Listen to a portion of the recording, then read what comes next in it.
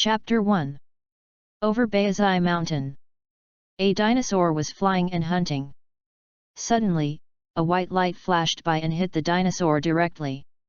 The dinosaur's fat body trembled, its eyes rolled back, and it fell rapidly. Its huge body kept bouncing back and forth on the treetops, breaking branches. However, before the dinosaur's body landed on the ground, a short child with a tail behind him catapulted into the air, leaped onto the treetops in a few steps, grabbed the falling dinosaur, flipped over and landed, and carried it away. The set of movements was smooth and without any delay. A moment later, smoke rose from the top of the mountain, and the air was filled with the aroma of barbecue. Smell good. It should be cooked, right? The little boy tore off a piece of meat from above the fire and put it into his mouth impatiently. Wow, it's so delicious, Grandpa, please try it. The old man opposite him also tore off a piece of meat and tasted it. After just one bite, the old man immediately showed a look of surprise. Wow, it's so delicious. Crispy on the outside and tender on the inside, sizzling with oil, this roasted dinosaur smells so good. The little boy also smiled with satisfaction. He pulled 2 roasted dragon legs off the fire and started to eat them. While eating, he sighed, roasted dinosaur meat is more delicious than roasted fish. It would be great if I could kill dinosaurs every day. The old man looked at him and smiled, eat slowly, no one will snatch it from you, don't choke. The grandfather is Master Roshi's disciple, Son Gohan. And this child is the protagonist of the Dragon Ball world, the SAIYAN Kakarot. The earthling name Son Gohan gave him is Son Goku. But he is not the original Goku, he is a reborn person. He has the soul of a modern person. In his previous life, he naturally saw Dragon Ball and knew Goku's mission. This world is full of dangers. Without the protection of the powerful Goku, the earth will be destroyed sooner or later. The talents of Saiyans are actually only stronger than those of Earthlings, but compared to the aliens, talents like Son Goku are actually very poor. They start low, grow slowly, and cannot survive in the universe.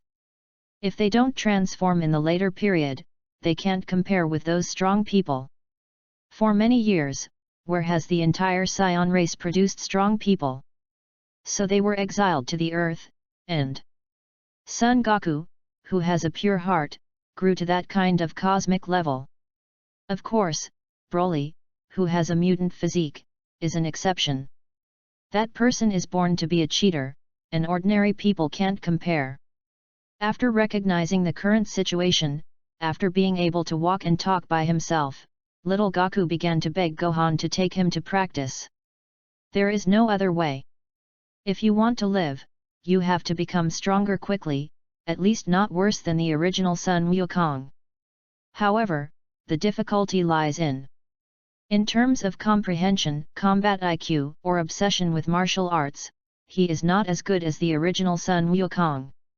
Without a strong interest in martial arts, he doesn't think he can do better than the martial arts fanatic Sun Wukong. But everyone has their own advantages. Before he was reborn, he was a very competitive modern man. In order not to fall behind others, he started to compete in school and even more competitive at work. Although he lived at the bottom, he was not inferior to the people around him throughout his life. Unfortunately, he had a sudden heart attack in his 20s and fell into a coma. Fortunately, the next moment, he woke up and found that he was reborn, or traveled through time. He came to this wonderful world and became the idol Sun Wukong. At the beginning of his rebirth, he had no ability to speak. As soon as he left the nutrition warehouse, he was exiled to the earth by Bardock and Jine. He escaped the fate of being destroyed together with planet Vegeta. In the aircraft, he couldn't help but sigh that this world is much more exciting than the world where he could only study and work. He was not sure that he could break through himself at the critical moment like the original Son Goku. After he knew about it, he had already made plans. He had to practice hard and roll hard like the later Vegeta. Without the golden finger, he could only become stronger step by his own efforts. He wanted to survive, and he really wanted to make progress. As for the future marriage, he had never thought about it. It's strange to say, since he traveled to the underage Gaku, it seems that every moment is a sage moment. Even if he knew that one day in the future, the nymphomaniac girl Bulma would go up the mountain to find the Dragon Ball, Gaku still didn't have any excessive thoughts about her. Maybe he was too young, his organs were not developed, and he lacked hormone secretion. It doesn't matter, getting stronger and being able to survive are important. Besides, Bulma went up the mountain and shot himself a few times. At least he had to practice to be invulnerable to swords and guns first, right? After Sun Wukong learned to talk and walk, he begged Gohan to practice with him, and Sun Wuhan naturally spared no effort to teach him. So, Sun Wukong practiced with him for more than 10 years, and naturally learned breath control. This is the essence of the Rashi style. As for Kamehameha, that's easy. Little Gaku already knew it. In this world, the strength of a person's physical body always has a limit, but the power of Qi is unlimited. The stronger the Qi is, the stronger the Kamehameha will be. Gaku also has a deep understanding of this, and naturally practices more on Qi. His current combat power has surpassed that of little Gaku of the same period. Therefore, this is why this Gaku, who is so old, can use Kamehameha to fight dinosaurs without becoming a disciple of Rashi Senran. After eating and drinking, Gaku rubbed his belly. I am so full. Son Gohan said with a smile while clearing the plates. After you're full, go practice. I'll take care of the rest. Well, thank you, Grandpa. As he said that, Sun Wukong put on the heavy tortoise shell and started running around the mountain. Sun Wuhan looked at the actively practicing little Wukong and saw a strange look on his face. This kid, Gaku, is really desperate when it comes to training. This is completely contrary to the concept of Kame Senryu. I don't know whether it is right or wrong. At this moment, after cleaning up the dishes, Sun Gohan carried the dishes into the house.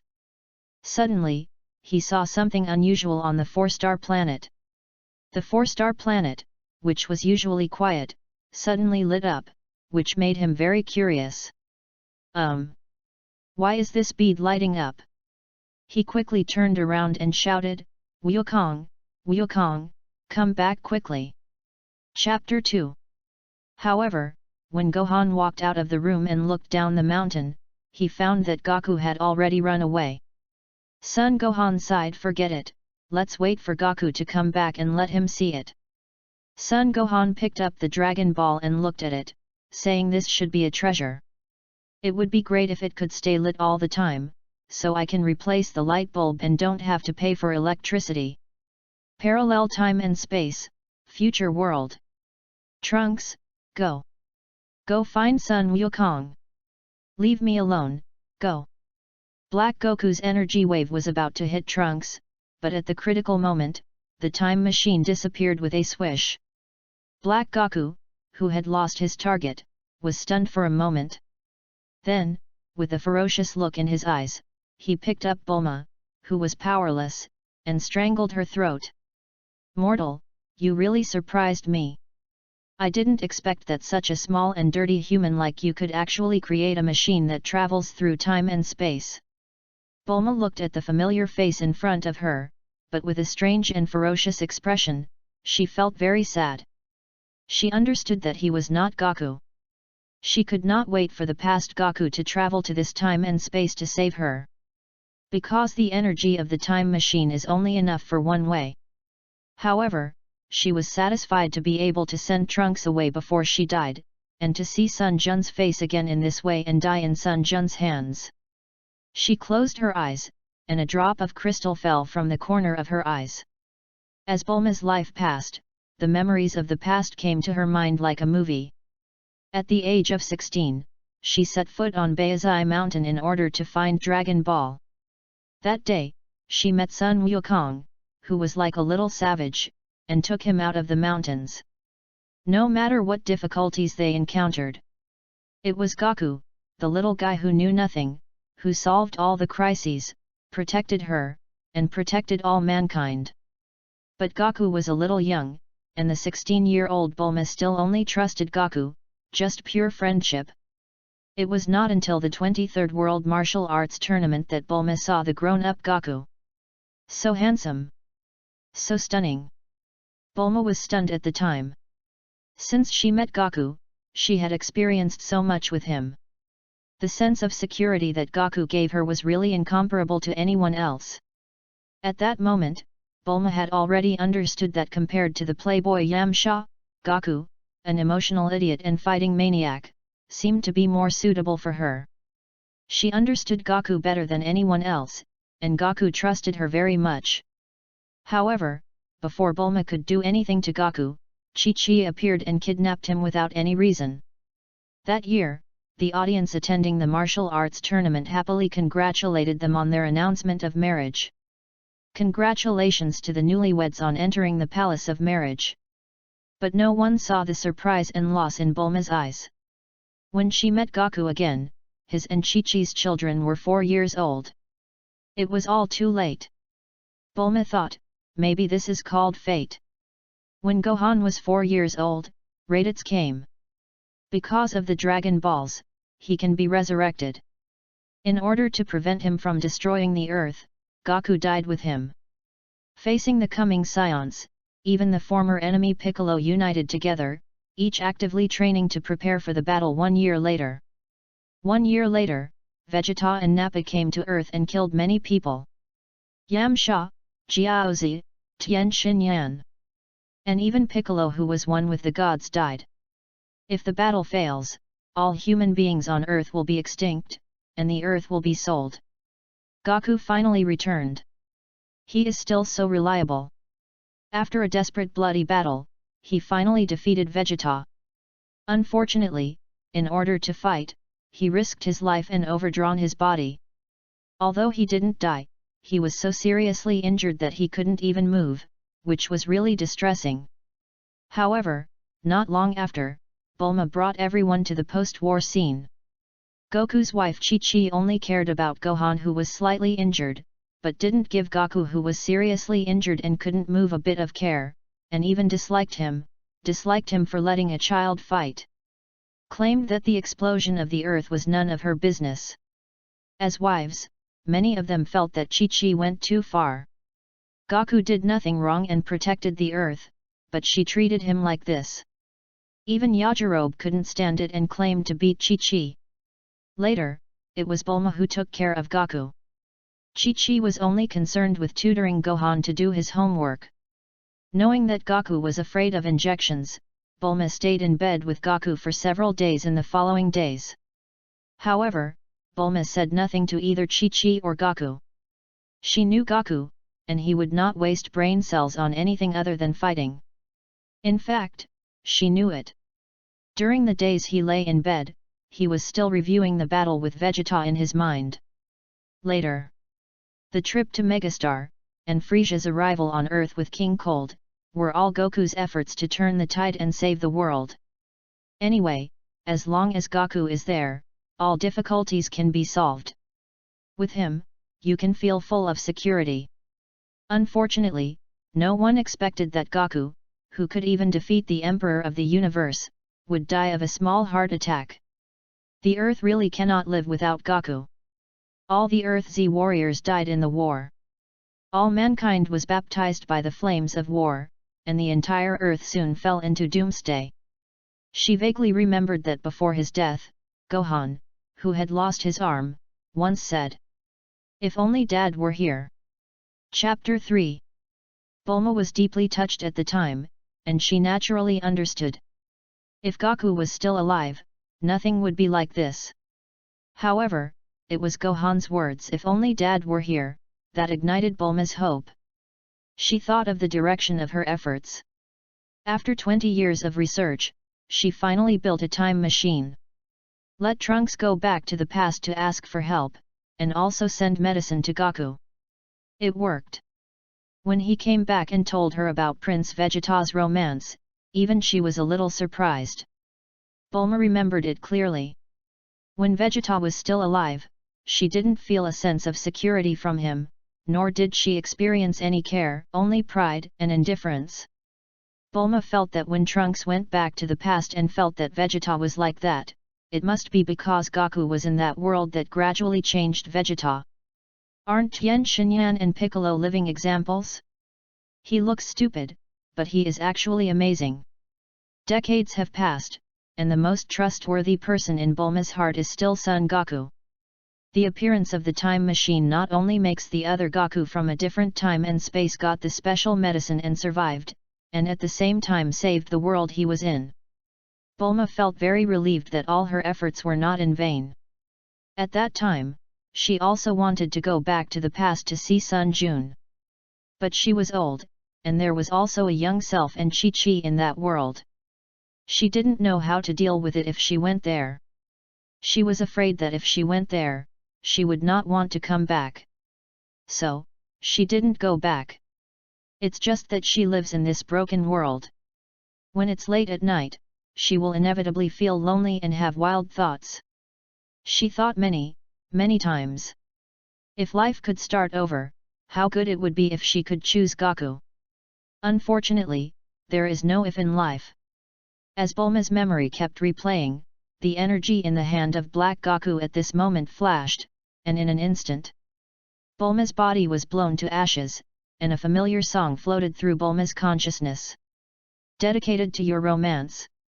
As the melodious sound of the song floated in her mind, she seemed to see little Goku again and the time when he and she were adventuring together. With a satisfied mood, she completely lost consciousness. When she woke up, she found herself back to the age of 16. Back to the beginning of her journey to find the Dragon Balls. Bulma touched her cheek in disbelief. I'm reborn. Suddenly, a roar startled Bulma. She turned her head and saw a flash of light in the sky above Baizai Mountain not far away. A dinosaur seemed to be hit by something and fell from a high altitude. Bulma was full of confusion and saw the mountain. In just a moment, she knew where it was. That's Baizai Mountain. Sun Wukong's home. My miserable life is over, and I can start over again. It's great. Bulma is ecstatic, and her eyes are much firmer. Sun Wukong, I'm coming to find you. This time, I must tie you to my side, and I won't let you be deceived by Kikai. After saying that, Bulma stepped on the accelerator and rushed towards Baizai Mountain. As the saying goes, a horse will die if it is seen from a mountain. Although the mountain has just been seen, it took a full hour to drive to the foot of the mountain. At this moment, after going up the winding mountain road, another hour's drive has not yet reached the top. Bulma couldn't help but sigh that her speed as an old driver was still not enough. As she walked, a small mountain river came into view. The long-lost memory came to her mind again. She remembered that it was the river she saw when she first came here in her previous life. That day, Sun Wukong Sora caught a big fish from the stream for dinner. Little Goku was ignorant and almost thought she was here to steal his food. Seeing the river, Bulma knew that Goku's home was not far away. Bulma finally saw the smoke from the top of the mountain through the woods, and a smile appeared on her face. As expected, the smoke must be from Goku grilling meat. Bulma's mouth curled up slightly, and she suddenly stepped on the accelerator, speeding up along the winding mountain road and rushing to the top of the mountain. Suddenly, a small figure suddenly appeared in front of the car. The man was carrying a tortoise shell, and seemed to be he was walking upside down, so she couldn't see his face. Bulma was startled and slammed on the brakes, but she still couldn't stop the car in time. The tires slipped and the car crashed into the figure in front. Bulma was nervous and just gripped the steering wheel and closed her eyes. She thought she would hit the car and then scrap it. Unexpectedly, after closing her eyes, there was no collision sound, and she felt that the car had stopped. Bulma opened her eyes decisively. Standing in front of her was a child with a tail. Bulma couldn't help but tremble in her heart and her breathing became rapid. Isn't this the little Goku she has been thinking about all the time? That clear and foolish look made Bulma feel very close to him. Bulma couldn't wait to walk towards little Gaku, her hands were shaking with nervousness and excitement. This was the first time that Gaku saw her in this life. However, in that desperate time and space, for more than 20 years, there was hardly a day that she didn't miss this face. Without any explanation, Bulma hugged Gaku tightly. Gaku was suddenly hugged by Bulma, and he was also stunned. Deep doubts flashed through his mind. What's the situation? Isn't this Bulma? Why didn't you shoot me? Instead, you hug me as soon as we meet. Feeling Bulma's body trembling continuously, Sun Wukong did not move at all.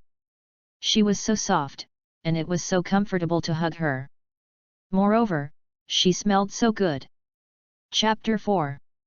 After a while, Bulma's excitement calmed down a little, and she slowly let go of Wukong. Sun Wukong looked at Bulma's face curiously. A long, smooth blue hair casually draped over her shoulders. Her eyes were large and bright, flashing with curiosity and desire for the unknown. Her face was delicate, with a little childish cuteness, but her eyebrows revealed a wisdom and determination beyond her age. It seemed that this Bulma was a little different from the flower maniac in his memory. Bulma covered her chest and said with lingering fear, just now there was a dinosaur that scared me to death. I am relieved to meet someone, who is still a child. She continued, hello, my name is Bulma, and I am a girl. As she said that, Bulma stretched out her white palm to Wukong. Hearing Bulma's introduction, Sun Wukong was stunned for a moment. Dinosaur? Could it be that she just escaped from the dinosaur? So, was she so excited to see him? Looking at Bulma, she seemed to be unscathed and her clothes were not dirty. Sun Wukong relaxed a little. As long as he wasn't hurt, it didn't matter what happened. Bulma was here, and it was time for him to go down the mountain. As for the dinosaur that Bulma encountered, there was no need to catch it, just leave it for Grandpa to use as food in the future. Sun Wukong stretched out his hand towards Bulma. Hello, my name is Sun Wukong. Welcome to Baizai Mountain. My grandpa is very hospitable, especially to girls. If you don't mind, come to my house and sit down. Bulma's eyes flashed with deep shock when she heard Sun Wukong's words.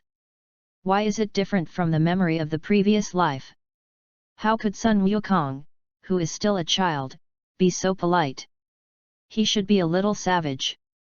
However, hearing the word grandpa from Wukong's mouth, Bulma thought about it and seemed to understand something. After a few breaths, the astonishment in her eyes dissipated a little. She immediately realized that this world was a little different from the world she came from. In the previous life, Sun Wuhan died, but in this life, Sun Wuhan did not die. Someone took care of the child and could naturally teach him a lot of things. Therefore, this Gaku seemed very sensible. In the previous life, after Gaku and Vegeta fought, Sun Wukong understood the cause of his grandfather's death.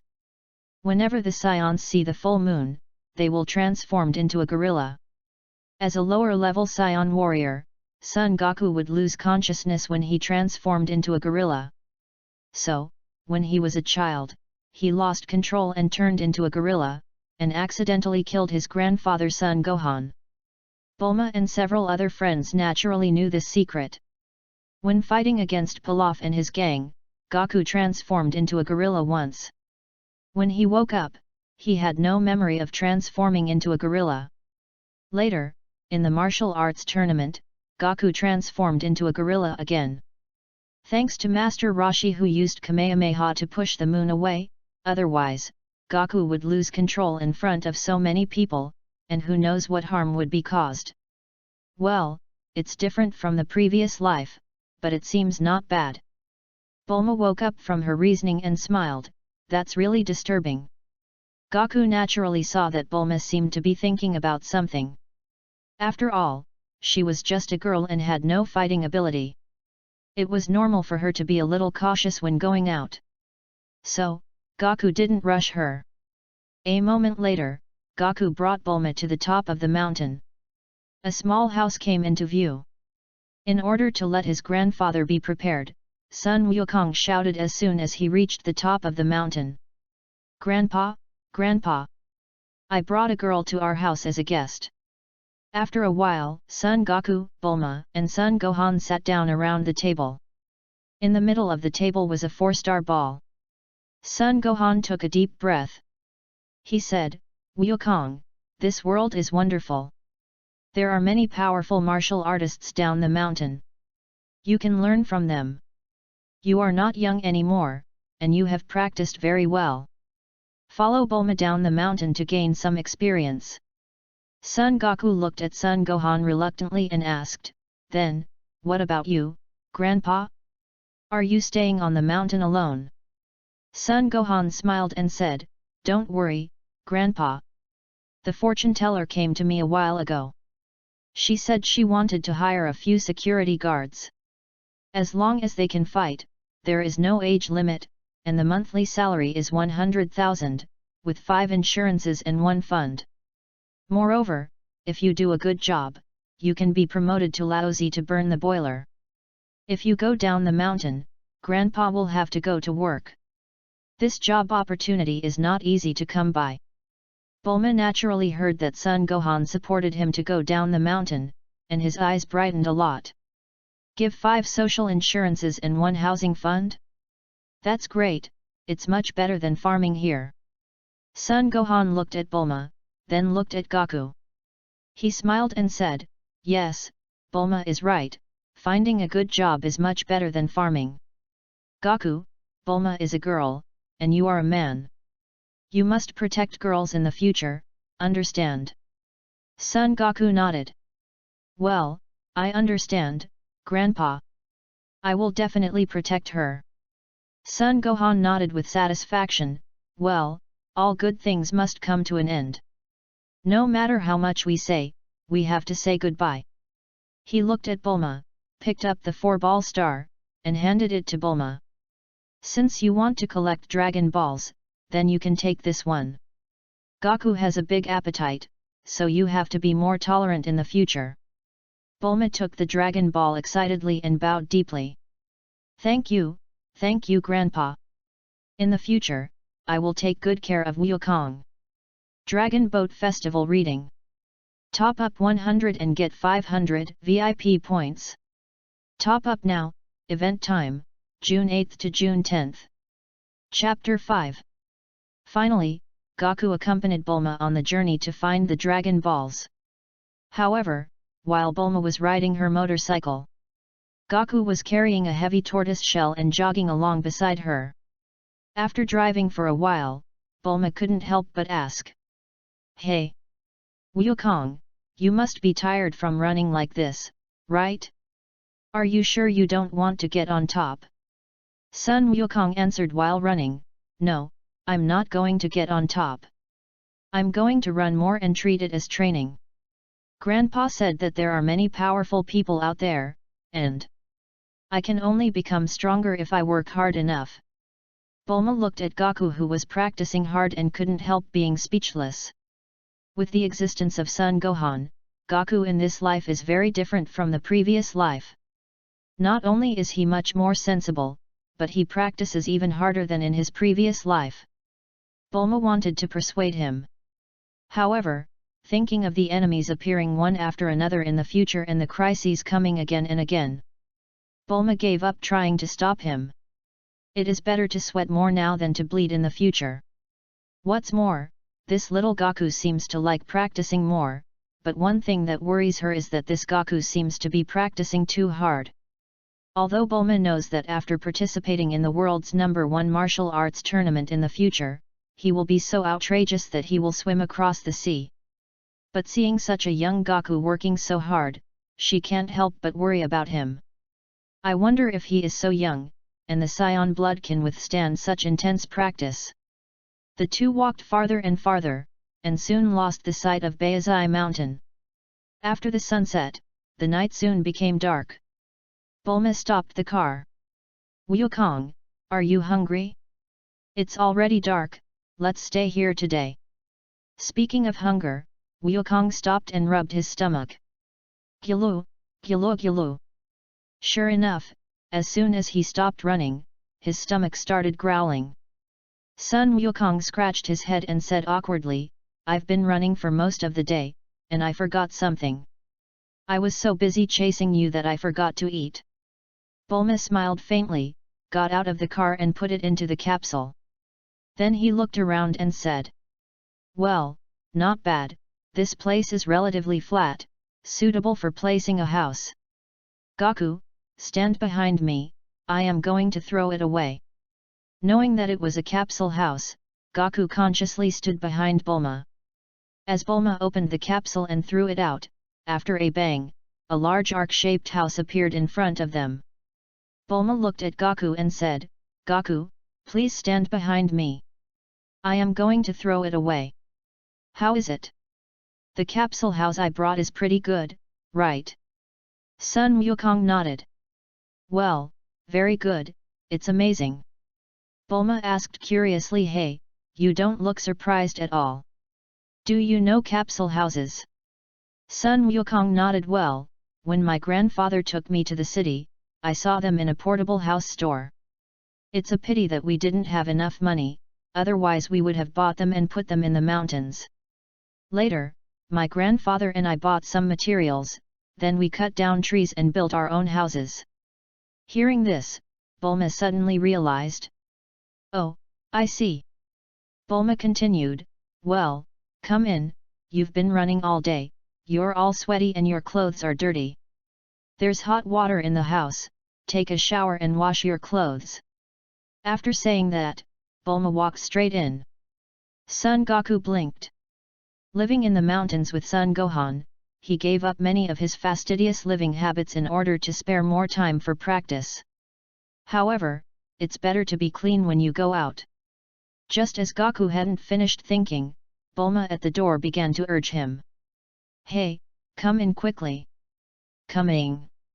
Sun Wukong nodded and replied, then followed Bulma into the house. "Wait a minute, the bath water is already prepared. I'll make dinner first and then take you to take a bath." Goku nodded, then looked at the furniture and decoration in the house curiously. Bulma knew that Goku had a big appetite. So, in order to satisfy Goku's appetite, she didn't mind taking out a month's worth of reserve food a day. Anyway, as long as there is money, this thing can be replenished directly in the city. Bulma took out a lot of frozen meat from the freezer, packed it up simply, and put it into more than a dozen different types of pots. She added some seasonings to each pot and started stewing. Bulma clapped her hands lightly, turned her head and looked at Goku who was standing there blankly. "Okay, I'm done. The stew will be ready in about an hour. Go take a shower first." Bulma walked to the washing machine, opened it, and poured in a spoonful of detergent. Then she continued, "Also, take off all your clothes here first, and I'll help you put them in the washing machine." Sun Wukong pointed at himself in surprise. "You mean, let me take off my clothes here?" Bulma was stunned for a moment. It seemed that he was different from the Goku in her memory. He was so tall, but he felt ashamed. Bulma raised her eyebrows again and said disdainfully, "Come on, you are still a child. Your total height is as high as my butt, why are you shy? Take it off quickly." Sun Wukong was indeed a little embarrassed. Although he is a child now, but his soul is that of an adult. Now he is a child's body, maybe his special organs have not developed well. At this moment, Goku has no hormones to assist him, and he does not have much desire for Bulma. But how can he take off his clothes in front of girls? Seeing that Sun Wukong did not take off his clothes, Bulma immediately said, "Take off your clothes quickly, they stink." "If you don't mind, I do. This is my home. If you sleep here, you have to listen to me." Sun Wukong looked at Bulma and said with some hesitation, "Then turn your head away and don't look at me." Bulma smiled and touched the tip of her nose, then turned away with some disdain. Okay, you're still shy. You're just a kid. Your hair isn't even fully grown yet. I'm too lazy to look at you. Take off your clothes quickly." Then go directly to the bathtub in the bathroom naked. I've already prepared the water. Son Goku was not only shy, but also curious. Because this Bulma was different from the Bulma in his impression. She wasn't as infatuated or stupid as the Bulma in the early Dragon Ball. Goku continued, well, then don't turn around and peek. Got it, got it. Bulma waved her hand indifferently, without any sign of looking back. After all, she was not the original Bulma. She had been a human in 2 lives and was a mother in the apocalypse. Even though she had missed Son Goku for 20 years in the world of the apocalypse, she still couldn't feel too much love between men and women when facing this Son Goku who had not grown up. She just wanted him to take a bath quickly and have dinner. However, thinking of meeting Chi-Chi in the future, Bulma decided that after getting familiar with Goku in a few days, she would make an agreement with him to marry her when he grows up. Well, she must take him down in advance while he is still ignorant. P.S. Is anyone watching? Is anyone watching? Can the data be moved a little? Is anyone watching? Is anyone watching? Chapter 6. After Bulma turned around, Sun Wukong quickly took off all his dirty clothes, threw them into the washing machine, and hurried into the bathroom. Bulma turned her head when she heard Wukong's footsteps getting farther away. She simply pressed the water level of the washing machine and let it spin. Then, she searched the closet. He is so small now, and there seems to be no replacement clothes for him to wear. What should I do?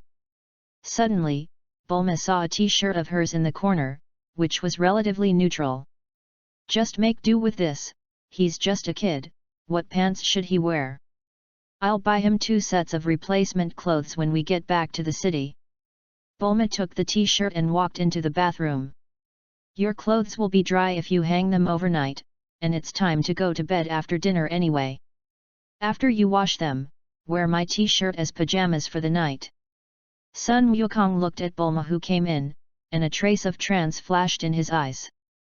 For some reason, he thought of his mother. But looking at Bulma, who was only 16 years old, Goku always felt that her temperament was a little inconsistent. At the beginning of Dragon Ball, Bulma gave a lot of benefits, but she was actually a good girl. If you can marry her when you grow up, it's actually not bad. However, thinking of Bulma meeting Yamcha in the play, she went back to the West City to enjoy herself. Goku always felt uneasy. If he went to the West City with her and had a superior life, he might be ruined. Maybe he couldn't even beat Piccolo in the future. Goku immediately shook his head. No. Born in adversity, die in comfort. Again. He said that as a Dragon Ball fan, he understood Bulma too well. In the original work, she was able to give Goku a bath. In fact, she did not have any other ideas. She just treated Goku as a child. During this period, Bulma, who was only 16 years old, was a big nympho. She only liked handsome guys of the same age as her, or more mature uncles. She did not have any feelings between men and women for Goku, who had not grown up yet. Coincidentally, this was also the case when he looked at her now. Goku was soaked in the water, and he did not have to worry about being seen naked by her. He just looked at her. However, it was not until Bulma put down her clothes and stood by the fish tank without leaving that Goku asked, "What's wrong? You have delivered the clothes. Why don't you leave?" Bulma picked up a brush. "Let me rub your back. Come on, stand up." Sun Wukong was startled and immediately turned around. "No, it's not necessary." As he spoke, a feeling of weakness suddenly surged over his body. Bulma pinched his tail and then let go. "Stop being naughty and stand still." Goku immediately stood up and turned to look at Bulma. "Why are you grabbing my tail?" Son Goku wanted to tell her not to grab his tail, because that was his weakness for now and he hadn't overcome it yet. But on second thought, he didn't tell her about this weakness. What if the other side of the wall has ears? He will overcome this weakness sooner or later. In fact, in order to prevent accidentally killing Son Gohan, he cut off his tail once, but less than a year later, his tail grew back. He couldn't just cut himself all the time, right? It hurt. So he didn't cut it off again, but for safety reasons, he went to bed early every few days before the full moon night. Unable to tell what little Goku was thinking, he didn't move. Bulma suddenly put her hands on her hips and became fierce. It's time to eat, don't dawdle. I've finished scrubbing you, I still have to take a bath, don't occupy the bathtub, stand up quickly. That voice was so domineering that it could not be refused. Sun Wukong's anus could not help but tighten.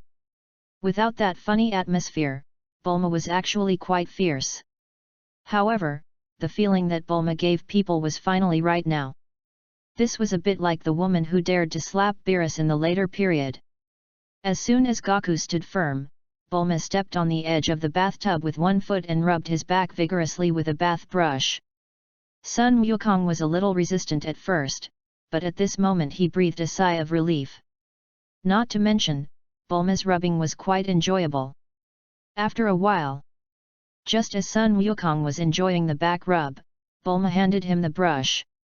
Okay, I've finished rubbing the back, you can do the front by yourself, I'll go check on the dinner in the pot. Sun Wukong nodded. Got it. It's not like he hasn't used the showers and bathtubs in the city. After rubbing himself, Goku went directly under the shower to rinse his body, and then put on Bulma's t-shirt. It was a bit chilly without pants, but it felt okay. After using shower gel and shampoo, he felt refreshed all over.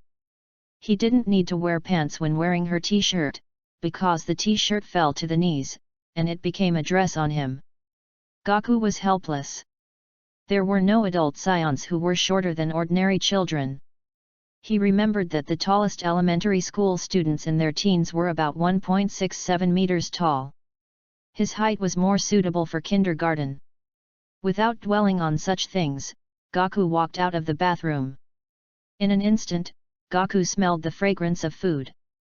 Wow, it smells so good! Little Goku couldn't help swallowing his saliva, and his stomach growled again.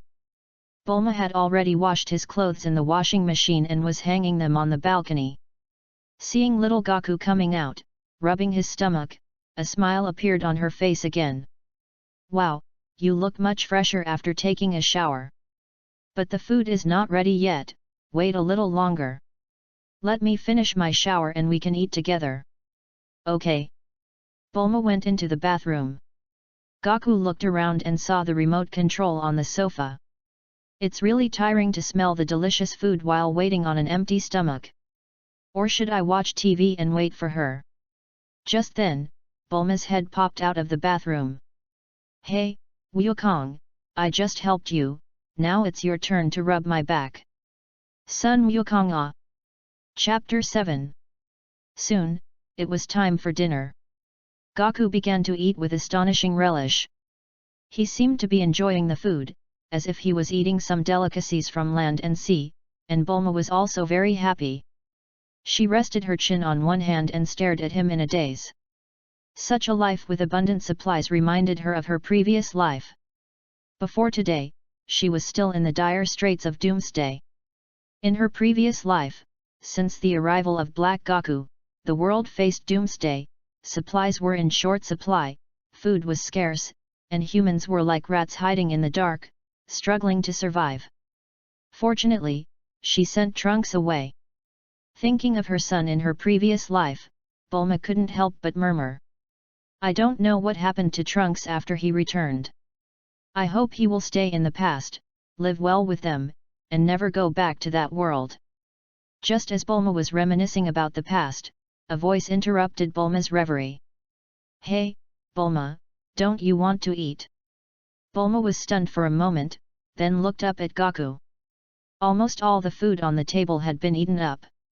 There was only a plate of stewed meat in front of her, and a bowl of rice in front of her. Ha! So fast, almost all of it was eaten up. However, little Goku was such a big eater, but he still knew to leave a portion of food for himself. Bulma was a little uncomfortable with him being so sensible. She usually just had some light bread and lettuce at night, and all this meat was actually made for Gaku. So she said, "I don't want to eat any more, you eat it all." After that, Bulma pushed the last portion of food to Gaku. Gaku was stunned. "Aren't you hungry? Why don't you eat anything?" Bulma smiled sweetly. "Eat it, I won't eat greasy food at night, to lose weight."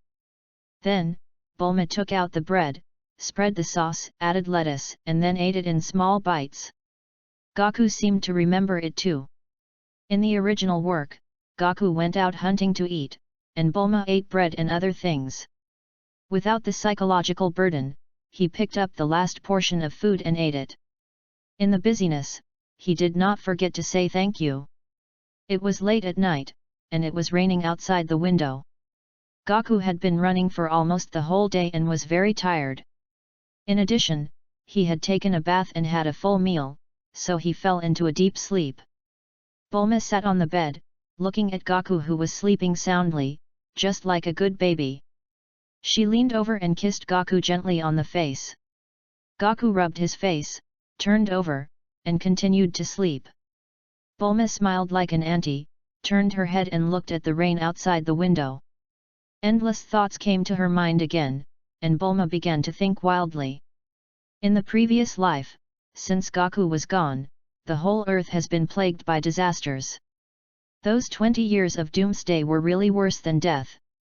If it weren't for the need to take care of Trunks to grow up, I'm afraid she would have been unable to hold on. I don't know how long it took. Bulma's thoughts returned, and she remembered tomorrow's itinerary. In this life, she has not changed anything. If nothing unexpected happens, Gaku will meet a big turtle when he exercises tomorrow. Then Gaku kindly sent the big turtle back. By chance, Gaku was able to get the somersault cloud given by Master Kame, and she was also able to get the Dragon Ball in Master Kame's hand. Now, without any other wishes, the Dragon Ball is actually of no use to her. The power of the Dragon Ball is limited, and it is impossible to wish for a perfect boyfriend. What's more, Bulma in this life has matured. The childhood dream has long been forgotten, and the unrealistic dream of her teenage years has also disappeared. She has no wishes for this peaceful world. She just wants to wait for Gaku to grow up and then marry him. Let him do what he likes, practice every day, and protect the earth and his family. And she is busy working every day, making money and supporting his practice. If Gaku and she can be together, it seems that they can live the life they want until they grow old together. Suddenly, a flash of inspiration flashed through Bulma's mind. I almost forgot that Gaku in the future died of a sudden viral heart disease. There was no special medicine in that era, and the magic beans were ineffective. Gaku died before the Dragon Balls were gathered. The Dragon Balls were used by Pilaf and his gang to turn into babies, so they could not be used for a year. When Piccolo died, the Dragon Balls were completely gone. Shenron cannot revive people who died of illness. But in this life, we can plan ahead. For example, let my parents invest in medicine now to develop a special medicine for viral heart disease. Developing a special medicine is not a difficult task for the science of this world. It can definitely be developed before leaving for Namek. However, Bulma remembered another thing.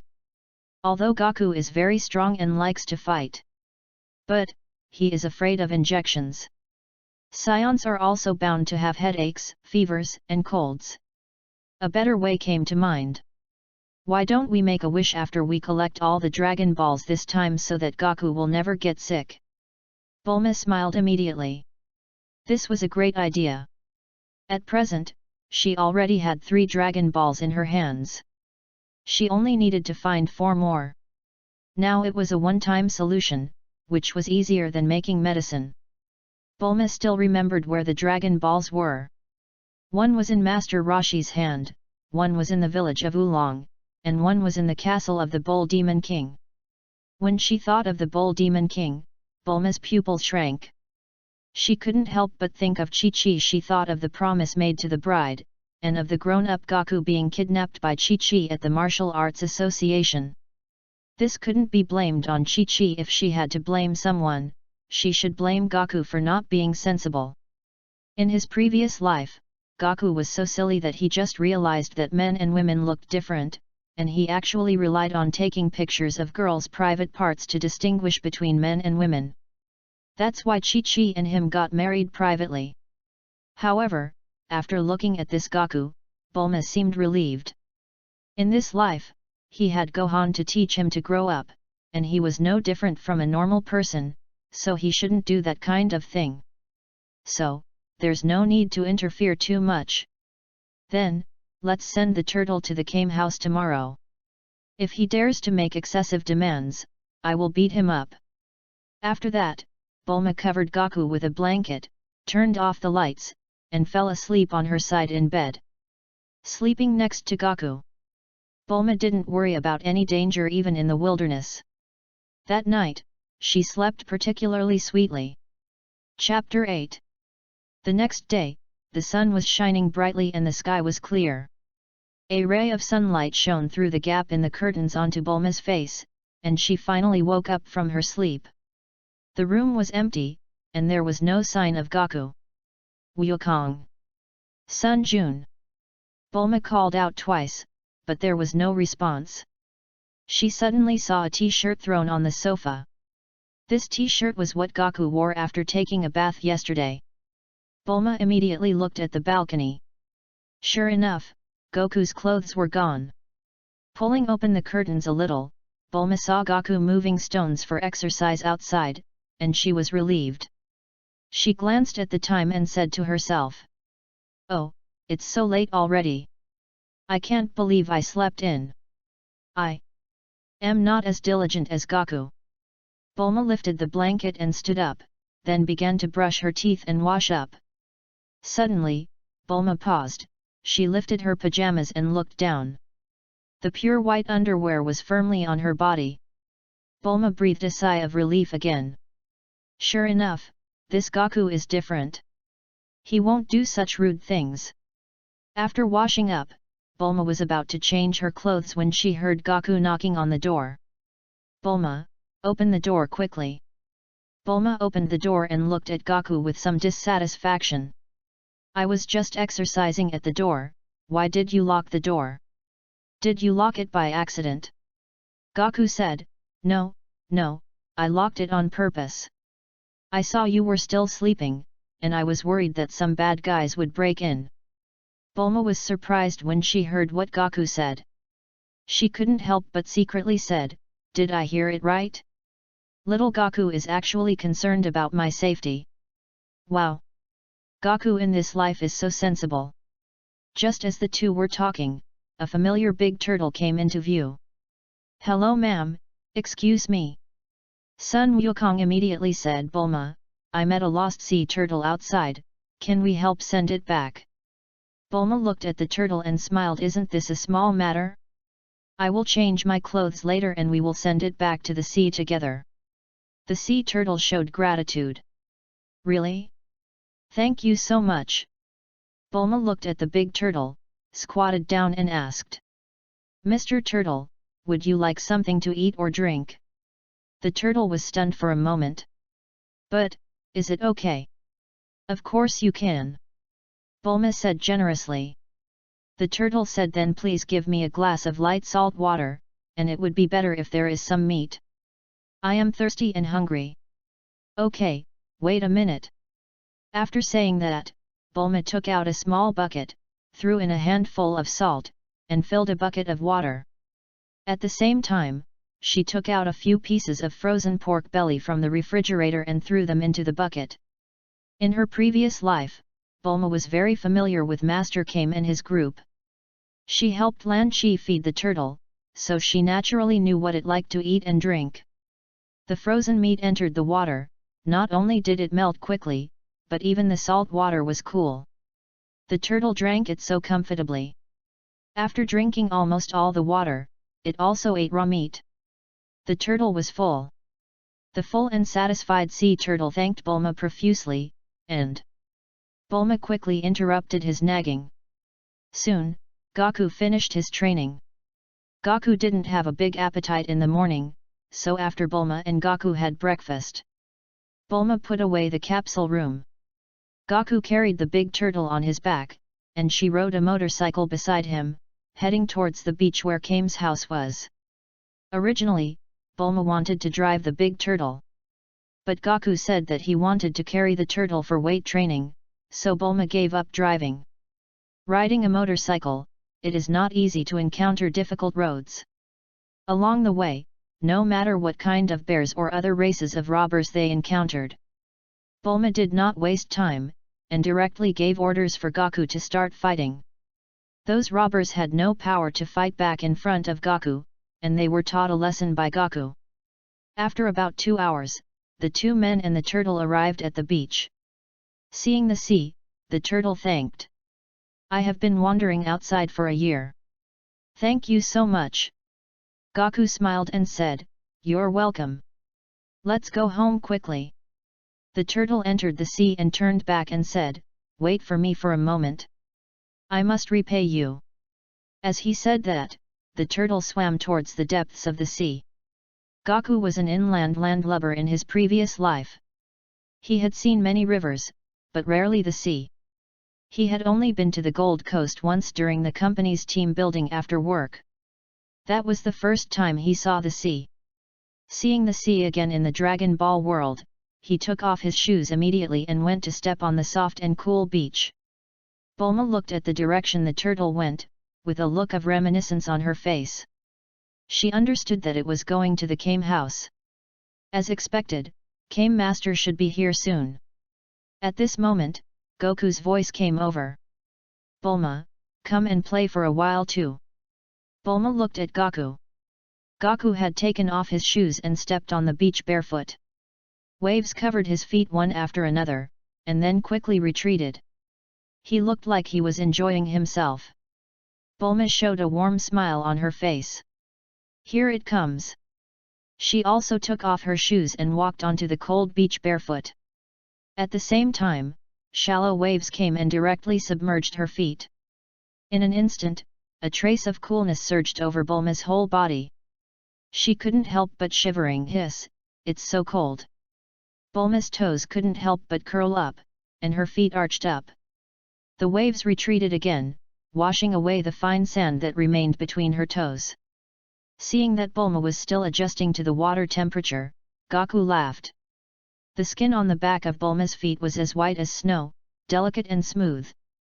Drops of water slid down her feet, reflecting the sunlight. It was very beautiful. Bulma's face was filled with happiness as she immersed herself in it. She seemed to have almost forgotten what such a peaceful and beautiful life was like. "This is a comfortable life, this is a beautiful life." She looked out at the sea and exclaimed from the bottom of her heart, "It's so beautiful." "Yes, the sea is so beautiful." Wukong also echoed. Chapter 9. Bulma said, "Gaku, how about I buy an island when we grow up, and then build a sea resort on the island?" Hearing Bulma's suggestion, Sun Wukong's eyes brightened. He remembered the beautiful scenes in the Dragon Ball Super. There were Whis, Beerus, many good friends, and children. Having parties, everyone was eating delicious food. There were many chefs on the island, with various cuisines and world-famous delicacies. In the original work, he and Vegeta fought and sparred on the sea. When they were tired of fighting, they could come back and eat all kinds of delicious food. Imagining that kind of life, simple and unpretentious, it was simply too beautiful. Gaku immediately said, "The island should be equipped with many chefs and all kinds of food from all over the world." Bulma smiled sweetly, "Okay, it's a deal. I'll let you eat delicious food every day." "Well, it's settled." Sun Wukong nodded immediately. At this moment, a voice pierced through the waves. "Hi!" The two turned their heads and saw a wretched figure appearing on the sea in front of them. A bald man wearing sunglasses, a floral shirt, and shorts, riding a large turtle, slowly swam towards her. Who else could this person be but Master Roshi? As he met Bulma and Goku's eyes, Master Rashi made a scissor hand gesture. Sorry to have kept you waiting. Master came and the turtle came ashore. He looked at the short Gaku, then walked towards Bulma. Hello, beautiful lady, did you save the turtle? Bulma nodded, then glanced at Gaku and said, we both saved the turtle. Master Rashi smiled and said, the turtle has been lost for a year. I am so grateful that you can bring it back. Well, to repay you, I want each of you to have a great gift. As he said that, Master Rashi began to summon the phoenix. Of course, the phoenix died of food poisoning. After a while of tossing, Master Rashi summoned the somersault cloud. Master Rashi looked at Bulma and said, this is called the somersault cloud. You can fly to the sky when you ride it. It's a treasure. To thank you for saving the big turtle, I'll give you this cloud. Bulma stared at the somersault cloud in a daze. She remembered that she couldn't ride the somersault cloud in her previous life. This thing is only suitable for people with pure hearts like Gaku. Including Chi-Chi, Gohan, and their whole family can ride the somersault cloud. Bulma turned her head and looked at Gaku. Wukong, you should ride this somersault cloud. Okay. Sun Wukong nodded and walked over immediately. Unexpectedly, Master Rashi interrupted Wukong and stood in front of Sun Wukong. Wait a minute, this cloud is for you, beautiful lady, and I will give him something else later. Bulma was stunned again. Specially for me. Master came nodded. Yes, go and try it. Bulma was a little confused. She reached out and touched the somersault cloud. The solid touch surprised her. It was different from her previous life. She didn't touch the air, but the body of the somersault cloud.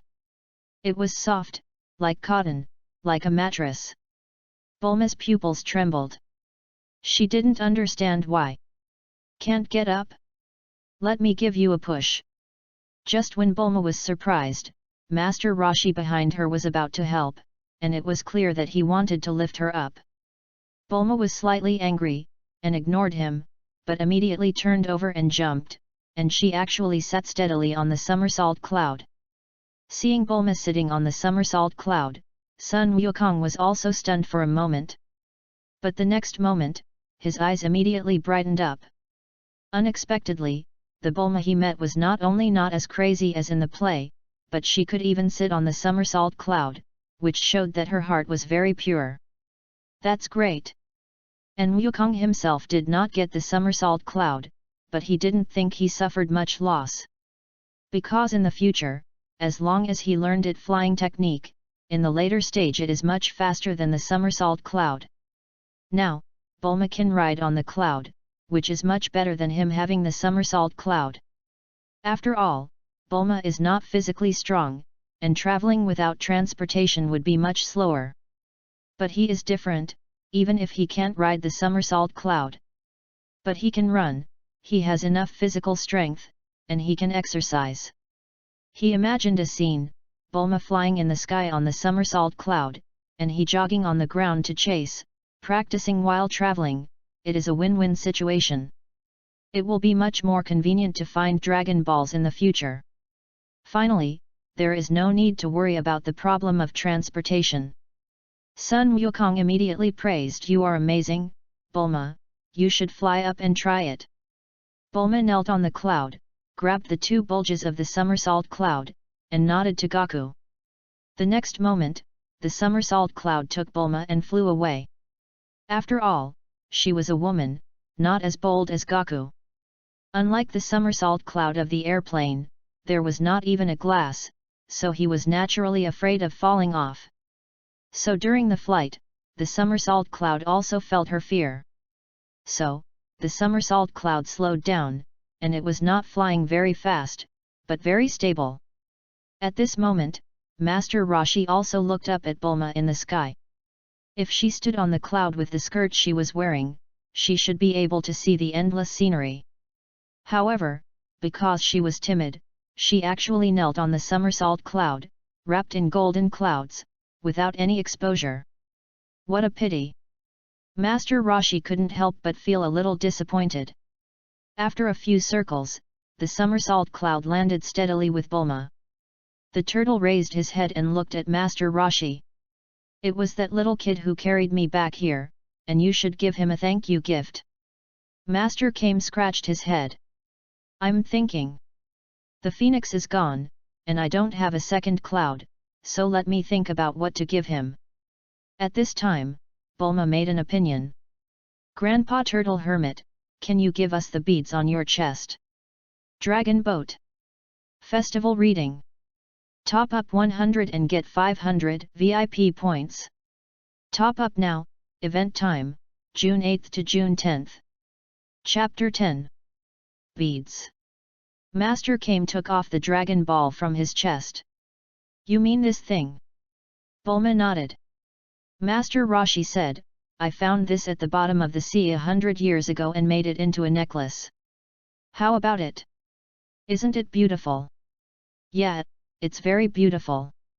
While he was talking, Master Kame's Dragon Ball suddenly lit up. Bulma and Goku both had Dragon Balls on them, and when the Dragon Balls were close to each other, they would naturally react. Seeing the Dragon Ball glow, Master Kame couldn't help but be surprised. Oh, this thing actually glows, this is the first time I have seen it. This thing is definitely a treasure, it should be very valuable, right? Bulma nodded again and looked at Master Roshi. You are right, this bead is called a Dragon Ball, there are 7 of them, scattered all over the world. As long as you collect all 7, you can summon a dragon and realize any wish that is not too outrageous. However, although the Dragon Balls are treasures, they are useless if you can't collect them all. I have collected 3. When I collect them all, I will use the Dragon Balls to make a wish to help a friend of mine heal an illness. While speaking, Bulma took out the Dragon Balls on her body and showed them to Master Roshi. Master Roshi found that the Dragon Balls could shine, and originally wanted to ask for more benefits to satisfy his evil taste. For example, he wanted the underwear of the beautiful girl in front of him.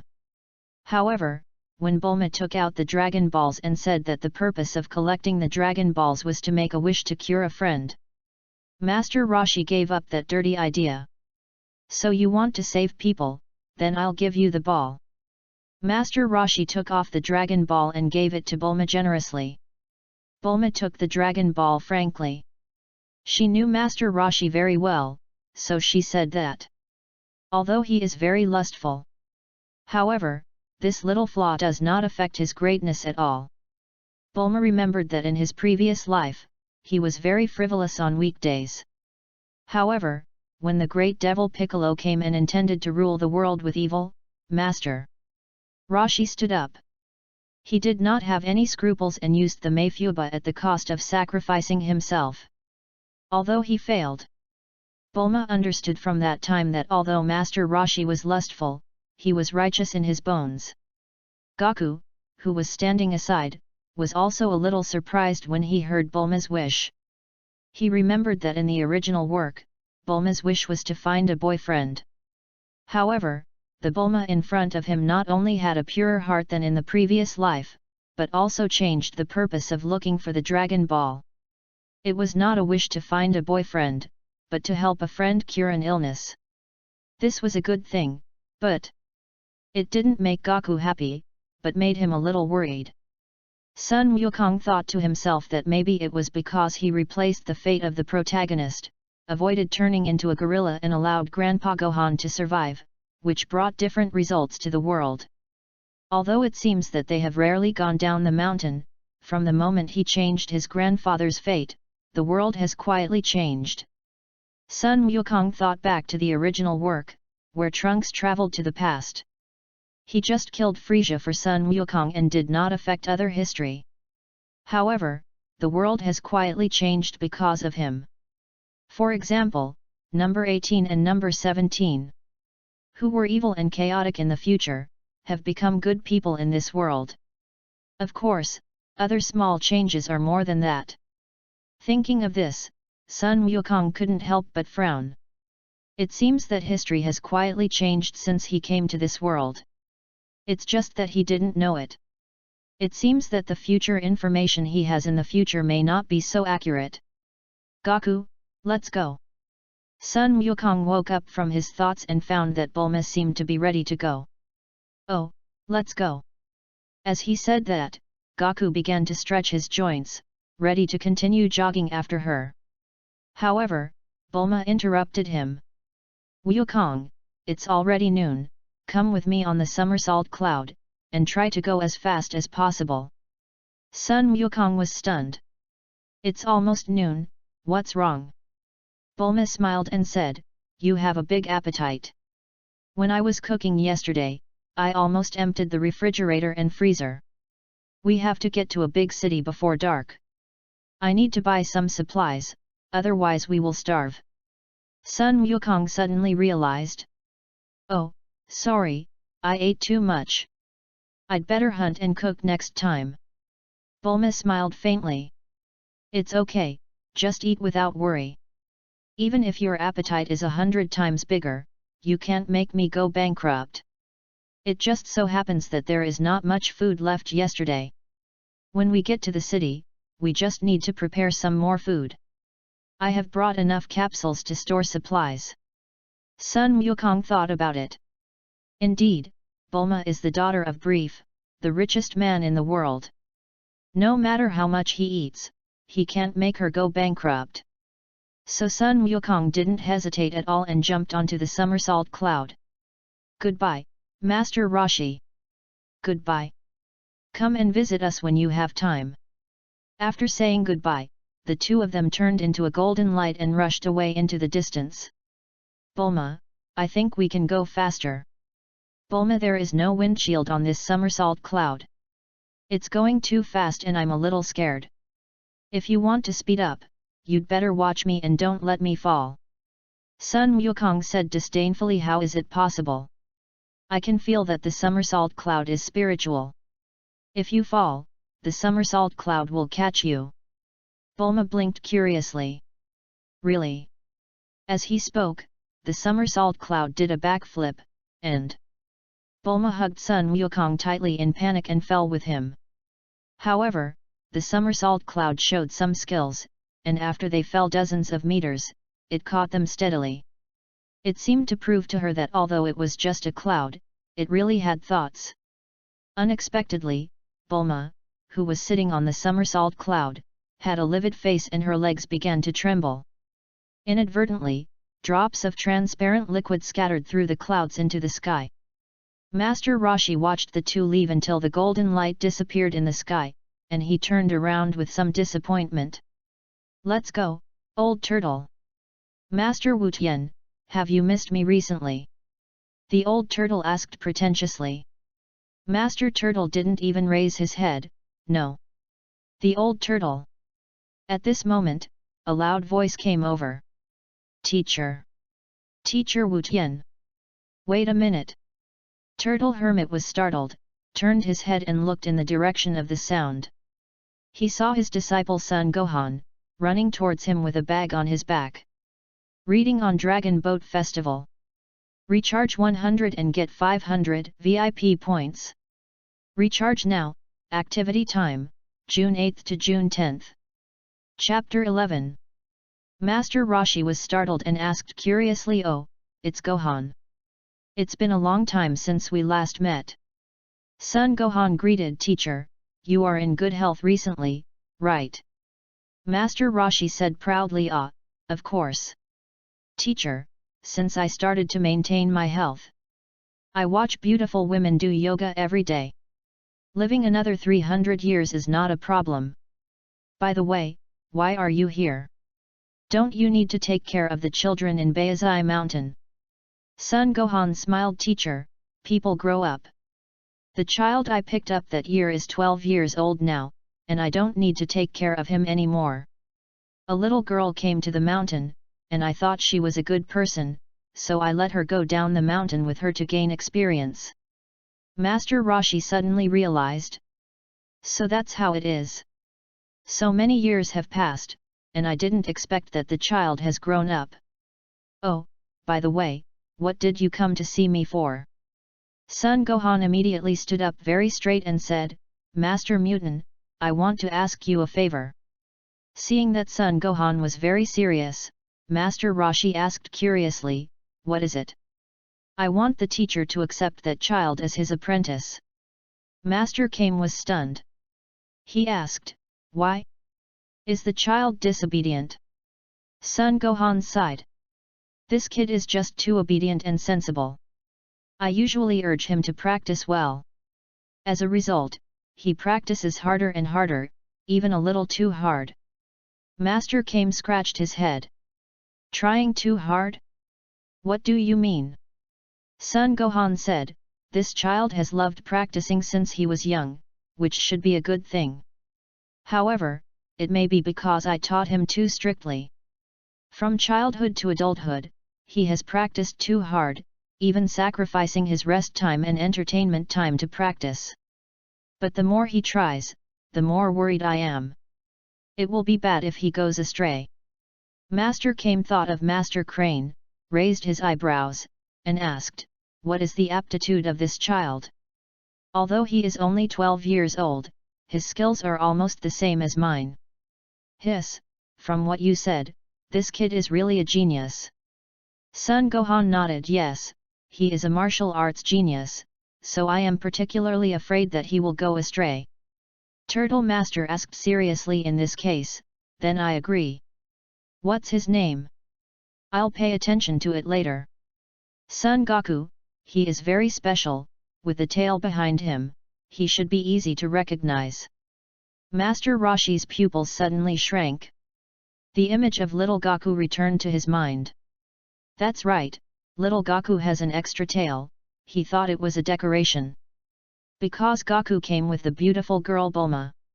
Master Roshi's attention was always on Bulma, and he didn't pay much attention to Son Goku. Now that he thought about it, it seemed that he was carrying a stick on his back. Isn't that the Ruyi Bang that he brought from Karin Tower and passed on to Son Gohan? He didn't recognize it. I have to say, this world is really small. However, a child who can ride the somersault cloud must be a good child, and his character is beyond reproach. Master Roshi immediately responded, okay, I know, when I meet your grandson in the future, I will help you teach him. Son Gohan immediately bowed to Master Roshi. Thank you, teacher. We have been master and apprentice for so many years, so don't be polite. Come to my place for a meal. Son Gohan shook his head and refused. No, master, I have to hurry. I promised the fortune teller that I would be her security guard. I have to get there before dark. Master Kame nodded. Ah, I'm just being polite, then you can go. Son Gohan was not embarrassed, and bowed to Master Roshi in a serious manner. Well, I'll trouble you with Goku's matter, teacher. I won't bother you here, goodbye teacher. Goodbye. After saying that, Son Gohan left. Master Kame watched Son Gohan leave in a flash, and he also turned back to the Kame house. Although Bulma peed her panties, it was summer and the air was relatively warm. The ventilation on the somersault cloud was very good, and her panties dried naturally before long. Bulma was afraid that Goku would be embarrassed if he knew, so she didn't waste time changing clothes and rode on the somersault cloud with Goku. At this moment, Bulma was not very obsessed with finding the Dragon Balls quickly, so she deviated from the route a little and deliberately turned to East Capital. Around sunset, the two arrived above the big city of East Capital. East Capital is not as prosperous as West Capital, but it is not much different. It only lacks the GDP of the capsule company.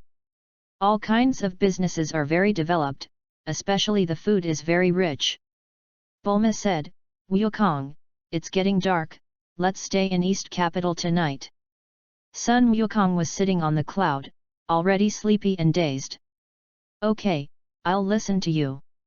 Bulma was a little surprised. He was full of energy after running all the way. However, he almost fell asleep after sitting on the somersault cloud for so long.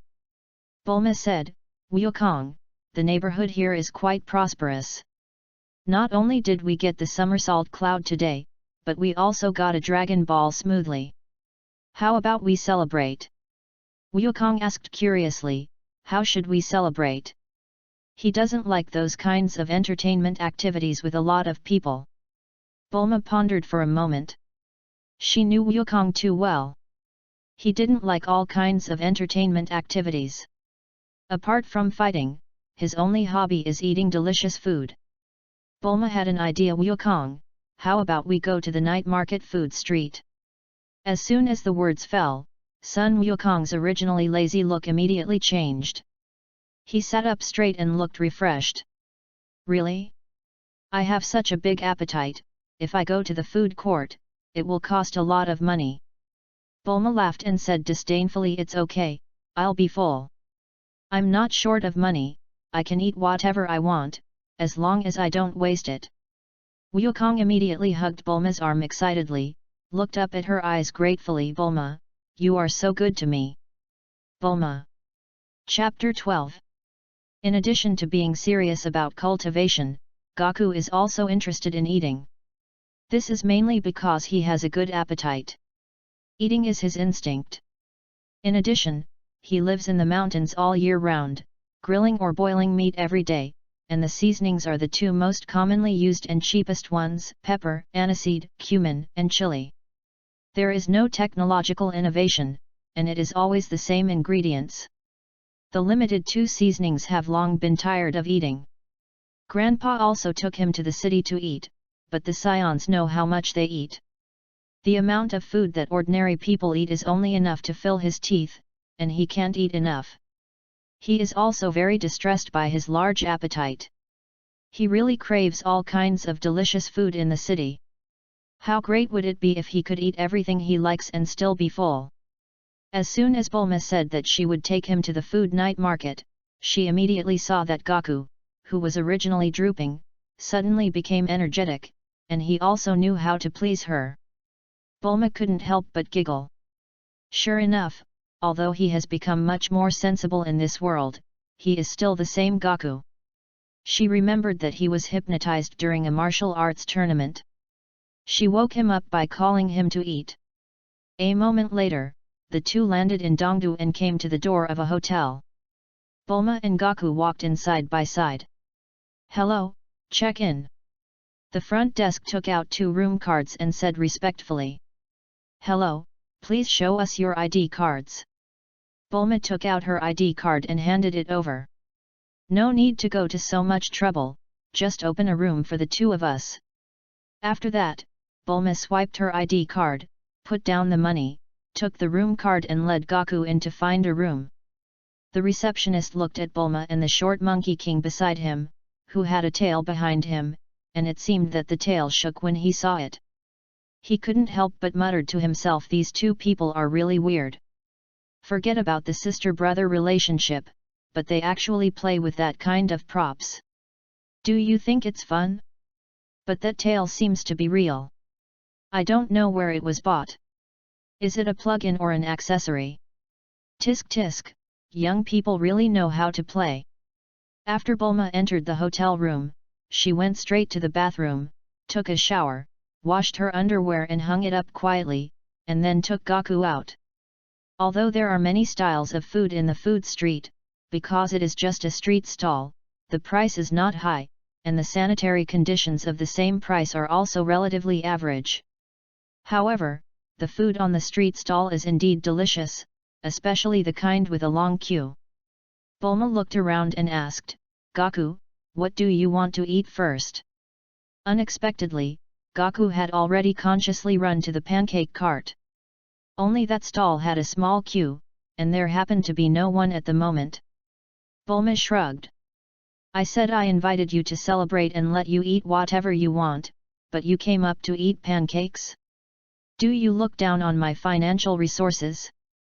After thinking about it, Bulma swallowed what she wanted to say. Maybe it was because Son Gohan was not rich and Gaku had a big appetite, so Gaku developed a more frugal character.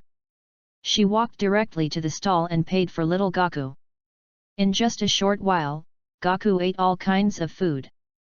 Stinky tofu, rujiamo, roast chicken, grilled squid, grilled cold noodles, fried skewers, grilled skewers, spicy hot pot, Cold noodles, the main feature is cheap and large quantity.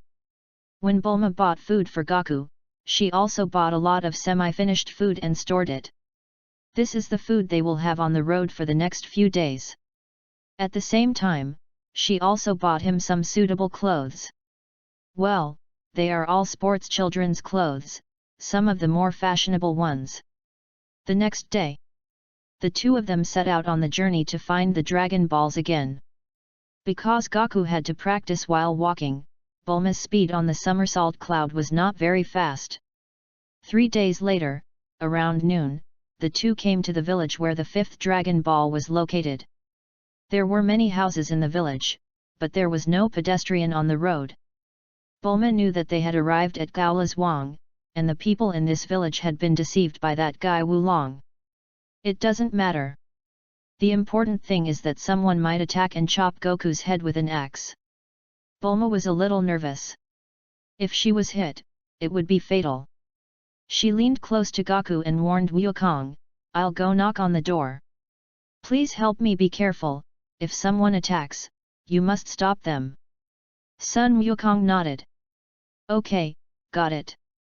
After that, Bulma knocked on the door of the nearest house. "Anyone there? Is anyone there?" A clear girl's voice came out, but it didn't seem to have any deterrent power. The door in front of him slowly opened a crack, revealing a pair of eyes with fear.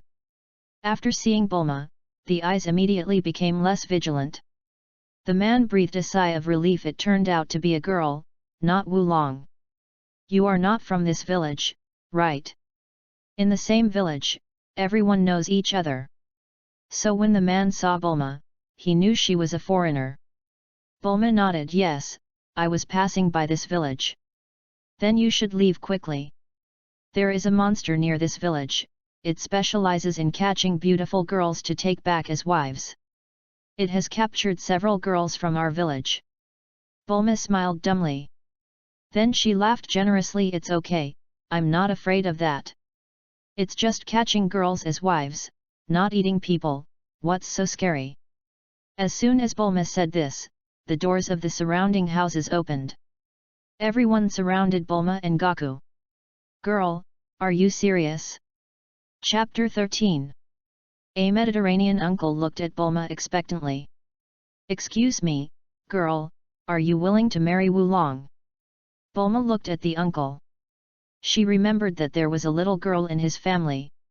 When she and Wukong came in the previous life, his daughter happened to be favored by Wulong, who wanted to take her back as his wife. Bulma shook her head. "Sorry, I came here to find something, not to be someone else's wife." Everyone was curious. "What are you looking for?" Bulma looked at the people around her, and finally, she set her sights on an old lady. She took out a Dragon Ball, showed it to everyone, and said, "Everyone, a bead like this is called a Dragon Ball. My radar senses that there is one in this village. As long as someone can give me a bead like this one, I can help this village eliminate the monsters and find the girl who was captured in the village." The old lady's eyes lit up. "Hey, the bead in your hand looks familiar, I have a bead like that." Then the old lady went back to her room and searched for a while, and after a while, she took out a Dragon Ball and showed it to Bulma. "Is this it?" Bulma's eyes brightened and she said, "Yes, that's it. Old lady, I will help your village get rid of the monster, can you give me this bead?" The old lady looked at Bulma with some concern. "As long as you can deal with the monster, I can give you the Dragon Ball. But you are a girl, can you do it?" The other villagers also echoed yes, that Wulong is very powerful with his ever-changing abilities. Bulma patted Wukong on the shoulder and said to the old lady, "Don't worry, it's not me who will deal with the monster, it's him." The others were stunned for a moment, and then looked at Wukong again. He was short and wore children's clothes. The corners of everyone's mouth twitched. What a joke! He is just a kid, how could he possibly beat Wulong? That's right, Wulong is as tall as the house, you guys are taking it too lightly. Girl, you are also very beautiful. If you are spotted by Wulong, you will not be able to leave even if you want to. If it were you, you should leave quickly and don't think about the Dragon Balls and sacrifice yourself. Sure enough, because of his figure, Xiao Wukong was deeply questioned by everyone. Bulma didn't care, but continued to repeat the conditions.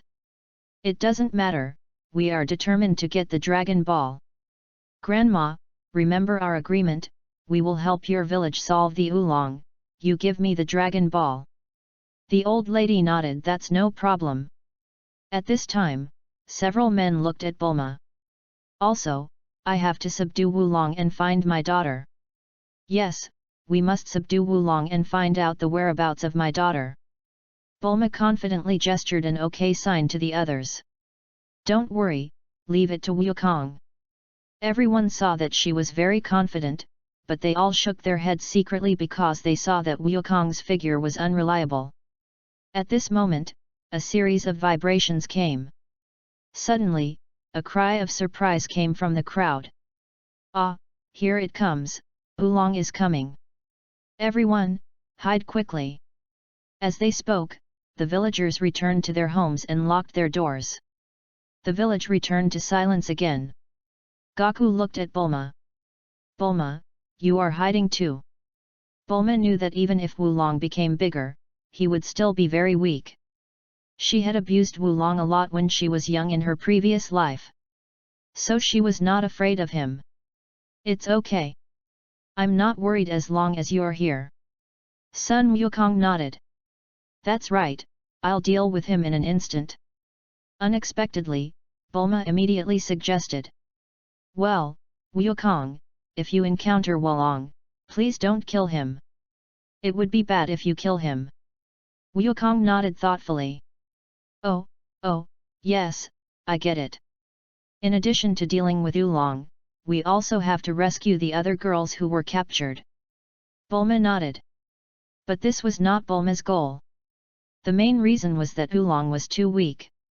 She could defeat Oolong, and Bulma was worried that Goku would beat Oolong to death with one stick. He did not deserve to die. While speaking, Oolong had arrived. He turned into a huge monster with a bouquet of flowers in his hand. The huge shadow covered countless houses, which seemed a bit oppressive. Oolong laughed and said, Ha ha ha ha, here comes Oolong again. Who has a beautiful girl? Hand her over. At this moment, Wulong just walked in front of Bulma and Sun Wukong. He looked down at Bulma. Her face was like an exquisite porcelain doll, her skin was as white as snow, and she had a healthy luster. Her thick and curled eyelashes, her big eyes flashing with wisdom, her figure was tall and well proportioned, her chest was upright, and her curves were beautiful. Her long blue hair, as soft as a waterfall, was tied up in a high ponytail, which made her look more lively. The breeze blew by, and there was a faint fragrance. Wulong's face lit up. Tisk tisk, is this the girl the village prepared for me? Ha ha ha, not bad, this girl is hot. Who knew that Bulma didn't give him any face at all? She looked up at Wulong and started to mock him. Hey, Wulong, don't play tricks on me. Wukong is a good fighter. If you don't want to get beaten, hand over the girls. Bulma's tone seemed to be threatening Wulong, and the fact was that she was threatening him. Everyone in the village hid in the house, secretly watching Wukong confront Wulong through the cracks in the door. However, Wulong himself was quite tall, like a house. And Wukong was only a minor, so everyone was very worried. It was obviously funny for a young girl to threaten a 4 or 5 meter tall giant. Wulong frowned. Ouch, what a fierce girl. Little girl, you made me angry. While speaking, Wulong's huge body took another step forward. Wulong said angrily, it seems that you want to be dealt with by me. As he said that, Wulong threatened Bulma with his teeth and claws. Sun Wukong walked to Bulma leisurely, blocked Wulong for her, and drew out the Ruyi stick, pointing the sword at Wulong. Seeing this scene, Bulma suddenly felt warm in her heart. Although she knew Wulong's background and was not afraid of him, But it must be said that at this time, it was really safe to have Xiao Wukong stand up for her. Inadvertently, a trace of ruddy appeared on her face, which was her expectation and longing for the future son Wukong who grew up. Reading on Dragon Boat Festival. Recharge 100 to get 500 VIP points. Recharge now, event time, June 8 to June 10. Chapter 14. The villagers saw that Wulong was angry and began to whisper. Finished. This kid dared to challenge Wulong, he will probably be killed. I'm really worried that he might be accidentally stepped on and killed by an oolong. What a good boy. It's such a pity that he died. Hey, why should I let an outsider like him stand up for our village? It's too much of a bully. Alas, a child of this age is about to die, what a pity. That kid is not even as tall as Wulong's knee, yet he dares to point at Wulong. He is really courting his life. Pity. Seeing Wukong pointing his ruyi stick at him, Wulong pulled out a big knife. The sunlight shone, and the knife reflected a cold light, which seemed to be murderous. The villagers even covered their eyes. They couldn't bear to see this little guy being chopped into meat paste by Wulong. Wulong didn't have any strength, he was just a show-off. He continued to talk nonsense. Humph. You dare to provoke me? I'm very scary when I'm angry. I'll let you taste my power. Wukong hooked his finger, don't talk so much, come here. Wulong was despised and furious, swinging the big knife to chop Wukong. The huge body and the cold light flashing on the knife did give a great sense of oppression. This acting skill made Bulma, who knew Wulong's background, a little nervous. Similarly, the villagers in the house saw Wulong so angry and took action, and their pupils were shocked. They seemed to see a small figure being cut in two by the big knife. The strong fear made them foresee the tragic scene of Wukong's head falling to the ground. A speechless panic surged in my heart, and my scalp was numb. Several young girls in the village who were of good age and appearance and were most likely to be captured by Wulong looked at the little Wukong, clenched their hands into fists nervously, and covered their mouths. Little hero, you must not die. Some girls were even so scared that their legs went limp that they knelt in their own houses. They seemed to have seen the end of little Wukong. One girl turned around and said, Dad, I'm going out. Let me marry Wulong. It will be a pity to let him die. The parents immediately stopped the girls from talking nonsense. Don't mess around, hide well. Wulong is already angry, no one can save him.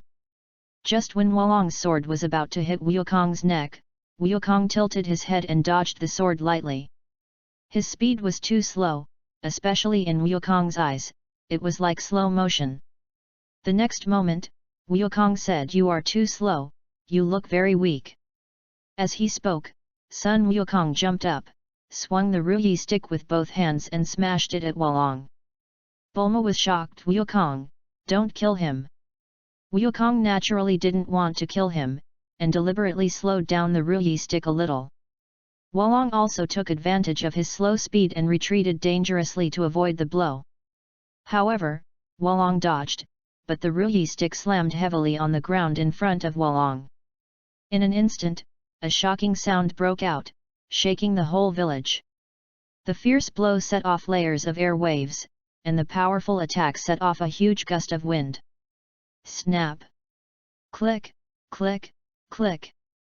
Following the direction of the ruyi stick, a long crack instantly appeared on the blue stone slabs on the street, spreading outside the village until it was out of sight.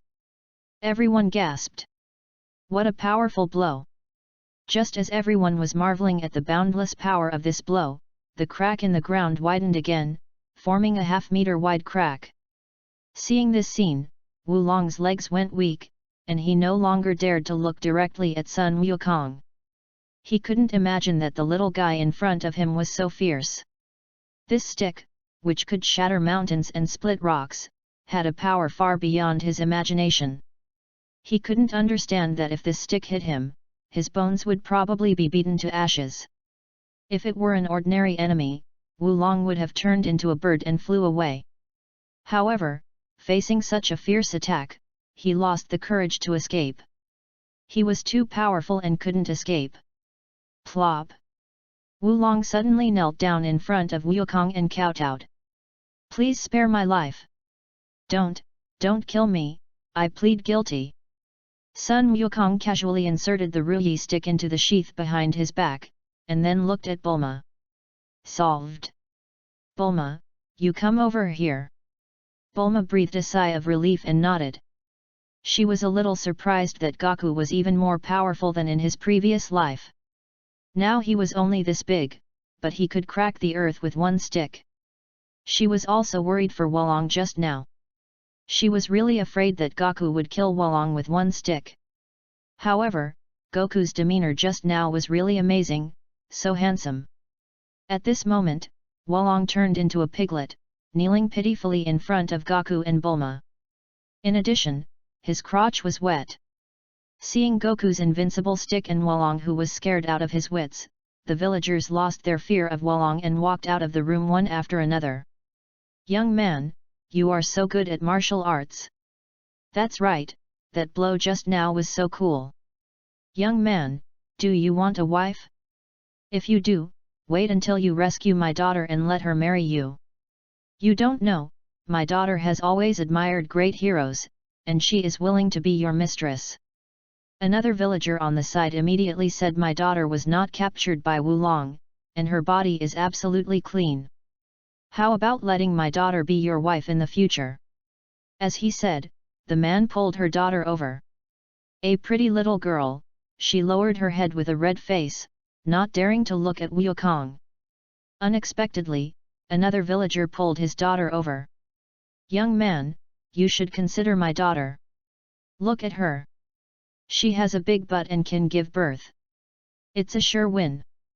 Seeing the suggestions of several villagers, Bulma was full of black lines on her face. Enough.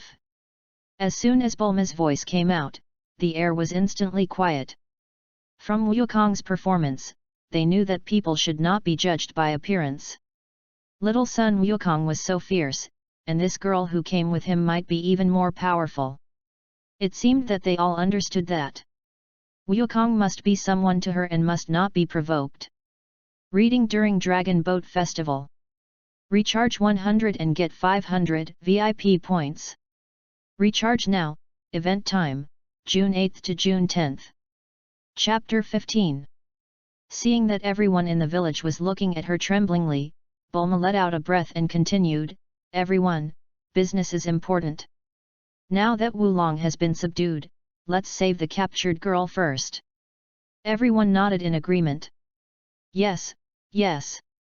The lady is right. At this time, the old lady handed the Dragon Ball to Bulma. Little girl, you are such a great bodyguard, this bead is for you.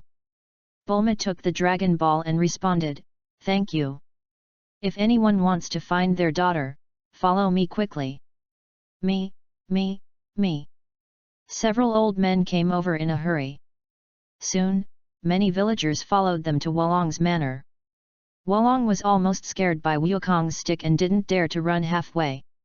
As expected by Bulma and Wukong, Wulong's manor was very large and could be considered magnificent. None of the girls he kidnapped were abused, and they were all enjoying their lives in Wulong's manor. After solving Wulong's problem and getting the Dragon Ball, Bulma and Wukong set out on a new journey again. There was no way, Wukong's stick just now was too cool. She was a little worried. The villagers here were not normal. They actually wanted to send their daughter away. She didn't dare to stay here with Goku. The pit that Chi-Chi made was a shadow in her life. If Goku was deceived by a little girl, she would suffer a great loss. As for Oolong, Bulma didn't take him with her. A fool who could only transform and was particularly lustful. He was not needed when Goku was here. Without staying in the village, Bulma and Goku soon boarded the somersault cloud and headed towards the direction of the 6th Dragon Ball, the Flame Mountain. The journey originally took 3 or 4 days by car. With the somersault cloud, it only takes a day and a half to get there. If you go at full speed, it will actually take half a day. But the speed is too fast, and Bulma's body can't bear it. Her body is not as thick as Goku's, and she can't withstand the wind resistance of supersonic speed. While speeding along, Bulma saw the mountains and rivers that she had experienced in her previous life but ignored. The lake was as clear as a mirror, and their reflections were like a golden ribbon, freely shuttling between the mountains and on the water. The wind brought by the somersault cloud caused ripples on the water, like the hem of a girl's skirt gently blowing. Swinging, graceful and moving. The water surface sparkled, reflecting the mountains on both sides, like gems inlaid in jade, shining brightly. Bulma looked at the beautiful scenery and unconsciously emptied her mind. Only people like her who have experienced darkness personally can always find that the world is really beautiful everywhere. After half a day of flying, the two finally walked out of the mountains and rivers. They came to the sky above the desert. Just when Bulma wanted to ask Goku if he wanted to run forward, Goku's stomach growled. Bulma smiled. "Oh, I forgot to eat. Why didn't you tell me earlier that you were hungry?" Wukong smiled awkwardly. "I ate so much this morning, and I didn't do much exercise today, but I'm hungry." "It's a bit unreasonable. If you're hungry, just tell me. Besides, it's already noon. We have plenty of food. So, how about we land here and have lunch first?" "Great." Bulma glanced around, saw a flat ground, and shouted, "Cloud, land there." Soon, Bulma opened the capsule house and began to arrange lunch. Because Goku was hungry, he did not practice. He just sat on the sofa and watched TV casually. Inadvertently seeing Bulma's busy back in the open kitchen, Goku's eyes flashed a smile. Bulma is such a good girl, not only beautiful and good-looking. Even her personality is extremely excellent.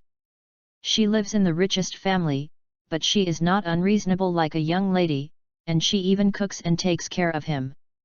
Bulma is really excellent. Not only does she have a high IQ, but she is also brave and adventurous, kind-hearted, compassionate, independent, and autonomous. At this moment, Sun Wukong thought of Bulma in the future and decisively labeled her a strong woman. It cannot be analyzed carefully because she is really too perfect. Sun Wukong thought about it and realized that his conditions were far from worthy of her in a peaceful world. Because there are many semi-finished products prepared by Bulma. Just half an hour later, a feast for Goku's favorite was served. "Wukong, wash your hands and start eating." "Wow, it smells so good." Wukong quickly rinsed his hands, wiped them casually, sat on the chair and started to show off his food. The wonderful taste instantly blossomed on his tongue. Sun Wukong felt that the moment the food entered his mouth, his soul was like that exaggerated whiz, floating in the wind. "Wow, it's so delicious." While Goku was eating steak and bacon, Bulma peeled a few prawns for him and poured him a glass of juice with a smile on her face. "Eat slowly, don't choke. Come, eat some shrimps and drink some drinks." Goku took the plate and the drink. "Well, thank you Bulma." Bulma raised her lips and pretended to be angry. "We are good friends, don't be so polite to me." Goku was stunned for a moment, then smiled. "Well, we are good friends. Well, I'm welcome." Eat." Goku started to eat again. Bulma looked at Goku eating and her appetite was also aroused. She picked up the bowl and started to eat. Just when the two were eating happily, there was a sudden explosion, and their house suddenly shook violently. With the shaking, dust fell from the roof, and in an instant, the food on the table that had not been eaten was covered with a layer of dust. Click, click. The sound of the building breaking down continued to reach their ears. Bulma was still in a daze, feeling that the roof seemed to have been damaged and something was about to fall. However, Sun Wukong had already stopped eating and threw himself on Bulma to shield her from the falling objects. Sure enough, the next moment, when Wukong threw himself on Bulma, several bricks suddenly fell down, but fortunately they only hit Wukong, who had thick skin and flesh. As the beams and columns fell, the capsule house also collapsed in an instant, and the rubble and bricks collapsed, burying the two in the ruins. Chapter 16. At this moment, not far from the collapsed capsule house, a young man with a knife on his waist was standing there. He was carrying a rocket launcher on his shoulder, and there was a faint blue smoke coming out of the muzzle. He was the wilderness robber Yam Sha, who was looking at the collapsed capsule house with an arrogant look on his face. It seems that the quality of this capsule house is not good. It's really not strong. It was destroyed by a single shot. What a pity! Just as the voice fell, bricks and rubble scattered in the ruins. Sun Wukong crawled out of the ruins and propped up some buildings. And Bulma was still squatting there. Yam Sha didn't see Bulma, but saw the short little Gaku. He was stunned for a moment, then laughed, ha ha ha, it's actually a kid. Robbery. If you want to live, hand over all the valuables on you. As he said that, Yam Sha drew out his long sword and pointed it at Son Goku. At this moment, Bulma also shook off the dust on her body, stood up, and looked at Yam Sha. The moment she saw him, Bulma's nameless anger suddenly increased. The resentment of past and present lives surged into her heart in an instant.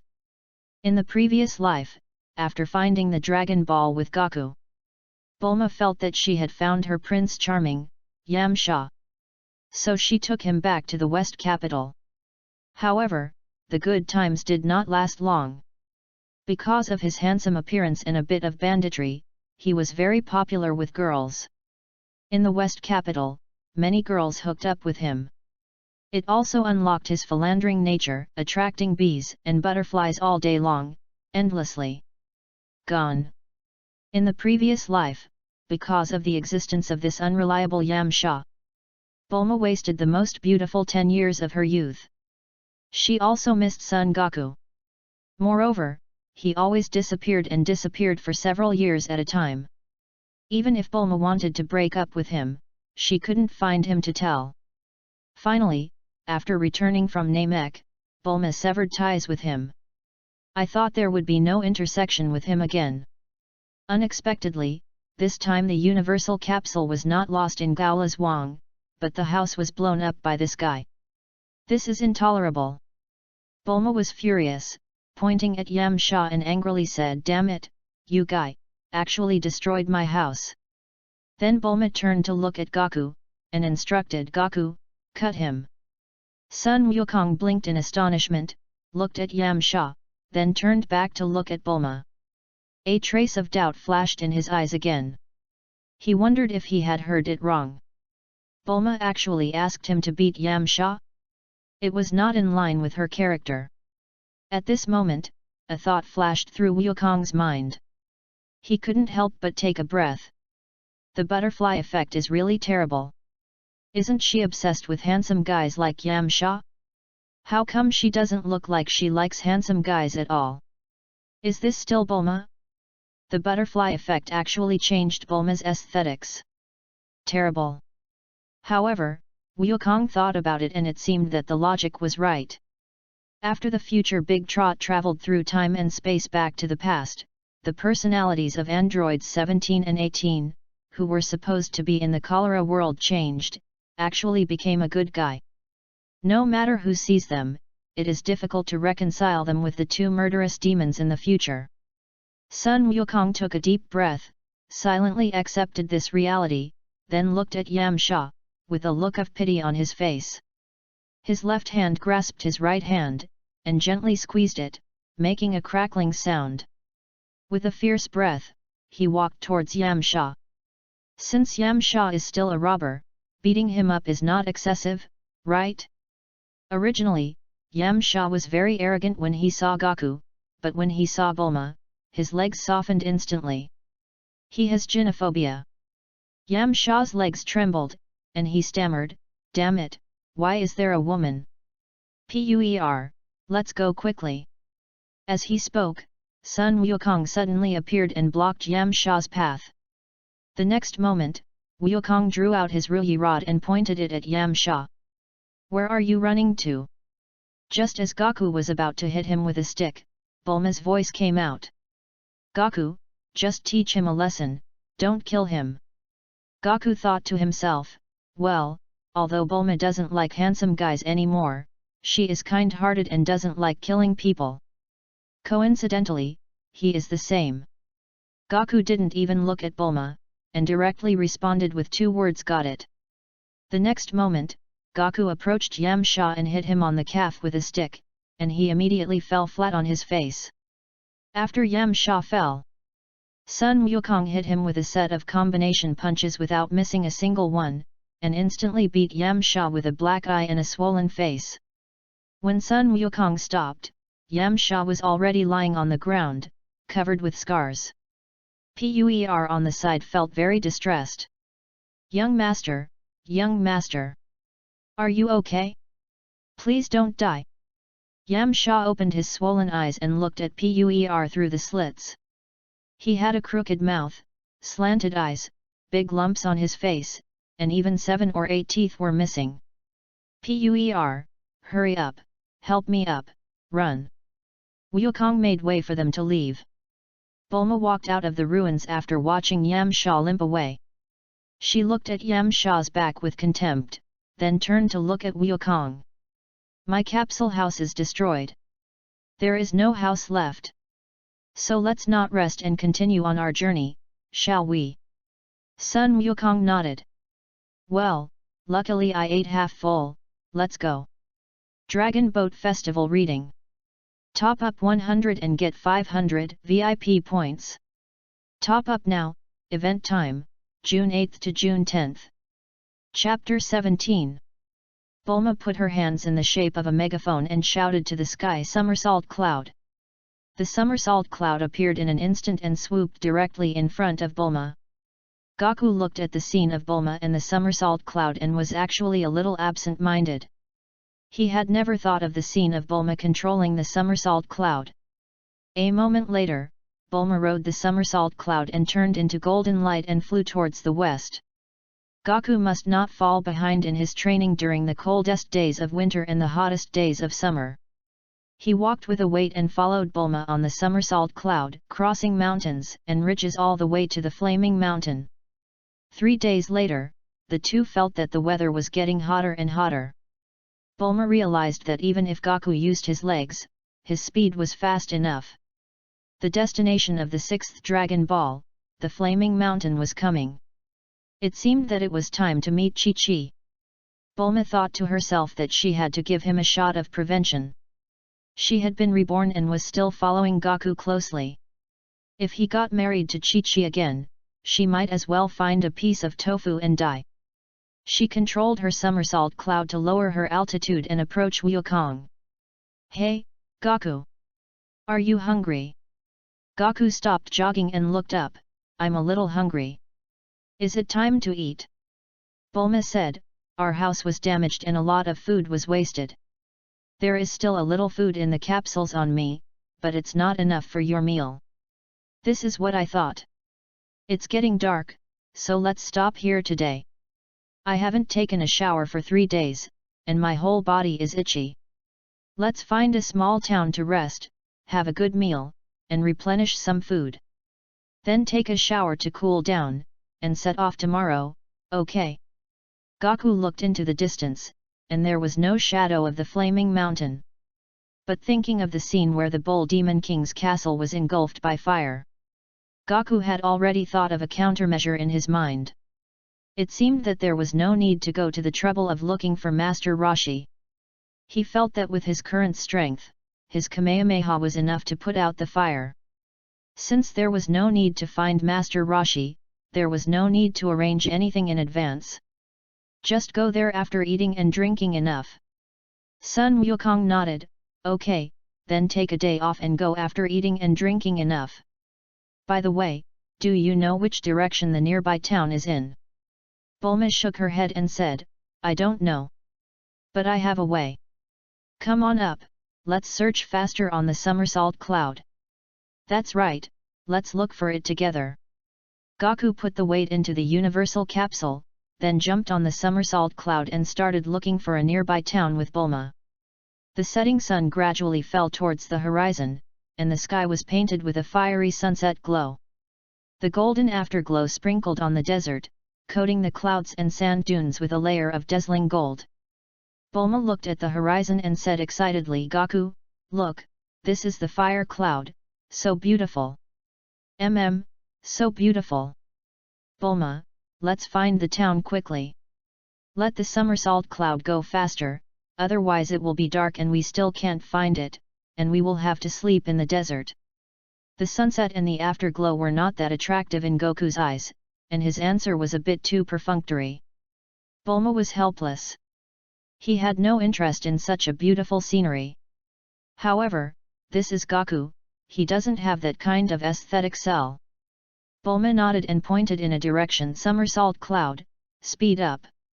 After receiving the command, the somersault cloud rushed forward. The two people rode on the somersault cloud, and the wind finally dissipated the slightest bit of heat. Suddenly, a scream resounded through the sky, attracting the attention of the two people. The two looked in the direction of the cry for help. Not far away, a huge dinosaur was chasing a cute little girl. The little girl was wearing something strange on her head, which seemed like a swimsuit. She wore a strange hat on her head with a blade installed on the hat. The shape was like Ultraman 7. Bulma's pupils shrank when she saw the little girl. She knew who she was at once. Approaching the flame mountain, the cute little girl, and the face that was small but familiar, must be Kikai, the daughter of the Bull Demon King. At this moment, the dinosaur roared and opened its big mouth. The mouth bit towards Chi-Chi. Fortunately, Chi-Chi covered her butt in panic, increased her speed and ran forward, narrowly avoiding the bite of the dinosaur. However, the dinosaur was still chasing her. In Bulma's eyes, if nothing unexpected happened, little Chi-Chi would be buried in the dinosaur's mouth next time. She didn't have time to think about it, and immediately called Goku to save people. At the same time, Goku looked at the running girl and naturally recognized that she was Chi-Chi. But Goku knew Chi-Chi's strength and had no intention of helping. After all, she was the daughter of the Bull Demon King, not that weak. She only needed to press the switch on her head, and the blade on her head could directly cut the dinosaur. In fact, Goku was also looking forward to this scene. However, just when Goku was expecting Chi-Chi's big move to take effect, Bulma took the lead and shouted at him. "Wukong, hurry up and save them." Wukong was stunned for a moment, as if Kikai was being chased too closely and couldn't do anything. Then he immediately took out his Ruyi stick and jumped off the somersault cloud. Ruyi stick, extend. In an instant, the Ruyi stick became longer and was swept out by Wukong. The Ruyi stick came with a strong gust of wind and hit the tall dinosaur's head. The next moment, the dinosaur's head was directly blown up, and its huge body fell heavily to the ground. Wukong turned over and landed steadily in front of Kikai. "Are you okay?"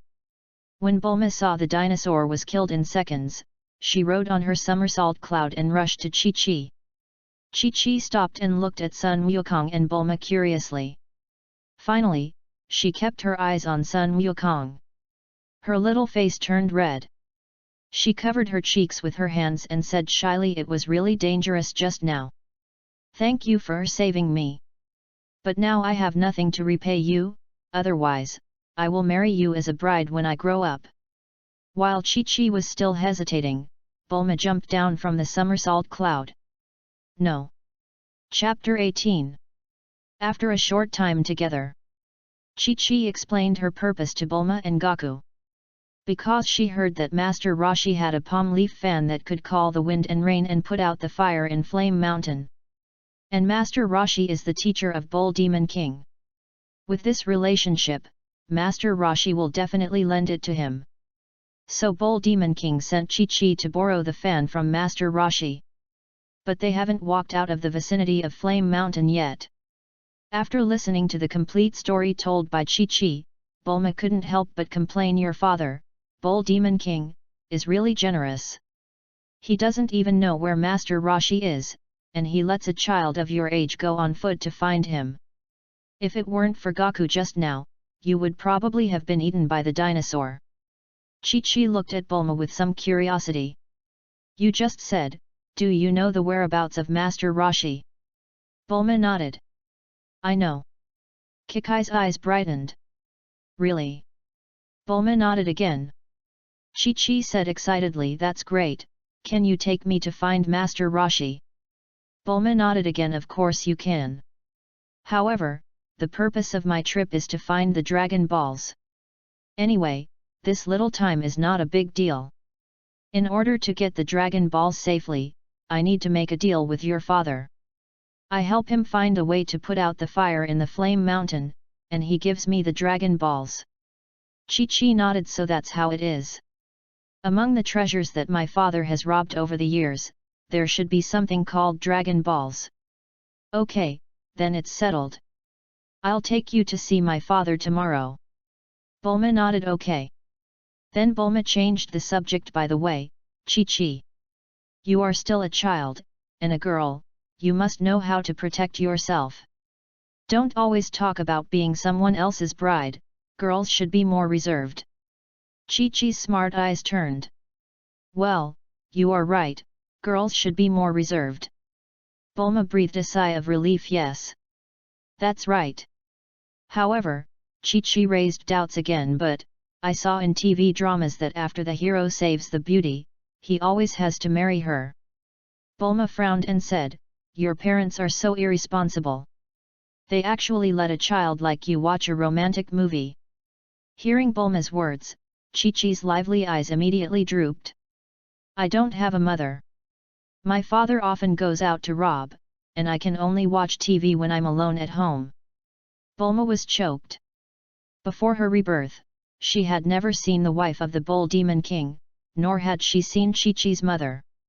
It seemed that she had touched on someone else's sad story.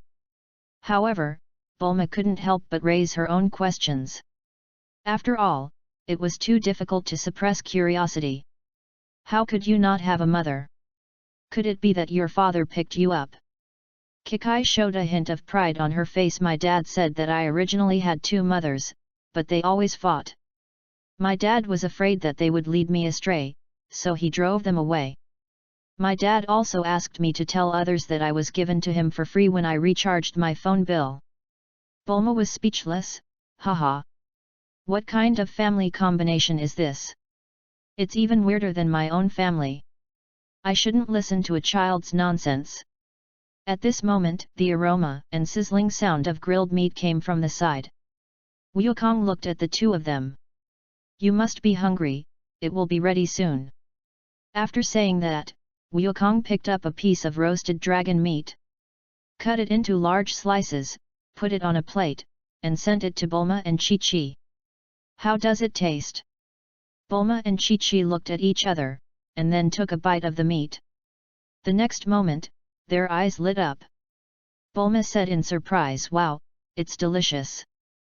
Chi-Chi also looked happy, and echoed yes, yes, it's really delicious. I have never eaten such delicious food in my life. Bulma gave Gaku a thumbs up and praised Gaku, your barbecue is great. Gaku smiled proudly, of course. My grandfather said that the roasted dinosaur meat I make is particularly delicious. This is my specialty. If you too like it, eat more, as much as you can. As he said, Gaku also picked up a large piece of barbecue and started to chew it. Chi-Chi finished a piece of barbecue and began to look at Gaku intently. Gaku noticed her gaze and turned to look at Chi-Chi. What's wrong? Why don't you eat? Chi-Chi said seriously, Gaku, you are not only good at martial arts, but you can also grill meat. You are so good. I have decided that I will work hard to learn how to cook and become a good wife when I grow up. So, Gaku, can you marry me when you grow up? Bulma couldn't help but frown when she heard what Chi-Chi said. Good guy. They didn't talk much, but Chi-Chi said 8 times that she wanted to be his bride. Could it be that this was destined by heaven? No wonder Chi-Chi was able to kidnap Gaku at the martial arts tournament that year. Chi-Chi and Gaku were both immature at this age, and Gaku still didn't understand what marriage meant when he grew up. Therefore, at the martial arts tournament, Gaku married Chi-Chi in a daze because of this childhood joke agreement. No. Bulma was very unwilling to lose to Chi-Chi who came from heaven like this. Just when Bulma was about to interrupt Chi-Chi, Gaku spoke. He said seriously, "Chi-Chi, marriage is an adult matter. We are all children. Let's not talk about these topics." Kikai looked at Wukong and blinked. "Oh, well, my marriage should indeed be left to my father. Son Wukong yet." Bulma finally breathed a sigh of relief after knowing Wukong's attitude. Although it seems that she did nothing, it's okay as long as the result is achieved. Reading during the Dragon Boat Festival. Recharge 100 and get 500 VIP points. Recharge now, activity time, June 8 to June 10. Chapter 19. The next day, Bulma, Chi-Chi, and Gaku rode on the somersault cloud to the Flaming Mountain. Because they were almost at full speed, they arrived at their destination in just 1 hour. The place was close to the fire and was extremely hot. The three of them were already sweating profusely. Chi-Chi saw the Bull Demon King and jumped off the somersault cloud first. "Dad, I'm back." The Bull Demon King was surprised when he saw the somersault cloud. "Oh, Chi-Chi is so amazing, she found Master Mutant so quickly and brought back his somersault cloud." Chi-Chi immediately explained, No, Dad. I didn't find Master Mutant, this somersault cloud belongs to Bulma. They saved me last night, you have to thank them." As they were talking, Bulma and Sun Wukong both got off the somersault cloud. The Bull Demon King was curious when he saw that it was not Master Roshi who got off the somersault cloud, but a man and a woman he didn't know. "Hey, what's going on? Why are you sitting on the teacher's cloud? Where did your somersault cloud come from?" the Bull King asked curiously. Bulma explained, "Of course it was given to us by Master Roshi." The Bull King was a little disappointed, "I was so happy for nothing. It turns out the teacher didn't come, what a pity. But since the teacher can give you the somersault cloud, you should know where the teacher is, right?" Bulma nodded, "Yeah, I know." At this moment Chi-Chi grabbed the Bull King and told him what Bulma wanted. "Dad, Bulma said she has something to tell you. She said she can help you put out the fire, in exchange, you have to give her a Dragon Ball." "Dragon Ball?" The Bull King scratched his head. He didn't know what a Dragon Ball was. At this moment, Bulma took out a Dragon Ball. "Mr. Bull Demon King, this is the Dragon Ball. According to my radar reaction, there should be a Dragon Ball in your castle." The Bull Demon King looked at the Dragon Ball and seemed to remember something. "So it's this thing? Yes, I should have seen this. No problem, as long as you can help me borrow the teacher's palm leaf fan to put out the fire, and when you can enter the castle, the bead will be given to you." Hearing that the Bull Demon King agreed, Bulma's mouth curled up a faint smile. "Okay, let's put it this way. It's settled." After saying that, Bulma looked at Gaku. "Gaku, try using Kamehameha.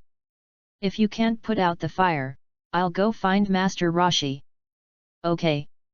Sun Wukong responded. Hearing Kamehameha, Bull Demon King was surprised again. He looked at Sun Wukong. "You said Kamehameha, could it be that you know the teacher's unique skill Kamehameha?" Sun Wukong nodded. Yes, I can." The Bull Demon King was very surprised. "When I was learning from Master Wu Tian, I didn't learn Kamehameha. I didn't expect that you could learn it at your age. It seems that you are very talented. I think the teacher must be very happy to have a disciple like you." Sun Wukong shook his head. "No, I didn't become a disciple. My martial arts and Qigong were taught to me by my grandfather." "Grandpa taught you that?" As soon as he finished speaking, the Bull Demon King saw Sun Wukong's Ruyi stick again. "Hey, is this stick of yours the Ruyi stick?" Sun Wukong nodded. "Yes, it is the Ruyi stick. It was also given to me by my grandfather, his name is Sun Gohan." The Bull Demon King's pupils trembled violently. Son Gohan. So you are his grandson. Ha ha ha ha, we are not outsiders. Your grandfather is the eldest disciple of Master Wu Tian, and I am the second disciple. In addition, you are the grandson of Son Gohan, so our relationship is too close. As he spoke, the Bull Demon King looked at Chi-Chi. I was so excited just now that I forgot everything.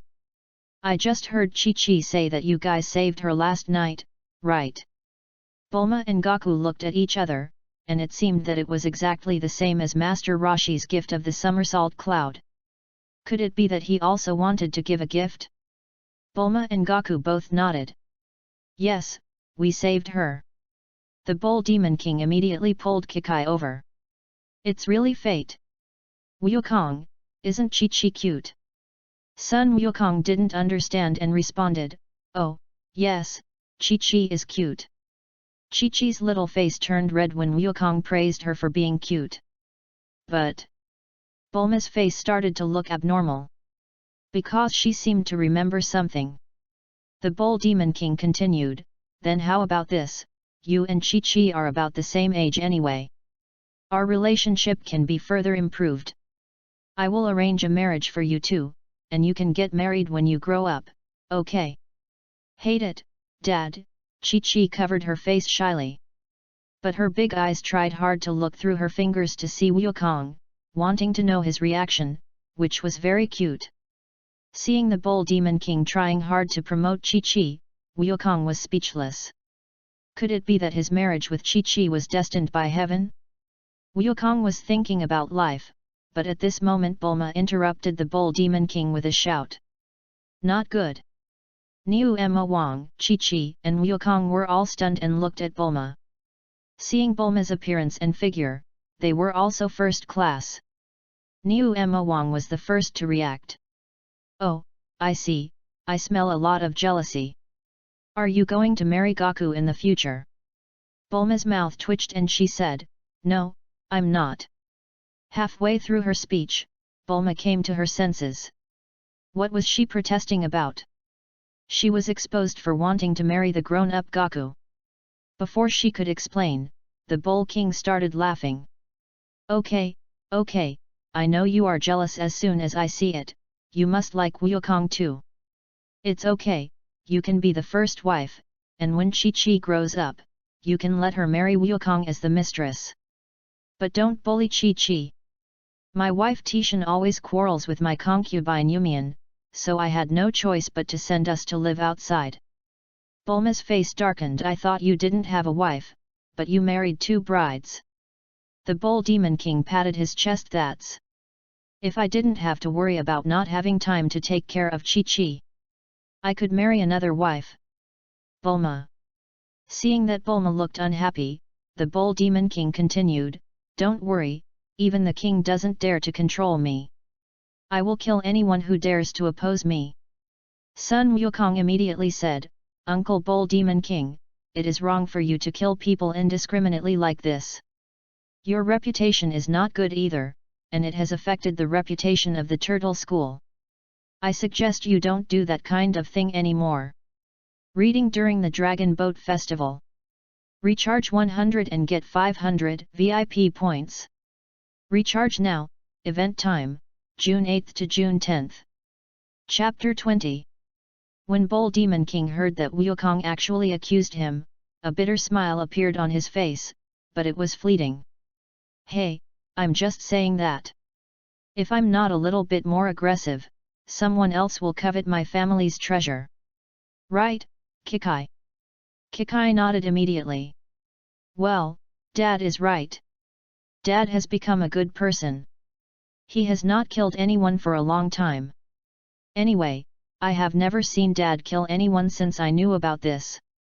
The Bull Demon King's face became serious and he continued to say to Wukong. Goku, what do you think of my proposal just now? Although you are still a little young, I am very serious. Chi-Chi will definitely be willing, it's up to you. After saying that, Chi-Chi also looked at Goku with expectation. Although the Bull Demon King greeted him with a smile, he somewhat forced Gaku to answer. Sun Wukong didn't want to agree to him, but he was afraid of hurting the young Chi-Chi, so he didn't know what to say, so he secretly pulled Bulma. Bulma understood and immediately responded, Uncle Bull Demon King, you are Chi-Chi's father, you can make the decision on her marriage, but Gaku can't, after all, he is still a minor, and he doesn't have complete discernment. He can't make the decision himself. However, you and Son Gohan are brothers, and Son Gohan is Goku's grandfather. I think Gaku and Chi-Chi's marriage when they grow up can be discussed with Son Gohan. The Bull Demon King touched his chin and thought about it. He was an adult, so he could see that Sun Wukong was somewhat resistant to getting married. There was nothing he could do. Boys generally mature later than girls, especially straight boys. It was normal for them to be adventurous and not understand the relationship between men and women. At the same time, he could see that Bulma, who liked Wukong, didn't want to share Sun Wukong with Chi-Chi. They had saved Chi-Chi, so it would be meaningless to turn against him and force him. What should he do? While the Bull Demon King was thinking, Chi-Chi pulled the Bull Demon King hard. Dad, Dad! The Bull Demon King turned and looked at Kikai. Kikai, what's wrong? Kikai blushed and said, then when the fire in our house is out, you can go to your senior brother Wuhan to propose marriage, okay? Seeing Kikai's expression, the Bull Demon King was speechless. Good guy, he didn't expect that his good daughter Kikai had been deeply infatuated with Sun Wukong and was so proactive. When the Bull Demon King was about to persuade her, Kikai started to act like a spoiled child. Good dad. Is that okay? The Bull Demon King scratched his head awkwardly and smiled lovingly at Kikai. Okay, okay, we are all family. When the fire is out, I will go to ask my senior brother for marriage. Kikai's face flushed. Thank you, Dad, you are so kind. Because Chi-Chi is relatively small and very cute, any kind of coquettish and cute behavior she shows will not be out of place, but will make her more likable. Bulma was speechless for a moment when she saw Chi-Chi's performance. No wonder she lost to Chi-Chi in her previous life and didn't get Gaku. It turns out that although Chi-Chi is small and doesn't even understand many things, her awareness of competing for Gaku is already so strong. Bulma thought to herself, if she were asked to act coquettishly and cute like this and chase Gaku shamelessly, she wouldn't be able to do it. This kind of thing would be too embarrassing for a girl who is a few years older than her. Finally, the ball of engagement with Chi-Chi was kicked to Son Gohan, and both Gaku and Bulma breathed a sigh of relief. Soon, it was time to use Kamehameha to put out the fire. Gaku jumped onto the abandoned city wall alone, squatted in a horse stance, put his hands in the shape of a calyx, placed his palms on his waist and began to accumulate energy. Turtle style. Wukong began to have an aura, an invisible wave of air wrapped around Wukong, and a strong blue-white light appeared on his palm. The Bull King, Chi-Chi, and Bulma who were watching the battle held their breath. The Bull King said expectantly, "Ah, it's really Kamehameha. Watch out, the shock wave is coming out." Wave. It happened in a flash. The light balls in Sun Wukong's palms suddenly exploded with strong light. He pushed his palms forward suddenly, and a dazzling Qigong wave suddenly hit the fire. Boom! As the Qigong blasted towards the flaming mountain, a hurricane was set off. The strong wind made it impossible for them to look directly, and they all covered their eyes and held the ground tightly with their feet. After a bang, the sky changed color. The sky that was originally burned red by the flames returned to the clear blue sky. A cool breeze blew, and the air became cool in an instant. Everyone looked at the flaming mountain again, and only a bare castle stood under the clear blue sky. Sun Wukong breathed a sigh of relief, and his muscles relaxed. Hey! Success! Kikai's face showed surprise, and her eyes looking at Wukong were brighter than before. Wukong, you are really amazing. The Bull Demon King also gave a thumbs up. Gaku is so awesome. You must have practiced very hard, your skills have caught up with your senior brother. Bulma looked at the almost intact castle and showed a satisfied smile. After all, Gaku was still young, and his Qigong wave was not as powerful as Master Roshi, but it just happened not to destroy the castle. This result couldn't be better. Not only is it easier to find the Dragon Balls, but the Bull Demon King's family doesn't have to go bankrupt because of this. Chi-Chi can still enjoy a wealthy life for a long time. I hope she can live like a real little princess and won't become as fierce as in her previous life. The high temperature dissipated, and everyone came to the Bull Demon King's castle. His treasures were all there, and Bulma also got the 6th Dragon Ball. The Bull Demon King sent people to buy a lot of food and held a party in the castle to entertain Gaku and Bulma. For 3 days and 3 nights, the castle was brightly lit. It was not until the early morning of the 4th day that Bulma and Gaku left the castle. On the somersault cloud. Gaku. Do you want to marry Kiki when you grow up? Have not thought. Why? She should be a good wife. Kiki is a good girl, but I need to become stronger and practice, so I may not have time to accompany her. So, I think that if I marry her when I grow up, I will harm her. Bulma looked at Son Goku in shock. She didn't expect that this little Gaku would have such an awareness. Gaku turned his head and looked at Bulma. What's wrong, Bulma? Bulma shook her head. It's okay, I didn't expect you to be so thoughtful at your age, but you are right, this is also a manifestation of responsibility to Chi-Chi.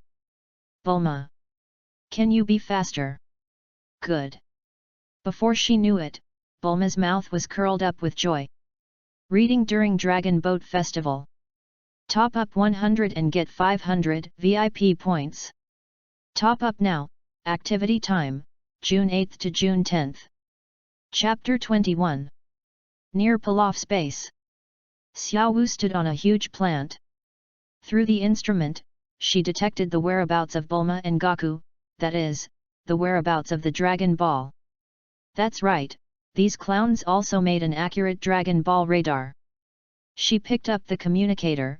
King Pilaf, I detected the signal of the Dragon Ball at location 15. After many confirmations, their means of transportation seems to be a golden cloud. Okay, that's right, it's them, get ready for battle. Okay, got it. Xiao Wu hung up the communicator and contacted Ashiu. Attention, attention, the Dragon Ball is moving at a constant speed. Intercept the Dragon Ball in one fell swoop. Aim the missile at the Dragon Ball's trajectory and fire. Gaku and Bulma passed by the village of the Rabbit Army. Under Bulma's command, Gaku easily defeated the Rabbit Army without much consumption. Moreover, the radar showed that the Dragon Ball was not far away. So they continued to move forward without rest. Try to get the last Dragon Ball before dark. Anyway, the somersault cloud is automatically cruised. At this moment, both of them fell asleep on the somersault cloud. Just when they were sleeping soundly, a missile hit the somersault cloud. Bang! With a muffled sound, the somersault cloud dispersed. Bulma and Son Goku suddenly woke up, only to find that they were both falling. At the same time, the bag of Dragon Balls on Bulma's body also scattered. After falling for a distance, Bulma finally woke up and realized that she was not dreaming. Bulma yelled, "Wukong, help!" Gaku rubbed his eyes. Although his thinking was a little slow, he seemed to understand. Their somersault clouds were hit by someone, so they both fell down. But he couldn't fly yet, and there was no way for a while. Even if he fell, he wouldn't die. But Bulma couldn't do it. At the moment when Bulma called for help, Sun Wukong hugged Bulma tightly. "Bulma! Hold on to me!" Sun Wukong pulled out the Ruyi stick with one hand and shouted, "Ruyi stick, lengthen!" In an instant, the Ruyi stick extended out. At this moment, Bulma had locked Sun Wukong with both legs and feet. Wukong's hands were freed, and he held the Ruyi stick with both hands and chopped it hard at the huge mushroom-shaped plant. Crack! The huge plant was split by the Ruyi stick.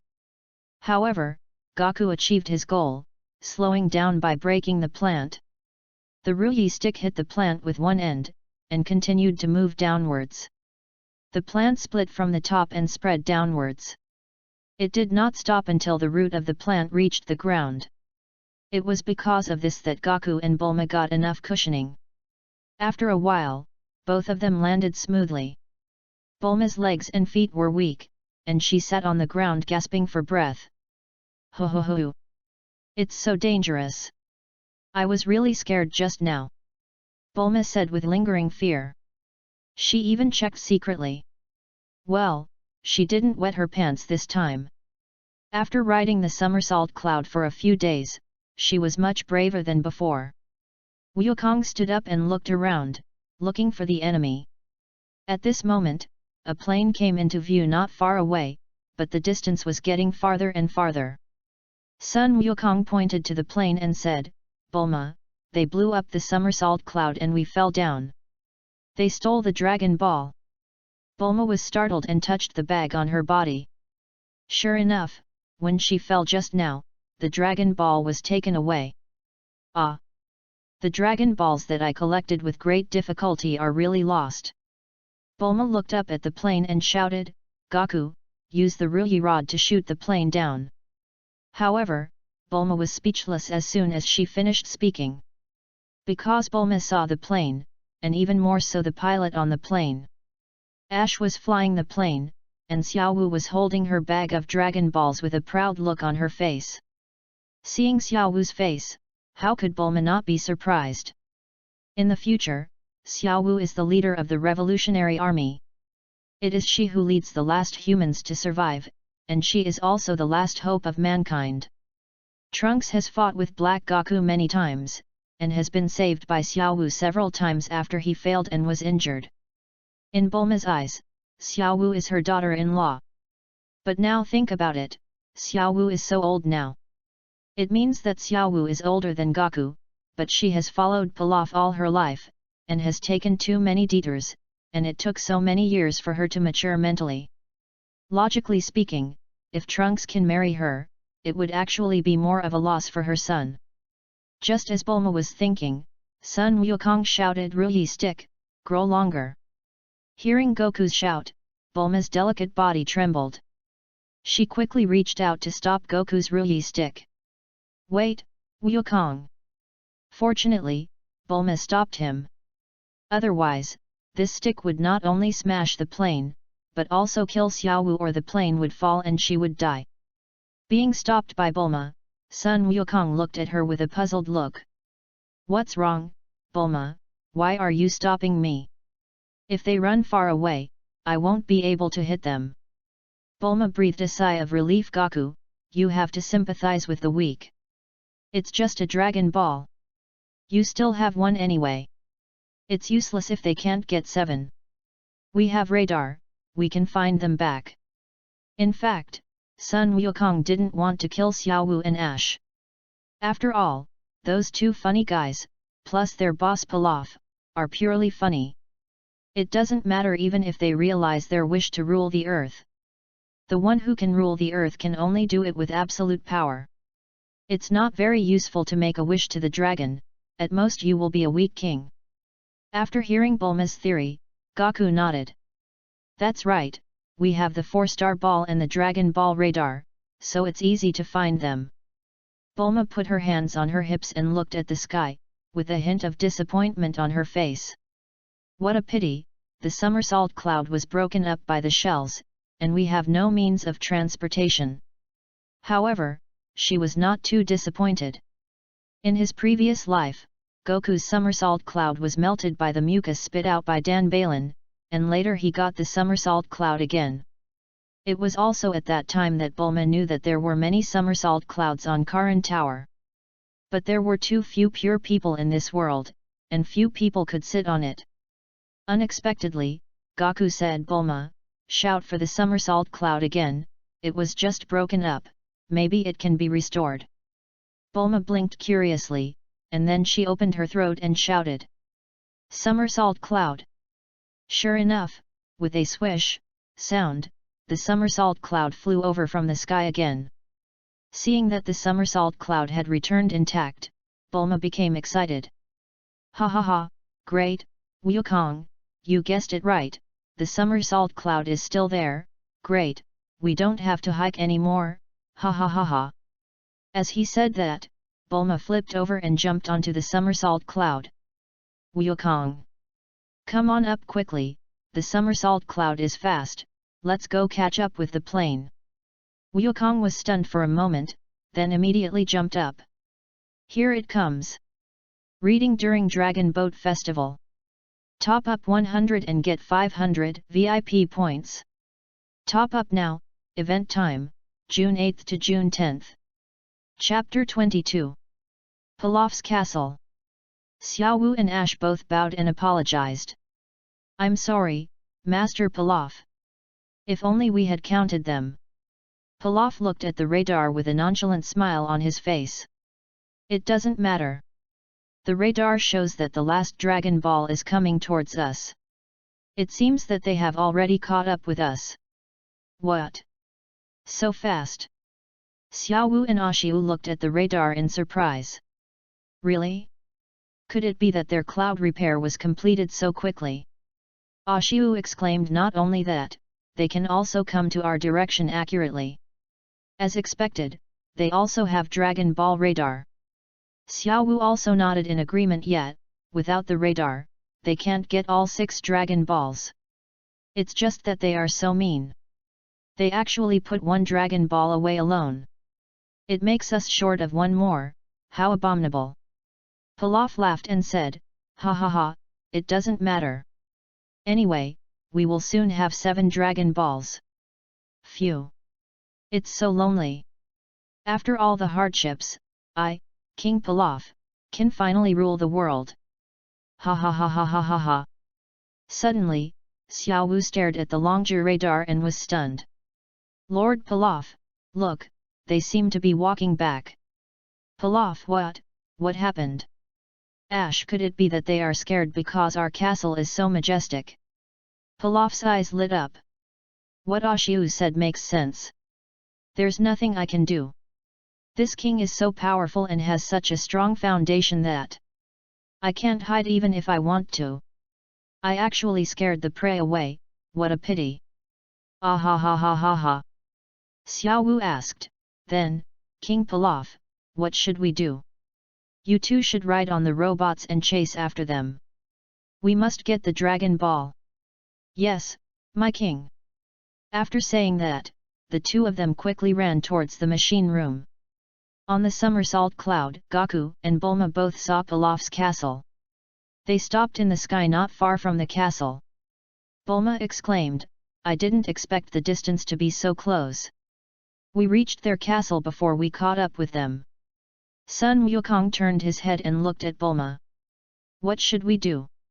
Should we break in, or should I use Kamehameha to blow up the castle? You must be kidding. If Goku blows up the castle, they will all die. Although they stole the Dragon Ball, this is not a crime. Bulma looked around the environment, looked at the castle, and then looked up at the sky. At this moment, the sunset had already set, and it would soon be dark. A bright moon was hovering in the sky, with half of its face blocked by the veil-like clouds. Seeing this scene, Bulma suddenly remembered. Although there are some discrepancies in history, they are surprisingly similar. On the night of searching for the last Dragon Ball in the previous life, many of them were trapped in Pilaf's castle. In desperation, Goku saw the full moon, transformed into a gorilla, and destroyed Pilaf's castle. It was only when Puer transformed into a pair of scissors and cut off Goku's tail that the crisis was resolved. Now the full moon is about to come out, and Goku still has a tail, which is prone to danger.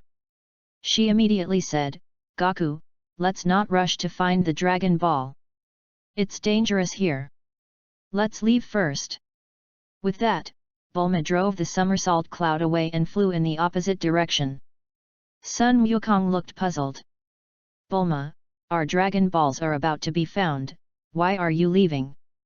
Are you worried that I can't beat them? Bulma quickly tore a strip of cloth from her clothes. Goku, how about we play a game? Bulma suggested in a playful tone. Sun Wukong looked at the strip of cloth and became even more confused. What game? Don't resist, close your eyes and do as I say. Oh. Sun Wukong trusted Bulma very much and let Bulma cover his eyes with a cloth. What's the next step? Sun Wukong asked. As soon as he finished speaking, Sun Wukong suddenly realized Bulma's intention, and he almost broke out in a cold sweat. After a quick calculation of the days, the full moon day had arrived. Could it be that Bulma knew that he would turn into a gorilla when he saw the full moon? Wukong had doubts in his heart. He immediately tried hard to recall the scene of leaving Baizai Mountain with Bulma. When leaving Baizai Mountain with Bulma, Grandpa pulled Bulma aside and told her many things alone. At first, Wukong thought he was telling Bulma to take care of herself. Now he thought about it and thought it might be related to his transformation on the full moon night. After living with Grandpa Son Gohan for more than 10 years, even if he deliberately avoided the moon, he still couldn't avoid being negligent. A flash of inspiration flashed through Wukong's mind. Wukong remembered that when his tail was broken and grew back that year, he definitely turned into a gorilla. Although he didn't remember what he did, he remembered that after waking up, in addition to the house being damaged, the mountain was also destroyed a lot to rain, and, on the day he woke up, his grandfather said that a storm at night had damaged the house, and he had taken him to buy a capsule house during the day. It was a pity that he didn't have enough money, so he went back to the mountain to cut trees and build his own house. Now that I think about it, it wasn't a storm.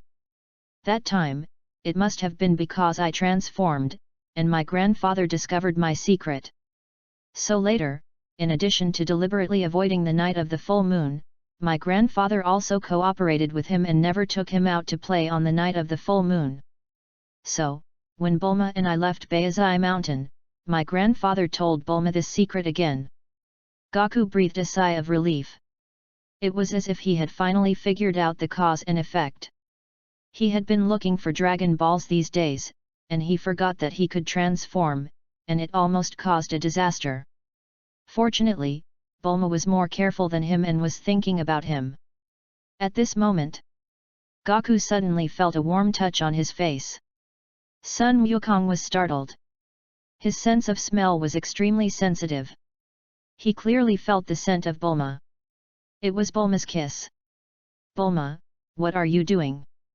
Bulma said, Goku, I remembered something. Just now when I fell from the somersault cloud, you saved my life. So I want to congratulate you. You got the kiss of the beautiful girl. Reading during the Dragon Boat Festival. Recharge 100 and get 500 VIP points. Recharge now, activity time, June 8 to June 10. Chapter 23. Goku knew that although Bulma's methods were a bit blunt and low intelligence, what she did was just to help him avoid seeing the moon.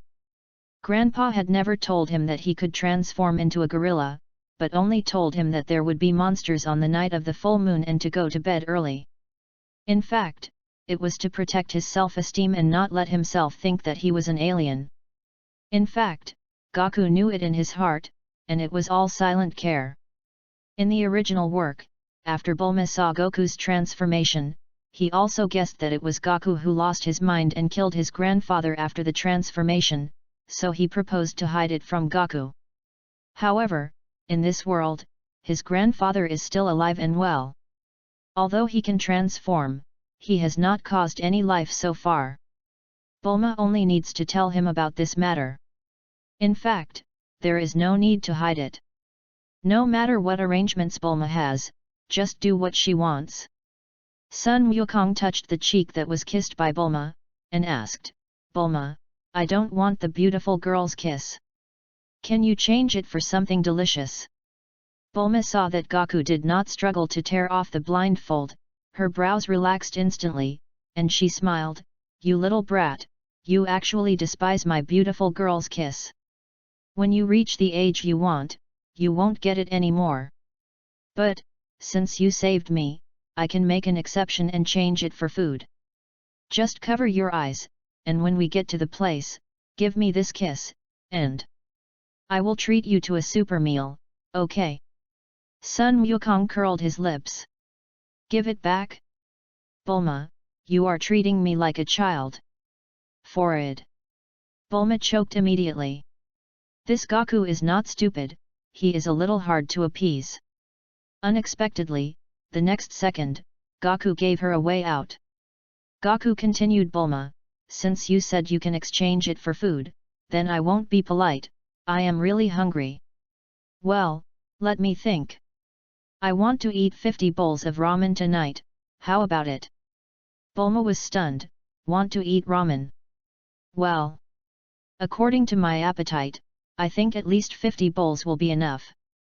During the day, when they passed the town of the Rabbit Army, there were several ramen restaurants.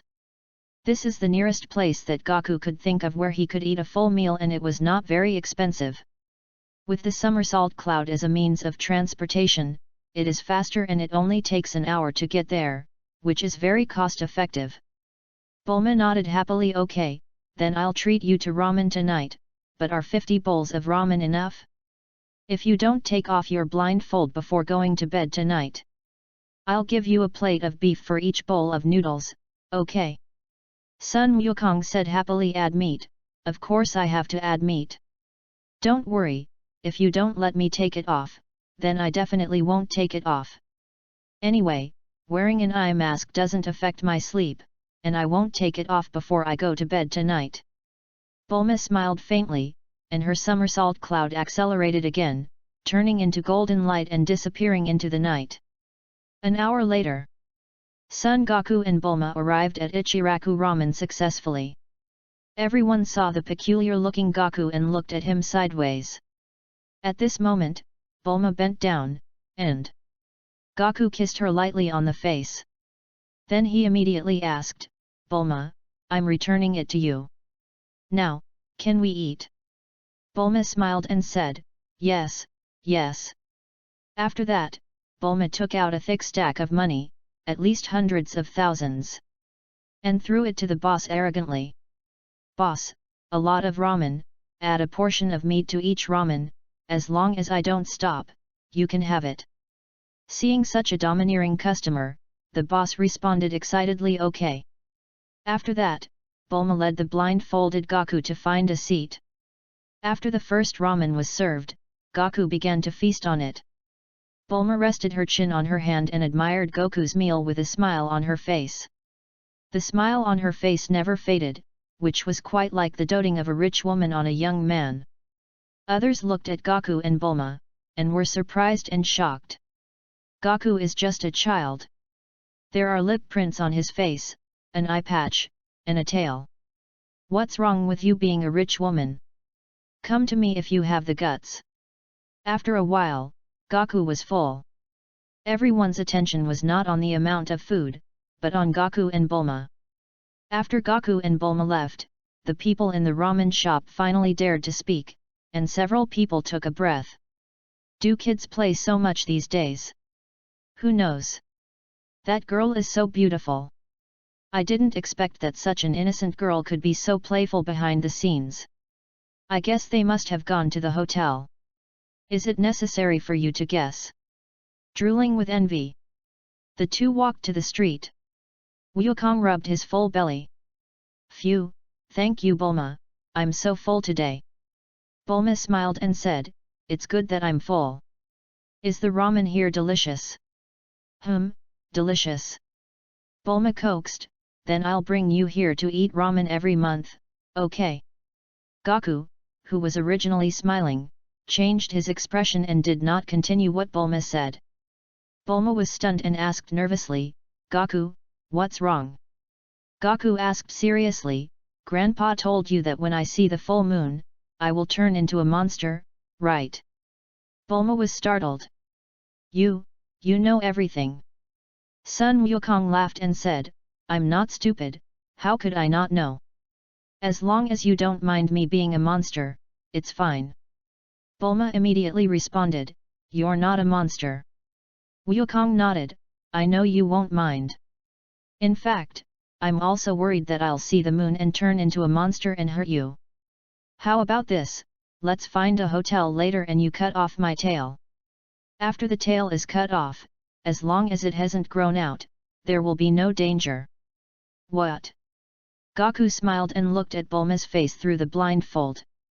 But you'd better get me drunk, otherwise I'll be in pain. An unspeakable emotion flashed in Bulma's eyes. A moment later, Bulma brought Gaku to the hotel and took him upstairs. The people at the front desk were also shocked when they saw Goku's appearance and Bulma. Just when a few people at the hotel front desk were discussing how the two young guys could play so wildly, Bulma came to the front desk. Everyone fell silent. Bulma asked, "Excuse me, do you have any strong liquor with a higher alcohol content, preferably the kind that makes you drunk as soon as you drink it?" The receptionist's brain turned very quickly, and immediately took out a bottle of very expensive wine. "Yes, of course. This wine, commonly known as 3 cups down, is definitely a good helper for dating and flirting. It's just a little expensive, it costs 80,000. Bulma smiled faintly, paid 100,000, and added a sentence, "No need to change," and then took the wine upstairs. The people at the front desk took a breath of cold air again. Damn, such a beautiful girl is actually a rich woman. I really envy that boy. Don't even think about it, you have no chance. Didn't you see how young that boy is? This rich woman must be a Shotokan. Ah, what a pity. Chapter 24. Xiaowu and Ash were driving a robot, heading towards the somersault cloud at high speed.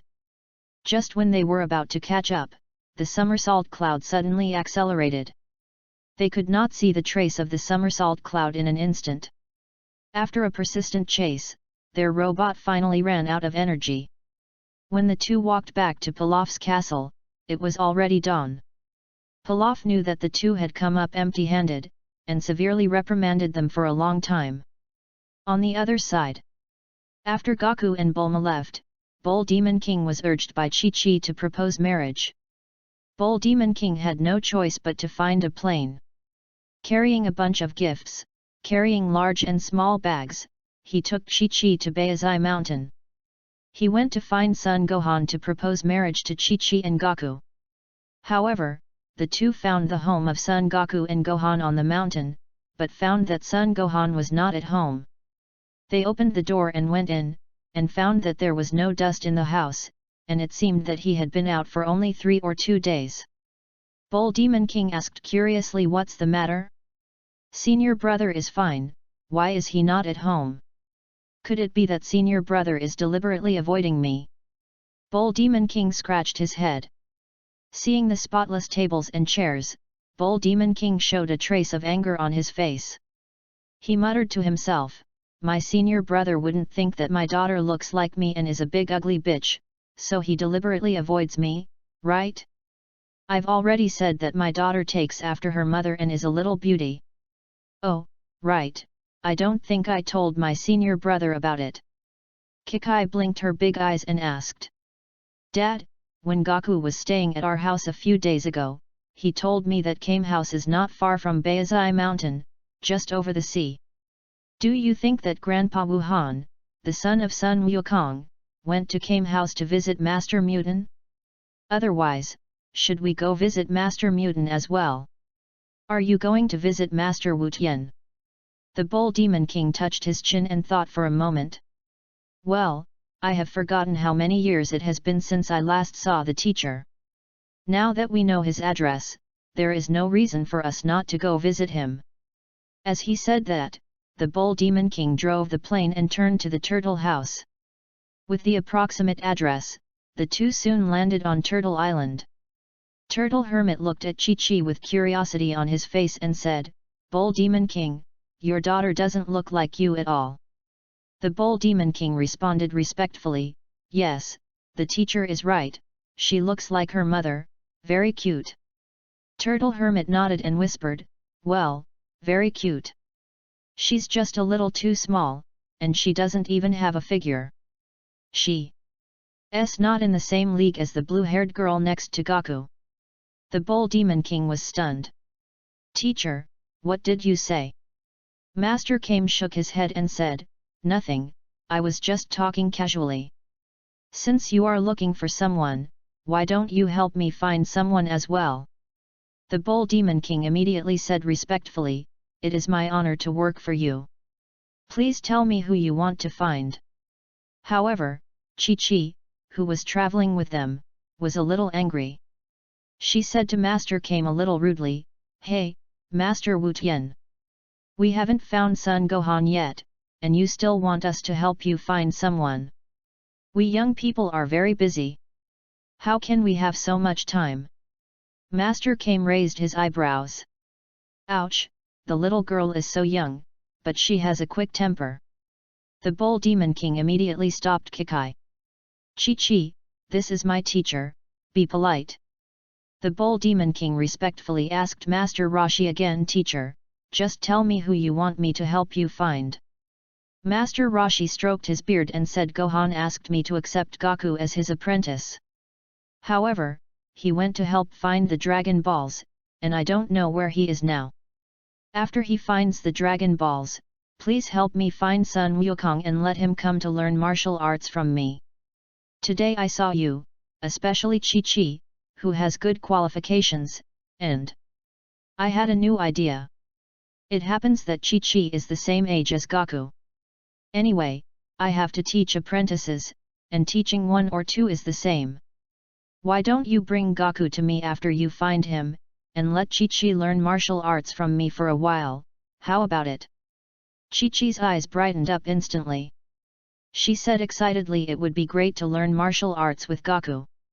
Dad, let's go find Goku quickly." The Bull Demon King was also smiling. "Oh, Kikai, you are so lucky. Master Wu Tian never accepts disciples easily, why don't you kowtow to Master Wu Tian?" Kikai was startled and immediately knelt down and kowtowed to Master Kame. She greeted Master Wu Tian. Master Kame smiled and said, Okay, no need to go through all this useless etiquette. When you and Goku become my disciples, there will be another test." She blinked curiously. Soon, she and the Bull Demon King left Master Kame's house. "Dad, where do you think Wukong will go?" The Bull Demon King muttered, "I don't know. However, they are going to find the Dragon Ball, they will definitely not run around, there should be traces to follow. Moreover, Wukong has had a tail since he was a child, which makes him different from others. They also have the somersault cloud. It should be easy to find them if we ask around." Kikai nodded, "That's right. Dad, let's go find Wukong. I'm looking forward to practicing with Wukong under Master Wu Tian."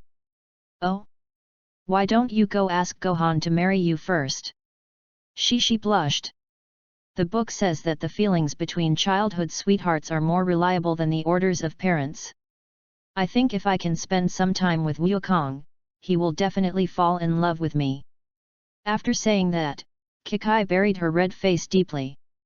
"You are right, my daughter is so cute, as long as you spend some time together, Goku will definitely fall deeply in love with you.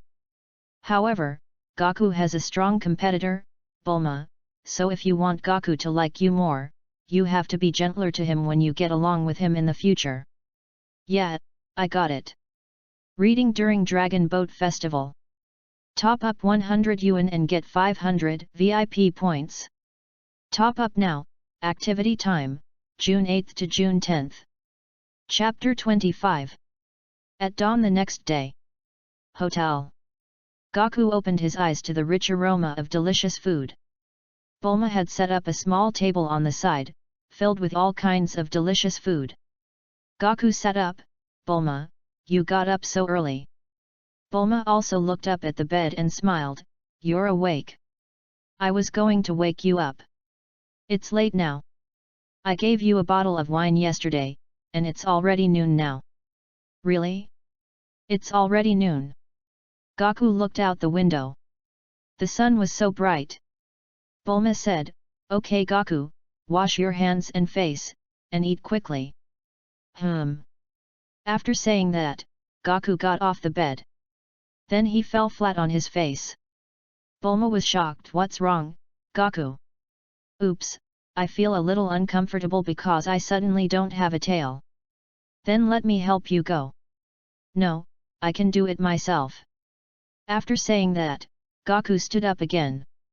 Unexpectedly, he fell flat on his face again. Bulma hurried forward and helped Goku up. She consoled him, "Don't worry. You have been used to the existence of your tail to keep balance for so many years. Suddenly, you will not be able to adapt to it without your tail. Just take a few days to adapt to it." Goku nodded, "Yeah, I know." After saying that, Bulma helped Goku wash up, and then went back to the table to eat. After lunch, Bulma helped Goku leave the hotel again. The hotel staff took a breath of cold air again when they saw Goku limping and being helped away by Bulma. "Oh shit! Did you see it? The girl was fine, but the boy was limping. I'm curious, he is only that old, he is still a child, does he have that ability? Ha ha ha ha, so exciting! This is the first time I've seen a man limping out of a hotel. But why is the little boy covering his butt? Hey, have you forgotten the tail? Oh, I remembered. It must be that rich woman who was playing with the plug-in crazily and broke the child. Ha ha ha, young people really know how to have fun. What is this called? Beautiful women and also receive. Beauty and the Beast, right? Hee, I am so happy. It seems that there is no such thing as a free lunch. The love of a rich woman is also very heavy. Ah ha ha ha ha ha. After an hour of discussion, Niu Maoang and Kikai walked into the hotel. Everyone fell silent. The huge height difference between Niu Maoang and Kikai made the hotel staff gasp. They all had some self-doubt. What's going on recently? It's always this abnormal CP? The front desk clerk immediately asked. Hello, do you want to stay at the hotel? Our store has recently launched the Emotional King Room, which is only 998. Would you like to take one? The Bull Demon King did not respond, but asked. We are not staying at the hotel, we are here to inquire about someone. Have you received a little boy with a long tail and a woman with blue hair recently? Several people at the front desk were suddenly shocked. Bull Demon King saw the sudden change in the expressions of several people at the front desk and understood instantly. Kikai immediately became excited and asked, seeing your expressions change, you must have seen Wukong, are they in this hotel? Everyone fell silent. Disclosing the privacy of customers is not a good thing. Unexpectedly, Bull Demon King slammed the table. My daughter is asking you, answer quickly. The person in charge of the front desk, Hua, was nervous, and then she said with a stiff face, sorry, our hotel has its own rules. Besides, for professional reasons, the privacy of guests must be kept confidential. As soon as the voice fell, the Bull Demon King's face turned pale. The hotel manager was worried that the Bull Demon King would destroy the hotel, so he immediately came over to smooth things over. Excuse me, what is your relationship with the person who asked the question? According to the principle, we cannot disclose the privacy of strangers. However, if it is an acquaintance. Kikai immediately blushed and explained, then I will tell you my identity. I am Sun Wukong's wife-to-be. Hearing Kikai's words, everyone was shocked again. This melon is ready. The manager confirmed again, you mean, the little boy with a tail on his butt is called Sun Wukong, and he is your husband-to-be. Kikai was overjoyed when he heard him speak so accurately. Yes, he really lives here. So, which room is he in? Tell me quickly. Sorry, you came at a bad time. At noon, the man called Sun Wukong left with the blue-haired woman you mentioned. However, it has been more than an hour since they left. The Bull Demon King was shocked. Just walked for an hour. Yes, 1 hour. If we chase them, we should be able to catch them in time, right? Kikai asked, which direction did they go? The manager immediately pointed to the west and said, the woman called a golden cloud and flew away in the west. Somersault cloud, it's them. Dad, let's go chase them. Okay. Reading during Dragon Boat Festival. Top up 100 and get 500 VIP points. Top up now, event time, June 8 to June 10. Chapter 26. Kikai and the Bull Demon King and his daughter walked out of the hotel and hurriedly drove the plane all the way to the west. The hotel staff breathed a sigh of relief when they saw the Bull Demon King walking away. The front desk manager was sweating coldly. I feel like this melon is too big. It's a pity that I can't eat it in person. It's hard to imagine that the child who was abused by the rich woman was actually the fiancé of this cute little girl. The most terrifying thing is that he is already engaged but still looking for a rich woman. Isn't that too shameless? It turns out that the big guy just now was not the little girl's boyfriend, but her father. They don't look like each other. How should I put it? The size difference is so big that I even doubt whether the little girl is his biological child. Hey, you're like me, I'm skeptical too. However, although her father looks fierce, he seems to dote on his daughter very much. Oh, yeah, guess what will happen if the father and daughter find the blue-haired rich woman and the child? Everyone gasped again. It's scary to think about it. Caught in adultery by father-in-law and fiancé, and then beaten to death. Hiss. Pilaf's castle.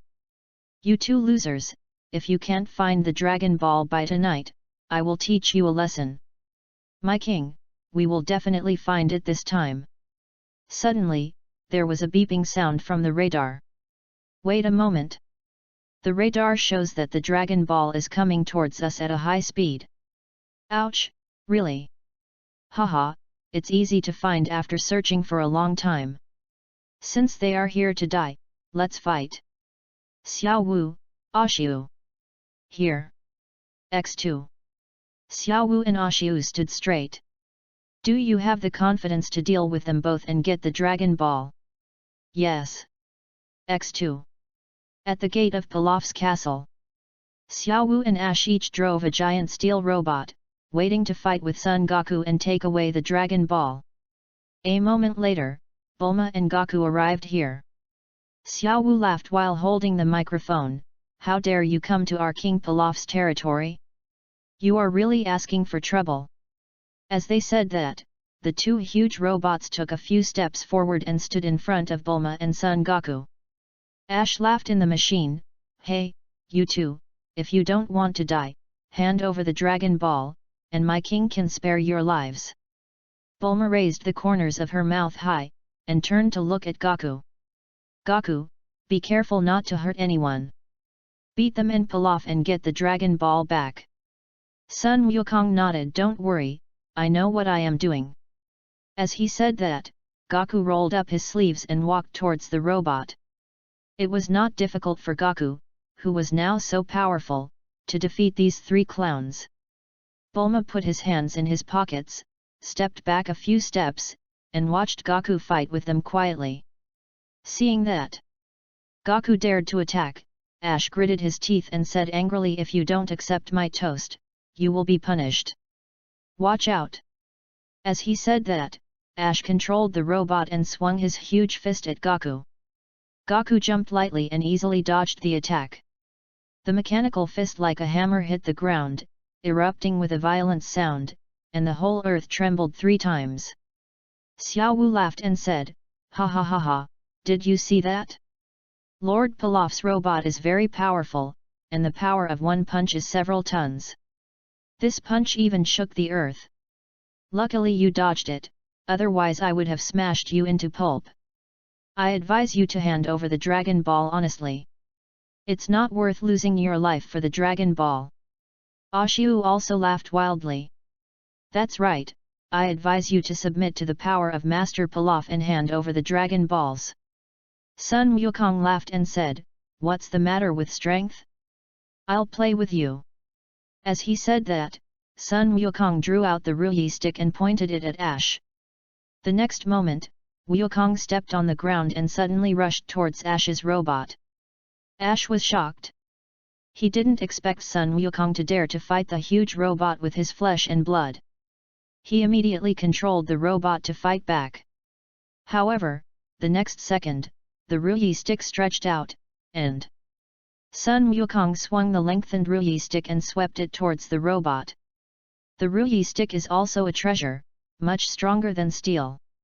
In an instant, the Ruyi stick swept across the robot with a strong gust of wind. The next moment, Wukong was already standing firmly on the ground. Ash still didn't understand what happened.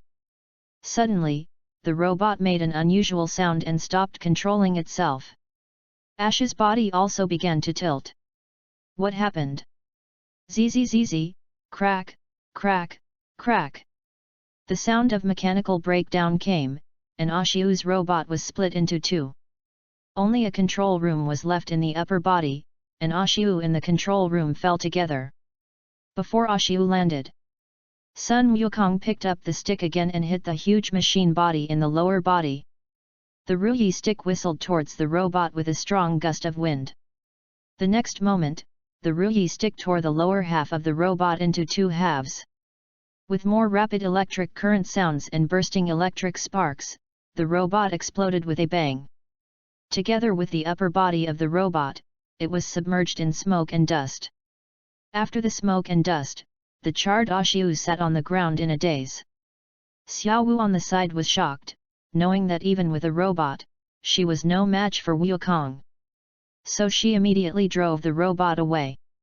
Unexpectedly, Sun Wukong reacted very quickly, and the Ruyi stick became longer again, breaking the robot's leg with one stick.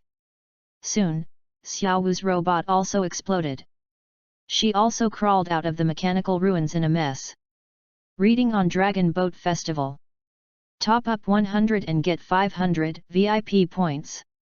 Top up now, activity time, June 8 to June 10. Chapter 27. Bulma walked up to the two men and faced Pilaf's castle.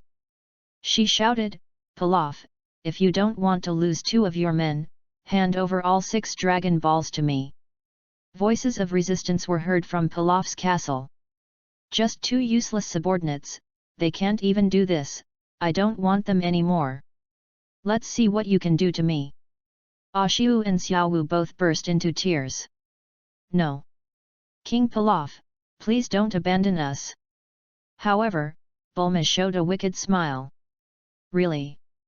Pilaf continued stubbornly, "Yes, they are just 2 useless subordinates. If you don't want them, then forget it." Bulma looked at Wukong and said, "Wukong, tear down the castle for me." As he spoke, Sun Wukong walked towards the castle with the Ruyi stick. In an instant, countless rocket launchers emerged from the castle and suddenly bombarded Sun Wukong. However, the ground continued to explode, but Sun Wukong's footsteps did not stop for a moment. As Wukong jumped and dodged a rocket launcher, he put his hands tightly together, forming a calyx shape, and placed them on his waist. Turtle. Groob. Gas. Achievement. A blinding white light suddenly lit up, and as Sun Wukong pushed with both hands, a wave of energy suddenly hit the castle. In an instant, billowing smoke and dust completely submerged the castle. A moment later, Pilaf got out of the castle in a panic. Bulma took the Dragon Ball radar and found the remaining 6 Dragon Balls. "Great, all 7 Dragon Balls are gathered." Sun Wukong nodded and said, "Bulma, quickly summon the dragon to make a wish." Pilaf, Xiaowu and Ash on the side looked at Bulma holding the 7 Dragon Balls, and greed was in their eyes. Pilaf whispered to Ash and Xiaowu, as if he was arranging some top-secret plan. Xiaowu and Ash were shocked. The two said gratefully, "King Pilaf, I knew you wouldn't abandon us." Xiaowu continued, "King, as long as we unite as one, we will be able to make a comeback in the future and rule the world." Ash, "Yes, we will succeed, King Pilaf." Pilaf smiled wickedly, "No need for the future, according to my plan, maybe we will succeed in a while." The two immediately nodded seriously. However, at this moment, Bulma looked at the 3 of them. "Wukong, Please help me watch them. I will go to a farther distance to make a wish. Otherwise, I am worried that after I summon the dragon, they will come and snatch the wish away. Wukong nodded. Okay, I understand. Go ahead. After saying that, Sun Wukong poked the Ruyi stick and inserted it directly into the ground 3 inches, raising a cloud of dust. You 3 guys, don't have any tricks, or I will not spare you with my stick, understand? The 3 Pilafs in front of them were so scared that their anus tightened and they nodded. I know, I know. Bulma was meticulous and made no mistakes. When Gaku looked at them, the 3 people's tricks were completely thwarted. Pilaf lowered his head in disappointment. Xiao Wu comforted him, don't worry, King Pilaf. We can still find the Dragon Balls in a year. Pilaf nodded, yes, Xiao Wu makes sense. Not far away, as Bulma chanted a spell, a golden light suddenly shot up into the sky. The originally clear blue sky was suddenly covered with dark clouds and turned into a dark night.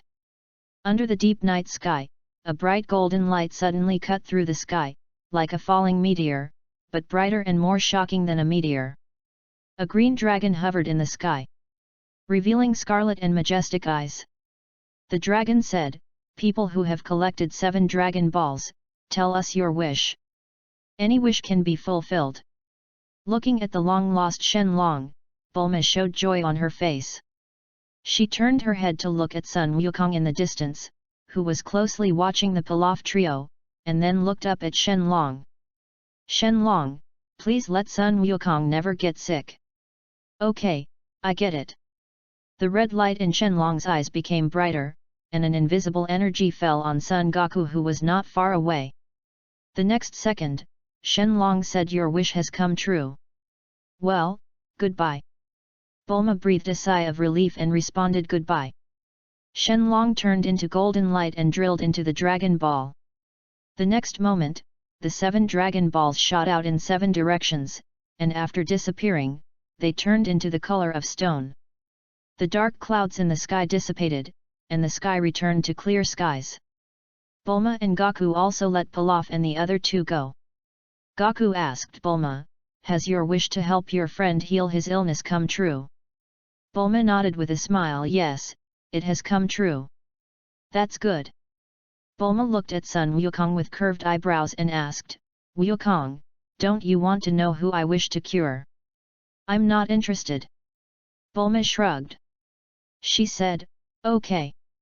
By the way, Gaku, I see that you've had a hard time practicing along the way, I suggest you go to a good place. Sun Wukong asked, where? Bulma said, the person with the highest martial arts in the world today is Master Wu Tian. We met him a few days ago. He is the turtle hermit who gave us the somersault cloud. I suggest you go to him to learn martial arts, which will definitely help you improve your martial arts. As for the somersault cloud, I'll give it to you, it can take you to find the turtle hermit. Reading during the Dragon Boat Festival. Recharge 100 to get 500 VIP points. Recharge now, event time, June 8 to June 10. Chapter 28. Sun Wukong was originally going to learn from Master Roshi, but Bulma actually proposed it. Then he just needed to follow Bulma's wishes and save himself. Wukong looked at Bulma and asked, I'm going to Master Roshi's house, what about you? There are only a few days left in my summer vacation. I have to go back to West City to catch up on my homework. Besides, I have been away for such a long time. I miss my parents. Strictly speaking, Bulma has not seen her parents for more than 20 years, so she naturally misses home. Gaku nodded again. Oh, yes, you are a girl, and this is your first time to go away for such a long time. You should miss home a long time ago. You are better than most boys. By the way, don't give me the somersault cloud, after all, you need to go back to West City. I know the way to Kame House, and I can run there while exercising. Bulma smiled, bent down to help Gaku tidy up his clothes, and said, it's okay, anyway, you and I don't have anything urgent to do. How about this, you accompany me to West City, stay at my house for 2 days, and then you can go immortal house practice. Do you know that our house is very big? Zidu is a more prosperous city with many delicious foods. When you arrive at my house, I plan to be a good host and take you to eat all the delicacies in Zidu. Is it true that you can eat all the delicacies in Zidu? That's great. Sun Wukong laughed. Bulma continued, also, I'll give you the somersault cloud. When you've had enough fun, you can ride the somersault cloud to Turtle House. Just as Wukong was about to refuse, Bulma immediately interrupted him. Don't be polite to me. When I return to Zidu, I can fly a plane. I don't lack transportation. But you can't. If there is something urgent, there is no transportation. It's too inconvenient. Sun Wukong smiled dumbly. Indeed, let alone he has not learned the flying skill yet. Even if he has learned it, with the current combat power, flying is very slow and consumes a lot of physical strength.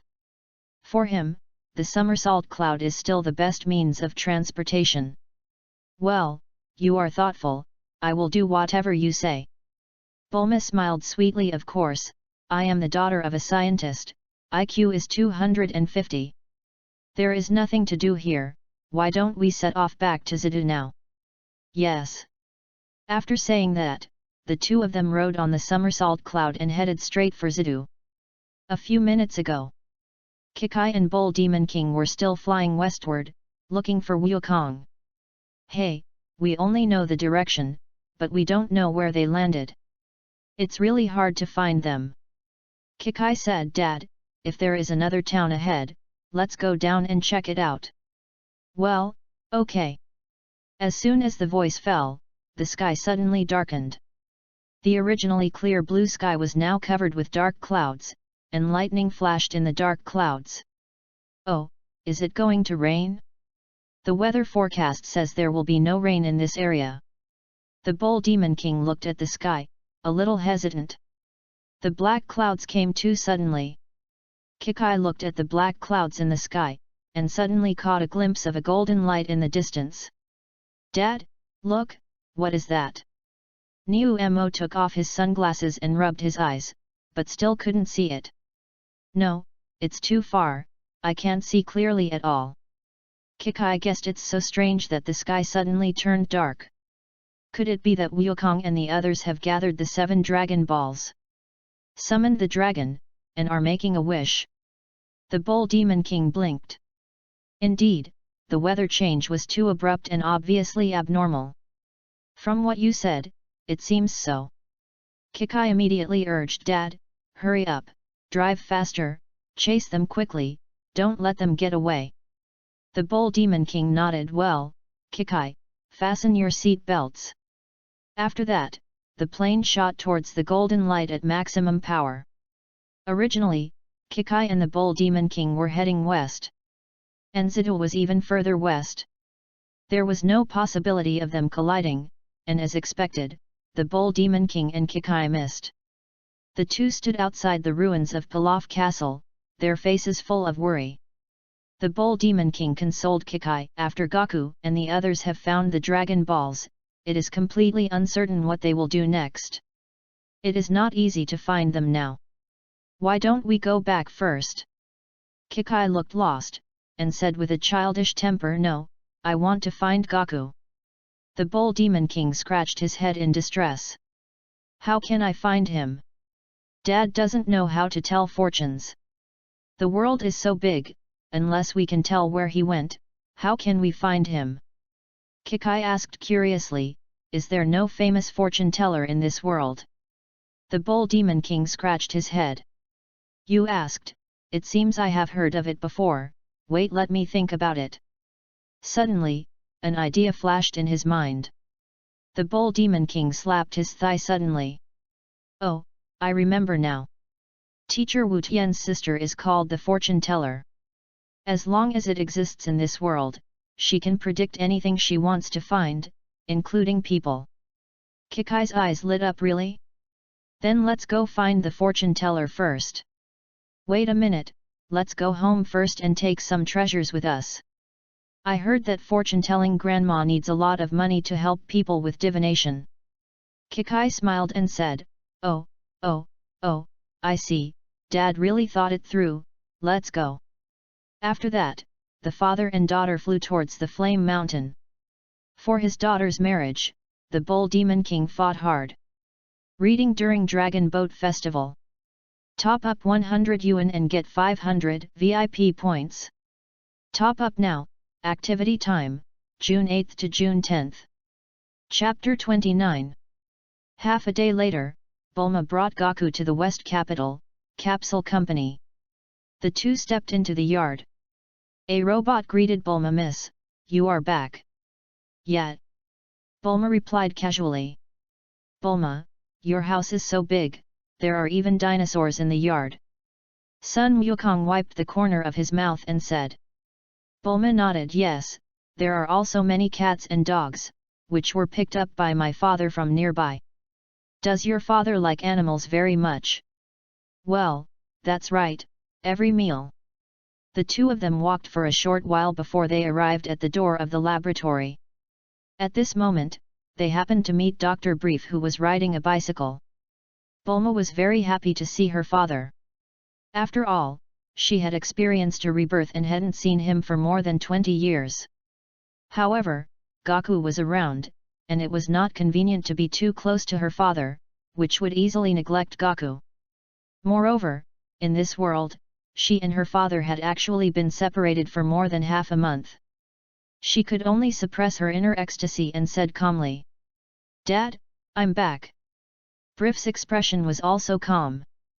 Oh, Bulma is back so early. Hey, who is this person? Brief pointed at Sun Wukong and asked. Bulma introduced him. Let me introduce you.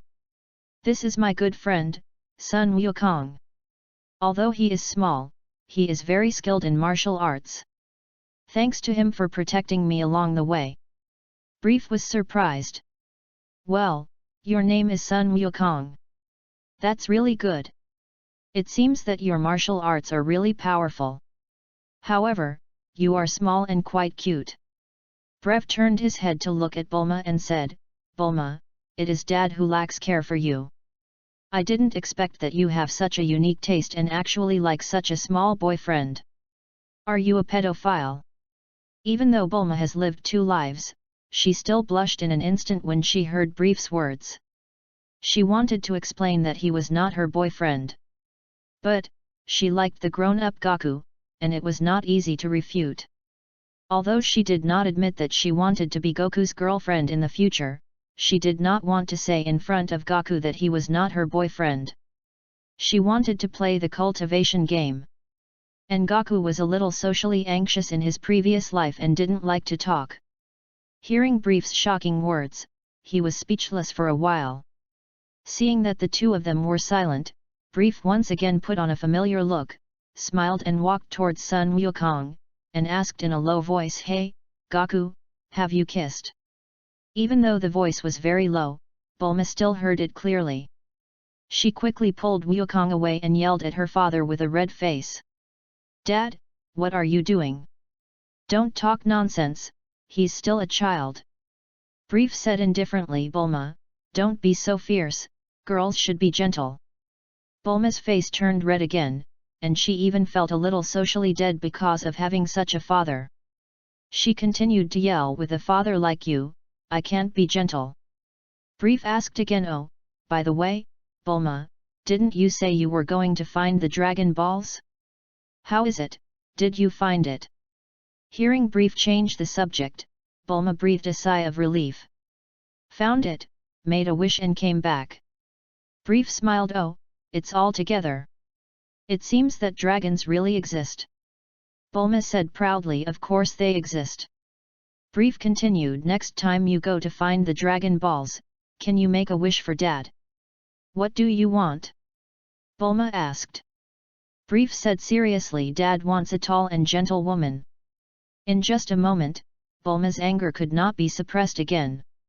Dad, there are outsiders here, please restrain yourself. Why are you in such a hurry? He is your boyfriend, not an outsider. Bulma yelled, who said he is my boyfriend? Brief blinked, isn't he? Bulma turned her head with an unnatural look on her face and said nothing. Brief came close to Gaku and said, Hey, Gaku, since Bulma is not your girlfriend, she can't control you. In the evening, Uncle will take you to a one-stop bath, okay? Uncle is treating today, you can order as many princesses as you want. Sun Wukong's mouth twitched. Uncle, I'm still young, so I won't go. Bulma was so angry that he wanted to take Gaku to that kind of place in front of her. Just when she was about to explode, Mr. Brief took out a capsule and gave it to Gaku. Bulma is right, you are just a child. I won't take you to that kind of place. But as an elder, I have to give you something when we meet for the first time. This is the gift. Gaku took the capsule in a daze. Thank you. Bulma's anger was successfully suppressed and reduced, and she continued to ask, Dad, what did you give him? Unexpectedly, Brief came close to Sun Wukong's ear and whispered, This is the latest Dongra photo album, limited edition, don't show it to Bulma, wait until you go back to your room and look at it secretly. Sun Wukong was startled and almost fell down. His heart has been ups and downs since he came here, it's too exciting.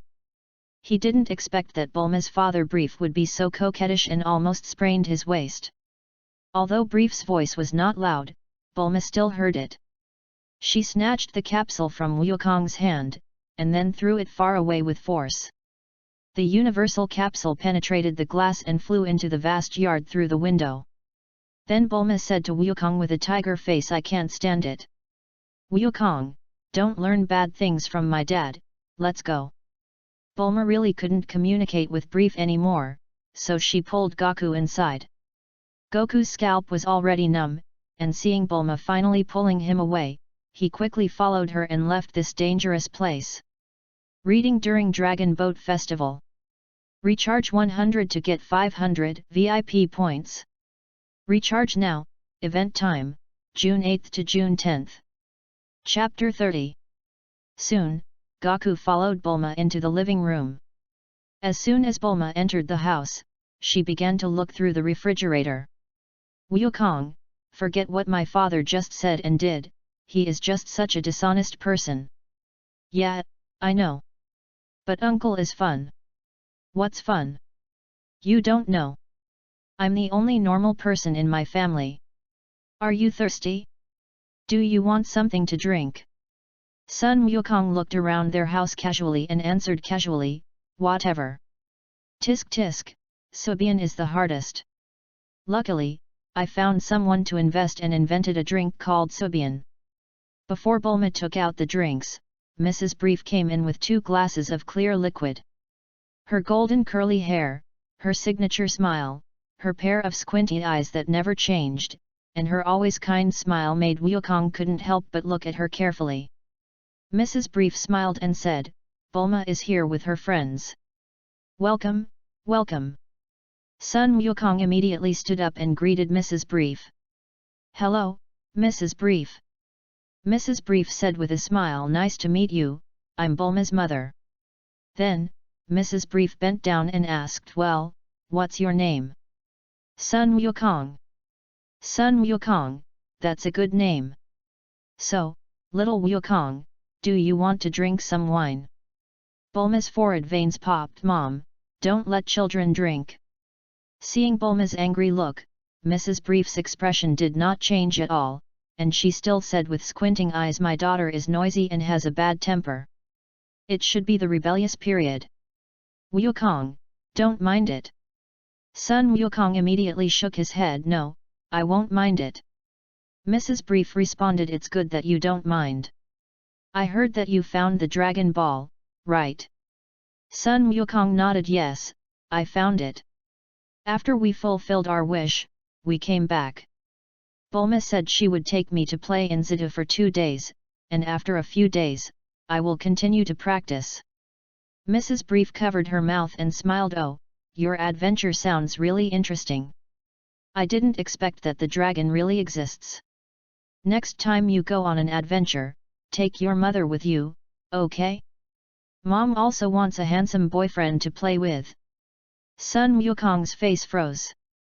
Although he knew that her parents were both powerful people in society, this degree of power was too outrageous. He really couldn't understand how Bulma grew up. In just a short moment, not only Wukong's scalp was tingling, but even Bulma was almost tortured crazy by her terrible parents. Bulma sighed, "Oh, what kind of character are you two? Your daughter has grown up to this age and still has such a positive outlook. God bless her." Mrs. Brief said with a smile, "Yes, you were able to give birth to her, thanks to God's blessing. When I was going to break up with your father, I decided to abort you. Who knew that I aborted you 3 times and failed, so I decided to give birth to you." Bulma was reborn and deeply felt the disparity of life. However, in terms of her mental age, Bulma was a few years older than her parents. She didn't take it to heart. Her parents were just that kind of people, and they always lived with an attitude of playing with life. After meeting her parents, Bulma's heart that missed them was completely crushed. But fortunately, Goku was with her these few days. She wanted to take Goku to eat all over the West Capital, stroll around the West Capital, and enjoy a few days of leisure and pleasure. The next day, in the prosperous West Capital, the sun cast mottled light and shadows through the layers of buildings, and the air was filled with the tempting aroma of various delicacies. Bulma took Goku and bought and ate all the way. Bulma and Goku were in the endless check-in at several food places, including barbecue stalls, dessert shops, seafood feasts, special snacks, hamburgers, pizza, pasta, sushi. Bulma accompanies little Goku like a girlfriend. With him around, she also lets herself go. As long as she wants to try any food, she will buy it and have a taste. If it doesn't taste good, she will just stuff it to Goku. If it tastes good, she will eat it happily. A few days passed in a blink of an eye. The happiness of these days made her forget the time of food shortage for more than 20 years at the end of the world. Goku, who followed Bulma all the way, has also been a little indulgent these days. His stomach is round every day, and it is obviously a SAIYAN's stomach, which is bottomless. But Bulma still holds him up, which is really not easy. Goku had to do a set of boxing every day to help digest the food. However, happy times are always short-lived. Bulma soon had to go back to school. Goku also had to leave this city with abundant food and clothing. However, Bulma was afraid that he would suffer in Kame House in the future, so before he left, she prepared a lot of supplies for him. There were delicious food, clothes for spring, summer, autumn, and winter, quilts, and even a portable house. Sun Wukong didn't bother to be polite with her, and went straight to Kame House with a box of universal capsules. 3 days later, Bull Demon King and Chi-Chi came to the fortune teller's place. Son Gohan happened to be a security guard here. When the brothers met, they immediately started chatting. Son Gohan is not good at talking. After communicating with the Bull Demon King for a while, he finally learned that Wukong's adventure was over. He also learned that Chi-Chi liked Wukong, and the Bull Demon King wanted to help his daughter propose marriage. However, Son Gohan passed the matter back to Wukong. In addition, Gohan also knew that they came here to find Wukong and go to Kame House to practice side by side. So, in front of Gohan, the fortune teller did not give a penny cheaper and helped the Bull Demon King to predict the whereabouts of Sun Wukong for a fee. Knowing that Sun Wukong actually went directly to Kame House, the two of them went straight to Kame House without stopping. Reading during Dragon Boat Festival. Recharge 100 to get 500 VIP points. Recharge now, event time, June 8 to June 10. Chapter 31. On the Turtle Island, a small bald man came to the turtle house in a small boat and stood in front of the turtle hermit. Are you Master Wu Tian? Yes. My name is Krillin, I come from a place far away in the east. Master Wu Tian, please accept me as your apprentice. Turtle hermit laughed. Sorry, I won't accept an apprentice easily, please go back. Krillin said calmly, took out a magazine with a beautiful woman on the cover and handed it to Master Kame. Consider this book a meeting gift for Master Mutant. Master Kame wanted to refuse, but when he saw the cover of the magazine, he couldn't take his eyes away. The girl on the cover was too sexy. He immediately took the magazine, flipped through it, and replied, I'll think about it. As he looked at it, a lewd look appeared on Master Kame's face. After a moment, Krillin asked, Master Mutant, have you made up your mind? Can you accept me as your apprentice? Master Kame closed the book, turned his head and looked at Krillin. Your name is Krillin? Krillin said respectfully, yes. Master Kame reluctantly handed the book to Krillin and said, I'll give this book back to you. I'm old now and I won't easily accept an apprentice.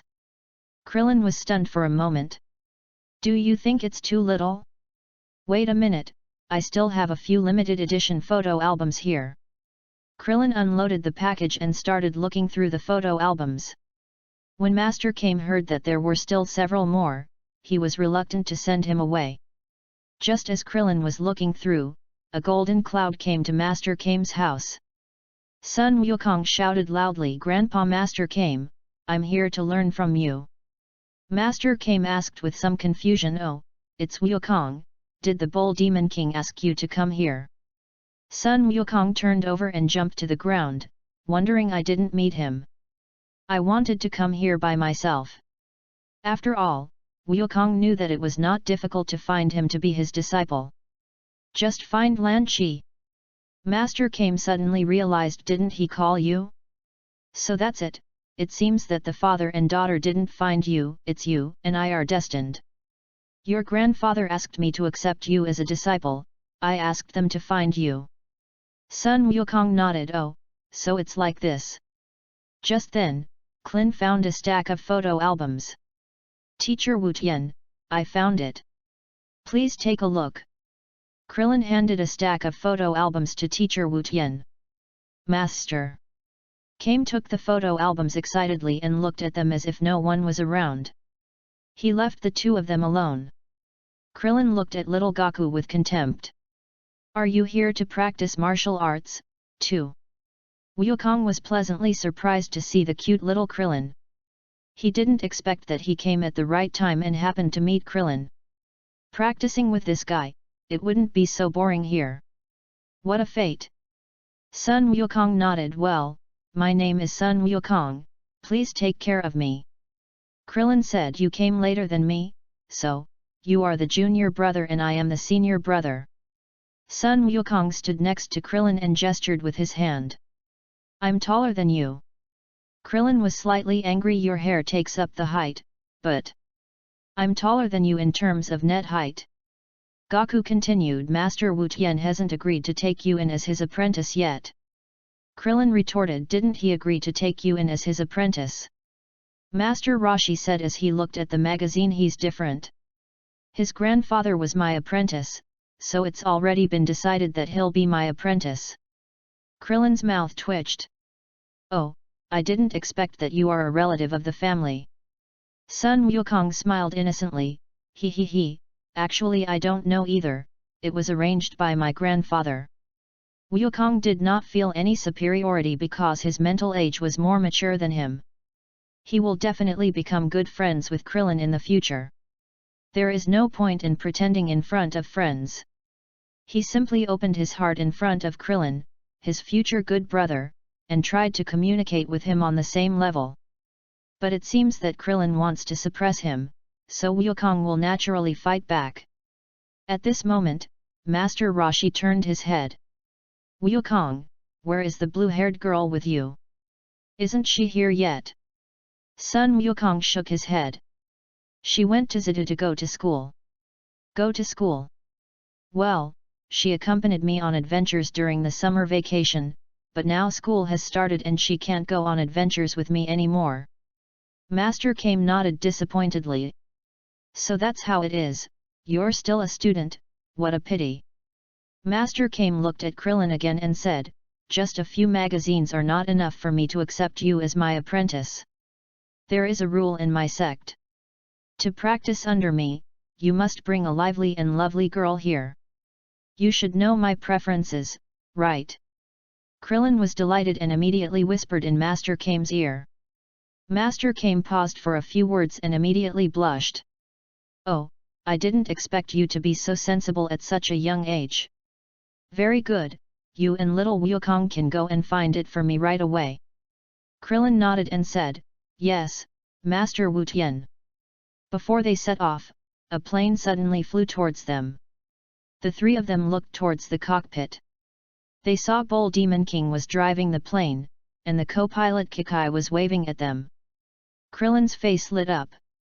Wow, what a cute little girl. When Wukong saw Chi-Chi, he frowned. Kikai, what are you doing here? Chapter 32. 10 minutes later, Sadamo received the answer. The 6 rockets did fall more than 60 kilometers away, but there was a deviation from the target, with a difference of more than 10 meters. Sadamo was very satisfied with this. Rockets, after all, are not missiles. Missiles require precision guidance, while rockets mainly focus on the coverage of a firepower area, relying on firepower coverage to kill the enemy, especially when the enemy is gathering or attacking. It is very useful. Therefore, an error of more than 10 meters is not important at all. What is important is the range and explosive power. The power of the BM-270 rocket launcher is obviously twice that of the Longhua 107mm rocket launcher. Caliber means justice. Sadamo is very satisfied with this rocket launcher. Waving to his eldest son, Uday, who was standing behind, hurried forward. Do you know how much this rocket launcher sells for? Not sure yet, I didn't have time to ask. Sadam nodded slightly, and after a moment's silence he said, Well, you bring your arms dealer to the presidential palace, I want to meet him in person. Uday was shocked when he heard this, and quickly responded yes. Well, good, you did a good job this time, I am very pleased. Sadamo patted his shoulder, his eyes showing satisfaction. This eldest son finally did something that made him happy. Uday smiled. Looking back at the BM-270 self-propelled rocket launcher, Saddam showed satisfaction on his face, and then left the scene under the escort of a group of military and soldiers. For him as the president of a country, time is very precious. Seeing Saddam leaving the convoy, Uday raised the corner of his mouth, his face was full of smiles, this time he showed his face in front of Saddam. Hotel. The president wants to see me. Yes, my father wants to see you. Uday smiled and said to Louis, your weapon is great. I tested it myself and it can really hit a target 60 kilometers away. Looking at Uday's enthusiasm for him, Louis' eyes were slightly surprised. According to his understanding, this Uday could be called a little tyrant, but he was so kind to him. How could he know that although Uday had a tyrannical personality, he was still very polite to talents and outstanding people, especially those who could bring him benefits? Obviously, the appearance of Louis was an opportunity for Uday to show his merits in front of his father and reverse his father's bad impression of him. The president would like to invite you to. Okay, Louis, don't be polite, let's go quickly, my father is waiting for you. Okay. Soon, Louis got on Uday's car. The journey was smooth. With Uday there, all the checkpoints hurriedly let him pass. Soon he and Uday arrived at the presidential palace. You wait outside, I'll go report first. Uday turned around and said to him. Louis nodded, watching Uday push the door into a room, while he was bored and looked around the house. Well, it's very Middle Eastern. A few minutes later, Uday came out. Let's go, my father wants to see him. Hearing that he would soon meet Saddam, the Middle Eastern strongman who had fought against the United States, Louis was still a little excited. This is the president of a country. In his previous life, it was simply unthinkable to want to meet the president of a country. Not to mention the president, even a mayor could brag about it. Under Uday's guidance, Louis entered a room and met Saddam, who was working. This burly, strong man had a unique feature of Middle Eastern people, that is, his chin was full of beard. "Father, the person has been brought here." Hearing the voice, Sayyidamul looked up and saw the young man standing behind his son. Facing Sayyidamul's gaze, Louis was still a little nervous, because this was a tyrant in the Middle East. But he knew that if you acted timid in front of such a strong man, it would leave a bad impression. Besides, if you acted like a coward now, how could you talk about business next? Is he the arms dealer who sold you rocket launchers and F-16s? After taking his eyes off Louis, Sayyidamul glanced at his eldest son calmly. Uday was not stupid, so he knew what his father was thinking. He just thought Louis was too young. "Yes, father." Sayyidamul did not embarrass his son. He snorted coldly and looked at Louis with cold eyes. "Young man, which force is behind you?" Facing Sayyidamul's unfriendly eyes, Louis was a little nervous. He suppressed his nervousness and looked at Sayyidamul calmly. "Mr. President, is this important?" Sayyidamul's eyes became more fierce. His face darkened. Louis looked calm, without the slightest fear, and said calmly, "Identity is not important. What's important is that I can bring advanced equipment to your country. This is the most important thing. As for the person behind me, it has nothing to do with this matter. Don't you think so, Mr. President?" Seeing that Louis could remain calm and speak to him calmly under his fierce gaze without any fear, Sayyidamul nodded, and his evaluation of him in his heart improved a little bit. "Good courage. Aren't you afraid that if you anger me, I will shoot you?" Louis smiled and said, "Of course I am afraid, but killing me will be a great loss to your country. After all, I can bring advanced equipment to your country to win this war." Sayyidamul was stunned. He didn't expect that Louis did not hide his fear at all and said it out loud, which was beyond his expectation. Uday, who was standing aside, opened his eyes wide and his mouth wide open, as if he had seen a ghost. Even he didn't dare to confront Sayyidamul. Louis dared. "Awesome! So brave! You are an interesting person." Damu smiled, his eyes no longer stern, and asked with a faint smile, "Can you really get an F-16 fighter?" "Yes." Louis said confidently. "I said, with me, as long as the money is enough, any weapon can be bought." "How much does an F-16 cost?" Sayyidamul asked. Louis, "Just the fighter plane, not counting the missiles, is $50 million. If you add missiles, it will be more expensive, ranging from $60 million to hundreds of millions, depending on the missiles." Hearing that one plane costs $50 million, Sayyidamul frowned. As far as he knows, the US military sold F-16 fighters to Eagle country at a unit price of more than $30 million each, and they were also equipped with ammunition. "Your price is too high," Sayyidamul said in a deep voice. "As far as I know, Eagle country only spent more than $30 million on the purchase." Louis explained. "Mr. President, you also know that it is through formal channels, and Eagle country is also an ally of the United States, so the purchase price is naturally much cheaper. It's different here. I need to make arrangements, make money, and transport the weapons to you. These are all costs. $50 million for a single machine is really not expensive. P.S. Please collect flowers, comment votes, and monthly votes." Chapter 33. Or the price is too high. "If I buy one from you, I can buy 3 MiG-25s from SAIYAN. The MiG-25 is not even on the same level as the F-16. Louis smiled and said, "Mr. President, the war between your country and Persia has shown the importance of aircraft generation gap. Although quantity is important, quality is more important. The F-16 is more powerful than the F-14 Tomcat. As long as your country is equipped with it, it will surely defeat Persia in the next air battle. Your country will become the strongest country in the Middle East and the leader of Arab countries. By then, you will also become a leader in the hearts of all Arabs. I think these are far more important than price, don't you think? My Mr. President. Saddam's eyes lit up.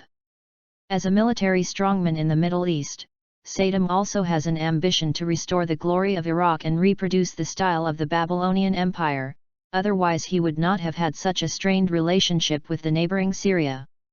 Seeing Saddam's face move, Louis knew that his words were right and touched the heart of this dictator.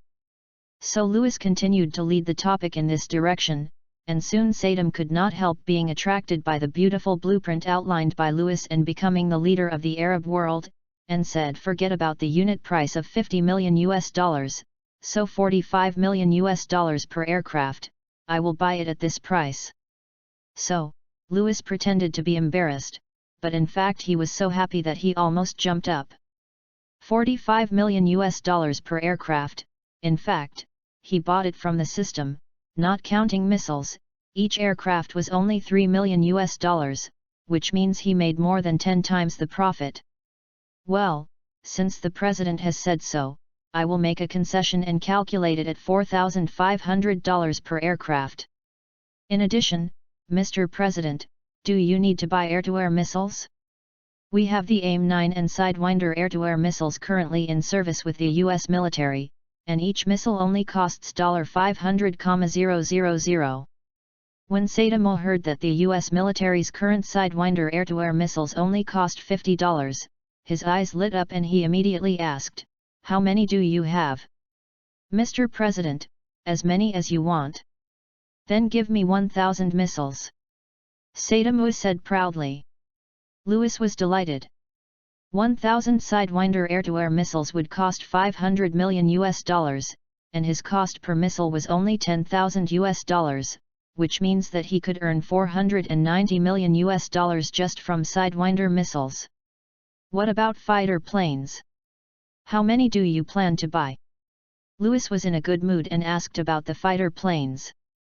How many can you sell? Louis looked helpless, and it seemed that he still doubted his ability. Mr. President, I want to emphasize that as long as the money is in place, I can get you as much as you want. Seeing that Louis's expression was not fake, although Saddam was a little unconvinced, he still held an attitude of giving it a try.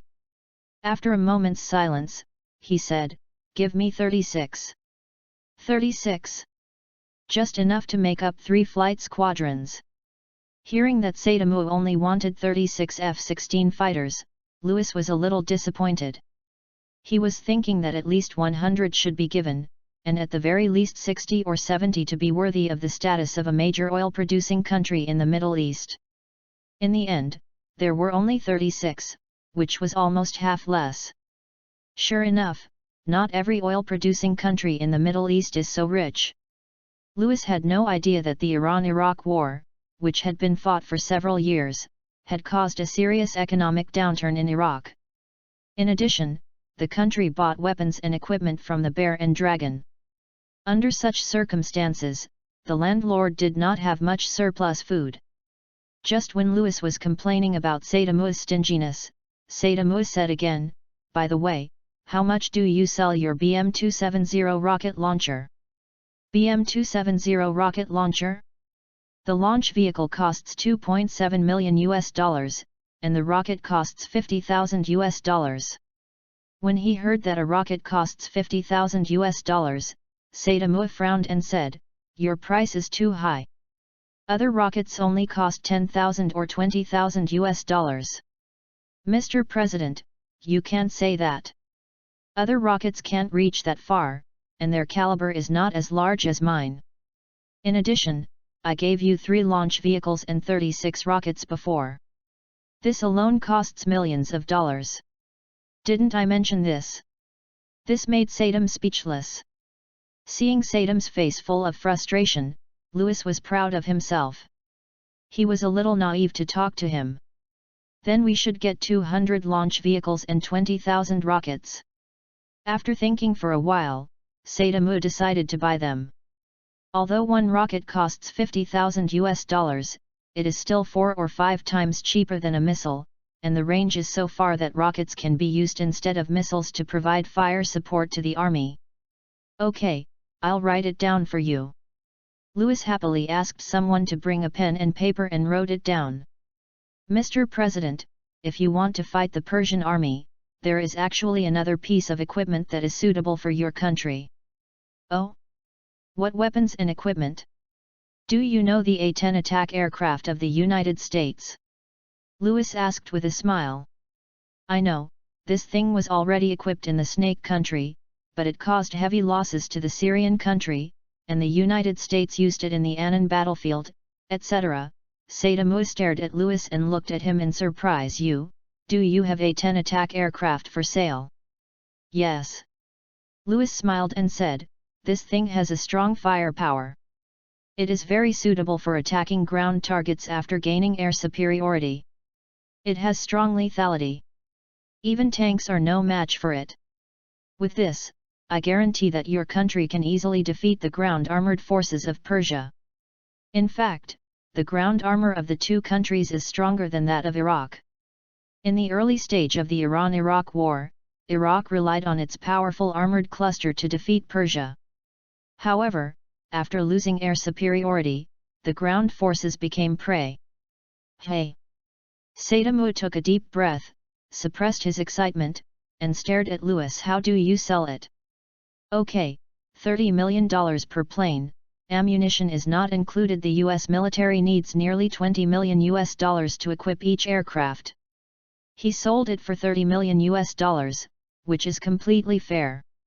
Give me 10 of them. And how much do your ground-to-ground missiles and machine gun bullets cost? For ground-to-ground missiles, I can provide AGM-65 Maverick air-to-ground missiles, each for $200,000. As for machine gun bullets, I will give away 300,000 for free. Louis said generously. You can't be stingy in business. Besides, 300,000 machine gun bullets cost him less than $10,000. How nice it would be to do a favor.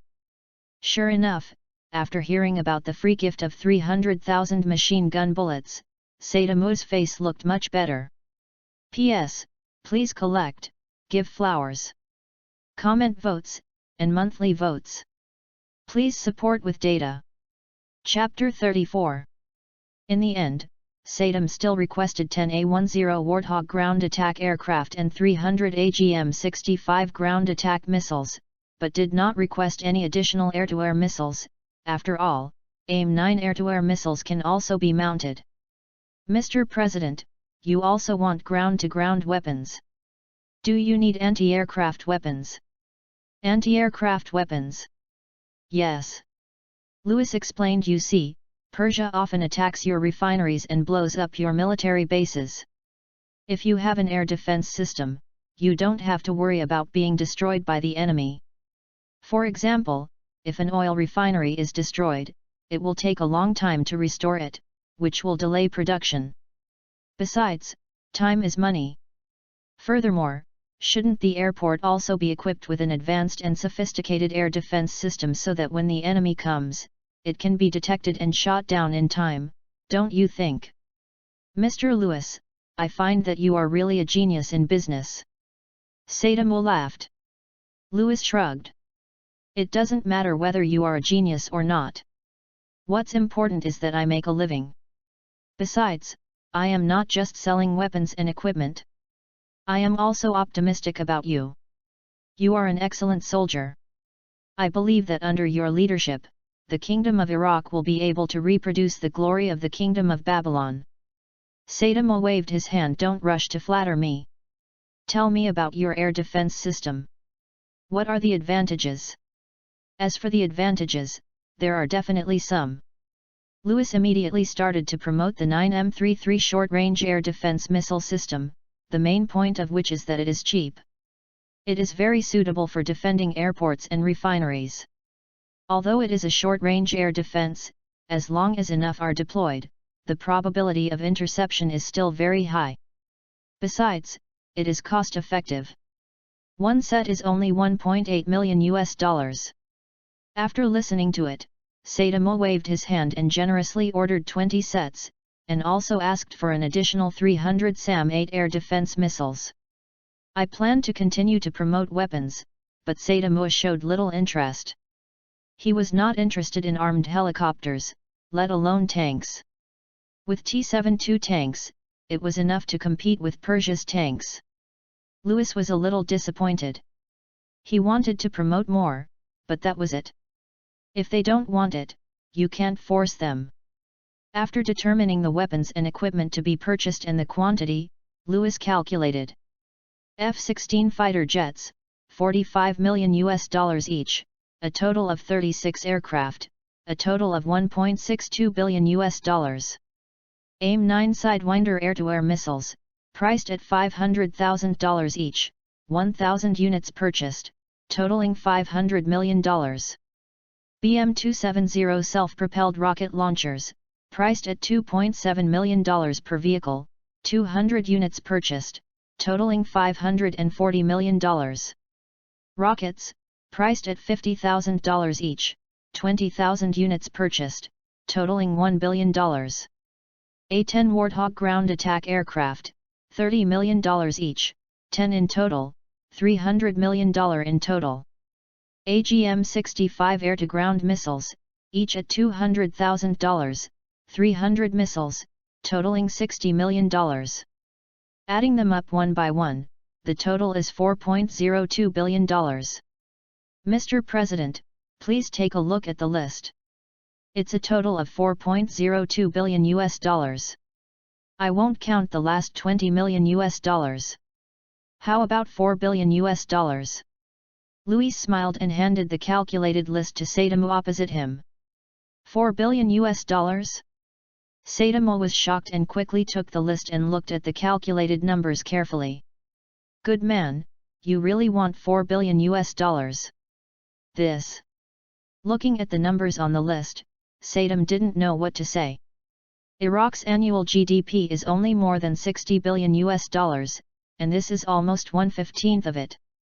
However, thinking that there are many wealthy countries such as Saudi Camel and Kosovo to support it, it is not impossible to squeeze out the money. During the Iran-Iraq War, Kosovo alone lent Iraq $14 billion. And the dog tycoon Saudi Camel also provided financial support. Just like Baba Yang in South Asia, which has been confronting the white elephant country of India for many years, it relies on the wealthy countries in the Middle East to give money to buy weapons and equipment behind the scenes, otherwise the white elephant country would have eaten Baba Yang long ago. As for why these wealthy countries support Baba Yang, it is mainly because their own country's soldiers are not strong, so they have to spend money to train a thug. Baba Yang, who often fights with the white elephant and has rich combat experience, has become the best choice. So $4 billion can be taken out with gritted teeth. No problem, just follow this list. Saitama said in a deep voice. Hearing this, Louis was overjoyed. This business alone was enough for him to completely turn things around. When he returned to Colombia, he would directly send troops to conquer Colombia. Mr. President, I need to tell you something. Please tell me. I hope Mr. President will not reveal my identity. You know, if my identity is exposed, I may face the pursuit of the CIA. That's fine, but if I am caught, it will affect the future cooperation, right? Saitama heard this, his face became serious, and he looked at Louis seriously. Don't worry, I won't tell anyone about this. In his heart, he was more certain that Louis must be the spokesperson for the U.S. Arms Group. At worst, he was a U.S. politician or a spokesperson for a big shot. That's good. Louis smiled and stretched out his hand, looking at Saitama. I wish us a happy cooperation. Saitama also stretched out his hand and shook hands. Happy cooperation. P.S. Please collect flowers, evaluation tickets, monthly tickets. Please support with data. Chapter 35. The formal contract was signed the next day. According to the contract, the Iraqi government needs to pay a 30% deposit, and Louis needs to deliver the first batch of weapons and equipment within 1 month, that is, 36 F-16 fighters and 1,000 Sidewinder missiles. After completing the first transaction, Iraq will pay 50% of the payment, and after all the weapons and equipment are delivered, it will pay the final 20% balance. This procurement contract has not been announced. After the contract was finalized, Louis left Baghdad and flew to Shayluotu. Although Baghdad is safe, it is a war period after all. During the days he lived there, he still saw Persian planes coming to drop bombs. Although they were far away from him, it was better to leave for the sake of his life. As for going to Shayluotu, it is even simpler. This is a big dog family in the Middle East. If you have to scrape a layer of land, wouldn't it be a waste of time? Just when Louis was heading to Shayluotu, South America, Colombia. U.S. military base. Mr. Bilt, we have found out. A CIA agent reported according to investigation, the person who sold weapons to drug dealer Pablo is an arms dealer named Louis. Louis. Bilt frowned. Do you have any information about him? Sir, I haven't found him yet. I only know his name. I haven't collected any information about him yet. I just know that he is Colombian. Colombian. Bilt was surprised and frowned. How could a Colombian get so many weapons and equipment? The CIA agent shook his head and said, I don't know, but I guess this person should have a deep connection with SAIYAN. Well, please write a detailed document about this situation and hand it over to me. I will take it back to the director. Yes. U.S. Pentagon, Operations Command Room. What kind of intelligence is this? What's the use of just a name? A general with 3 stars on his shoulders took a look at the report and threw it on the table with a look of disdain. Reagan was also a little dissatisfied. Jolt, the detailed information I want is not a name. Seeing Reagan angry, Joel, the deputy director of the CIA Intelligence Operations Division, hurriedly said, I'm sorry, Mr. President, we are already investigating it with all our strength. Although it is just a name, we have confirmed that this person must have a deep relationship with the SAIYAN country. It is very likely that he is the arms representative of the SAIYAN country, mainly responsible for conducting business in South America. Hearing that it was related to SAIYAN, several people were not surprised. After all, there were so many Mi-24 armed helicopters. If it had nothing to do with SAIYAN, they would not believe it even if they were beaten to death. Ladies and gentlemen, what should we do now? How can we effectively prevent this kind of thing from happening? We should put this man on a global wanted list. The 3-star general said. The Joint Chiefs of Staff frowned and said, we must have his portrait. Reagan heard this and looked at Jord. CIA must handle this as soon as possible. We must not let SAIYAN's forces intervene in Latin America. Jord said with a stiff upper lip, Yes, Mr. President. Time flies, and a week has passed in a flash. Middle East. Riyadh, the capital of Shayluo. A hotel. Louis stood at the floor-to-ceiling glass window, looking at the lights outside. These days, he has been thinking about intervening in Shayluo's powerful class, especially making friends with the crown prince and prince. However, these people go in and out of places, followed by a large group of people, and it is impossible to copy Uday's model. Moreover, Uday's model last time was very dangerous. What if someone treats you as a terrorist and shoots you directly without giving you time to speak? It seems that I have to set up a shell arms company as soon as possible. Louis murmured to himself, narrowing his eyes. After establishing a shell company and making a name for himself, he can directly use the company name to sell weapons in the future, and he doesn't have to face the dilemma like he does now. However, if he wants to set up a shell company, he must first take over Colombia.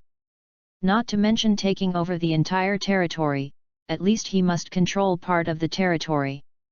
Only in this way, if he registers a company in his own territory, no one will come to investigate it carefully. Then he can set up a branch overseas and use the name of the branch to negotiate arms business with countries in the Middle East and Africa. Then let the dead soldiers come to the front, and he can hide behind the scenes, or be a regional negotiation representative of the company, so that everything can go smoothly. It makes sense. But these are things for the future. Right now, we still have to deliver the weapons to Iraq first. Thinking of this, Louis returned to the sofa and opened the system interface.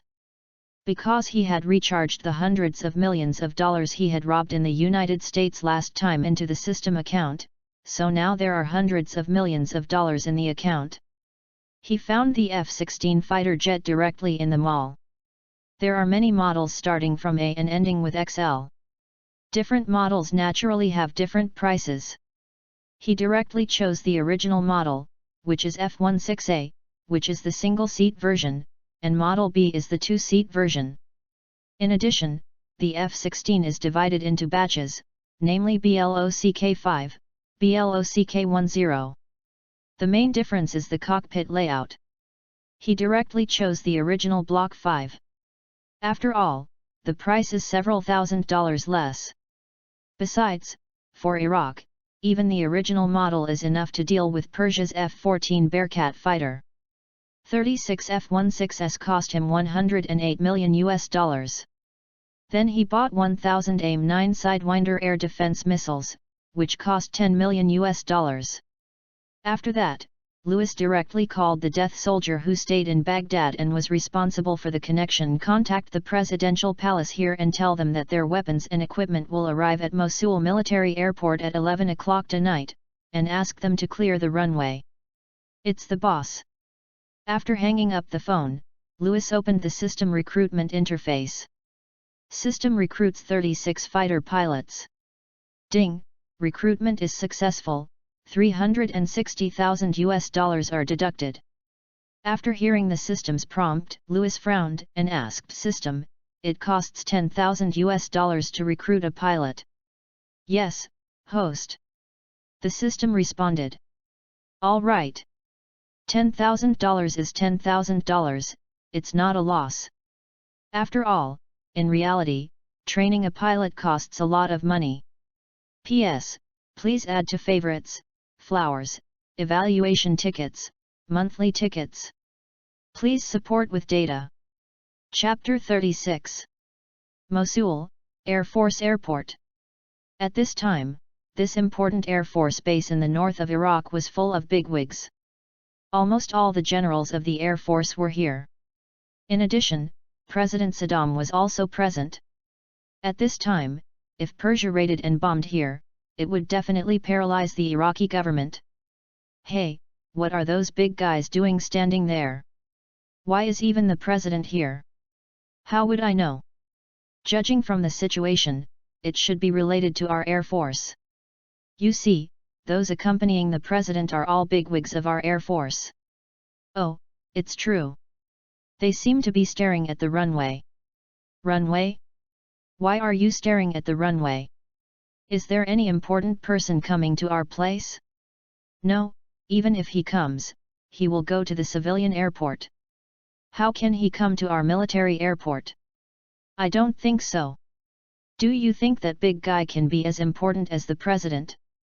It's not an important person visiting, what is that? How would I know? Just wait and see.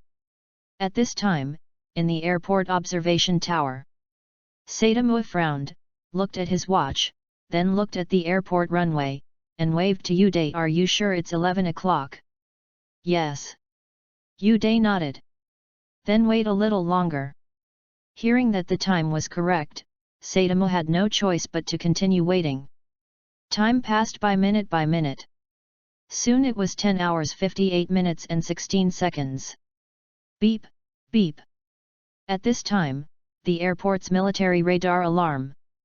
Report, radar detected dozens of unidentified targets approaching the airport. Please instruct whether to order anti-aircraft weapons to open fire. An airport officer saw dozens of red dots on the radar, his scalp tingled, and he quickly reported the situation to Saddam. "How many targets are there?" Saddam asked with a frown. Reporting to the President, we have detected more than 30 of them so far. More than 30? Sadamo was shocked. Could they be Lewis's people? Thinking of this, Sadamo felt that it was very likely, and quickly ordered, "Don't worry about it." Yes. At this time, a rumbling sound came from the dark sky. Sadamo was shocked and took 2 steps forward to the glass window to look at the sky outside. He saw many red dots flashing in the distance. As a soldier, even if he was not from the Air Force, he knew that they were aircraft signal lights. "We are finally here." Looking at the red dot flashing from far to near in the dark night, Sadamo breathed a sigh of relief.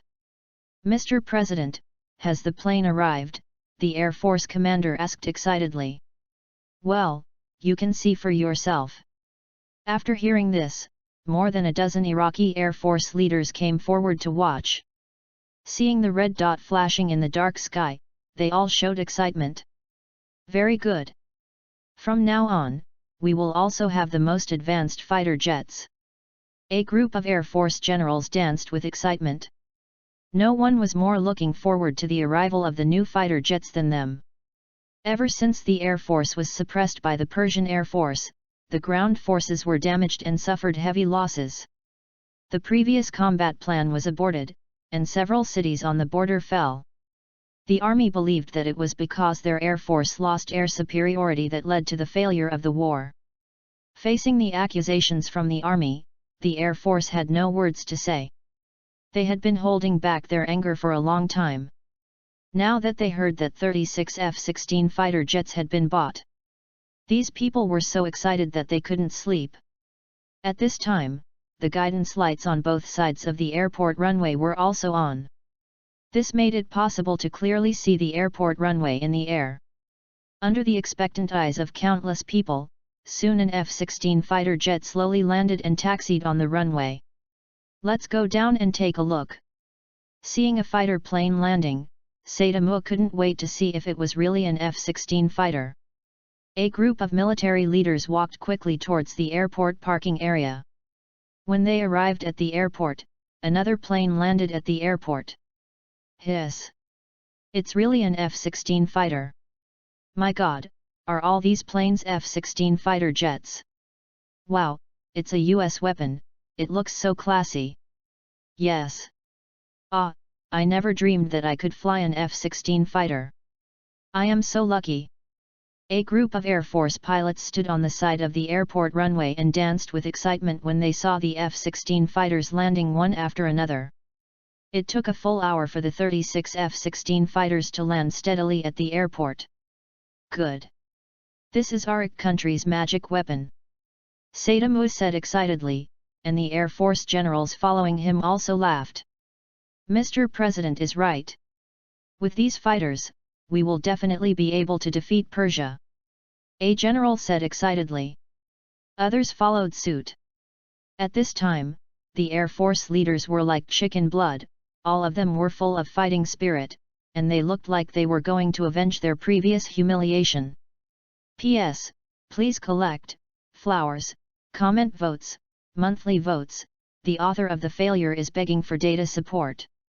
Chapter 37. The next day, 1,000 Sidewinder air-to-air missiles arrived at the port by cargo ship and were delivered to the Iraqi government forces. The Iraqi Air Force was in a frenzy after receiving them. After a few days of training, they couldn't wait to go to the battlefield and teach Persia a lesson. Mosul Air Force Base. 7 F-16 fighters are preparing for takeoff. Hurry up, refuel. The ground crew started to move. Some refueled, some checked the details of the fighter to ensure that there were no problems before takeoff, and some waited to refuel before mounting the air-to-air missiles. Not only is the Mosul Air Force Base undergoing final combat readiness, but also the Air Force Base in the suburbs of Baghdad. 2 Tu-22 bombers and 3 Il-28 bombers are preparing for takeoff. In addition, 12 MiG-23D fighters and 18 MiG-21 fighters have taken off in the sky.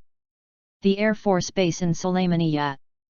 There are also 13 Su-20 fighters and 6 MiG-21 fighters, making final preparations for takeoff.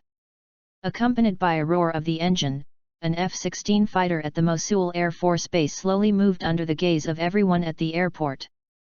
The pilot of this fighter was Azores, the squadron leader of the Iraqi Air Force.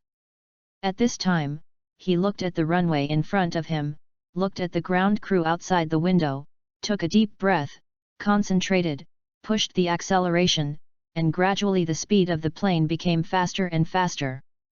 Boom! With the roar of the engine, the fighter plane quickly rushed into the blue sky and white clouds. The airport suddenly rang with warm applause. Immediately afterwards, the second, third, and even the seventh F-16 fighter planes took off. The base applauded happily, and some ground crew members hugged each other, crying with joy as they looked at the black shadow flying in the sky. 10 minutes later, the F-16 fighter formation merged with the MiG-23, MiG-21 fighter and bomber formations that took off from the Baghdad Air Force to form a larger formation. 7 F-16s took the lead, using advanced radar and beyond visual range combat capabilities to create opportunities for the bomber formation, while the MiG-21 and MiG-23 served as guards on both wings of the bomber formation to ensure its safety. They then joined forces with the Su-20 and MiG-21 fighter formations that took off from Sulaymaniyat. The total number exceeded 50 aircraft, and they marched towards Persia in a mighty force. At about 7 a.m., they crossed the border. Persia, Sanandaj Air Force Base. At this time, sirens sounded loudly. The technicians at the radar station watched the radar scan the fleet and broke out in a cold sweat. It has always been their Persian country that bullied Iraq. When did the Iraqi Air Force become so brave and dare to attack them? He didn't have time to think about it at this time. The person in charge of the radar station immediately contacted the base Air Force commander and reported the situation to him. What? The radar station detected the attack from the Air Force fighter jets. The head of the Air Force at the base was a major general named Badia. After receiving the call and hearing what the head of the radar station said, he was stunned. He reacted immediately and asked quickly, "Can you identify the number and type of the other side's fighter jets?" "General, the radar has detected more than 50 fighters, including 12 MiG-23s and more than 20 MiG-21Ds. As well as several Su-20s, Tu-22s, and many other unidentified fighters." The person in charge of the radar station said that Persia had never encountered an F-16 fighter before, and the F-16s in service with the US military were mainly stationed in the European NATO region, mainly to defend against the Soviet Union. For Persia, which had never encountered an F-16 fighter, it was naturally unable to identify the F-16 fighter. "Okay, I got it." After hanging up the phone, Badia put on his clothes while talking on the phone. "Notify, immediately order the 3rd Fighter Squadron to take off and intercept." The so-called 3rd Fighter Squadron is composed of 1 F-14 Tomcat Squadron, 1 F-5E Squadron, and 1 F-4 Phantom Squadron. Due to previous combat losses, this fighter squadron currently has 25 aircraft left, including 5 F-14 Tomcats, and the largest number is still F-4 Phantom Interceptors. The F-4 Phantom Interceptors are the main force of the Persian Air Force, and there are quite a lot of them. Before the war, there were more than 200 of them, and most of them were introduced during the Pahlavi period. At that time, Persia and the United States were allies, but later the Pahlavi dynasty was overthrown. Not only the F-4 Phantom, but also the current fighter planes of the Persian Air Force were mainly purchased during the Pahlavi period. Although the F-4 Phantom fighter is a second-generation fighter and is already very backward in today's society, for many countries, the performance of the F-4 Phantom fighter is still very powerful. The first to take off was the F-14 Tomcat Fighter Squadron, followed by the MiG-25, which also took off urgently. Sanandaj is not far from the border, only 70 or 80 kilometers. For a fighter with a cruising speed of Mach 2, it is just a blink of an eye. Ding ding! Azores, who was leading the charge, saw that the radar scan had detected several targets approaching him, so he made a prompt decision, locked the target, and pressed the red launch button. An AIM-9 Sidewinder air-to-air missile fell from the wing, and a few seconds later, it quickly headed for the target, dragging white smoke. Then the second missile was launched. The remaining F-16 fighter squadrons had already received orders to fire freely after discovering the target, so after Azores launched, they followed closely. More than a dozen Sidewinder air-to-air missiles flew towards the target. Although the F-14 has the ability to fight beyond visual range and its radar detection range is up to 300 km, it can track many targets. However, the Iran-Iraq War has been going on for so many years, and the AIM-7 Sea Sparrow, AIM-9 Sidewinder, and AIM-54 Phoenix air-to-air missiles purchased from the United States during the Pahlavi era have long been consumed. There were only about 1,200 of the three air-to-air missiles when the war started.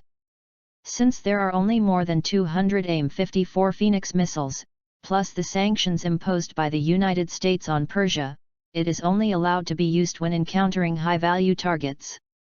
The AIM-54 Phoenix missile conducts beyond visual range combat, and most of the time, it is carried out in close combat.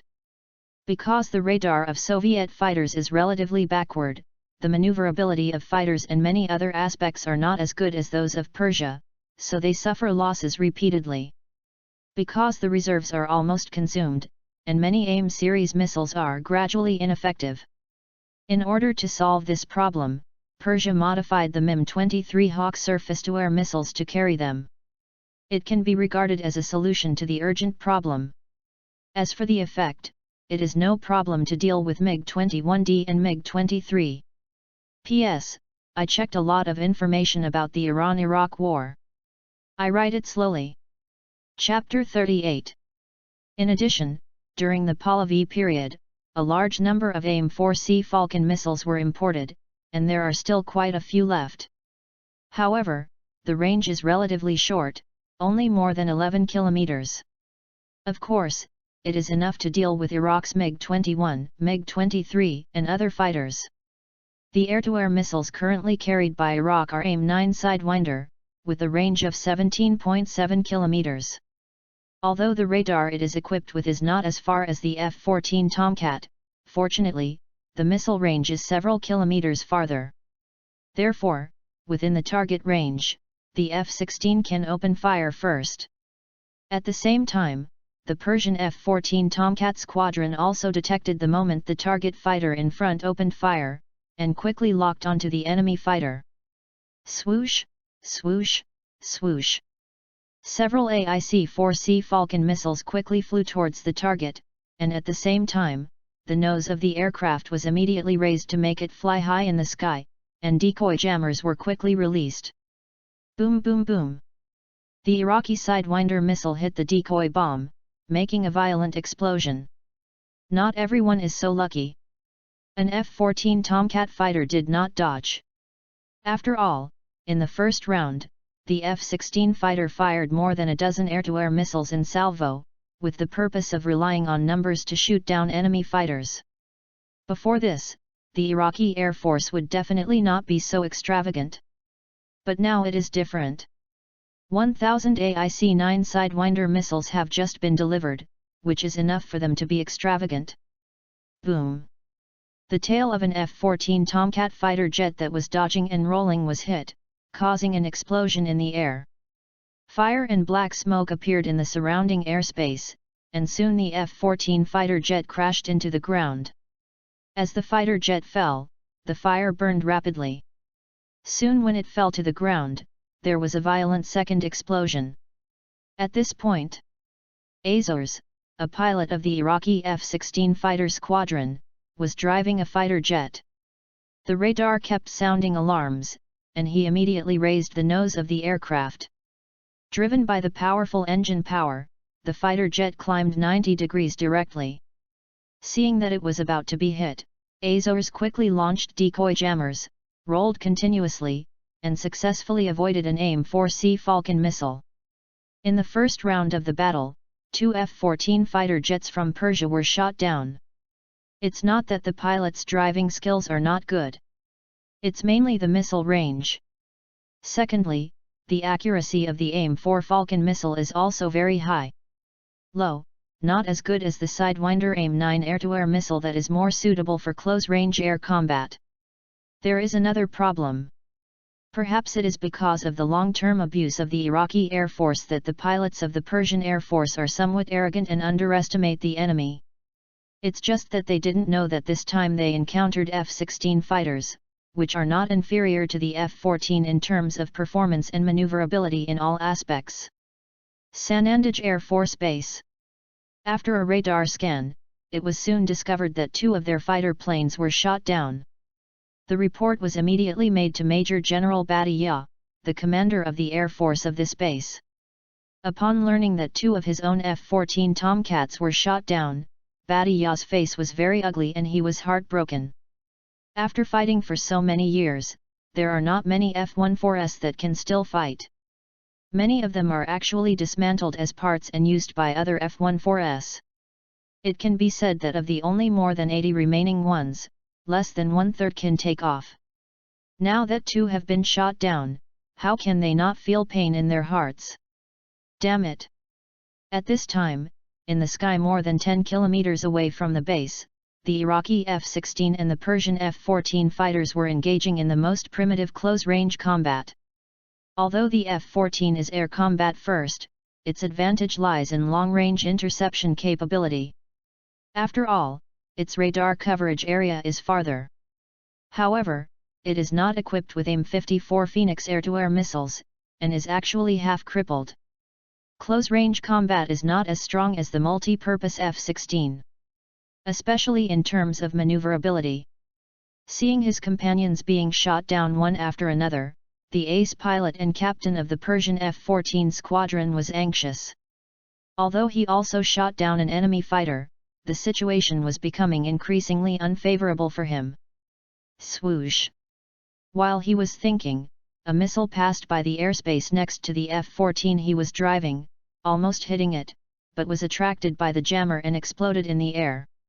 Just as he was panicking, fortunately, the F-5 fighter jets behind him came to reinforce him. F-42 fighter squadrons joined, and the Iraqi MiG-21D also joined the battlefield, and the 2 sides fought fiercely in the airspace. At the same time, the Iraqi MiG-23 and Su-20 escorted the Tu-22 and Il-28 bomber formations to fly towards the Sanandaj Air Force Base. As for the Persian ground air defense forces, they are as bad as the Iraqi ones. However, the Iraqi country has the help of the bear behind it, and it is much stronger than the Persian country in the field of missiles. The main air defense weapons of the Persian country are still using old-fashioned machine guns and anti-aircraft guns for air defense. In the early days, it was also equipped with Hawk air defense missiles, but after being modified to be carried by fighters, the air defense forces were almost gone. After all, in the eyes of the Persian country, it is better to take the initiative to attack rather than air defense. Moreover, they had been suppressing the Iraqi country before, and they never thought that the Iraqi country could bomb them. As for the Hunky 2 purchased from Longwo, it is mainly deployed in important areas such as Tehran. At this time, the ground base has sounded the air defense alarm. The anti-aircraft guns of the ground air defense forces never stopped. But they just couldn't reach it. At an altitude of several thousand meters, the bomber formation composed of Tu-22 and Il-28 began to lower its altitude and bombed the frontier air base, first hitting important targets such as the runway, oil depot, and command center. Boom boom! A missile landed 3 meters away from the oil depot, and the explosion instantly destroyed the oil depot, boom, and then a raging fire ignited. As bombs were dropped one by one, the entire Sanandaj Air Force Base was suddenly on fire. Soon, the Sanandaj Air Force Base lost its ability to resist, leaving only some air defense positions, anti-aircraft machine guns and anti-aircraft guns still in operation, but after losing the radar, they could only observe with the naked eye. But their actions were destined to be futile, and they became the dead souls under the Su-20 machine gun. Chapter 40. The news of the Iraqi Air Force's victory over the Persian Air Force quickly spread to various countries, causing an uproar. After learning that Iraq was equipped with the most advanced single-engine F-16 fighter jet in the United States, they speculated that the United States was fully supporting Iraq? And didn't Saddam choose to get close to SAIYAN? Why did he suddenly change his mind and join the United States? Governments of various countries have started discussions. Compared with the Great Victory, what countries care more about is the relationship between Iraq and the United States. The most angry and nervous one is SAIYAN. Moscow. Kremlin. Bakov looked at the intelligence information in his hand, his brows full of solemnity. Is the intelligence confirmed? Does Iraq really have a large number of F-16 fighters? Yes, Mr. President. The head of Kluber nodded affirmatively. According to our agent's investigation, Iraq is currently equipped with 36 F-16 fighters, mainly deployed in major air force bases such as Mansur in the Bak and the capital Baghdad. What do you think about this matter? Bakov put down the intelligence file in his hand and looked at the head of Kluber in front of him. Mr. General Secretary, I think Iraq has reached a strategic agreement with the United States behind our backs, and even reached an alliance. I think we should withdraw military aid to Iraq. Good. Bakov nodded in agreement.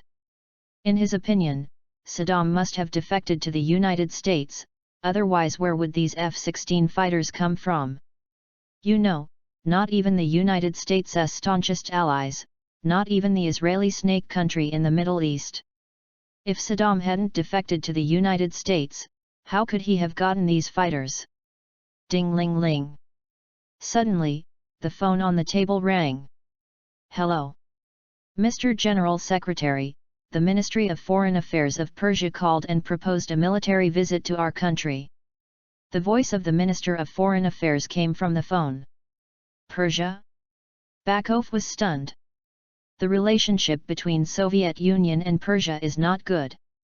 Because Soviet Union supports the Saddam regime, the MiG series fighters and Su-20, IL-28 and other fighters equipped by Iraq are all military assistance from Soviet Union, with the purpose of developing its own sphere of influence in the Middle East. It is precisely because Soviet Union supports Iraq and there are border conflicts between the two countries that the relationship between Persia and Soviet Union is very tense. They have not had much contact. Now suddenly called and said they would visit. Bakov immediately realized that Persia was seeking help. But it's okay, since Iraq betrayed Soviet Union and defected to the United States, don't blame him for supporting Persia. Okay, I understand. I'll accept their visit. Yes. In addition, you should contact the Iraqi country to express our dissatisfaction with the SAIYAN and ask them to give us an explanation. Okay, Mr. General Secretary. After hanging up the phone, Bakov looked at the intelligence chief in front of him with a serious expression. How far have you gone in investigating the relationship between Iraq and the United States? The intelligence chief, upon hearing this, looked solemn. Yes, Mr. General Secretary. United States. Pentagon. Conference room.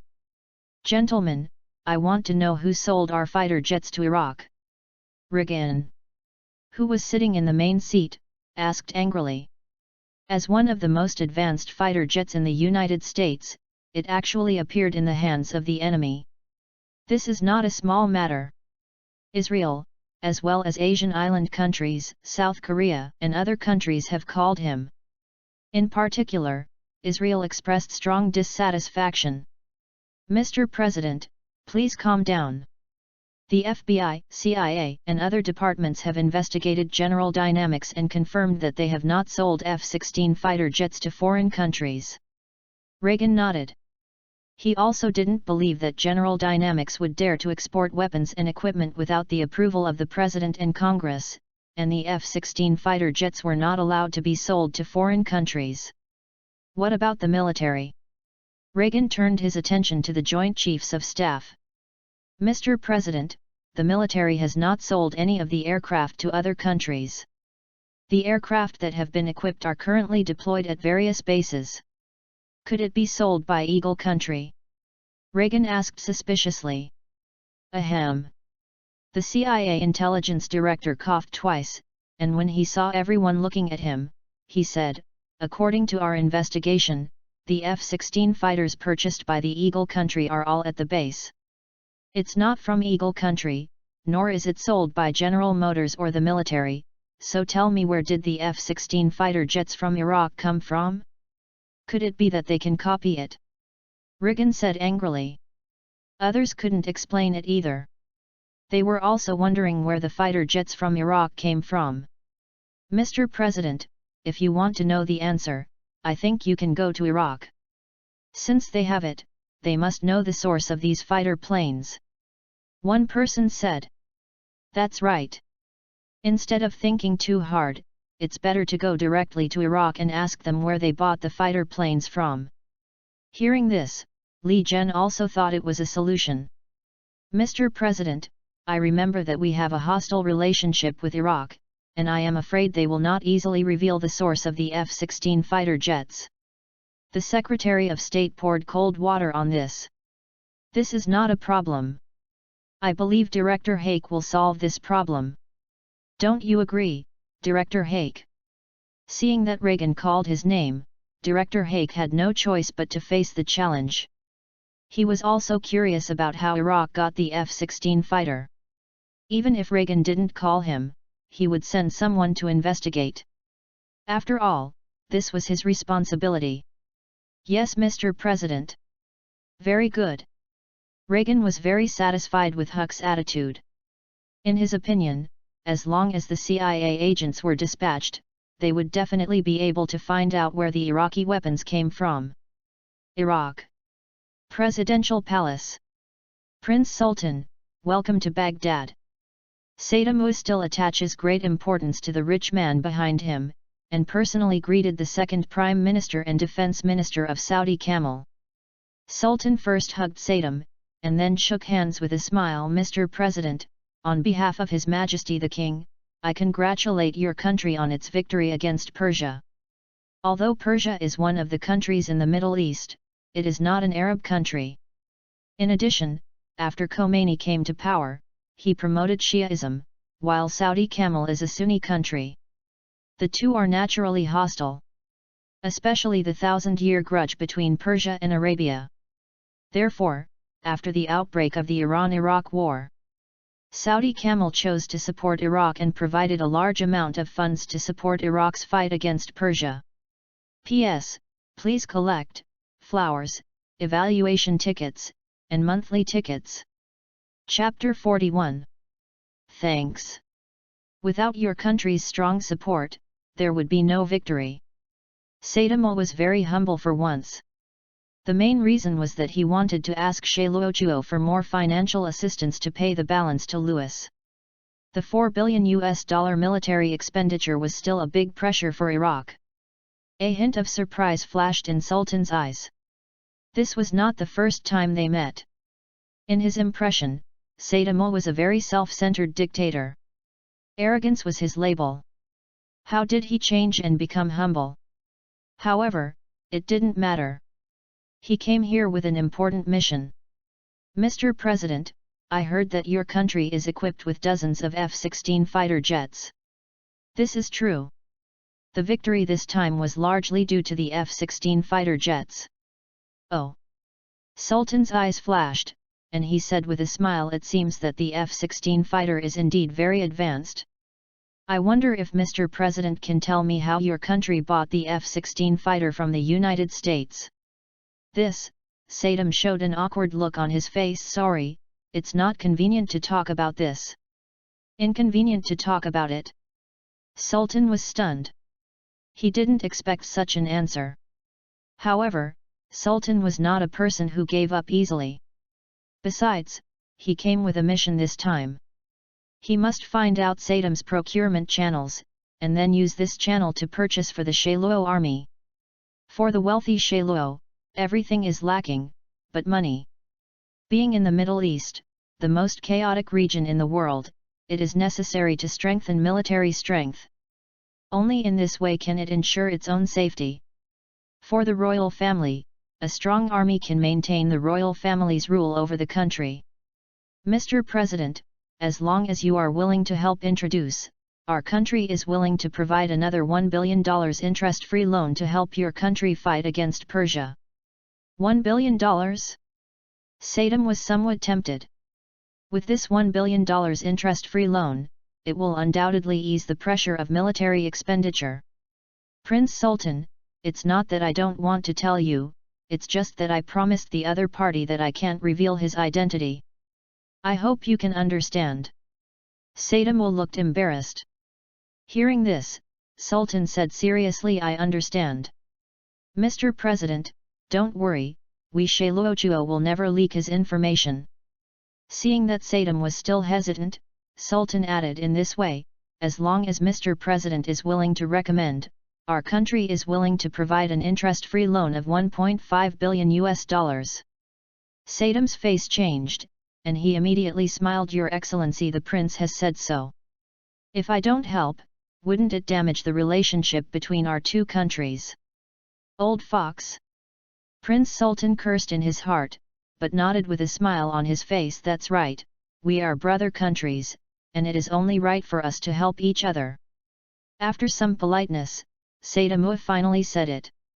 After hearing this, Prince Sultan was very surprised, and he also guessed in his heart that this Louis might be an arms representative sent by the U.S. Arms Company. But, if they sell it like this, aren't they afraid of being discovered by the U.S. government? I wonder how to find Mr. Louis? Prince Sultan asked a crucial question. I am not sure about this, but if Prince Sultan wants to meet him, he can find someone. Who? Harriman.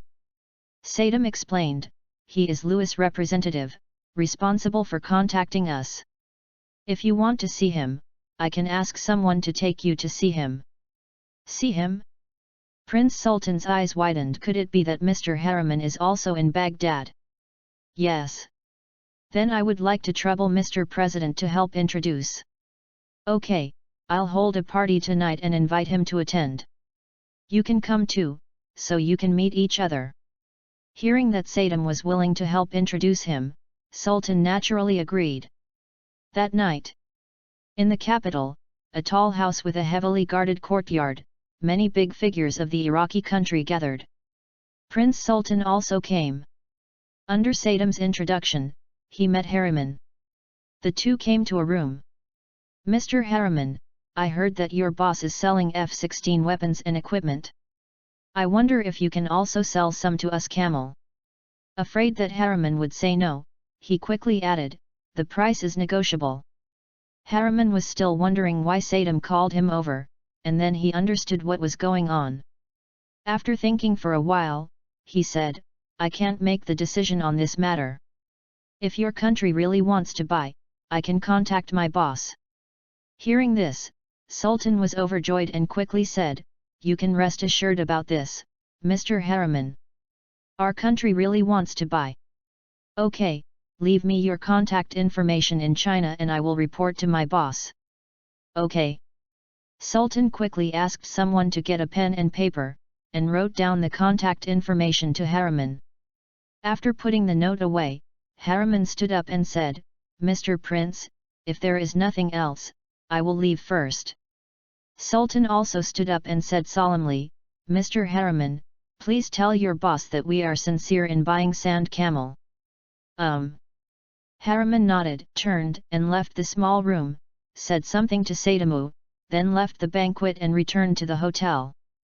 He contacted Louis, who was far away in the capital of Shailuoto, Riyadh, through a satellite phone, and reported the meeting with Sultan to Louis. Louis was not surprised. The reason why he delivered the F-16 fighter jets to Iraq in advance was to fish, and now Shailuoto was hooked, which was also expected. He wrote down the contact information and told Harriman that if there was such a business again, he could take it first, no matter which country it was, as long as he paid, he would sell it. In addition, he urged Iraq to pay the second payment. In order to prevent Iraq from defaulting on its debts, he had to send the second payment after it arrived. He hung up the phone. Louis looked at the note in his hand, his mouth slightly raised, revealing a faint smile. Compared with Iraq, Shailuoto is the real dog owner. The GDP of the two countries is half that of Iraq, and the population is several million less. Moreover, the investment capacity of the Shailuo royal family is relatively strong, and there has been no war for many years, so the capital is very strong. P.S. Those who say that being a dog for the United States is impossible, the protagonist develops slowly in the early stage, accumulates funds, and then explodes his troops. At the beginning, the Latin American ancestry is assumed, just to get into power later. It is unrealistic for a Chinese to be the president of Latin America, and it will only lead to full suppression by the United States. Choosing a Latin American is different. First of all, the people in Colombia will not resist too much, and secondly, the Americans will not be too nervous, leaving enough time for the protagonist to develop. Chapter 42. Hello, Mr. Lewis, welcome to Riyadh. Prince Sultan greeted Lewis very warmly. The moment he saw Lewis, he was a little surprised. He never thought that the arms dealer mentioned by Saitama was actually a young man in his early 20s. Last night, he received a call from home and learned that a company called Galaxy Trading was looking for him. He was still in Baghdad and excitedly flew back to Riyadh overnight. Hello, Mr. Prince. Lewis smiled and shook hands with the other party. He had seen this prince on the internet in his previous life. It was said that it was this person who had bought the Dongfeng 3 ballistic missiles from Longhua when Shailuo went there. This is not the place to talk, Lewis, please go inside. Good. Led by Prince Sultan himself, the two entered the manor, which was very luxurious, with swimming pools, luxury cars, and several lions. As expected of a dog owner, this habit is beyond words. Soon, they arrived at the main house. As soon as they entered the door, they saw expensive Persian carpets. Inside, there were all kinds of glittering gold decorations and glass lamps. The roof was also a painting with Arabic characteristics. You know, Persian carpets are very expensive. There was also a camel made of gold, which showed arrogance everywhere. As expected of a dog owner, he was fucking rich. Please take a seat, Mr. Lewis. When they arrived at a reception room, Sultan waved his hand, and several young ladies in white robes brought him milk drinks and invited him to take a seat. Lewis nodded and sat down. After a few pleasantries, Sultan got down to business. Mr. Lewis, I heard that you sold 36 F-16 fighter jets to Iraq? Is this true? Lewis nodded. It is true.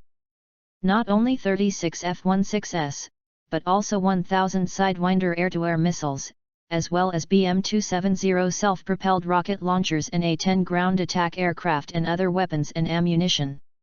Prince Sultan's eyes lit up. A-10 ground attacks, Mr. Lewis has one too. Of course. Lewis looked sure, looking at Sultan. Mr. Prince, as long as the money is in place, I can get you an aircraft carrier or a ballistic missile. What?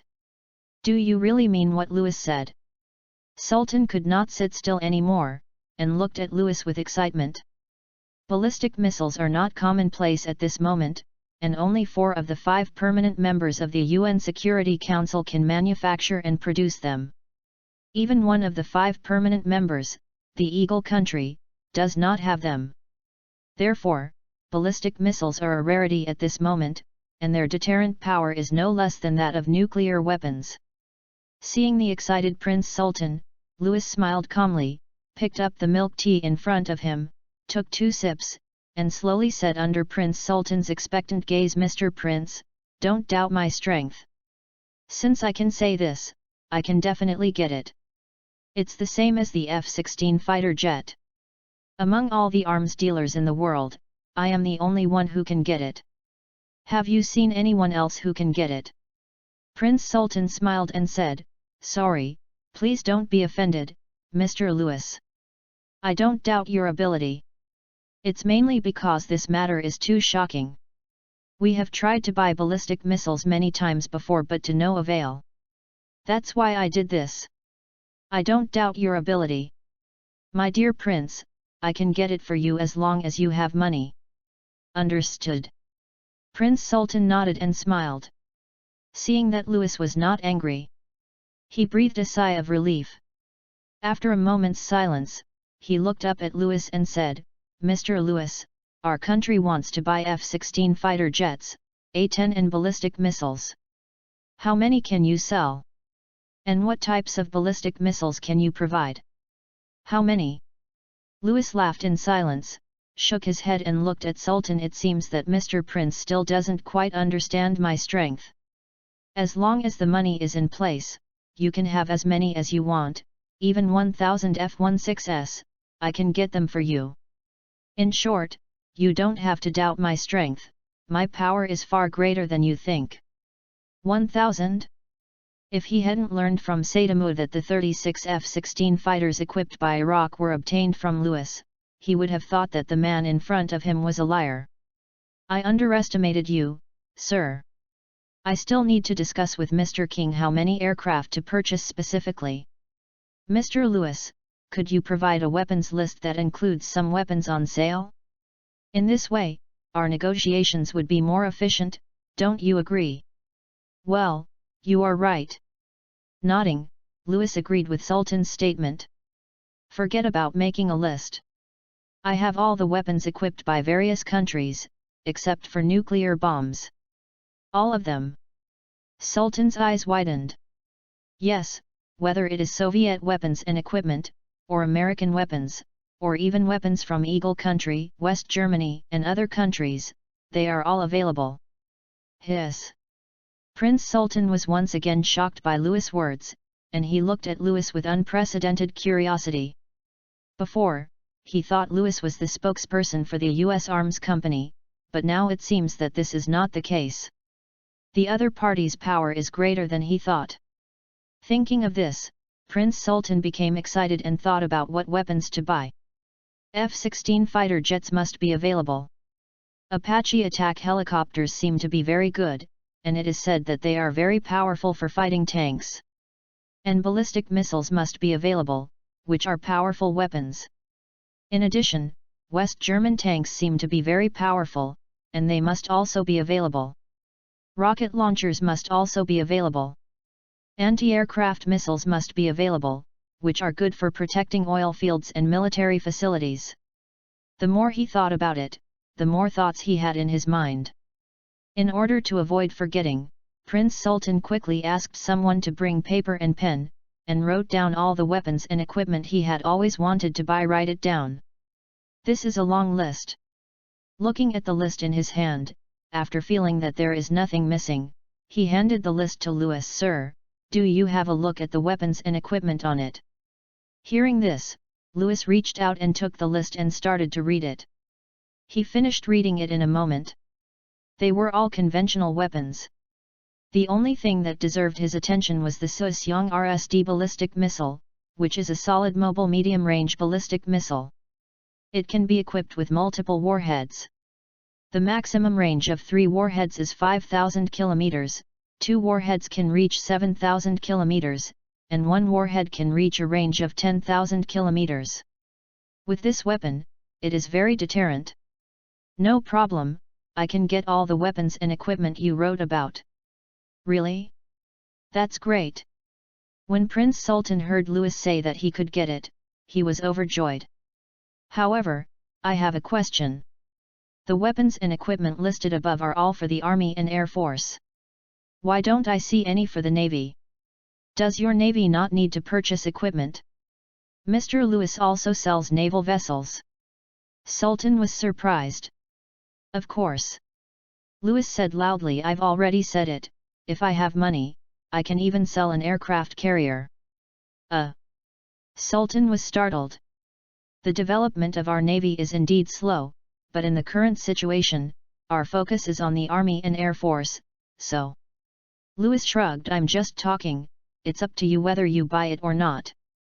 Chapter 43. Camels in the Sand. The Magnificent Palace. King Fahd at the time was looking at the list of weapons and equipment handed over by his younger brother Sultan. "Sultan, are you sure all the weapons and equipment listed above can be purchased?" "Yes." Sultan said. "I repeatedly confirmed with him, and he said that as long as we have money, he can help us get any weapons. It was unbelievable. Who was he? How powerful was the force behind him? I don't know about this either. I asked Sadamu, but he didn't know either. He only knew that he had great power. Shaking his head, Sultan looked at his brother with a serious face. It has nothing to do with us what kind of power is behind him. It can be said that the stronger his power is, the better it is for us. In this way, we can purchase more channels, and we don't have to be controlled by the United States, and there are no additional conditions. Sultan, you are right. Fad agreed with him. In recent years, when they bought weapons from the United States would take the opportunity to make various demands and force him to take sides. This made Fad, as the king of a country, very dissatisfied. However, the domestic military was too weak and there was no complete industrial system, so he could only be controlled by others. Sultan, you are the Minister of Defense. You know more about military affairs than I do. You can handle the purchase of weapons. Anyway, there is only one goal, which is to take this opportunity to strengthen our country's strength, especially the Sukshan RSD ballistic missile. This is a national weapon. We must purchase dozens of them to deter other countries. Fad said to his brother with a serious expression. Sultan nodded solemnly after hearing this. The two chatted for more than half an hour before Sultan left the palace. He did not stay and invited Louis to his house again that night for negotiations. Louis was satisfied with Sultan's efficiency. To be honest, if it were not for selling weapons and equipment, he really didn't want to stay in the Middle East for long. It was too hot in summer. Mr. Louis, these are the weapons our country wants to purchase. Sultan gave a detailed list, which was much more detailed than what he had seen before, such as the quantity of each weapon and equipment to be purchased. The quantity is fine, but is your country sure you want to purchase 50 RSD ballistic missiles? After reading the weapons procurement list, Louis looked at Sultan with a smile. Mr. Prince, 1 RSD ballistic missile, including the launch vehicle, costs $300 million. Are you sure you want so much? Dongfeng 3 can be sold for $100 million, so it is not too much to sell 1 RSD ballistic missile with a longer range for $300 million, right? $300 million? Sultan frowned. This price? I didn't think about the price before, thinking of taking advantage of this once-in-a-lifetime opportunity to purchase as many RSD ballistic missiles as possible. After all, if I missed this opportunity, it would be a problem whether I could buy them next time. I didn't think about the price. $300 million per piece, 50 pieces would cost $15 billion. It's not that they can't come up with such a large sum of money, but they still have to purchase other weapons and equipment, and they don't have that much foreign exchange reserves for such a large sum of money. Mr. Louis, may I ask if I can use the oil fields as a deduction? Sultan asked. Oil field? Louis was stunned. Yes. Prince Sultan nodded, looking embarrassed. Our foreign exchange reserves have dropped seriously due to our support for the war in Iraq. We really can't come up with such a large sum of money. So, I want to ask, can we use oil fields to offset it? Forget about the oil fields, I don't know much about them. Louis shook his head and refused.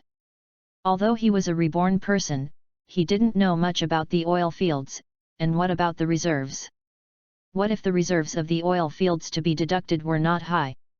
And he was afraid of trouble. After getting the oil fields, he had to consider various issues such as production and refining. He might as well sell more weapons and equipment. Seeing Louis shaking his head and refusing, Sultan looked worried. If he couldn't use the oil fields for deduction, where would he get more than $20 billion? You know, their foreign exchange reserves are only $10 billion at the moment.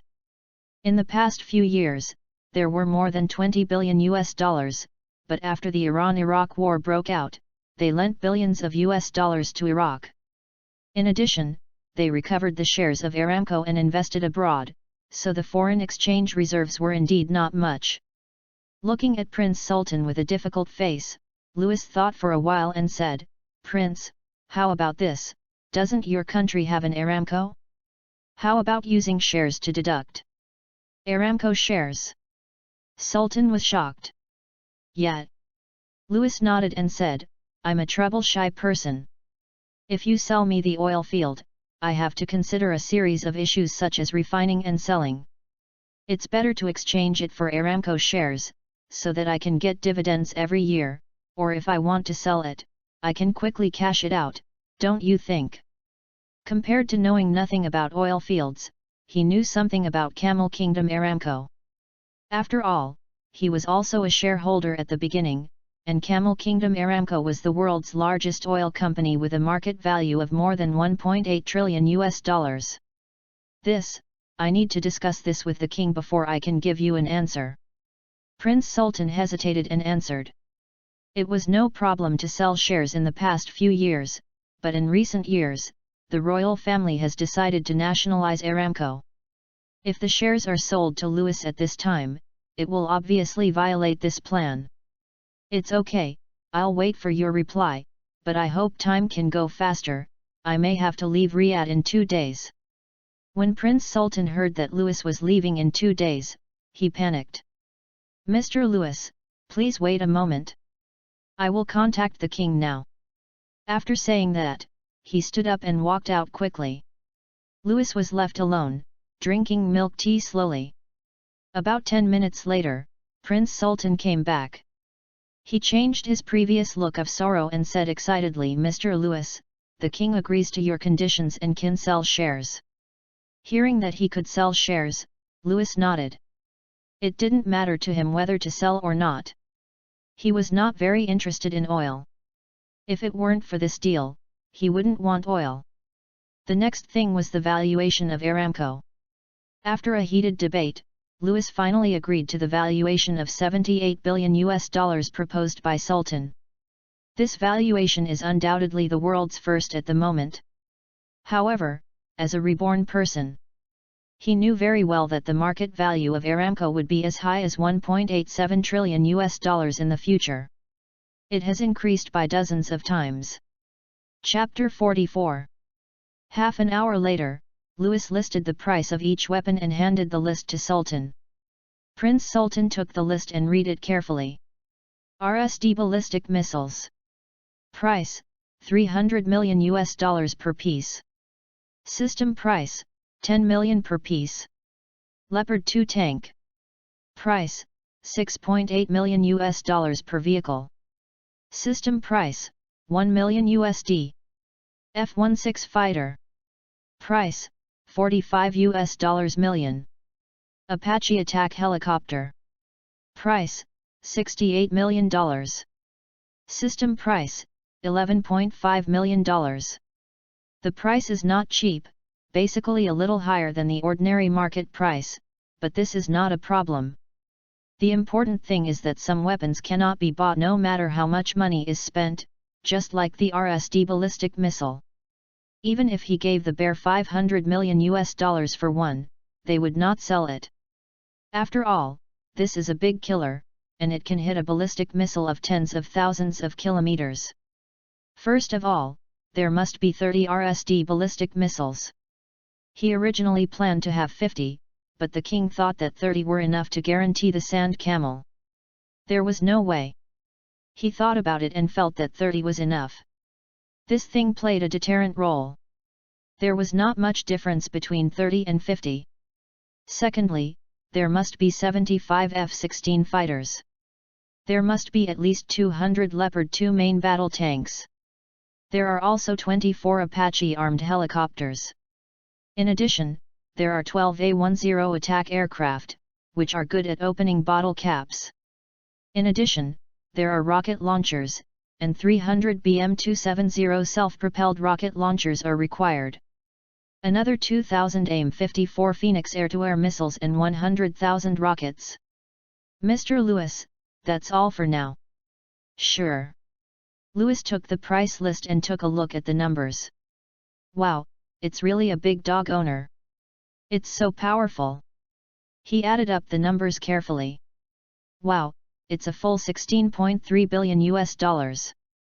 Prince, I added it, the total amount is 16.3 billion US dollars. Is your country sure you want to purchase so many weapons and equipment? Yes, Mr. Lewis, I'm sure of it. Well, how much cash does your country intend to pay? China plans to sell 10% of Aramco shares in exchange for 8 billion US dollars, and the remaining 8.3 billion US dollars will be paid in cash. 8.3 billion US dollars is still enough for the current Saudi camel. If it doesn't work, just sell some assets in the United States, or take some directly from the royal family's private treasury, or borrow from other camel countries. Hearing that they are willing to pay half in cash, Lewis nodded, which was better than he expected. Okay, no problem. Lewis, thank you. On behalf of the king, I would like to express my gratitude to you for supporting our country's national defense. Prince Sultan was overjoyed and danced with joy. He held Lewis' hand and said excitedly, from now on, you are my country's most distinguished friend and my Sultan's closest friend. If you have anything to do in the future, just tell me. I will never refuse as long as I can do it. Lewis smiled and said, it is an honor to meet the prince. I believe we can become the closest of friends. The two shook hands and exchanged warmly. Lewis, I would like to ask, how do you plan to transport the RSD ballistic missiles to my kingdom of Shayluotu? Don't get me wrong, I am mainly worried that it will be obstructed by the United States and Soviet Siang. Prince, don't worry about this. Since I have accepted this business, I will certainly be able to deliver the weapons and equipment safely to your country. As for the obstruction of Siang and the US military, don't worry about it. I will solve it. Just kidding, with the system, it can be delivered directly to Riyadh. The transportation problem is not a problem for him at all. Seeing Lewis's confident look, although Sultan was a little curious, he finally did not ask any more questions. The next day, in the morning, Lewis came to the palace to meet King Fahd. Fahd was very enthusiastic when he saw him. After some greetings, the two parties signed a formal weapons procurement contract.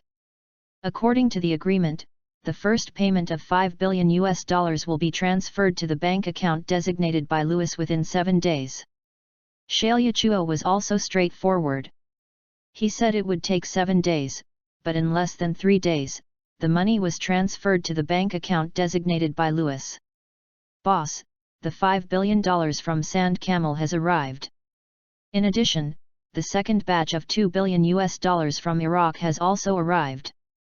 Knowing that the money has arrived, Lewis, who was still in Shayluotu, opened the system when no one was around. First, he bought all the remaining weapons and equipment from Iraq, spending 300 million US dollars, and took advantage of the night to directly display the weapons and equipment in an uninhabited Gobi desert in the central region of Iraq. At the same time, he contacted Harriman in Iraq and told him to notify the Iraqi government to receive the equipment. As for the weapons and equipment of Shayluotu, there was no rush to buy them. Anyway, the agreed time was 3 months, which was still early. Moreover, the weapons were delivered just a few days after the contract was signed. Wouldn't it make it seem easy for Prince Sultan, Shayluotu and other princes and ministers? In Baghdad, Sayyid was very happy to learn that the second batch of equipment had arrived. He personally led the guards to the central region, and looking at the neatly arranged BM-270 self-propelled rocket launchers, his face instantly showed excitement. The accompanying army was even more excited and danced with joy. So many rocket launchers with a range of up to 60 kilometers are enough to give Persia a hard time. Not to mention, there are 10 A-10 ground attack aircraft, which are one of the best players in opening tank bottle caps. He stayed in Riyadh for another 2 days. He originally planned to go to Hong Kong to see the charm of Hong Kong actresses in the 1980s and 1990s. Now he has changed his plan. Now that he has billions of dollars on hand, it is time to start building up troops and seize the Colombian regime. After taking control of the Colombian regime, his business can be safer and hidden behind the scenes. P.S. The next step is to seize power. Chapter 45. Middle East. Baghdad. U.S. Embassy. Mr. Chris, according to our 10-day investigation, we highly suspect that this person is the one who provided weapons and ammunition to Iraq. This person has been in and out of the presidential palace many times, and has close ties with the president's son Uday. He has also been found to have connections with the Iraqi military many times. There is a photo of a person on the blackboard in the conference room. If Lewis was present, he would recognize at a glance that it was his subordinate Harriman. Since the appearance of F-16 fighter jets and Sidewinder missiles in Iraq, the CIA has stepped up its investigation efforts and transferred almost all the elite intelligence personnel in the entire Middle East to Iraq.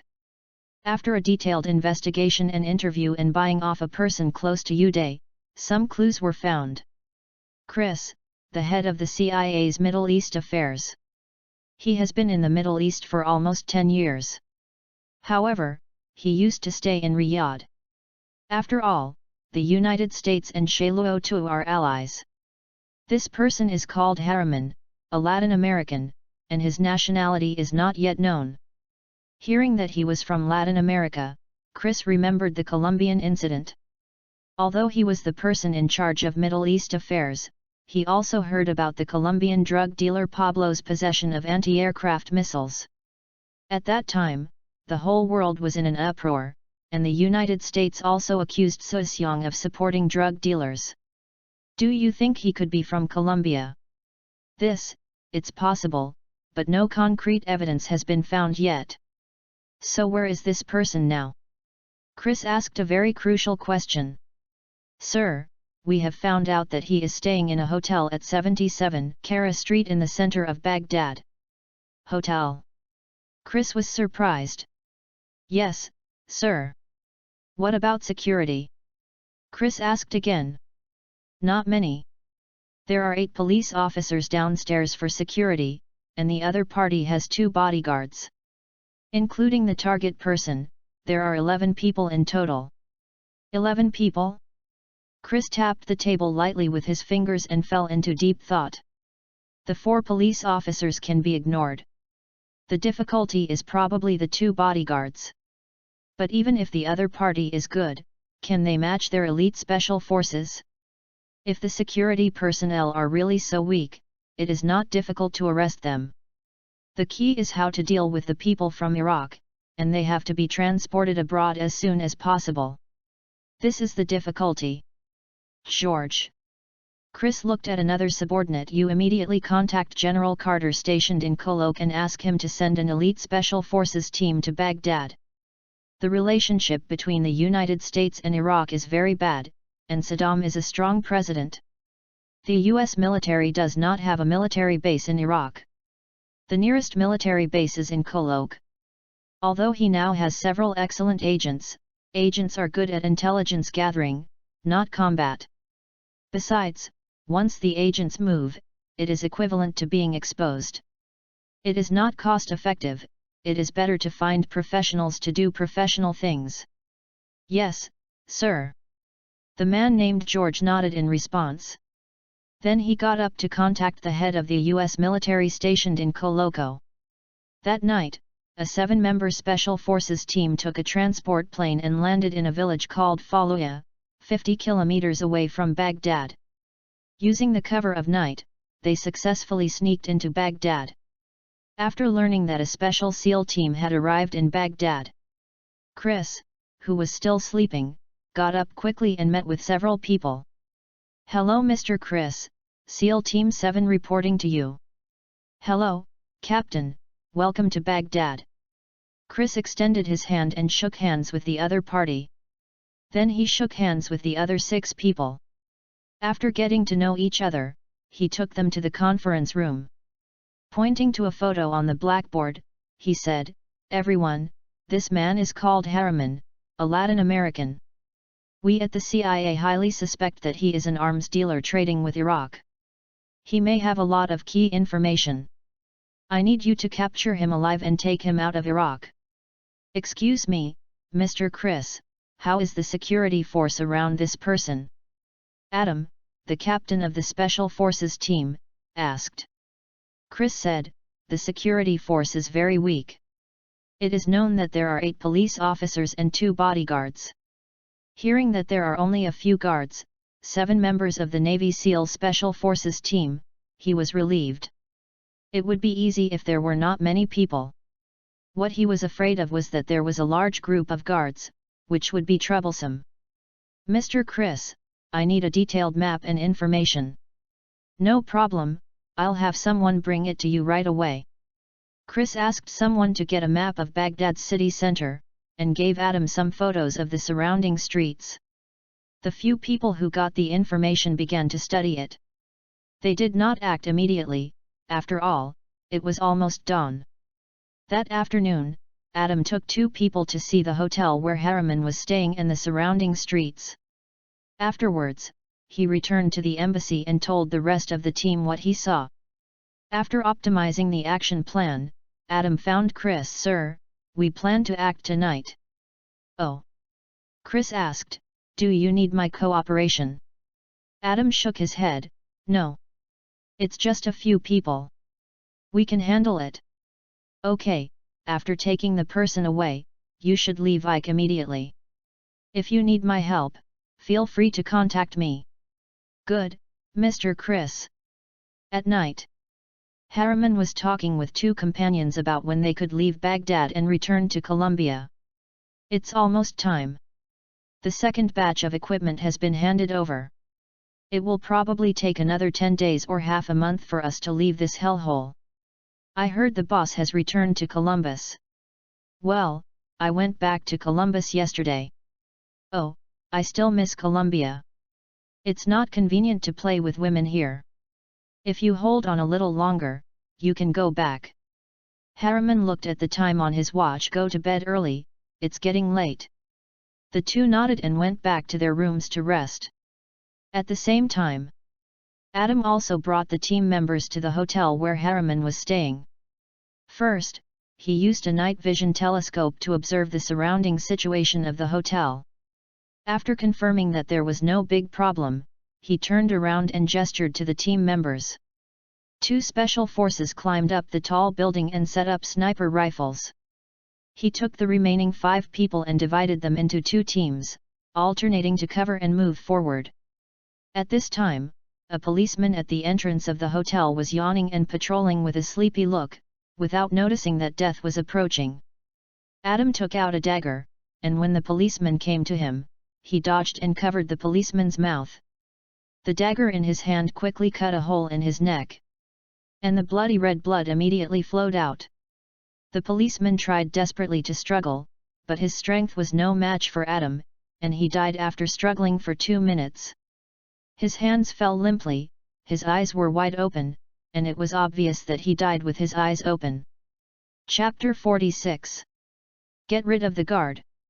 Adam waved his hand, and the 5 of them went in. Lobby.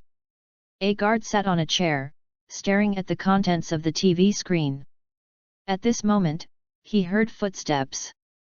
He turned his head and saw several mysterious men in full armor with weapons in their hands. He was stunned for a moment, then reacted and was about to take out his gun when he was shot by the nimble Special Forces soldier. Puff! The bullet instantly hit the center of his brow, a flower of blood spurted out, and the guard who was shot instantly collapsed on the chair like a soft-legged crab. Because the guns were equipped with silencers, unless you were very close, you couldn't hear the sound of the gunshot at all. After getting rid of the 2 gatekeepers, Adam and others came to the stairs. There were passages on the left and right sides, and in front of them was the staircase. Adam waved his hand and pointed to the left and right. Although their target this time was Harriman, if there was a noise upstairs and the guards downstairs were awakened, and then there was a gunfight, which awakened the Iraqi military and police, it would be very disadvantageous for them. So, it is better to get rid of these guards first. After receiving the order, 2 Navy SEALs, one to the left and the other to the right corridor, walked. Adam took the remaining 2 special forces and walked upstairs quietly. Upstairs. Harriman, lying in bed, tossed and turned and couldn't sleep. I don't know why, he was a little uneasy tonight, as if something was going to happen. Harriman suddenly frowned. As a special forces soldier, he had very sensitive ears. It was late at night, and he seemed to hear footsteps on the stairs. Something is wrong. Harriman stood up from the bed. The Ike guard downstairs usually wouldn't go upstairs, and he just heard the footsteps of not one person, but multiple people. He quickly took out the pistol from the drawer, pulled the bolt, walked to the door lightly, turned the doorknob gently, opened the door a crack, and looked towards the stairs. As luck would have it, he saw several figures sneaking around with guns in their hands. Needless to say, they were definitely up to no good. Without hesitation, Harriman instantly fired a shot at the shadow at the stairs. Bang! The sound of the gunshot was very clear, especially in the middle of the night, and it was very eye-catching. What happened? There was gunfire. Oh no, there are enemies. Da-da-da. Seeing that the sneak attack failed, Adam made a quick decision and pulled the trigger to shoot at Harriman's position. The wooden door was instantly punched with many holes. Fortunately, Harriman was alert and hid behind the wall after firing a shot, otherwise he would have been hit. The 2 assassins living in the other 2 rooms also started to fight back with their guns, and there was a burst of gunfire. The 6 guards downstairs were also awakened by the gunfire. Just as they were about to get up and get their guns, the door was knocked open. Bang, bang, bang. A burst of bullets went down and it was easily solved. After dealing with the guards downstairs, 2 SEALs quickly reinforced Adam. Da-da-da. Relying on the firepower of weapons to suppress, Adam and others rushed up. What should Harriman do now? The companion who had been suppressed by firepower and retreated to a room looked at Harriman. Harriman also frowned at this time. Just from the fight just now, he found that the attackers had high tactical coordination and were definitely not ordinary people. That's fine, the key is that they only have pistols, and there is only 1 magazine of bullets, and there is no extra. Just fired a few rounds, there are only 2 bullets left in the gun. The enemy is not friendly, and their tactics are well coordinated. They are definitely not ex-soldiers. The only thing we can do now is to jump out of the window. There is still a glimmer of hope. You go first, I will take over. No, you go first, Zack and I will cover you. Yes, Harriman, you go first, we will cover you. It's already late, let's go. Spray. At this moment, Zack, who was standing in front of the window, had a flower of blood spurting out of his head, and the blood splashed directly on Harriman's face. There's a sniper! Harriman exclaimed, and he rolled over to the side, looking at his companion lying on the ground, and anger suddenly rose in Harriman's heart. Zack! Another soldier exclaimed when he saw Zack lying on the ground. These 2 soldiers were just ordinary soldiers, and their combat skills were not as good as Harriman's. Doran, cheer up! Bang! As soon as the words fell, the door was kicked open. Without time to look at his companions, Harriman rolled over and hid in the corner, staring at the door intently, his hand tightly holding the gun handle. No matter what, he couldn't be captured alive. At this time, a dark shadow came in from the door, and Harriman pulled the trigger immediately without hesitation. Bang! The gunshot. Ah!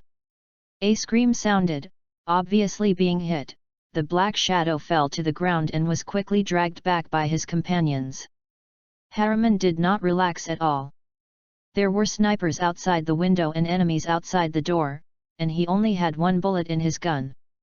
Now he could only hope that the military and police could arrive as soon as possible, otherwise, he would probably die here today.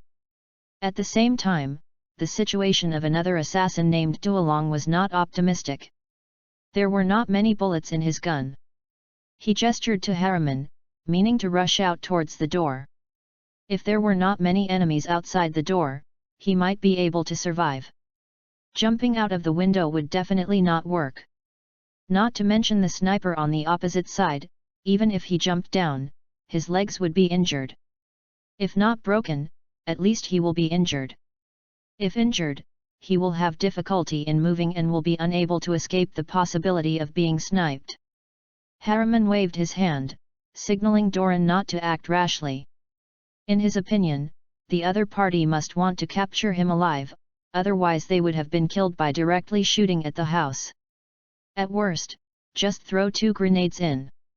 If they didn't do this, they must want to capture him alive. This is good for him. As long as he can hold on, I believe the gunfight just now should have woken up many people, and someone might have called the police. As long as he can hold on and wait for the police to arrive, he will have a chance to survive. This is indeed the case. The police station on the street where the hotel is located also received a call for help at this time. What? Someone attacked hotel. The police officer on duty changed his expression. If he remembered correctly, there was an important person there. There were 8 police officers in their police station protecting an important person there. Damn it! Get up quickly, something serious has happened, someone is attacking hotel. The police on duty at the front desk quickly called all the police officers on duty today. When they learned that someone had attacked the hotel where important VIPs were staying, their faces changed drastically. They hurriedly put on their clothes, picked up their guns and walked out. Time passed by minute. Just when Harriman thought that the other party had no tricks, suddenly something was thrown in from outside the door. Not good. Bang! In the dark room, a dazzling white light flashed in an instant. Ah! Doran, who was unable to dodge, was instantly blinded by the bright white light. Hearing Doran's scream, Harriman secretly thought it was not good. But at this moment, he had no choice but to open his eyes. Chapter 47. Harriman didn't care about Doran. 2 seconds after the flash bomb exploded, he noticed the enemy rushing in. He rolled on the ground and shot one of them in the thigh. Bang! The enemy who was hit screamed and knelt on the ground involuntarily. At that moment, Harriman wanted to snatch the gun from the enemy, but Adam and others did not give him a chance. Bang! Bang! He fired 2 shots at him in a row, and was accidentally hit in the shoulder. However, Harriman ignored the pain in his shoulder, turned over, and kicked Adam's calf with force. Adam lost his balance and stumbled to the ground. Then the 2 of them started to wrestle, but one punch was no match for many hands, not to mention the guns. Bang! Bang!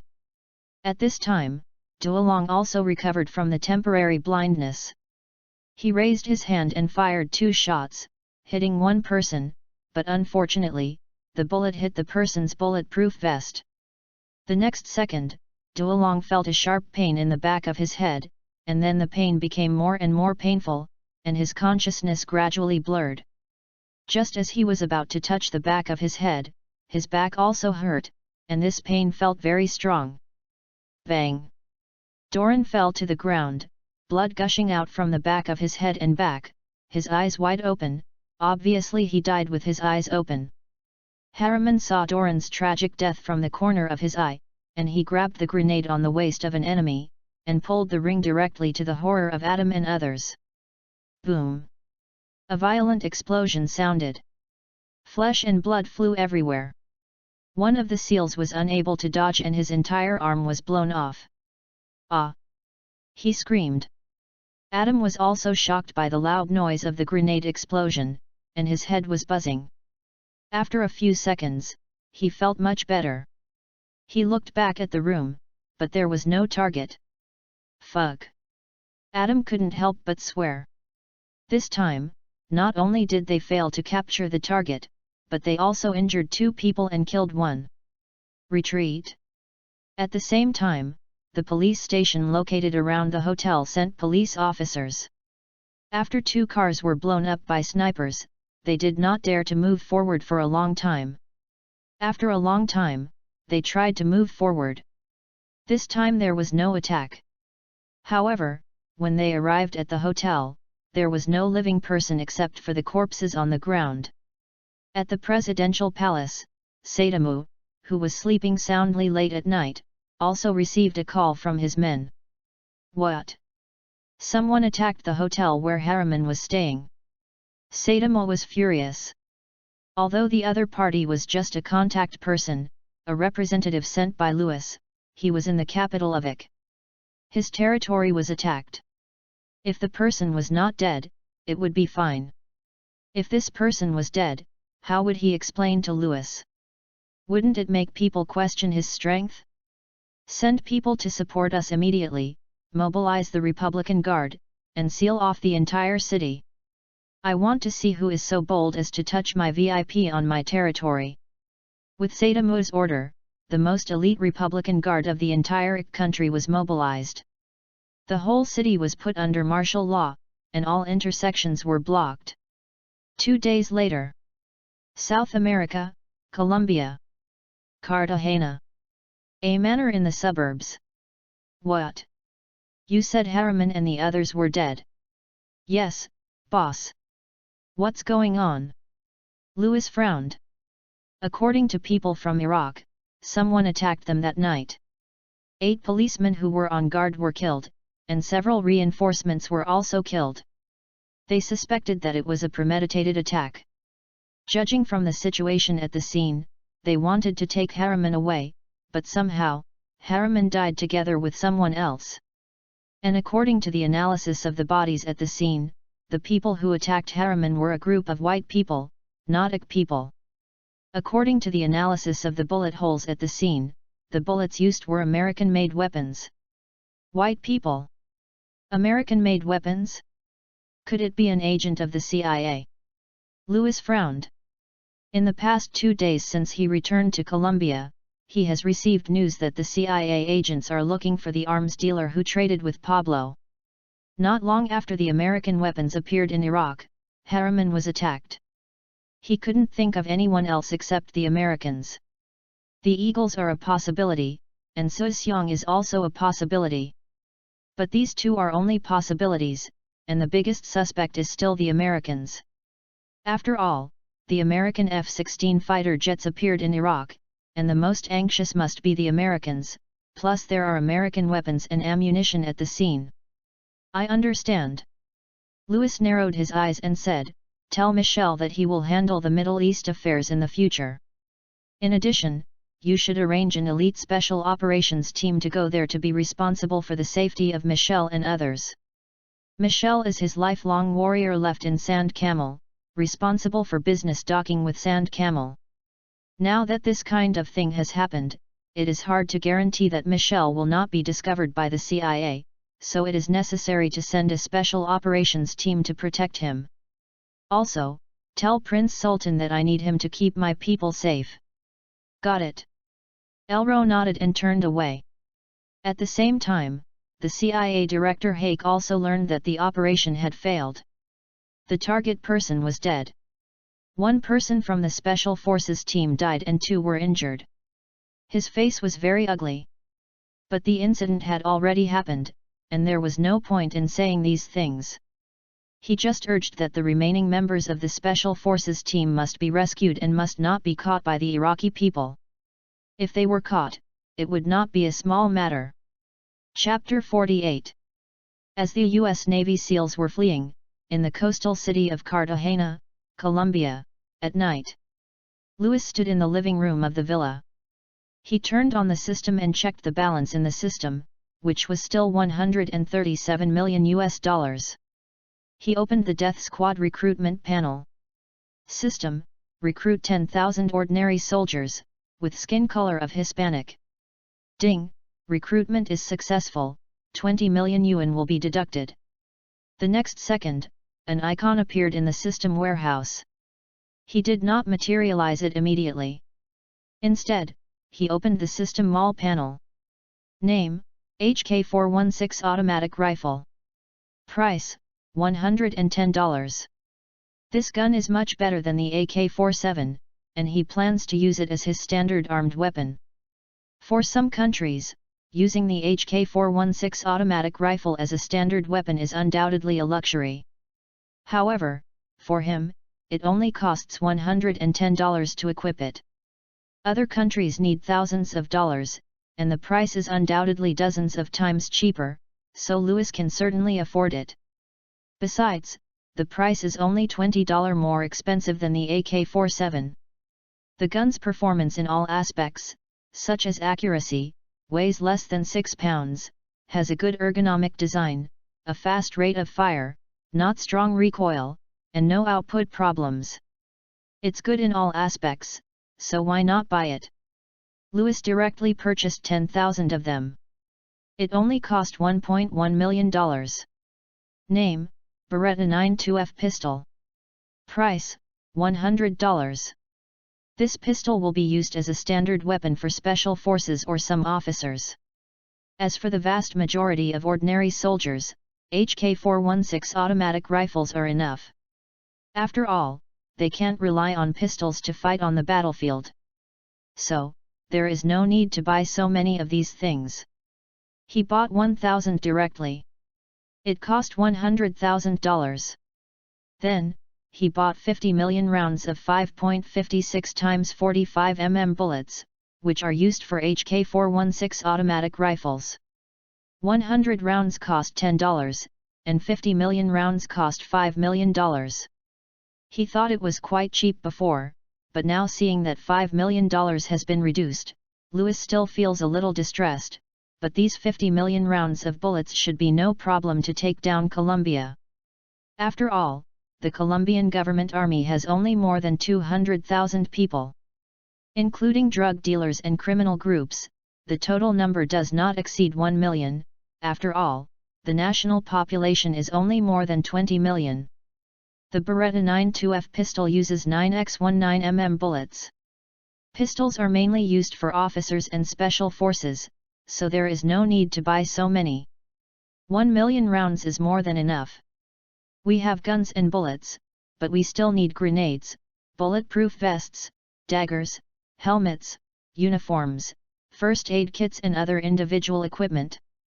In addition to grenades, guns, and bullets, such a set of individual equipment costs about $200, and this is still purchased in the system. If you buy it in real life, it will cost at least $600 to $700, and the bulletproof vest alone will cost $300. Each soldier is equipped with 4 grenades, and each grenade costs $10.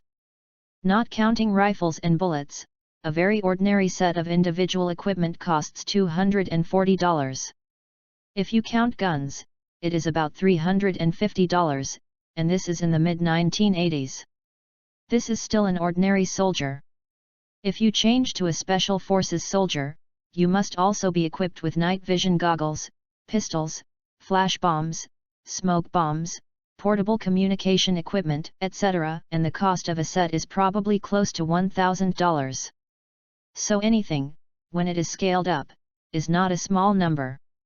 10,000 sets of ordinary individual equipment plus 4 grenades, it cost about $2.4 million. Although it is expensive, the money should be spent. Then, he looked at the RPG rocket, which is mainly used to attack government tanks, armored vehicles, and armed helicopters. This thing is cheap and surprisingly effective, otherwise it would not be popular all over the world and become a must-have weapon for militants in various countries. Name: RPG rocket.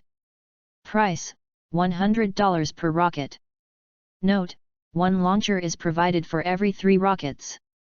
900 rockets and 300 anti-armor high-explosive bombs were purchased at once, the latter of which is specially used to deal with tanks. After all the purchases, including the recruitment of soldiers, it cost a total of $26.7 million. It has to be said that it is indeed expensive to support an army of 10,000 people. Just the recruitment and weapons and equipment alone require such a large amount, not to mention the daily expenses. The system will display the 10,000 recruits near the villa and give them instructions to send them into the villa to collect weapons and equipment. Ding, materialization is successful. Luckily it was late at night, and it was in the suburbs, with open space and a small number of residents around. Otherwise, the sudden appearance of so many people would be terrifying. Then, he materialized all the weapons and equipment he had just purchased on the lawn of the villa manor. Suddenly, the open space was filled with weapons, ammunition, and various equipment, like a mountain. Knock, knock. Suddenly there was a knock on the door. Come in. Boss, they are here. Elro came in and reported. Because they were all dead soldiers, they could sense whether they were the same kind. Ask them to go to the courtyard to collect weapons and equipment. Also, pick a few capable people from their crowd, especially those with commanding abilities, and bring them in. I want to meet them in person. Yes. Elro nodded, turned around and walked away quickly. About 10 minutes later, Elro knocked on the door and brought in 3 men. The military uniforms they wore were the camouflage uniforms he had exchanged from the system. Meet the boss. After seeing Louis, the 3 of them looked respectful and shouted in unison. Yet. Louis nodded slightly, looking at the 3 of them. Lloyd Gavin. Macron Corey. Albert Bosny. Without exception, all 3 have command attributes. The main reason we called you here is to lead the others to defeat the Colombian government troops stationed here and take over Cartagena City at night. Is that a problem? The 3 of them looked at each other, then stepped forward and said in unison, Please rest assured, boss. We will do our best. Very good. Louis showed a satisfied look and said, Gavin will be the commander-in-chief, Corey will be the deputy commander-in-chief, and Bosny will be the chief of staff. The 3 of you will form the Colombian National Army and be responsible for commanding more than 10,000 people outside. Originally, he wanted to call it the Colombian People's Army, but the Colombian left-wing organization was called the Colombian Revolutionary Armed Forces People's Army and the National Liberation Army. It would be inappropriate for him to call it the People's Army. In addition, Colombia also has the United Self-Defense Forces .M19 armed organizations. These 3 organizations have been identified as terrorist organizations by Europe and the United States, and it is not unjust. These 3 organizations are in the name of revolution, but in fact, they are also engaged in drug trafficking and planting laundry detergent, which is no different from drug dealers, and they also have child soldiers. It can be said that they are notorious in the hearts of many Colombians. In order to avoid resistance from Colombians, they must be distinguished, so they are called the National Army. Chapter 49.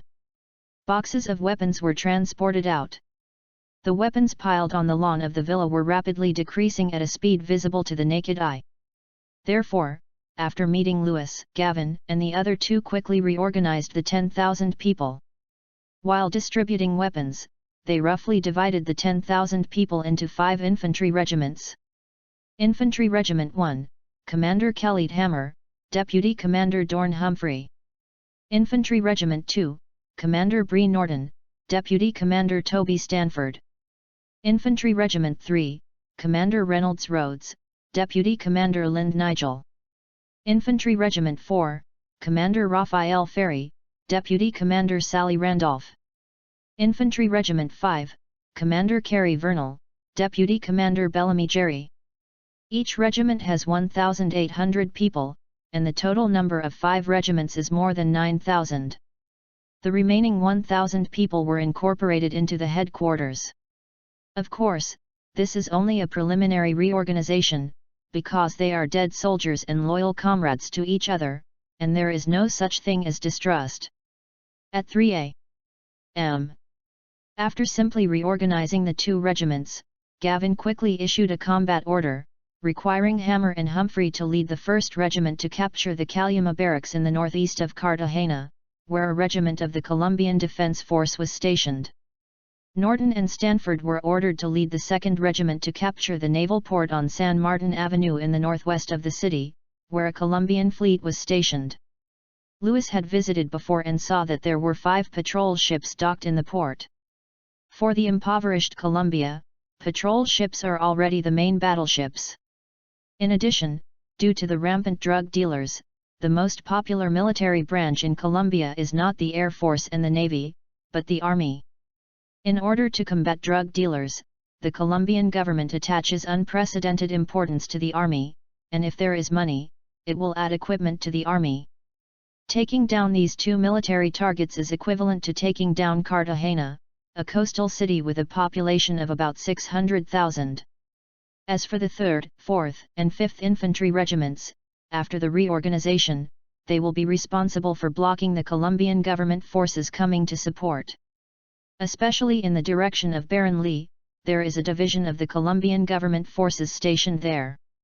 As for other directions, there is no need to worry too much, after all, the distance is far. Because of the long-term battle with drug dealers and armed elements in the country, the main army of Colombia is actually stationed in major cities such as the capital Bogotá and Medellín.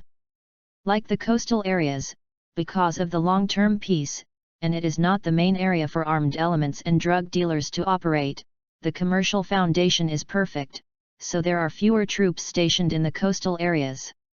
The central mountainous area is a gathering place for drug dealers and armed separatists. If they can't win, they can run into the deep mountains and old forests.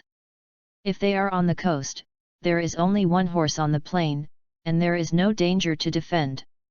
For the armed elements and drug dealers who are still weak, they naturally dare not carry out large-scale activities in these places. Therefore, there are nearly 200,000 Colombian government troops, most of which are stationed in the central and southern regions. Louis did not give too many suggestions to Gavin and others in formulating combat plans. In his opinion, a defense force that is not prepared but calculated is definitely an easy task. Although they are equipped with light infantry, they are equipped with RPG rocket launchers, so it is easy to deal with the fragile tanks and armored vehicles of Colombia. I have no objection, but I have one request, that we must be quick and take Cartagena before dawn. After a pause, Luis continued, if you need fire support, tell me. Please rest assured, boss, we will definitely take it down before dawn. Gavin said seriously. Well, go ahead. I'll wait for your good news. Hearing this, Gavin saluted Luis, then turned and walked away quickly. 10 minutes later, the 1st Infantry Regiment and the 2nd Infantry Regiment moved forward in unison, heading towards their respective targets.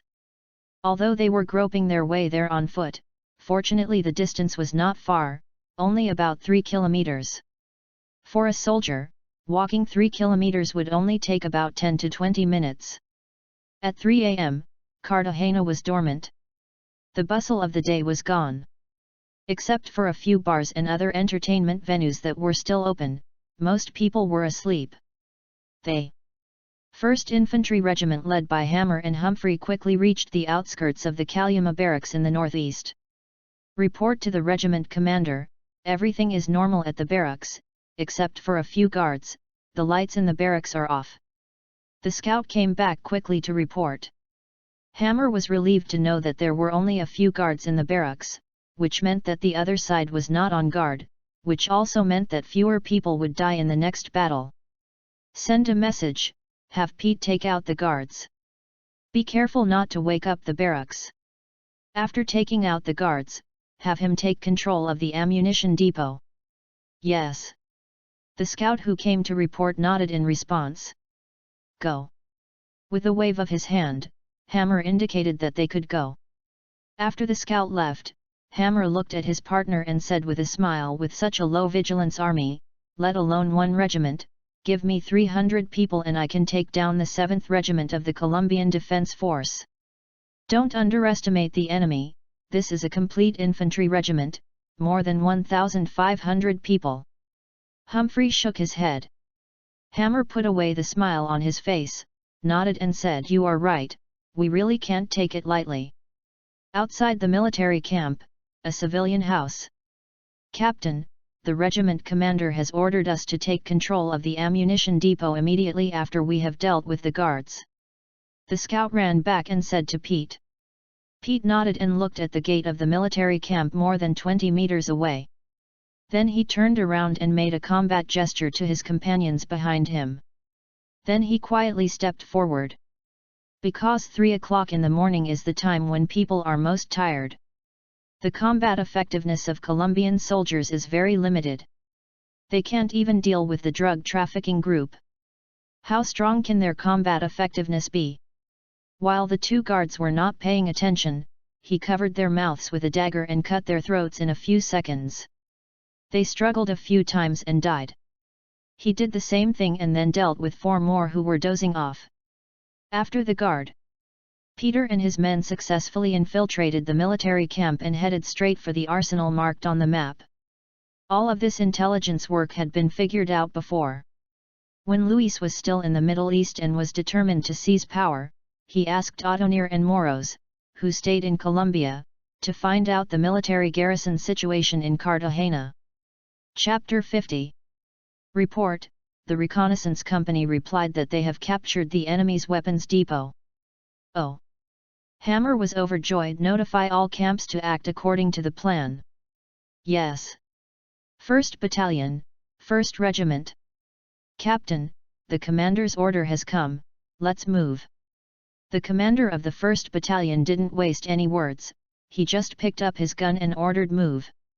As the order was issued, the soldiers of the 1st Regiment, who had already moved to the military camp, quickly rushed into the military camp step by step.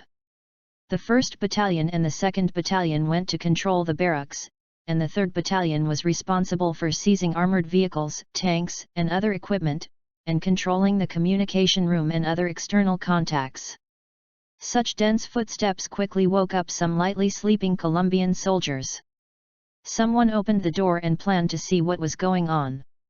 As a result, when he opened the door, he saw a large number of people holding weapons in the corridor. Seeing this scene, he was frightened and panicked, and hurriedly shouted, "Oh no, get up quickly, there are enemies." This shout, my goodness, this dormitory, and even several nearby dormitory rooms, were instantly alarmed. He hurriedly got up and dressed, opened the cabinet to take out device. Bang, bang, bang. After a while, gunshots rang out. With the sound of gunfire, the whole barracks was in an uproar. Countless Colombian government soldiers woke up from their sleep and took up arms to resist. However, there were only so many bullets in the guns. After all, not everyone could carry hundreds of bullets at any time. Captain, something bad has happened. Don't panic, who broke in? Listening to the gunshots outside, the regiment commander was very calm and did not look panicked. In his opinion, it was nothing more than a sneak attack by some armed elements. Once he assembled the army, he would be able to defeat these daring armed elements. I don't know. The enemy's firepower is very strong, and they have no bullets. There are a lot of them, at least thousands of them, and they are running towards us now. What? Thousands of people? The Colombian Defense Corps commander's eyes widened in disbelief. After so many years of military service, this was the first time he encountered such a daring armed force that attacked the military camp and sent out thousands of people. Could it be that Pablo escaped here? The captain guessed in his heart. Ever since the Colombian government invited the U.S. military to join in and eradicate Pablo, who was entrenched in Medellin, the drug trafficking group headed by Pablo suffered a severe blow. Even though many armed helicopters and fighter planes were shot down, the U.S. military was determined to destroy him. Fighter planes were dispatched to carry out indiscriminate bombing of Pablo's territory, causing the drug dealers under Pablo to flee and the personnel to scatter. Pablo had to withdraw from Medellin and retreat to the mountains and forests. He planned to rely on the advantage of the terrain to fight a jungle guerrilla war. The adjutant didn't know what he was thinking. Seeing him stunned, he hurriedly urged, "Captain, the enemy will be here soon, what should we do?" "Contact the division headquarters immediately and tell them that a large group of armed elements are attacking and request reinforcements. Also, call everyone in the house immediately to guard the door downstairs and never let the enemy in." The regiment leader lived in another small building, which was also the accommodation for the government departments. Boom! At this moment, a huge explosion sounded from the barracks in the distance. The commander's pupils were locked, and he thought to himself that it was not good. It was indeed not good. The 1st Battalion encountered a stubborn resistance in the barracks, and several people were injured and could not be attacked. The commander of the 1st Battalion directly ordered to use the RPG rocket launcher, which destroyed the obstacle with one shot and made the Wehrmacht soldiers hiding behind scream. Half an hour later, except for a few dormitories that were still resisting, the rest either surrendered or were killed. Captain of the 1st Battalion, what's the situation? Hammer asked the commander of the 1st Battalion to come over and ask. Report to the captain, except for a few places that are still resisting, the rest of the places have been taken. Oh! Hammer asked, did you capture the enemy's commander? Not yet. The 1st Battalion commander shook his head and said, we have interrogated several enemy soldiers. They said that the regiment commander and other important officers live in the 3-story building at the back. I have sent people to surround that house, but there are quite a few people in that house and they are still resisting stubbornly. Hammer said coldly, total resistance? Don't think about capturing them alive. Bomb them with rocket launchers. Didn't the 3rd Battalion grab a few tanks? Drive over and bombard them hard with cannons. I want to end the battle within 10 minutes. Yes. Soon, 3 tanks in the camp slowly drove over and stopped less than 100 meters away from the small building. Not good. Seeing the gun barrels outside, the people in the small building panicked instantly. If they were hit by a few more gunshots, they would be dead. I surrender. Don't kill me, I surrender. Some people who were afraid of death quickly dropped their guns, raised their hands and ran outside. What should the team leader do? What else can he do? They have already set up their guns.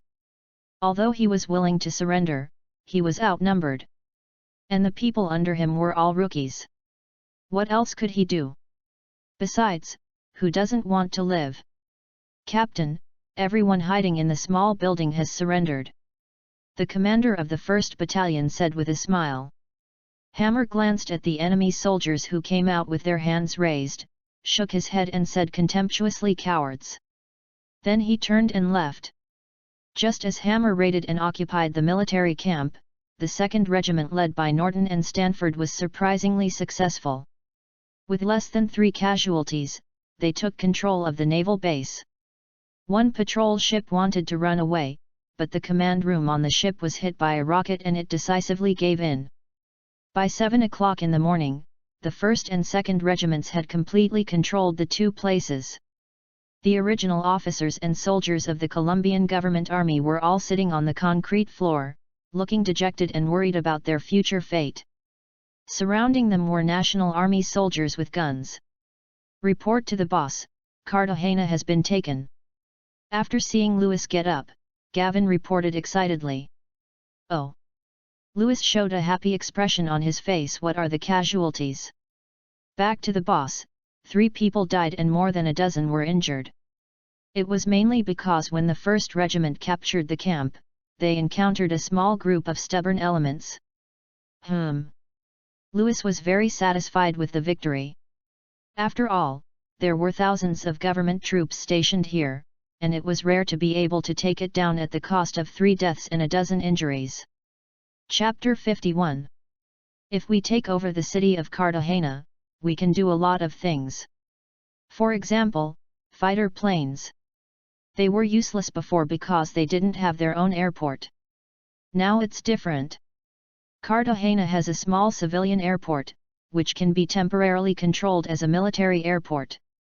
The premise is that there is such a demand. Let's go into the city and take a look.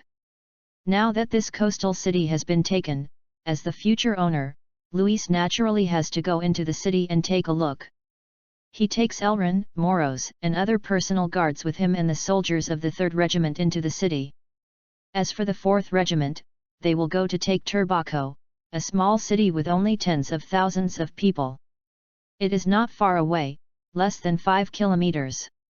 The 5th Regiment will go to the port of Mamanar, which is the cargo port of Cartagena. At the same time, it is also being expanded.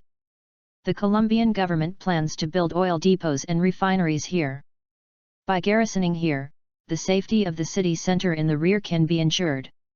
Cartagena, Luis has come here countless times, but this time his mentality is different. He was just a passerby before, but this time he came as the owner. Early in the morning. There are already many people out and about in the city center, and many small shops along the street have also started to operate, but compared with the past, it is obviously much quieter. Hey, Robin, did you hear any gunshots last night? Robin looked at his friend in surprise. You heard it too?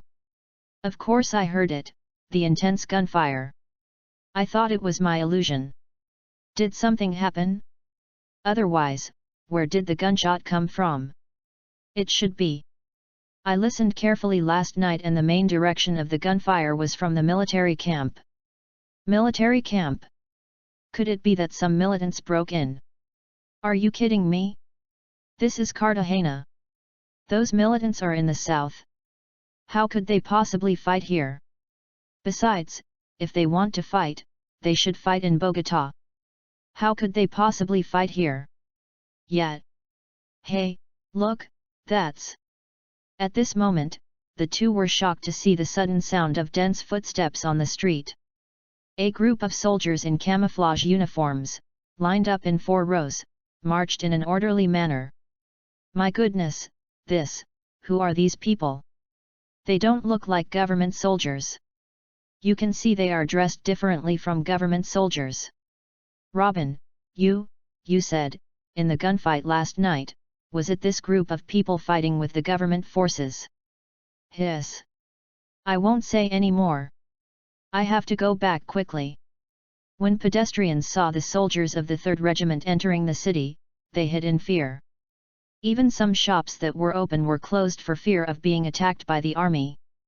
After all, the TV station had reported that the Colombian People's Army had once occupied a small town in the south, smashing and looting. Many people still remember it. Even further back, during the Colombian Civil War, more than 100,000 people died. The older generation still remembers it. Luis, who was sitting in a Toyota Land Cruiser, frowned slightly when he saw this scene, but then he seemed to think of something and his brows relaxed again. It was human nature. He would do the same if he were in the same situation. Let's go directly to the airport. He didn't go to the government building first. Yes. 10 Toyota Land Cruisers left the team and drove directly towards the airport. When they arrived at the airport, Luis saw many people squatting outside the airport, dragging suitcases in their hands, as if they were fleeing by plane. However, after being warned by the National Army soldiers, they immediately became much more honest.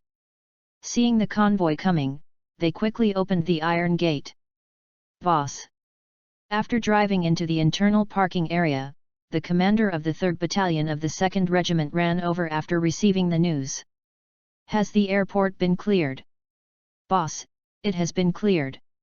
All airport staff have been detained. Flights have been stopped. The airport has been closed as per your instructions. Well, go ahead, I'll find you if I need anything. Luis waved his hand. Yes. The battalion commander saluted and then turned to leave. Luis went directly to the hangar maintenance area. There was nothing there except scattered mechanical equipment. As for the airport, there was no plane. Needless to say, they must have flown away after hearing the news. He didn't care. It was better to fly away, and it would make room for him. After instructing Elro and others to be on guard nearby, Luis opened the system wall. Name, AMPV Multi-Purpose Armored Vehicle. Introduction, developed by Krauss Maffei Wegmann, KMW, and Rheinmetall. The vehicle is 5.66 meters long, 2.3 meters wide, and 2.18 meters high. It is made of armored steel plates, with a reinforced chassis and body, and has strong protection capabilities. It can carry 5 members. It uses a 3.2L 6-cylinder diesel engine, with a maximum speed of 110 km per hour and a full load mileage of 700 km. It can be equipped with a 7.62 mm machine gun and a smoke protection device. Price: $50,000. $50,000 for a wheeled light tactical vehicle is quite expensive. It is $3,000 more expensive than the Hummer sold by the system. However, this vehicle has strong protection capabilities and has a smoke device. Once in danger, the smoke device can be released to hide itself and reduce the possibility of being hit. He plans to purchase a batch of equipment for the National Army. Select it and directly choose to buy it, and enter the quantity of 200 vehicles. In an instant, $10 million were deducted from the account. The tactical vehicle is available, but the troop carrier is still missing. In a war, you can't let people march long distances on their own, so a troop carrier is needed. Name: Boxer Armored Personnel Carrier.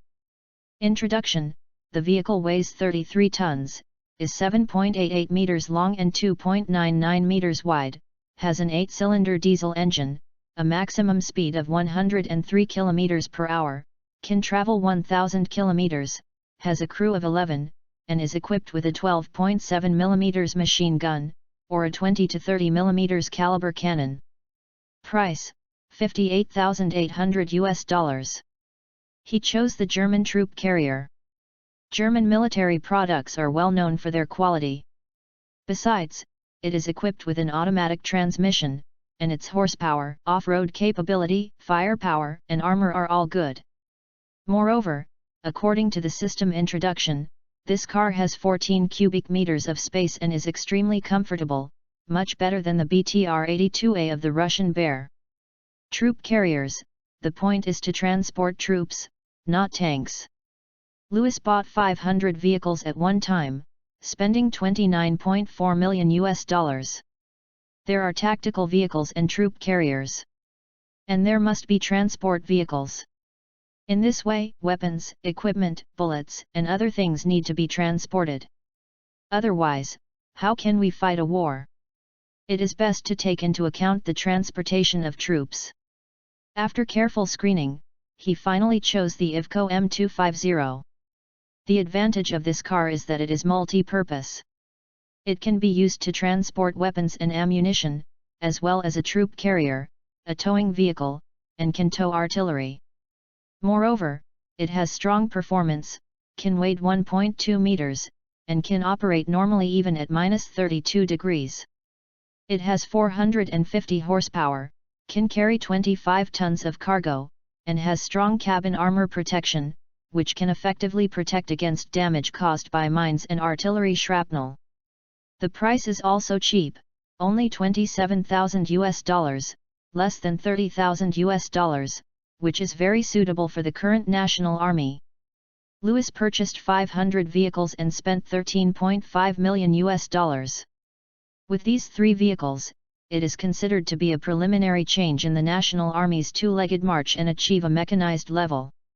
However, it must be equipped with tanks, armed helicopters, self-propelled rocket launchers and other equipment to be considered a modern armored army. Chapter 52. 300 Iveco M250 transport vehicles can transport 4,000 to 5,000 people at a time. If we add the 500 Boxer infantry vehicles and 200 AMPV multi-purpose armored vehicles purchased, it will be no problem to transport tens of thousands of troops at a time. System: put 300 Iveco M250s and 200 AMPV multi-purpose armored vehicles at my current airport. The next second, light and shadow fluctuations began to appear on the airport ground, as if space was distorted. Gradually, cars appeared out of thin air, arranged in a neat and uniform manner. After a while, 500 cars appeared. They occupied about 1/3 of the airport. He originally thought that 500 cars would occupy the entire airport, but in the end, they only occupied 1/3. System: materialize 500 Boxer infantry vehicles at the airport. After a brief moment of distraction, Lewis materialized the Boxer infantry vehicles he had just bought. Soon, next to the AMPV multi-purpose armored vehicle, there appeared 500 neatly arranged Boxer infantry vehicles. At first glance, there was an instant feeling of a torrent of steel. But this is not over yet. The ones he just bought do not have fire suppression capabilities. They are just a simple motorized infantry structure and lack fire output, such as tanks and armored vehicles. In addition, they need anti-aircraft firepower. Without air defense, when the capital Bogotá gets the news, they will first conduct reconnaissance and then send fighter jets to carry out air strikes. Therefore, if you want to turn the Death Army into a real army, you have to buy these. Military weapons and equipment is a systematic project, unlike northern Myanmar and Africa, where you can't win and just go into the mountains. Name: Longwo Type 15 Light Tank. Introduction: Longwo's future third-generation light tank has high horsepower, lightweight engine, hydropneumatic suspension, and fully automatic transmission. It has a highway speed of 70 km per hour and a maximum driving distance of 450 km. The external fuel tank can travel up to 650 km and has a high obstacle passing ability. The weapon uses a 105 mm rifled gun with a high degree of information integration. It can launch gun-launched missiles. The whole turret is welded. The front of the turret uses modular wedge-shaped composite armor. It has high protection and mobility. Using the DTW 2105 mm armor-piercing projectile, it can penetrate 450 to 500 mm steel plates within a range of 2,000 meters. Using the BTA 105 mm armor-piercing projectile, it can penetrate 550 mm steel plates. Price: $200,000. Lewis had seen this tank online a lot in his previous life. Although it was a light tank, its firepower was very strong and could easily penetrate the third-generation main battle tank. For example, it could destroy the current mainstream T-72 tank with one shot. After all, even the T-90 could penetrate it, not to mention the T-72 tank. Moreover, Colombia did not even have a main battle tank. It was only equipped with the Stuart light tank used in World War II. In addition, there were some wheeled armored vehicles, such as the main AM-8 armored vehicles, and 128 EE-9 Sidewinder wheeled assault guns purchased from Samba, which constituted the armored force of Colombia. That is, in Latin America, if this kind of equipment was placed in Asia, even the Burmese army could easily kill it. Therefore, the Type 15 light tank was enough to deal with the armor of Colombia. Moreover, the terrain of Colombia was very suitable for light tanks like the Type 15. Of course, the most important thing was that it was cheap. He could have purchased Leopard 2 main battle tanks, but there was no need to do so. The system price of a Leopard 2 was $1 million. Buying a cannon to kill a mosquito? It was totally unnecessary. The Type 15 light tank was enough to deal with the mainstream armor in the world today.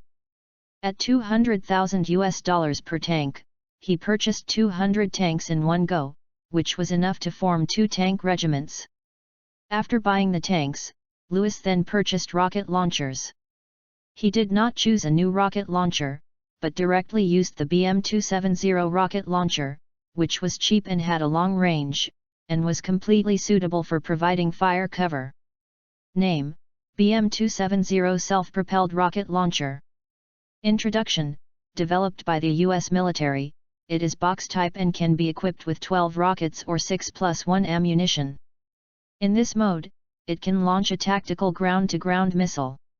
It can be equipped with different rockets with a range of 32 to 150 km. With the M39 tactical missile, the range can reach 300 km. It is tracked and highly mobile. Price: $150,000. 12 M26 rockets are given as a gift, with a range of 32 km. $150,000 for one vehicle is not expensive, but of course not cheap either. This is a launch vehicle, and rockets must be purchased. He only bought 72 vehicles, and according to 24 vehicles per battalion, a cannon regiment was formed, which was enough to deal with the Colombian army.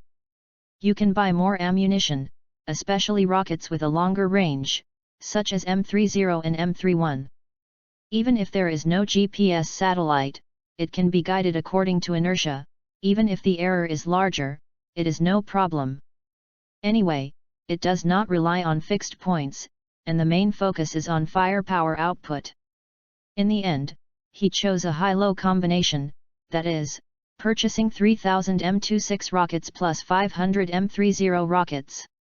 The former is priced at $1,000 per system, and the latter is more expensive at $3,000 per rocket.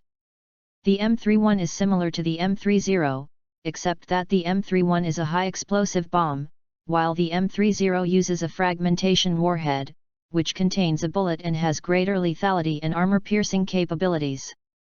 This cost him another $15.3 million.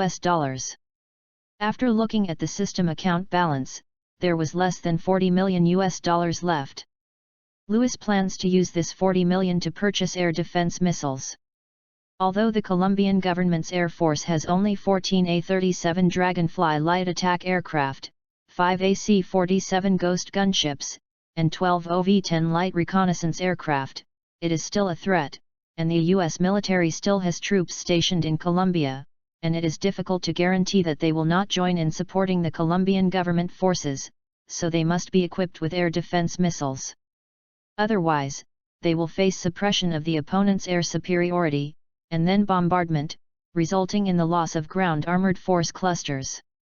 After some screening, he finally chose the Longwo Hunky 22 air defense missile system, which is FK3. The reason is that it is cheap.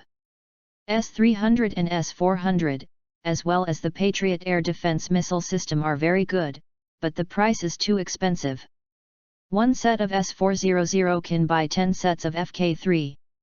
The price is cheap, but not representative difference. FK3 the range can reach 100 km, and the altitude is 27 km. It is completely suitable for near-low altitude interception, and it can also track 12 targets, and can attack 6 of them at the same time. It is perfect for intercepting missiles and attacking helicopters in the low-altitude area. The system costs $1 million per set. The S-400 costs $10 million. He bought 3 sets of FK3 and 1 set of S-400, forming a high-low combination. Later, he purchased 500 Type 15 BTA-2 105 mm armor-piercing shells, $10,000 each, and 2 Apache attack helicopters, and the remaining $40 million was all used up. After materializing all the weapons and equipment he had just bought, Lewis waved, called Elro, and ordered you immediately notify Gavin and others, and let each regiment send people to pick up the equipment. Yes, boss. Elro nodded and turned to make the call. Looking at the equipment piled up at the airport, Lewis felt very proud. This was his steel torrent. Chapter 53. Capital, Bogotá. What? You said that militants have captured Cartagena. The then Colombian President Cortés was shocked and said in disbelief. Yes, Mr. President, we have lost contact with Cartagena. Bang! Cortés was furious and slammed the table heavily. Regardless of the pain, he asked angrily, FCUK, don't we have troops stationed in Cartagena? And the Navy, are they all idiots? We actually let the militants occupy it. Mr. President, the garrison has lost contact. Cortés. Too lazy to complain about the military's combat effectiveness, Cortés looked a little gloomy. What armed force did it? Is it the People's Army? It is not the People's Army, but an armed force called the National Army. National Army. Cortés was stunned for a moment, and then he asked suspiciously, where did this force come from? Why haven't I heard of it? Not to mention Cortés, even MacPhail didn't know where this force came from. General, I don't care where this force came from. I just have one question, how long will it take to recapture Cartagena? Cortés looked seriously at MacPhail, the Commander-in-Chief of the Colombian Armed Forces. MacPhail said solemnly, "Please rest assured, President, we will recapture Cartagena within 3 days." "Very good." Cortés showed a satisfied look. 3 days is not a long time, and he will never allow such a stain during his term of office. Soon, the Colombian military was mobilized, and after obtaining the President's authorization, MacPhail directly led the remaining troops of the 7th Division and the 1st Division stationed in Barranquilla, and transferred a brigade from the 1st Division to the south, forming a two-pronged attack. A total of nearly 30,000 people were dispatched, which felt like using a cannon to kill a mosquito. After all, MacPhail promised to recapture Cartagena within 3 days. Another thing is that the impact of this incident is too serious. Cartagena is an important port city in the country. It is second only to Barranquilla in status and is the 6th largest city in the country. Such an important city was actually attacked by armed elements. It was occupied, which was undoubtedly a slap in the face of the military and the government, and it must be recovered as quickly as possible. Cartagena Airport. After conveying the order to receive the equipment, the first to receive it was the 3rd Battalion of the 2nd Regiment stationed at the airport. The first to get the moon, the first to get the bird guns, and the original foot army was replaced with mechanized and armored vehicles. As time passed, the 1st and 2nd Regiments were the first to complete the replacement. Among them, the 1st Regiment was equipped with a battalion of tanks, a total of 32 vehicles, and a battalion of 24 BM-270 self-propelled rocket launchers. Its defensive mission was mainly to block the reinforcements coming from Barranquilla. The 2nd Regiment served as the garrison force in Cartagena and was responsible for its support role. It was not equipped with long-range rocket launchers, but only with a battalion of tanks. The 3rd Regiment was changed to an armored regiment, equipped with 2 battalions with a total of 64 tanks. The main role of the 3rd Regiment was the strategic reserve force. Wherever the war was tight and firepower reinforcement was needed, troops would be dispatched to reinforce. The 4th and 5th Regiments were also equipped with a battalion of tanks and a battalion of self-propelled rocket launchers.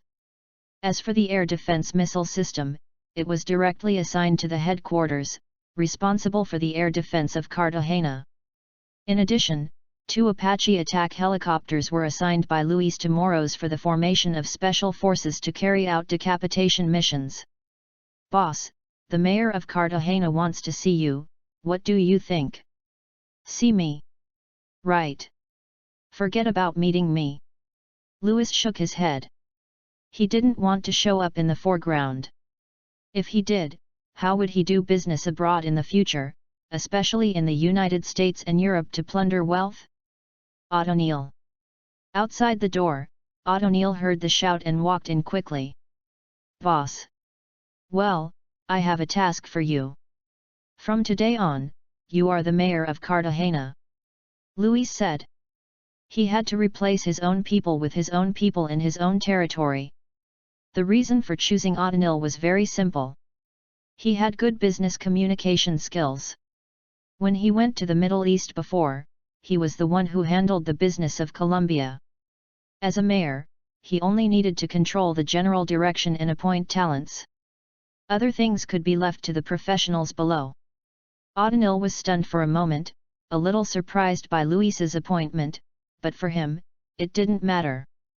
Not to mention being a mayor, he would be willing to be a soldier. "Good boss." After seeing the O'Neill people leave, Gavin asked how to deal with the captured government soldiers. "Detain them first, and consider how to deal with them after repelling the government army's attack."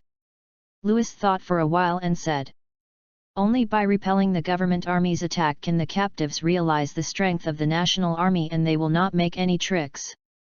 By the way, is there any movement from the government forces?" "Not yet." "Okay, I get it. You go down first." "Yes." Looking at Gavin's departing back, Luis shook his head. "It is impossible that the government army has no movement. It is estimated that they are withdrawing troops at this moment, or they are still on the way.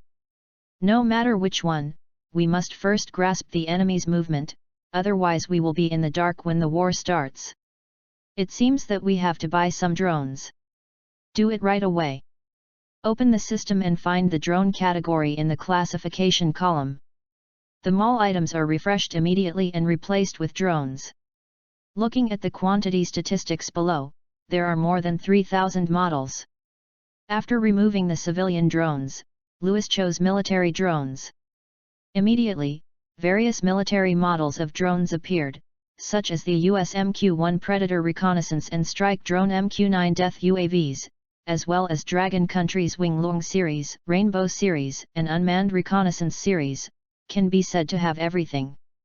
In the field of military UAVs, there are only two major countries competing, the United States and Dragon Country.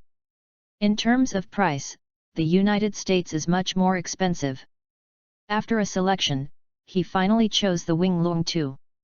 It has the function of reconnaissance and attack, and the price is many times cheaper than the Death. Moreover, in the field of UAVs in the international community, the Wing-Lung 2 is enough to stand out from the crowd. Although the Wing-Lung 2 UAV has been greatly discounted due to the lack of navigation and communication satellites, it can be used for reconnaissance and ammunition projection through ground base stations. A complete set of Wing-Lung 2 UAV combat systems costs $500,000. It is considered to be good value for money. First, $100 million was recharged to the system account. He now has a full $8.5 billion in his hands, of which $5 billion is the deposit for the Sand Camel, $3.2 billion is the first two installments paid by Iraq to purchase weapons, and the final payment of $800 million has not been recovered. He recharged the system account with $100 million. He directly purchased 4 Wing-Lung 2 drones in the mall. Later, he recruited soldiers who were proficient in drone driving and combat in the system talent recruitment. They belonged to the technical military branch and were paid $3,000 each. He directly recruited 100 people to form an electronic information technology battalion, which was directly allocated to Gavin's headquarters. Responsible for providing reconnaissance and attacking important targets for the entire army. The Electronic Warfare Technology Battalion was directly placed at the airport, and a command center was set up there. After all, the Wing-Lung 2 needed a runway to take off. Gavin, who heard the news, came and saw the 4 Wing-Lung 2 drones.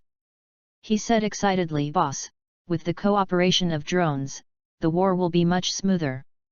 Lewis ignored him, but told the person in charge of the Electronic Drone Battalion, also the battalion commander Harper, start the drone and scout the movements of government forces in the north and south.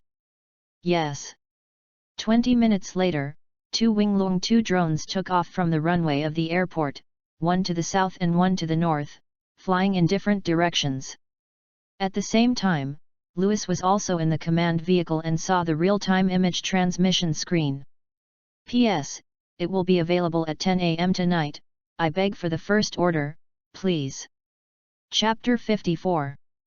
San Vicente is a coastal town in northern Colombia, 45 kilometers from Barranquilla and 55 kilometers from Cartagena. There is a coastal cement road that runs through the town. This cement road is also the main traffic artery connecting Barranquilla and Cartagena, the two coastal cities. On weekdays, this artery is very busy with many vehicles coming and going. However, today, this main traffic artery is occupied by an army of about 4,000 to 5,000 people. It is the 3rd Brigade under the 1st Army Division. As the most elite 1st Army Division of Colombia, the 3rd Brigade is well equipped. It is equipped with more than 20 AM-8 armored vehicles, more than a dozen EE-9 Sidewinder assault guns, and 18 Stuart light tanks. There are no other armored vehicles. This equipment is what many Colombian Army brigades dream of getting.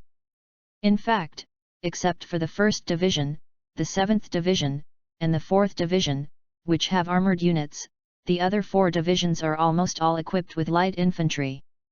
Mainly due to the limitation of national strength, they want to equip themselves with good things, but unfortunately they have no money.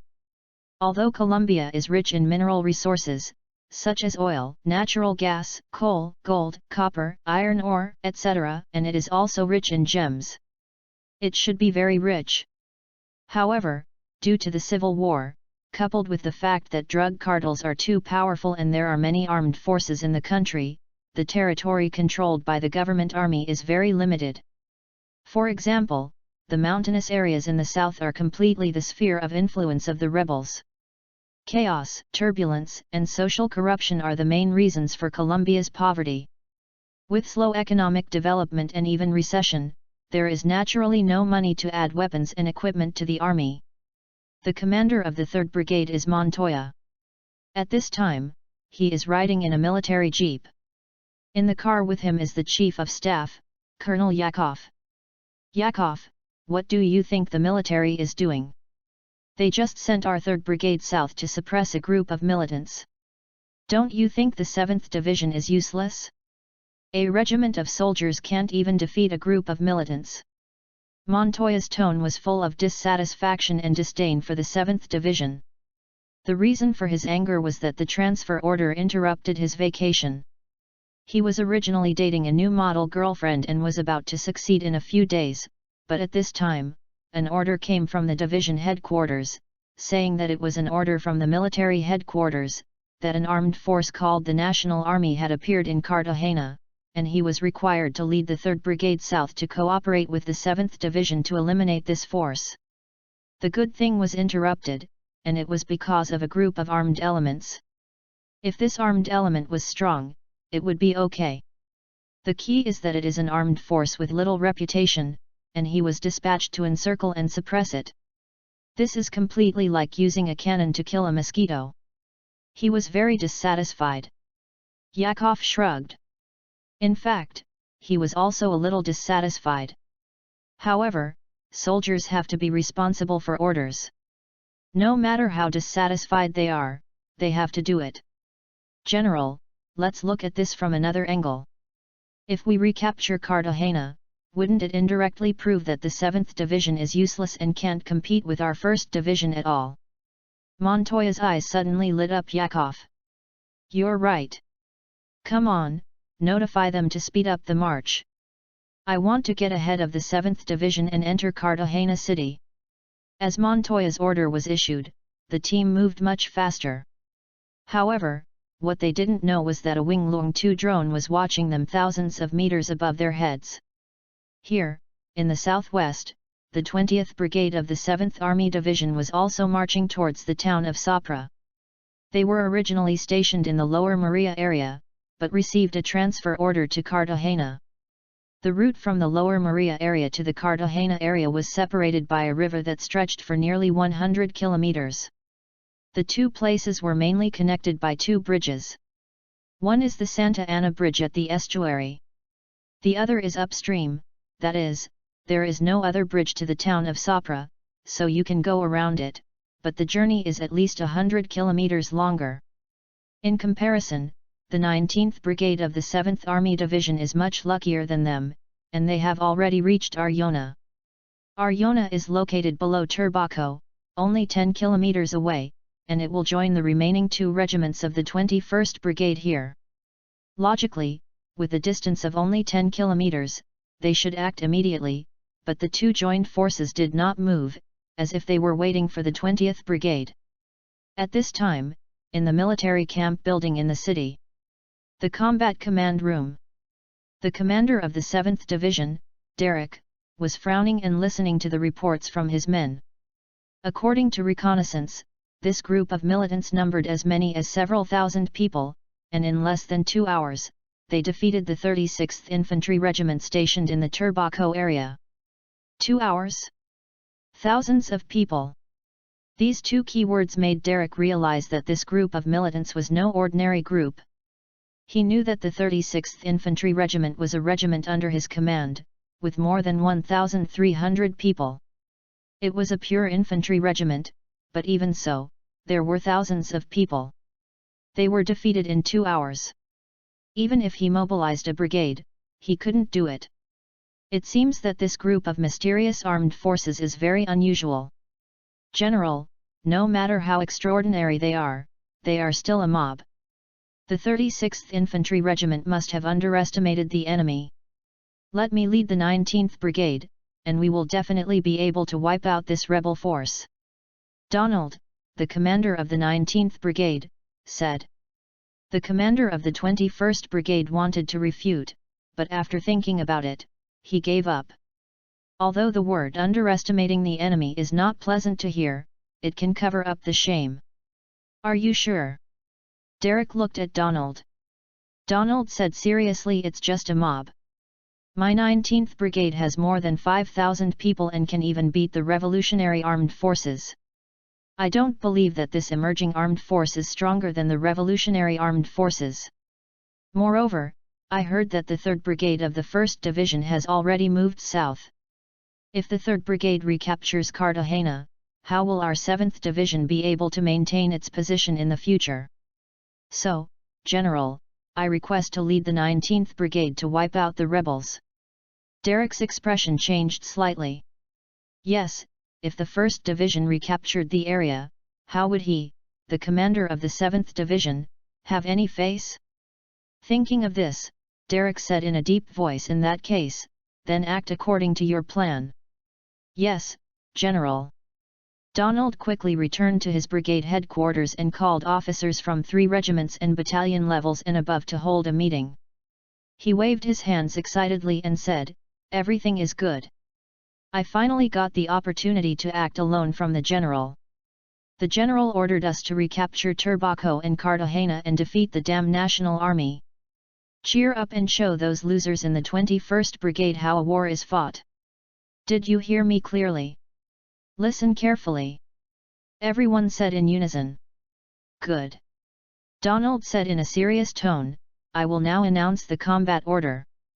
Cartagena Command. Gavin and his team have already detected the movements of the 7th Division and a brigade of the 1st Division through drones. At this time, the huge map has marked the movement of the enemy and our troops. Corey, what do you think?" Gavin asked his partner. The 4th Regiment is under too much pressure in Turbaco. There are 20,000 people on the other side, and the 4th Regiment has less than 2,000 people. I am afraid it will be very difficult. I suggest that the 3rd Regiment be transferred to reinforce and relieve their pressure. Bosny, what do you think? Bosny was the chief of staff. Seeing Gavin looking at him, he looked at the map, pondered for a few seconds, and said, "I agree with Corey's proposal. The enemy troops coming from the north have good equipment and about 4,000 to 5,000 people, but they are still a little inferior to the 1st Regiment. It will definitely be no problem to stop them from going south. On the contrary, I think it is appropriate to dispatch the 3rd Regiment to reinforce the south. Since everyone agrees, we will give the 3rd Regiment an order to reinforce Turbaco." The 3rd Regiment quickly assembled and then drove to Turbaco in tactical vehicles, infantry fighting vehicles and transport vehicles. Including the assembly time, it took less than half an hour to arrive at Turbaco and join the 4th Regiment. "Rod, why are you here?"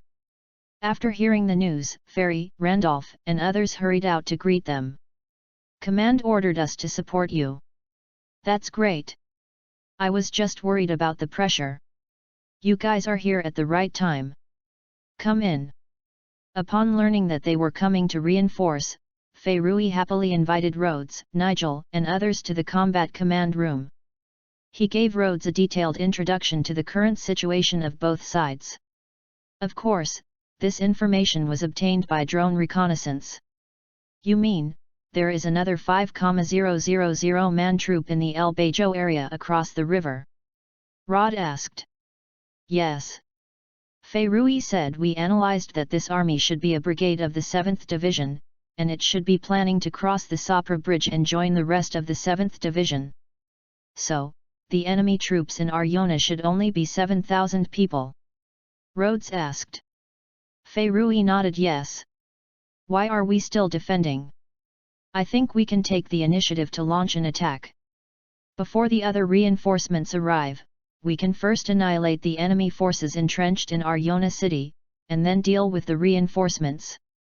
This is much easier than waiting for them to join us. Fire was a little moved when he heard this, and looked at Randolph and Nigel. What do you two think? I agree with Rod's proposal. We can fully utilize our firepower advantage. With the strength of our two regiments, it is not difficult to defeat them. Nigel said.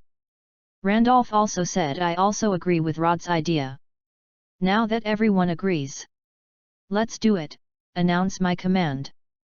Report. Just as he was about to give the order, a communicator stood up quickly. What's up? Report to the regiment commander, the headquarters has received information that the enemy in Aryona has moved. There is an army, about a brigade of troops, heading towards us. Oh? That's what we think. Fei said with a smile. Rod, it seems that we don't need to fight, they will come to our door. Rod smiled and said it's good to come to our door, so that we don't have to run away. Fei, let's leave this enemy force to our 3rd regiment. No need to take a break. No, let's finish the work first. That's fine. I wish you a successful start. Outside the city. The 3rd Regiment. 2 tank battalions with a total of 64 vehicles, 32 in each row arranged Indiana 2 rows. As for the infantry, they directly rode in the Boxer armored personnel carriers, whose armor protection was enough to withstand ordinary 7.62 mm bullets. Moreover, the Boxer personnel carriers, with 12.7 mm machine guns on the roof, could also be used as mobile turrets to provide firepower, which was perfect for fighting infantry. With the roar of the engine, 64 Type 15 tanks moved, advancing rapidly on the hilly area, leaving only track marks. In less than 3 minutes, the 2 tank battalions drove to the designated position, and the infantry fighting vehicles also arrived at the combat position. Standing on the hill, without a telescope, Rhodes could see a group of black masses on the horizon in the distance with his naked eyes. Unknown wheeled armored vehicles were neatly arranged in a horizontal row, about 15 vehicles, followed by a group of AM-8s, which were easy to recognize. AM-8s and the 2 machine guns could be seen with a telescope. In addition, he also saw several Stuart light tanks. Behind them was a large group of black infantry. It has to be said that the tactics of the Colombian government army are still at the level of World War II, with armored vehicles leading the way and infantry following behind. If you think about it carefully, they are right to do so. After all, in their eyes, the National Army is just an armed rebel army. What can a rebel army do? Seeing that they have entered the range, Rhodes put down the telescope in his hand and said to the signalman beside him, "Send an order, let the artillery battalion aim at the target, open fire, and destroy the enemy's armored vanguard." Yes. Located in the suburbs, the 3rd Regiment has a self-propelled rocket artillery battalion under its command and has already entered combat readiness. Report to the battalion commander, the regiment commander has given the order, let us open fire and destroy the enemy's armored forces. The battalion signalman came to report. The battalion commander's face changed when he heard this, and he immediately picked up the radio and ordered, "All rocket launchers are ready, coordinates XXX, fire." As the order was issued, the rocket launchers that had already been in place suddenly roared like thunder. Swish, swish, swish. Rockets flew like monkeys into the sky, trailing white smoke and forming a trail of air waves in the air, quickly flying towards the target. Chapter 55. This is like using a cannon to kill a mosquito. The artillery camp is more comfortable. With so many rockets fired, I'm afraid the enemy troops will be scared silly. I don't know if I was scared or stunned, but I know that with hundreds of rockets fired, there would be many casualties. This is good, we will face less resistance later. Hey, look, what's that in the sky? What? It seems to be flying towards us. Hearing the discussion outside, Donald, who was sitting in a jeep, asked the driver to stop, then got out of the car and looked up at the sky. His face suddenly changed, his eyes widened, and he was terrified. "Run, it's a rocket!" "What? Rockets! Oh my God, run! Many Colombian soldiers immediately ran away, trying to escape. However, their legs could not outrun the rockets that were coming at them at high speed. Boom boom! Boom boom boom! The sound of violent explosions resounded across the land. The entire vanguard's armored forces were surrounded by rocket attacks. How could the fragile Colombian armored forces withstand the large-caliber rockets?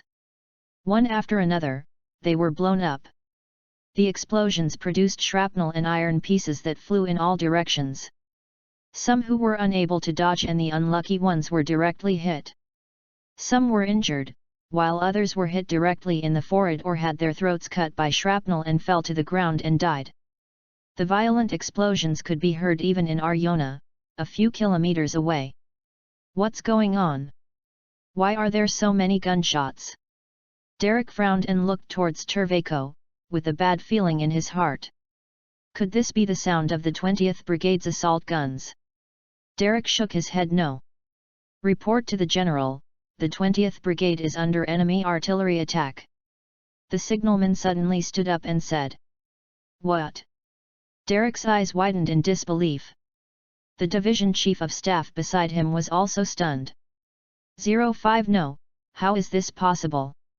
How could the rebels have artillery fire? This must be a mistake. Ask the 20th Brigade what's going on. 1 minute later. The 20th Brigade responded, saying that they were hit by heavy enemy artillery fire, with at least hundreds of rockets, and the 20th Brigade's armored forces suffered heavy losses. Fuck! What's going on? How could the rebels have so many rockets? The chief of staff slammed his fist on the table, and he was completely upset. Derek's face was as gloomy as a ghost. His expression also changed from the previous arrogance and contempt to a lot more solemn. Contact the headquarters immediately and request air support. The enemy has artillery fire, and they fired hundreds of rockets at once, which means they have a large number of rockets. It is foreseeable that our fragile armored vehicles will not be left with many after this round of artillery fire. For now, let the Air Force attack the enemy's artillery positions and scout the enemy's dynamic situation at high altitude. Soon, the battle situation here was reported to Bogotá. The Bogotá military leaders were surprised to learn that the National Army actually had rockets, and the number was large. They immediately agreed to Derek's request and arranged for 2 A-37 Dragonfly light attack aircraft and 1 OV-10 light reconnaissance aircraft to take off. At the same time, in order to provide fire support for the ground forces, 5 A-60L armed helicopters were also arranged. Cartagena. Command. Report, radar detected 8 targets taking off from Bogotá and heading towards Turbaco. According to analysis, they may be fighter jets taking off from Bogotá Air Force Base. 5 of them were slower and should be helicopters. Oh. Corey took the document, looked at the battle map again and again, and then said to Gavin, I guess a brigade of the 7th Division was hit hard and found that we had a large number of artillery, so they asked Bogotá for air support. This is something I had expected long ago. Gavin smiled. Should we let the air defense forces shoot down these 8 targets? Corey asked. Gavin nodded. Let's do it. This will be a good opportunity to test our FK3 air defense capabilities. Okay. Corey turned to the communicator and said, Go, call the air defense unit back and ask them to shoot down the 8 targets for me. Yes. The airport is a well-equipped FK3 air defense missile position. 4 launch vehicles have already been raised. Although the radar detected the combat aircraft taking off from Bogotá, the FK3 air defense missile has a range of only 100 kilometers, and it is necessary to wait for the opponent to reach the range before firing. At this time, several red dots on the radar kept flashing, and after each flash, the next one moved forward a little. Soon, it was within the range.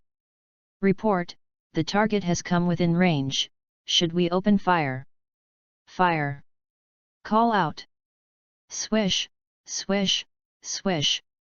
One after another, the Hunky-22 air defense missiles soared into the sky with flames and took off towards the target. Ding ding! About 80 kilometers from Cartagena, the A-37 Dragonfly light attack aircraft, OV-10 light reconnaissance aircraft, and 5 armed helicopters all received the radar warning sound. Fuck! The enemy has anti-aircraft missiles, damn, I'm locked. Dragonfly light attack aircraft OV. The pilots of the Dragonfly attack aircraft and the OV-10 reconnaissance aircraft quickly raised their noses, hoping to get rid of the anti-aircraft missiles by relying on their height. After all, the height of general anti-aircraft missiles is limited. For example, the maximum shooting height of a single soldier shoulder-fired anti-aircraft missile is only 5 kilometers. However, this time they encountered the Hunky-22 anti-aircraft missile, which has a maximum shooting height of 10 kilometers. Therefore, it is impossible to avoid missile tracking by climbing height. After all, it is not a supersonic fighter. Boom! Boom! Boom boom! To read exciting novels, go to Falu Novel Network. Not long after, 8 fireballs suddenly appeared in the sky, burning in the air, and then falling freely. Lower Maria! Look, what is that? My God, the plane was hit. Who is so awesome that he shot down 8 planes at once? Now things got serious. After shooting down 8 fighter planes, Bogota received the news soon. They learned that the Air Force fighter planes they sent out were shot down, and 8 were lost at once, including 5 armed helicopters. This made the Colombian Air Force commander so angry that he vomited blood. At the same time, the 3rd Regiment also officially issued an attack order. Rod put down the telescope and said, "Fire." Yes. The signalman beside him conveyed Rod's order to the radio communication equipment. The commander has ordered that you can open fire. After receiving the order, the 2 battalions of tanks that had been ready for a long time stepped on the accelerator and drove to the top of the hill. Suddenly, a black straight line was seen from a distance. After the shelling, the Colombian government soldiers who thought they had saved their lives suddenly saw the tanks coming down the hill. They were stunned and could not believe that the enemy had tanks. They looked better than their own tanks. Oh my God, run, it's a tank. Run. I don't want to die, who can save me? A wounded soldier fell to the ground, wailing for help, but the Colombian soldiers were afraid of running too slow, so no one paid any attention to him. Boom! Boom! Boom! At this time, the 2 battalions of the National Army's Type 15 light tanks that rushed over opened fire. Shells were fired from the tank turrets, landing among the fleeing infantry, instantly killing several people. A tank even shot away an assault gun. The cover fell down, killing 1 or 2 people. From time to time, a fleeing troop carrier was blown up. At the same time, the machine gunners on top of the Boxer armored vehicles following behind the tanks fired bullets like crazy, like cutting wheat. The 19th Columbia Brigade, which had lost its heavy firepower and armor, was beaten and fled for its life. Only corpses and blown-up tanks, assault guns, troop carriers, transport vehicles, and other vehicles were left on the ground. Knowing the front-line combat readiness, the enemy was equipped with a large number of tanks and armored vehicles, and the fighter planes that came to support were shot down by the enemy's anti-aircraft missiles. The commander of the 7th Division, Derrick, and the remaining troops of the 21st Brigade under his command ran away directly, fleeing in a panic in the direction of Sopra. Donald, the commander of the 19th Brigade, who was full of confidence and believed that the National Army was vulnerable, jumped into the river and swam over with the remnants of less than 300 people. It can be said that the 3rd Regiment of the National Army took over Arjona, a city with a population of tens of thousands, with little effort. Of course, there are still some enemy troops in the city who are still resisting stubbornly, but facing the National Army armed to the teeth, they are like a mantis trying to stop a chariot. Whenever they find a stubborn stronghold, they will either fire an RPG rocket or a tank. Artillery shells, there is no stronghold that cannot be solved. By 9 o'clock in the evening, the 3rd Regiment had eliminated all resistance forces in the city and captured nearly 1,000 prisoners. As for the people in the city, they were too scared to turn on the lights, open the doors, and dared not make loud noises, for fear that these unknown armed elements would rush in to burn, kill, and loot. Bogotá. General Staff. There were busy figures everywhere. Even though it was late at night, there were still many people, and their expressions were very solemn. They were all serious and the atmosphere was very tense. It made many people feel uneasy. At this time, in the combat meeting room of the General Staff, there were many generals, from the Commander-in-Chief of the Armed Forces to all the generals of the Army, Navy, and Air Force in the capital. The 7th Division was completely defeated and lost Aryona. The news of the loss of a city has reached the General Staff. Losing a city is nothing. But what makes everyone look solemn is the news from the front line that this mysterious armed group actually has a series of weapons and equipment such as tanks, armored vehicles, anti-aircraft missiles, rocket launchers, RPGs, etc. Possessing such powerful weapons and equipment is definitely not ordinary. It is also not the armed force they have encountered before. They suspect that there is some hostile force supporting this armed 967 force behind the scenes. Otherwise, where would the other party get so many advanced weapons and equipment? You have to know that many of them are not even available to them, like anti-aircraft missiles, which they themselves cannot afford to equip. You, an armed force, can actually afford it. Isn't this the biggest joke in the world? Commander-in-Chief, I think we have to ask for help from the US Army. Also, please withdraw the 3rd Brigade as soon as possible. I am afraid it will be too late and the 3rd Brigade will repeat the same mistakes. Deputy Commander-in-Chief Claire said solemnly. Claire's words woke MacPhail up. He almost forgot that the 3rd Brigade was still heading towards Cartagena. Although the 3rd Brigade was elite, it was defeated by the 7th Division, so the 3rd Brigade was probably not much better. Quick, contact the 3rd Brigade immediately and ask them to stop advancing and defend the place. Do not advance without orders. Yes. An officer quickly got up and contacted. Do you think this armed group called the National Army is supported by Venezuela or Earl? The Air Force commander asked. His words made MacPhail look gloomy. Colombia, Venezuela, and Earl are neighboring countries, and the disputes among the 3 countries have a long history. Colombia and Venezuela were once part of the same country in the 19th century. After the separation, due to political ideas, border conflicts, and armed elements often going to other countries to carry out activities and then attacking the Colombian government forces, the contradictions between the 2 countries became increasingly tense under frequent conflicts. In addition, the United States was stirring up trouble behind Colombia, so the relationship between the 3 countries was very tense. There have been many border conflicts and diplomatic ties were once severed. This is not ruled out, but there is no conclusive evidence at present. The supporters behind the National Army are these 2 countries. MacPhail touched his hair and said in a deep voice, whether it is these 2 countries or not, the National Army is the biggest threat now, and we must do our best to eliminate it. Contact the US military and request fighter jet support. In addition, transfer 1 brigade each from the 5th Division and the 2nd Division to the north to join the 7th Division. Claire frowned. He did not agree to transfer too many troops to the north. First, each division had a heavy defense mission. For example, the 5th Division, in addition to guarding the capital, had to cooperate with the 3rd Division to fight against the Medellin criminal group and the Cali group.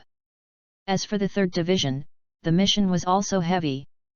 There were many active rebel forces in the defense zone, and the defense zone was large. Once it was transferred, it would inevitably affect the fight against the rebels in the country. Commander-in-Chief, deploying the army in the past is not very meaningful. I think the remaining troops of the 7th Division are enough to deal with it. The key point is whether the US military can provide Air Force fire suppression support. P.S. There is still 1 chapter before 12 o'clock in the evening.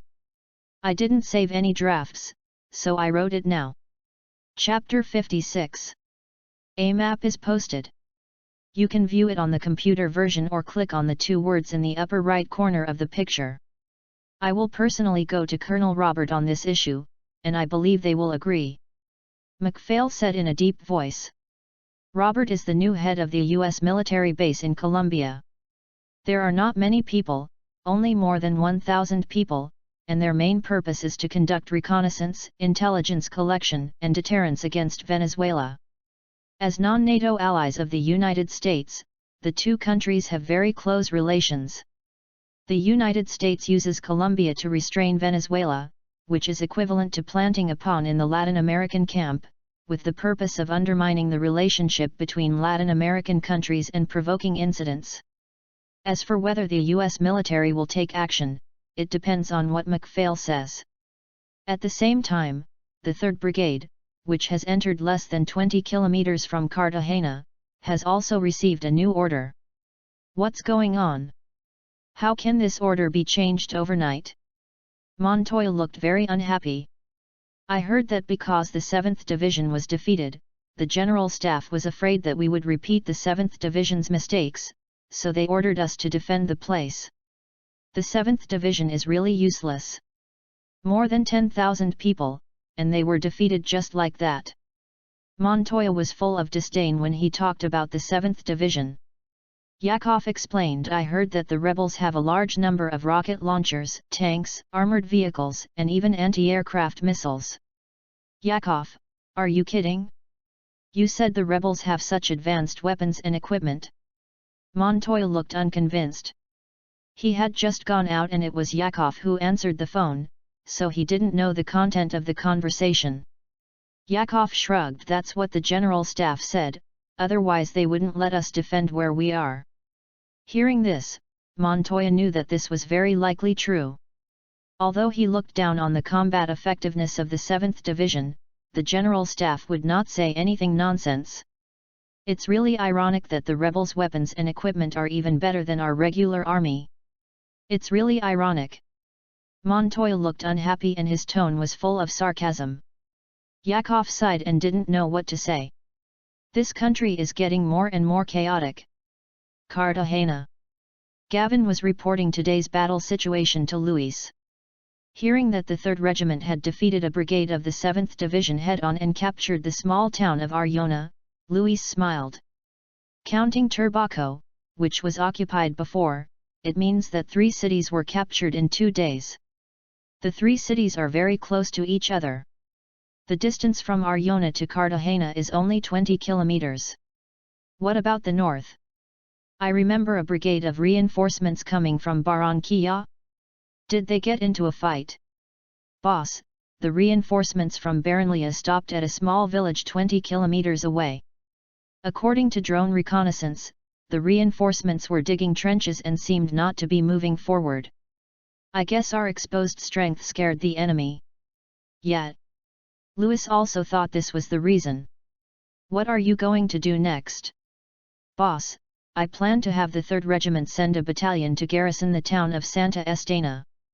There is a bridge in this town called the Sopra Bridge, which is the main transportation route for the government troops in the south to go north.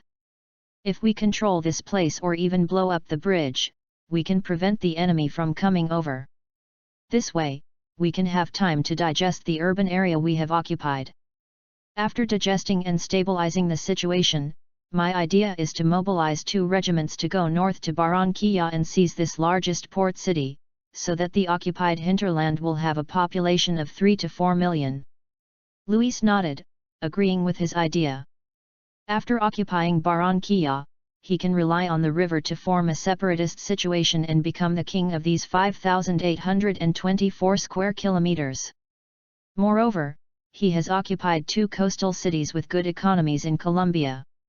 He can run his various businesses in this area openly, such as monopolizing electricity, ports, energy, minerals and other businesses. Whoever disagrees will be sent to see God. After calming down, Luis woke up from his reverie. Looking at Gavin in front of him, he asked, "Do you have enough troops to occupy Barranquilla?" "It's a bit tight, but I plan to recruit the prisoners and mix them into the army, which will increase the strength by about 3,000 people.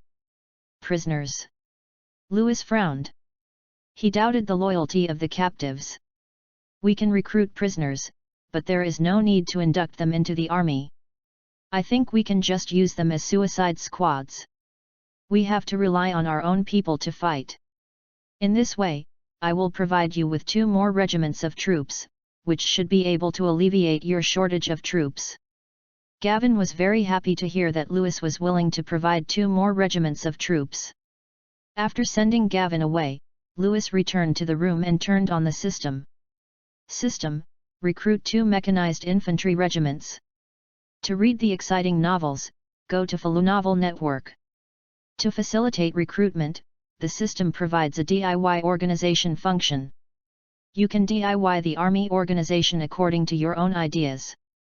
And Louis DIY Infantry Regiment has 1 tank battalion, 32 Type 15 tanks, 2 mechanized infantry battalions, equipped with 48 Boxer armored personnel carriers, 24 AMPV purpose tactical vehicles, and 46 IVCO M250 transport vehicles, 1 artillery battalion, equipped with 24 BM270 self-propelled rocket launchers, plus several special companies, totaling 2,280 people.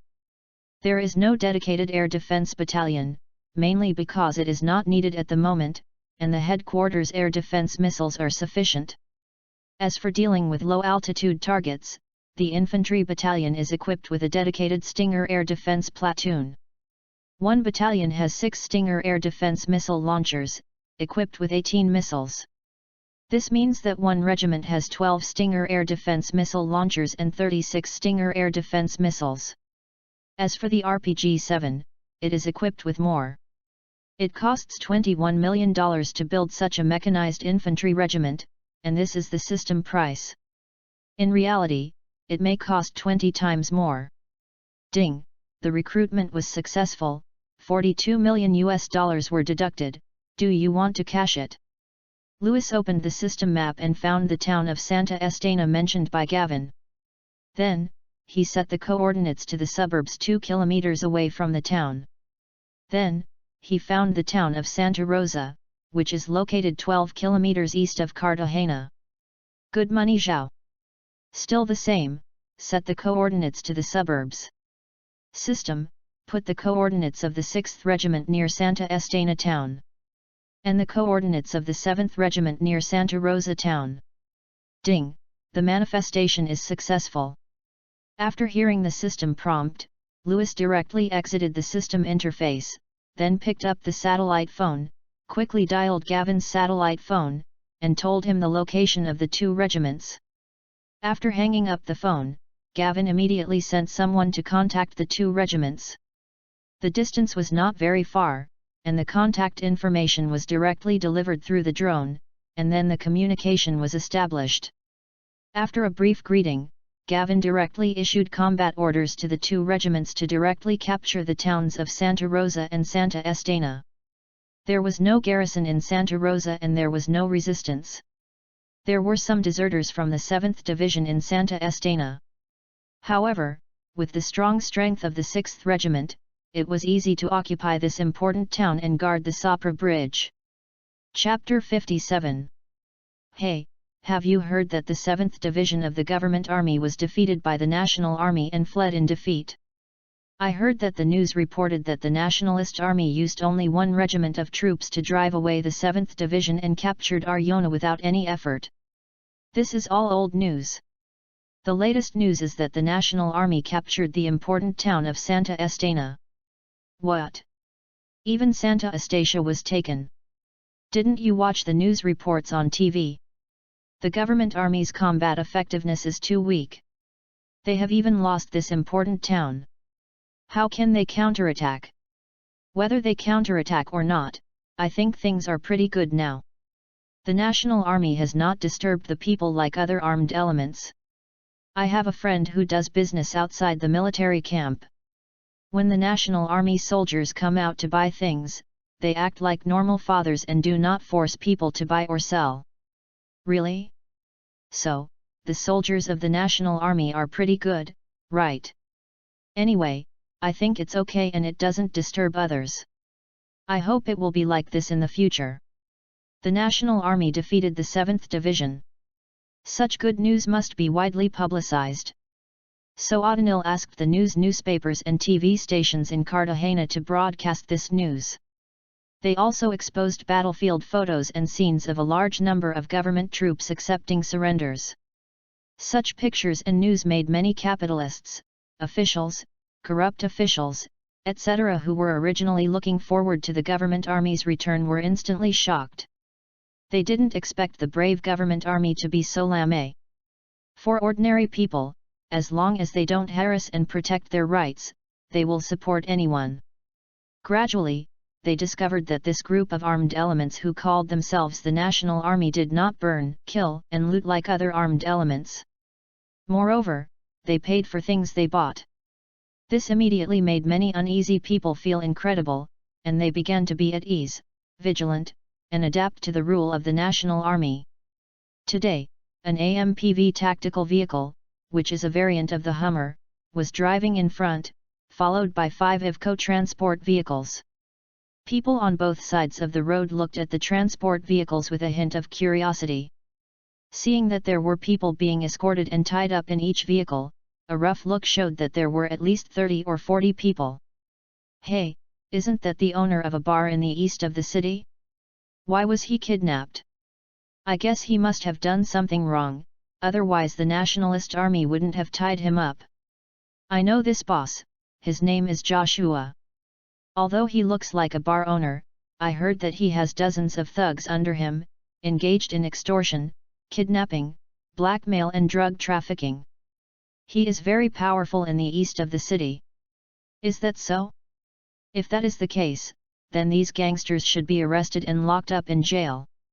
The convoy drove along the city road and quickly arrived at a central square in the city. At this moment, dozens of national soldiers with live ammunition stood in the center of the square, and a high platform was built in the middle of the square. Many people around were looking around, wondering what they were going to do. Soon, when one criminal after another was taken off the car by the National Army and escorted to the high platform, many people immediately guessed what was going to happen next and couldn't help but exclaimed. The timid ones ran away. There were also many people who, after seeing their relatives and friends among the escorted, looked worried and wanted to step forward to stop them, but they were afraid that this group of vicious national soldiers would arrest him as well, and then the execution took place later. The criminals being escorted, seeing this scene, didn't understand that they were going to be executed, and they struggled to shout for help, but something was stuffed in their mouths, so they couldn't shout at all. Soon, 32 extremely heinous criminals were escorted to the execution platform, with soldiers pointing guns at their heads and making them kneel on the ground. Except for a very small number of people, the vast majority wailed and kowtowed to the soldiers, begging them to let them go. The soldiers responded to their pleas for mercy by hitting them with the butts of their guns. At this time, an officer of the National Army stood on the stage, holding a document in his hand, and loudly read out the crimes of these criminals. The sound spread through the surrounding streets and alleys through the loudspeaker. After investigation, the above-mentioned people are found to have engaged in major illegal criminal activities such as drug trafficking, human trafficking, extortion, kidnapping, etc. The National Army headquarters has decided to execute the above-mentioned criminals. At the same time, the National Army hereby solemnly warns that it is strictly forbidden to engage in major criminal acts such as drug trafficking and human trafficking within the jurisdiction. Once found, they will be executed and there will be no tolerance. The crowd watching around the square were stunned at this moment. Drug trafficking is not a rare thing in Colombia. It is even said that 1 in 20 people in the country are engaged in this industry. In the past, when the police caught them, they would be detained for 10 days or half a month at most. If the case was more serious, they would be detained for several months. This was already a very severe punishment. Now it seems that the punishment of the National Army is not worth mentioning at all. This is fatal. Many people were pale, cold sweat broke out on their foreheads, and a trace of fear flashed in their eyes. Execution. The National Army officer on the stage didn't care what the people around him thought. After reading out the crimes committed by the criminal, he directly announced the execution. As the order was issued, the National Army soldiers who had already been in position, without a trace of fear or trembling in their eyes, directly raised their guns and pointed at the criminal's head. Bang! Boom! Bang bang! A series of gunshots. The criminals fell to the ground in an instant, blood flowing from the back of their heads, their eyes wide open, as if they were dying with their eyes open. Ah! Such a bloody scene made some timid people scream in fear. Even the lawless gangsters in the past felt nauseous and fearful when they saw this scene. They were obviously stunned by the iron-blooded methods of the National Army. Several soldiers saw that there were still criminals who were not dead yet, so they went forward and shot them again. It was not until the 32 criminals were completely dead that they arranged for people to drag the bodies away and burn them together. Although the bodies were dragged away, the blood flowing on the ground showed that the scene just now was real. The execution of the criminals was also published in the evening newspaper of the day and on TV news. The National Army was too cruel. They actually shot so many people. This method was too brutal. Is it cruel? I think it is good. We should use thunderbolt methods to eliminate these criminals. This will deter gangs and criminals. You can use another method. Anyway, I think it is too bloody. Although there are many people who think that the National Army's methods are too bloody, even if these criminals really deserve to die, they can just be sentenced to prison. Why do they have to execute them? However, for the vast majority of ordinary people who long for the rule of law and a good security environment, they raise their hands to agree with the National Army's approach. Especially the lower-class civilians, and some people who are bullied by drug dealers and criminals, all applauded. Under this thundering method, the security of the entire Cartagena improved all of a sudden, and many criminals hid, fearing that they would run into the muzzle of the gun at this time. When Gavin reported this to him, Louis supported it. After all, it is his territory now, and he naturally wants to manage it well, so that it will bring him greater benefits. To read the violent novel, go to Philo Novel Network. However, Louis also warned Gavin the execution of criminals can be left to the local governments, and the military does not need to get involved. The most urgent thing for the military to do is to build military camps and military airports, which is the primary task. How could Gavin not know this? Building a military airport and expanding a military camp requires money to buy materials. Boss, this money. Gavin looked embarrassed. Louis said, as for the money, ask O'Neill. We just executed dozens of criminals and cracked down on several criminal gangs. Invest the confiscated money in building military camps and military airports. I will give you another $200 million, which should be enough for you. Military airports are not built in a grand manner like civil airports. In the late 1980s, $200 million was enough to build 3 or 4 simple military airports. Gavin was delighted to hear that Louis was willing to allocate $200 million.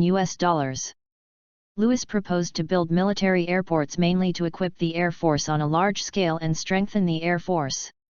Of course, if it is just to deal with the government army, it is definitely not necessary. He is worried that the Americans will end up. The Americans are not as weak as the government army. If the Americans really go all out, even if he uses all his troops, he may not be able to stop them. They can't stand the hundreds of fighter planes they send to bomb them. Therefore, in order to control the air power, building military airports is an urgent matter. As for military camps, they are even more necessary. 7 regiments with more than 15,000 soldiers suddenly appeared, and they need a place to live. We can't always occupy civilian houses and some government infrastructure, which is not conducive to military training. Soon, the stolen money from fighting criminals was counted. And it was more than $48.5 million. After getting the money, Gavin immediately arranged for bidding to build military camps and airports. Just as Louis was proceeding in an orderly manner. Bogotá. In the meeting room of the General Staff, a picture was being played at this time. The picture content was the picture of the National Army executing drug dealers and other criminals.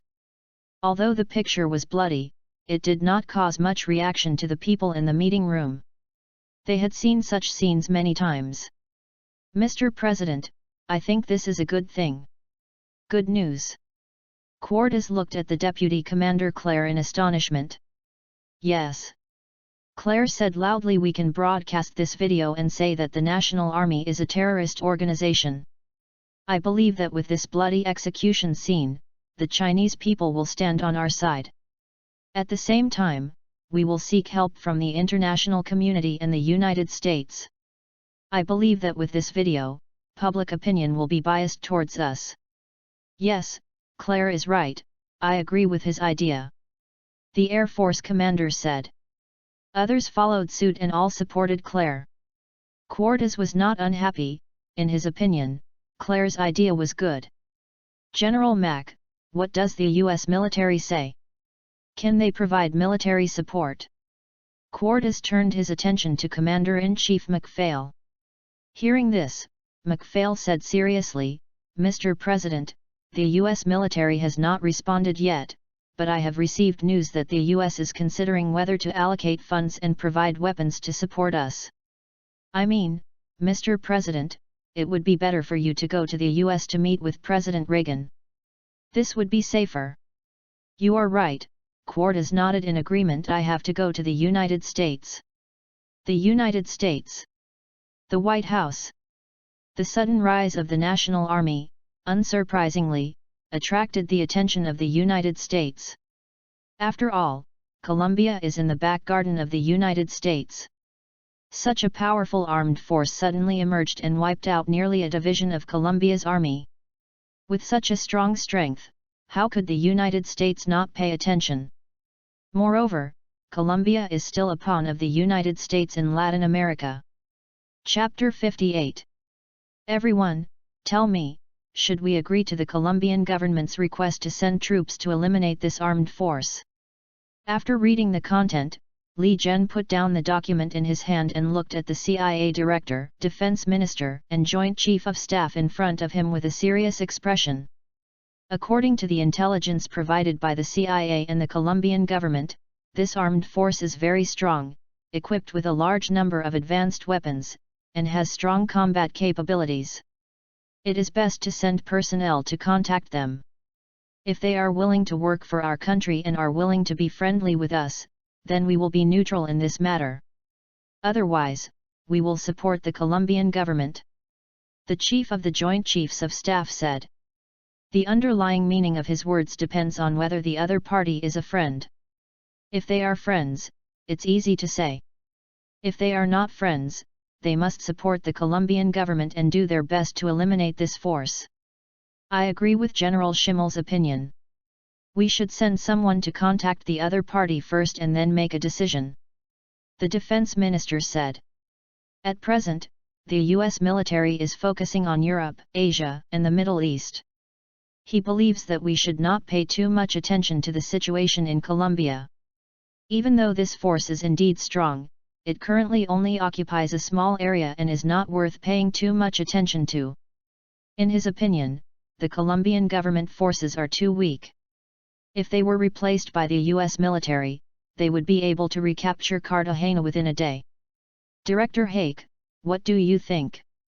Reagan turned his attention to the CIA director. I agree with General Schimmel's statement. Haig said. Reagan nodded. He also thought so. If they could avoid fighting, they would. After all, their primary enemy was the giant red bear. In that case, let's do as General Schimmel says. Director Haig, have your CIA agents contact them and express our goodwill to them, find out their attitude towards the United States as soon as possible, and investigate where their weapons and equipment come from. Yes. Mr. President. Haig said, standing up. All right, gentlemen, the meeting is adjourned. On the same day, 2 CIA agents flew to Bogotá. After arriving in Bogotá, they immediately drove to Cartagena. At the same time, the video footage of the National Army shooting criminals was also broadcast by Colombia's national television station. At the same time, Colombia also launched a propaganda machine, accusing the National Army of being a group of terrorists, and in short, trying every means to discredit the National Army. In this regard, the National Army will definitely not sit idly by. The importance of the battlefield of public opinion is self-evident. If the Colombian people really regard the National Army as terrorists, it will not be conducive to the National Army's future capture of other towns. Therefore, the spokesperson of the National Army strongly condemned the government army's smearing, and announced that the identities of those who were shot were all extremely heinous criminals. For a time, the two sides started to talk. Cartagena. Luis's villa estate. You said Pablo has arrived in Cartagena? He still wants to see me. Luis looked at Elro with surprise. Yes, boss. How did he contact you? Luis was a little curious. He didn't contact me, he contacted O'Neil. And then O'Neil passed the message to me. Oh. Luis showed a look of realization. Needless to say, Pablo must have seen in the news that O'Neil was appointed mayor of Cartagena, and therefore guessed that the National Army had something to do with him. After all, one of Luis's henchmen could be the mayor. Where are the people? Stay in a hotel in the city. I disappeared and sent Moros to tell him to find a way to pry Pablo open his mouth. I wanted his money. Luis said coldly. For him, Pablo was no longer useful. What value did a stray dog have? Besides, the Medellin drug cartel would still exist without Pablo as its leader. In his previous life, after Pablo's death, the Medellin drug cartel revived. Until he traveled through time, the Medellin drug cartel still existed, but its momentum was not as strong as when Pablo was alive. As the future ruler of Colombia, he and Pablo were destined to be enemies. So there was no need to support Pablo anymore. On the contrary, he was very interested in Pablo's wealth.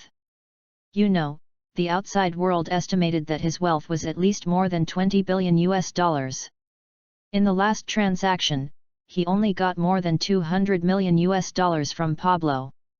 Excluding fixed assets, he had at least tens of billions of US in cash. After all, he was a drug dealer and would definitely not deposit his money in the bank. A hotel in the city center. Pablo and several confidants lived here. Ever since the Medellin nest was attacked by the US military and government forces, he started his escape. He hid in the primeval forest in the south for a while and thus escaped. When he came out of the primeval jungle, he learned that a powerful armed force had emerged in the north and actually defeated a division of the government army head-on. He was amazed at the existence of such a powerful armed force. You know, when he had 30,000 armed elements, he couldn't even defeat a brigade of regular troops. After he returned to Medellin, he received a lot more news from the National Army.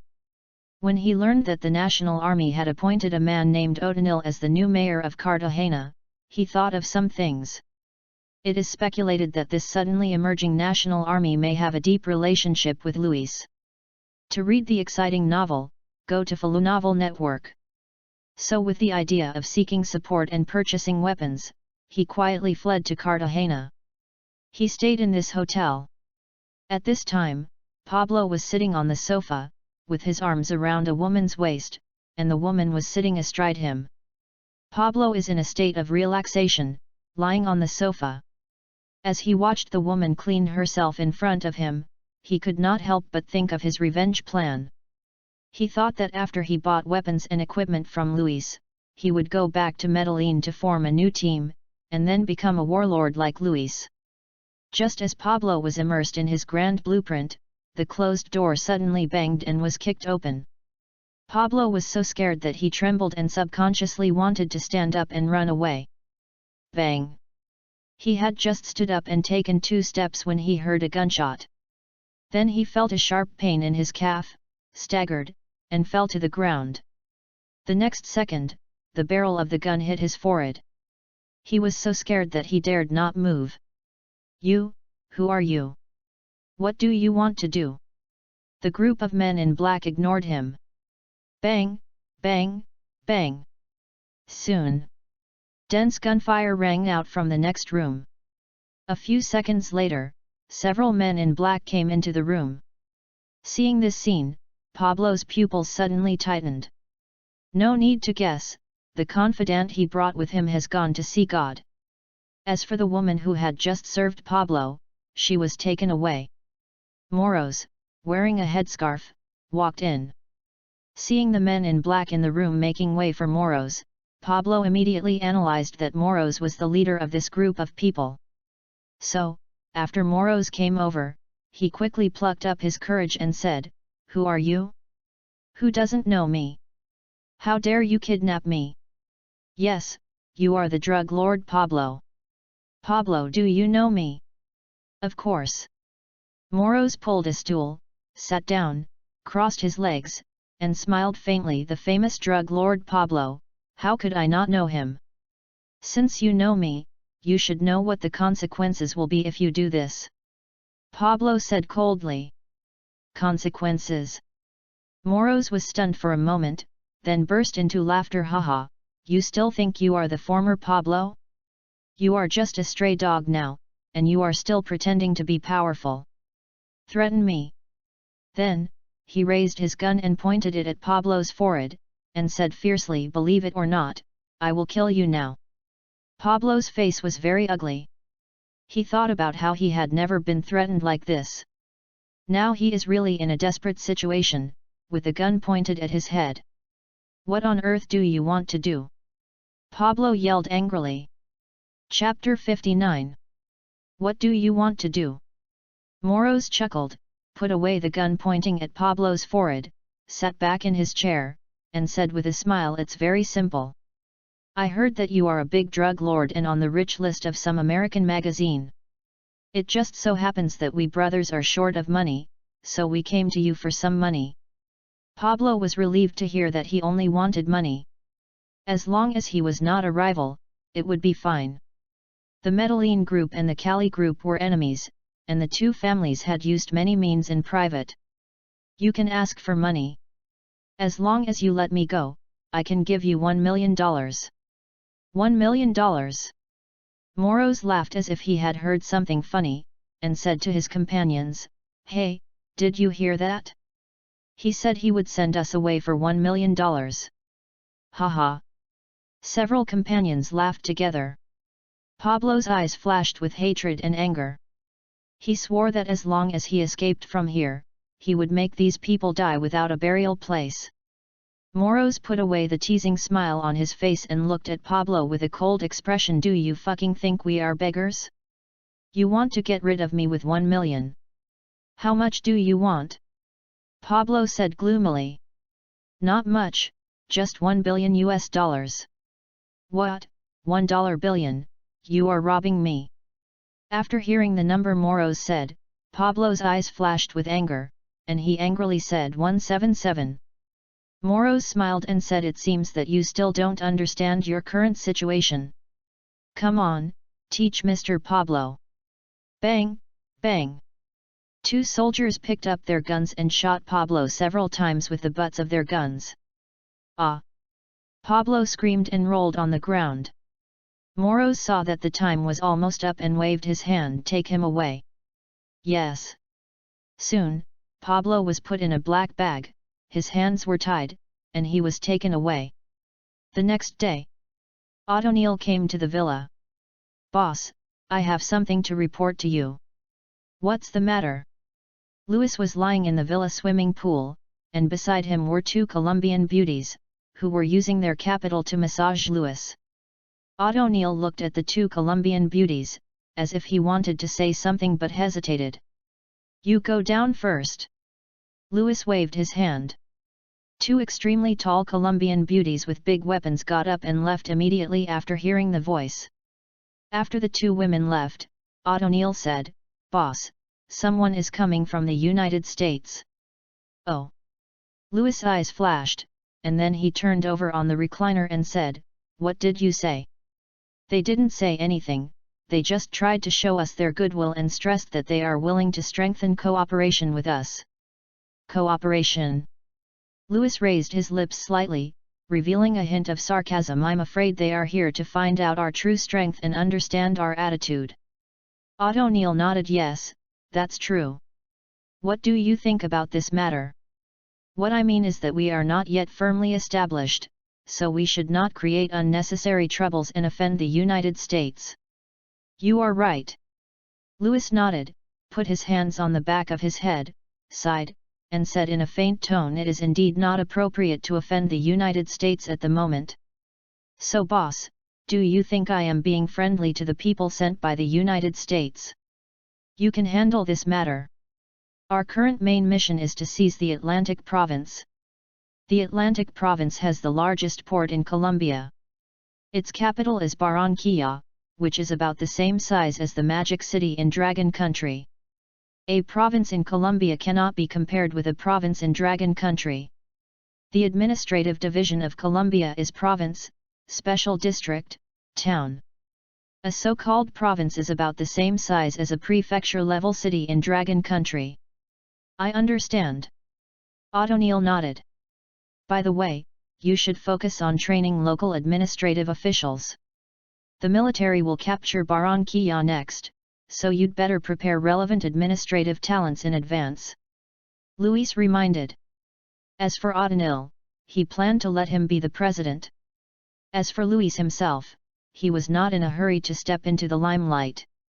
After stepping into the limelight, some business matters would be difficult to do. Compared with being the president, his foundation is business, the arms trade. "I understand. But boss, our expansion is too fast and we are short of administrative talents. Do you think we can employ some of our former officials?" "You decide this for yourself. In principle, the city officials must be our own people. For towns, we can consider retaining the previous officials, but we must conduct political review. They must be capable and honest. We should not hire corrupt officials who will make the people hate us." "Clear. Go ahead." Louis waved his hand, indicating that he could go. "Yes." O'Neill bowed and then turned away. Louis waved his hand, and two young women in swimsuits standing not far away came over and knelt beside Louis to serve him carefully. After a while, Louis felt refreshed, stood up slowly, ignored the woman who was wiping her mouth, and walked slowly towards the villa. Back in the study, he opened the system wall. This time, he did not look at military products, but opened the civilian technology products. Name, DVD technical information. Price, $10,000. Seeing the price, Louis bought one without blinking. He had to do military business and other businesses, and he had to do profitable electronic products business even more. After all, it made money quickly and it was a legitimate business. Open the system recruitment interface. System, recruiting one person who is proficient in company management and 5 people who are proficient in chip design. Ding, recruitment is successful, $30,000 will be deducted, is it immediately cashable? It seems that technical talents are the same as special forces, both are $5,000 each. Louis secretly said. To read the exciting novels, go to Philo Novel Network. Manifest, in this room I am in now.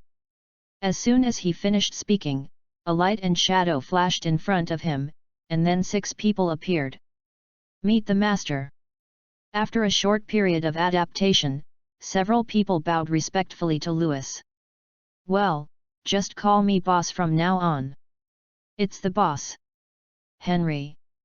Louis looked at the talent with company management attributes among the 6 people. Boss.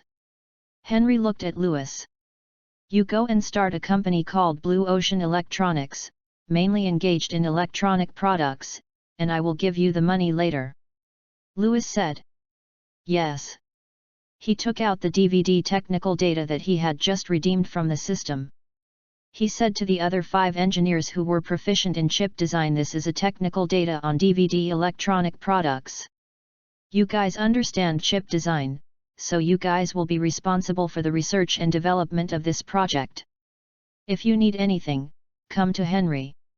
If Henry can't solve the problem, you can come to me. Yes, boss. The 5 people said in unison. Watching them take the information away, Louis shouted to the outside of the door Elro. Outside the door, Elro, who was standing guard, heard the shout, walked quickly into the study, and looked at Louis respectfully. Boss. Well, go to the vault and take out $5 million and give it to Henry. Yes. Elro bowed slightly, then turned and left the room quickly. 10 minutes later, Elro came in with a big suitcase and handed it to Henry. Henry opened it and saw that it was full of US dollars. Okay, I'll leave this to you. When the product is developed, remember to notify me. Closing the suitcase, Henry smiled and nodded after hearing what Louis said. As soon as there is any result, I will contact you, boss, immediately. Well, go ahead. Louis signaled with his eyes, and several people bowed to him before turning and leaving. The next few days were calm, and the National Army was also stepping up its military preparations. At the same time, it was building a new airport and several military camps. Not to mention, after the money was spent, it boosted all walks of life and employment rates. In addition, after O'Donnell showed goodwill to the United States chose not to express its position and did not agree to the Colombian government's request for military support. The capital, Bogotá. Mr. President, is there any news from the United States? In the conference room, Deputy Commander-in-Chief Claire asked. Cortés looked grim and shook his head. The United States rejected our request, saying that this is our internal affairs in Colombia and it is not appropriate for them to intervene. Claire and others are not fools, and they immediately heard the evasion in the words. Why not intervene in internal affairs? I think those Americans must have been bought by the National Army. Now they are clearly supporting them. I think we should not have agreed to let the United States set up a military base here. At the beginning, they said they would help us defend, but now that something is really wrong, they are standing aside and watching the show. They are just full of lies and have no integrity at all. The Army Lieutenant General with 2 gold stars, who was also the Army's Chief of Staff, slapped the table and said angrily. The other people looked unhappy. The Americans seemed to be neutral, but in fact they were supporting the National Army. Mr. President, since the United States is unwilling to send troops, can we let the United States provide interest-free loans and sell us weapons and equipment? Claire asked. His words made everyone's eyes light up. Yes. If we don't want to participate in the war, then sell weapons.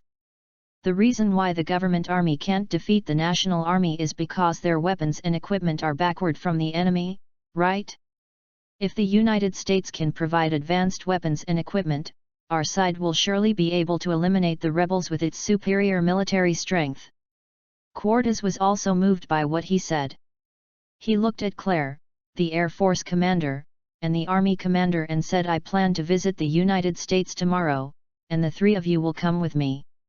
This 3.3 times we will strive to get the support of the United States. It's Mr. President. That night. Boss. Our intelligence personnel have received news that tomorrow Cortés will lead a group of military officials to the United States to seek support from the United States. Oh. Louis' eyes flashed with a gleam, and he said with a smile, this is a good opportunity. Gavin nodded. It is indeed a good opportunity, boss. We plan to launch an attack on Barranquilla tomorrow. What is the specific battle plan? Louis asked. The specific combat plan was to use the 1st Regiment as the left-wing army to encircle and annihilate the enemy's 3rd Brigade. The 6th Regiment was the central army, and they took the towns along the way, such as Villanueva, Clemencia, Santa Catania, and Baranoa, and finally reached Barranquilla. The 3rd Regiment took over the defensive position of the 7th Regiment, and with the 7th Regiment as the right wing, it marched along the Magdalena River, captured towns along the way, and finally joined the 1st and 6th Regiments in Barranquilla. In addition, 2 battalions were drawn from the 5th Regiment as the general reserve to support the front line. 3 armies, including 2 battalions of reserve, means that more than 7,000 people were mobilized in the attack on Barranquilla. There were also many defenders, with the 1st Division and the police having at least 30,000 people, and there were also Air Force, Navy, and other forces. Chapter 60. Uploaded a picture of the 7 divisions of the Colombian Army stationed. Are there enough troops? Lewis felt that the troops were a bit tight. There were more than 7,000 people, and the towns occupied along the way had to be garrisoned. After all, if you don't leave people to garrison in the newly occupied areas, they will surrender to the government army in a blink of an eye. It is definitely enough to face the enemy head-on. In addition to our own people, I plan to bring the prisoners with us this time, forming 3 regiments, totaling more than 3,000 people, to cooperate in the operation. When he heard that there were more than 3,000 prisoners participating in this operation, Lewis's brows relaxed. However, he still planned to strengthen the reserve firepower, planned to purchase several fighter planes to seize air superiority, and he also planned to set up an army brigade for troop projection and fire support. Since you are confident, then proceed according to your battle plan. Upon hearing this, Gavin immediately stood up and shouted, "Yes, boss." After the meeting, Gavin left. Lewis also called Elro. "Get ready, I'm going to the airport." Elro nodded, then turned around to gather people. When Lewis walked out of the villa, 5 Toyota SUVs had been parked, and more than a dozen Special Forces soldiers were fully armed. Elro opened the door of the middle SUV and Lewis got in. The bodyguards also got into their cars, and soon the convoy drove out of the manor and headed towards the airport. Half an hour later, the convoy drove into the airport. The convoy stopped at the terminal. Except for 2 Apache armed helicopters parked, there was no aircraft in the entire airport. It was dark and visibility was low, just right for hiding. Lewis 05S opened the system wall. First, he gave the system recharged $1 billion. His personal treasury shrunk by $1 billion in an instant. Not to mention, since he decided to compete for hegemony, his treasury has shrunk seriously. Before returning to Colombia, there were $8.5 billion, and now his personal treasury is only $7.3 billion.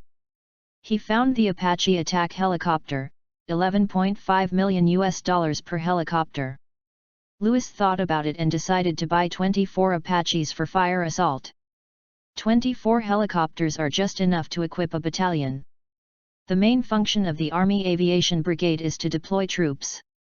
In addition, it is also responsible for air assault, fire strikes, special operations, reconnaissance, and other tasks. With 24 Apaches, the fire support is strong enough. 24 Z-10 armed helicopters, used as fire reconnaissance battalions, one Z-10 costs $2.5 million, which is much cheaper than the Apache. One Apache can buy 4 Z-10s. Although its firepower is not as good as that of the Apache, it is still very suitable as an armed reconnaissance helicopter. For transport helicopters, after struggling between the Z-20 and the Black Hawk, 2 general-purpose transport helicopters, he finally decided to use the Black Hawk. Although it is a little more expensive and its avionics equipment is not as good as the Z-20, its advanced avionics equipment has no place to be used at the moment. What is needed to deal with government forces is firepower. The Black Hawk can carry Hellfire missiles, and the Black Hawk's payload is much greater than that of the Z-20. In terms of price, the Black Hawk is not much more expensive than the Z-20. Each Black Hawk helicopter costs $4.5 million. He bought 48 at once as 2 general support battalions.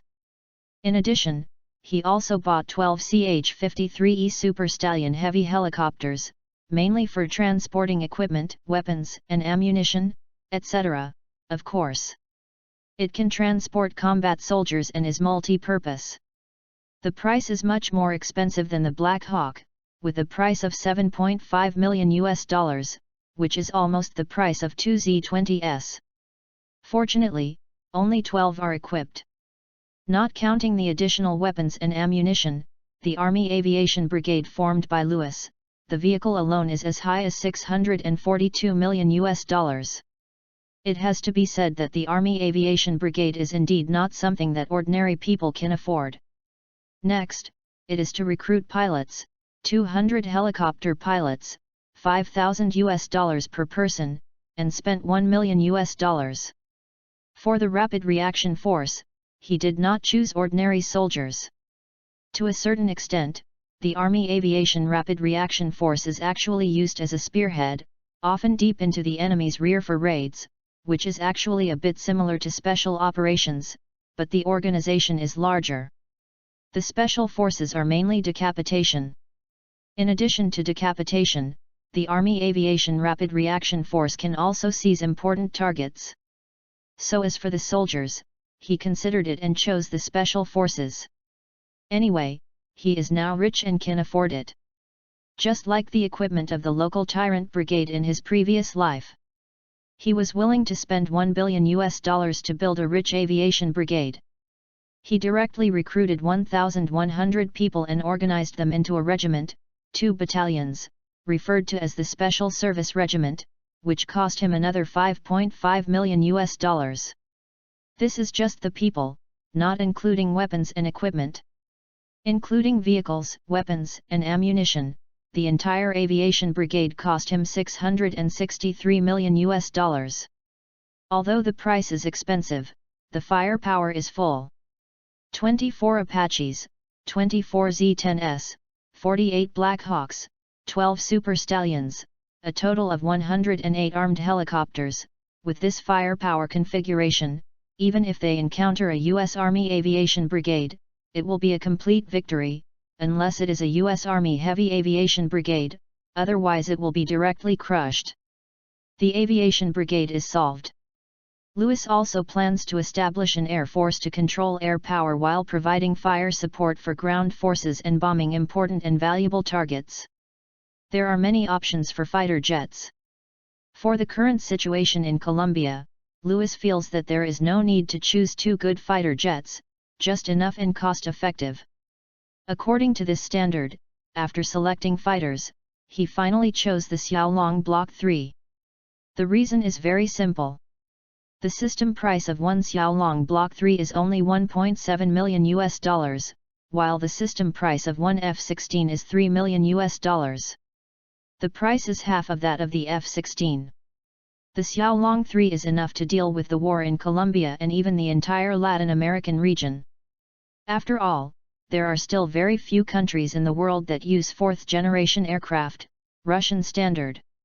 In this case, quantity is more important than quality. To read the violent novel, go to Philonovel Network.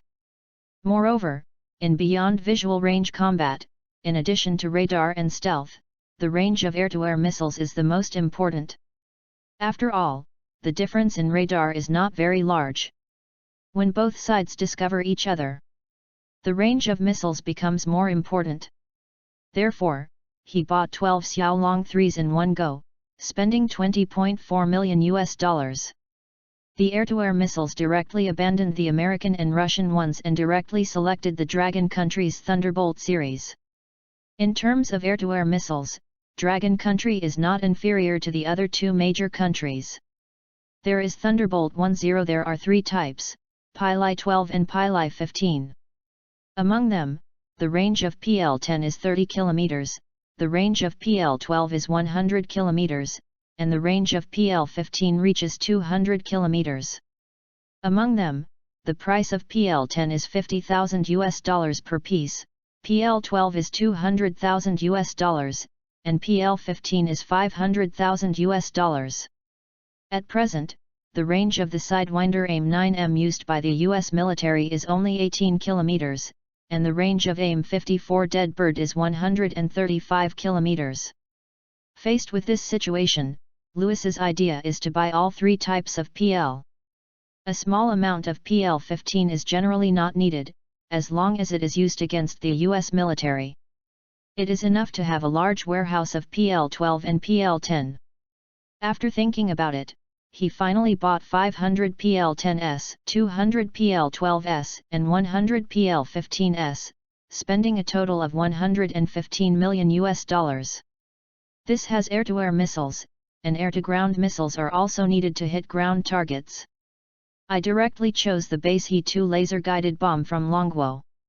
I didn't have too many requirements for the bomb, as long as it was cheap and accurate. The system price was only $5,000 per bomb, which was cheaper than some rockets. I bought 1,000 bombs in one go. I don't need anti-ship missiles for the time being, but I can buy them when I really need them. Weapons and equipment are available, and the rest are positions such as pilots, ground crew and mechanics. Among them, 24 pilots were recruited, and 200 others were recruited. The total cost was less than $1 million. I looked at the list and it turned out that I spent $860 million. More than half of the $1 billion I recharged was gone. System: all the weapons and equipment I just purchased and the recruits I just recruited are now available at the airport. Ding! The manifestation is successful. Looking at the continuous appearance of weapons and equipment, as well as personnel, Lewis has become accustomed to it. Looking at the fully armed soldiers of the Army Aviation Rapid Reaction Force, Lewis showed a satisfied expression. Looking at the rows of 12 neatly arranged Xiaolong fighters and the hundreds of armed helicopters placed on the apron on one side, Lewis was instantly full of pride. At this time, even if he was asked to go to war with Colombia, he had the confidence. The next morning, Lewis was at the headquarters and officially announced that Gavin 467 would serve as the Commander-in-Chief of the National Army and Minister of Defense, and was awarded the rank of Lieutenant General. Corey served as the Commander of the Army and was awarded the rank of Major General. Bosny served as the Chief of Staff and was awarded the rank of Major General. Appointed Ed as the Director of the National Intelligence Bureau, which is the Special Intelligence Department, also known as Cranes-Lee, abbreviated as HL. Appointed Moros as the head of the Shadow Special Forces. The so-called Shadow Special Forces are the 200 people under Moros before, responsible for carrying out decapitation missions. Appointed Barrett, newly recruited, as the Commander of the Air Force and awarded the rank of Air Force Major General. Appointed Reynolds as the Commander of the Navy and awarded the rank of Rear Admiral of the Navy. Although he did not recruit the Navy, he controlled several patrol boats in the military port when he occupied Cartagena. After recruiting them, he reappointed the death squad to the main positions. Build the framework first, and then slowly increase it later. After the appointment, Lewis did not attend the subsequent combat meetings. In the evening, at the Cartagena military camp, the soldiers of the 1st Regiment were gathering, and various combat weapons, ammunition, and materials were moved from the warehouse to the transport vehicles. At the airport, the ground crew was also refueling the Xiaolong 3 fighter jets and mounting ammunition. There is no doubt that they will serve as the vanguard to carry out airstrikes on the enemy's main targets, such as oil depots, ammunition depots, and other important facilities. In the open space of Area B of the airport, the Army Aviation Brigade is also making final preparations. The crew will be responsible for transporting the Rapid Reaction Force, that is, the Special Service Regiment, to Ernesto Airport in Barranquilla. After sending the Special Service Regiment to the airport, they will also provide firepower to launch a second round of fire strikes on important enemy strongholds and artillery positions. The 6th Regiment of the Central Army and the 7th Regiment of the Right Army have each set out according to their goals and are advancing along the road. Fortunately, most of the coastal areas of Colombia are plains and hills, and only a very small number are mountainous, so the marching speed is very fast. The entire National Army entered a high-speed operation state. P.S. The subscription results are very average, with less than 200 subscriptions, but we have prepared in advance. Starting tomorrow, 15,000 updates will be made every day. Although 4 chapters were updated today, the number of words is also 12,000, and I was delayed by something. Chapter 61. The main force of the Eastern Route Army, the 1st Regiment of the National Army. From the garrison camp, along the highway, the vanguard of 1 tank battalion, 1 infantry battalion, and 1 prisoner reorganized infantry battalion, a total of 3 battalions, totaling 2,200 people, have already arrived in the San Andres area. It is only 11 kilometers away from the enemy's 3rd Brigade entrenched in the San Vicente area. Such a distance is just a matter of more than 10 minutes for the 1st Regiment. In the sky, a Wing-Lung 2 drone transmitted the enemy's situation in real time. Regimental Command. Report, the drone has found the enemy's armored camp and artillery position. Hearing this, Hammer was overjoyed and said quickly, send the coordinates to the artillery battalion and tell them not to be stingy with ammunition, and bomb as hard as they can to kill those bastards. The artillery battalion of the 1st Regiment was 2 kilometers behind. Because it was equipped with self-propelled rocket launchers with a range of up to 65 kilometers, it did not need to move forward. Although it was traveling alone, it was not worried about being attacked. After all, the drones above were monitoring the movements, and once the enemy was found, they would immediately run away and retreat. The Artillery Battalion. Report to the battalion commander, the regiment has sent us coordinates, asking us to launch a fire attack on these coordinates, and let us not be stingy with ammunition. A communications soldier stood up and walked quickly to his battalion commander to report. The battalion commander looked at the order and immediately ordered notify each artillery company to fire 6 rockets at the target coordinates. The artillery battalion is equipped with 24 BM-270 self-propelled rocket launchers. One vehicle has 12 unit launch ports and can fire 12 rockets. Now it is ordered to fire 6 rockets, and the total of 24 rockets is more than 100 rockets. This firepower attack is not a small amount. Orders were issued to each artillery company, and the launch vehicles tilted at an angle. As the fire order was issued, swish, swish, swish. Rockets shot up into the sky, dragging flames as they flew toward their targets, becoming particularly conspicuous in the evening. The enemy's 3rd Brigade. Ever since learning that 2 brigades of the 7th Division were defeated by the militants in the south, the entire 3rd Brigade has been in a tense state of combat readiness. However, after a week, it was discovered that the militants in the south had no plans to go north, and gradually the officers and soldiers relaxed their vigilance. At night, a bonfire was burning in the camp, and soldiers gathered around it to chat. After all, not everyone can live in the village, and most people set up tents in the wild. At this moment, one of them was lying on the ground, looking at the starry sky, and suddenly found that there were many more bright spots in the sky, moving quickly. "Hey, what do you see there?" The soldier's words immediately attracted his companions. Following the direction of the soldier's finger, his companions looked up at the sky. It was too late to see clearly. "What is that? Those light spots are flying so fast. Rocket launchers are rare in Colombia. Many soldiers have never seen them. After all, Colombia's artillery battalion still uses the towed howitzers of the U.S. Army during World War II. As the two discussed, the surrounding soldiers gradually saw this scene. They all discussed what that thing was. "How come they are getting closer to us?" someone muttered. 10 seconds after the words fell, a rocket landed in the camp. Boom! The sound of the explosion instantly frightened the soldiers.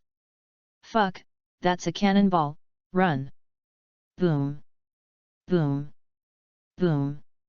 Rockets fell one after another, and the whole camp was suddenly filled with explosions. The violent explosions also frightened the officers living in the village, and they hurriedly ran out. "What's going on? Where did the explosion come from?" The commander of the 3rd Brigade, Montoya, asked angrily as they came out dressed. "Report to the brigade commander, the artillery positions and armored camps were attacked by unknown rockets." "What?" Montoya's face changed drastically. Looking closely, the explosion site was exactly the artillery position and armored camp. Fuck. Montoya couldn't help but blurt out, "Quick, send people to rescue, drive away the artillery and armored vehicles." The idea is good, but it is doomed to be impossible.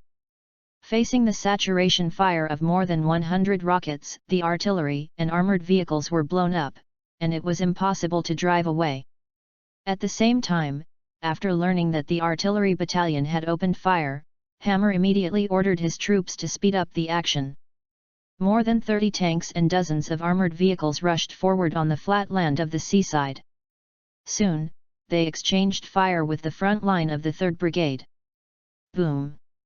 The firing point was easy to spot in the dark. As soon as the fire started, there would be a flash of fire. The tank fired directly at the flash of fire and immediately overturned a position. Da-da-da!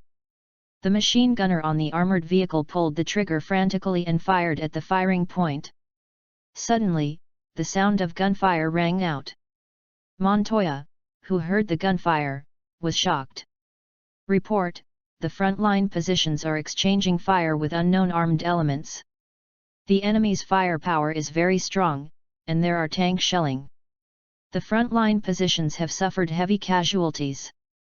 Request reinforcements." An officer ran over to report with a panicked look on his face. His words undoubtedly confirmed his guess that the group of armed elements in the south were really bold and took the initiative to attack his 3rd Brigade. "How many enemy troops are there?" Chief of Staff Yakov asked.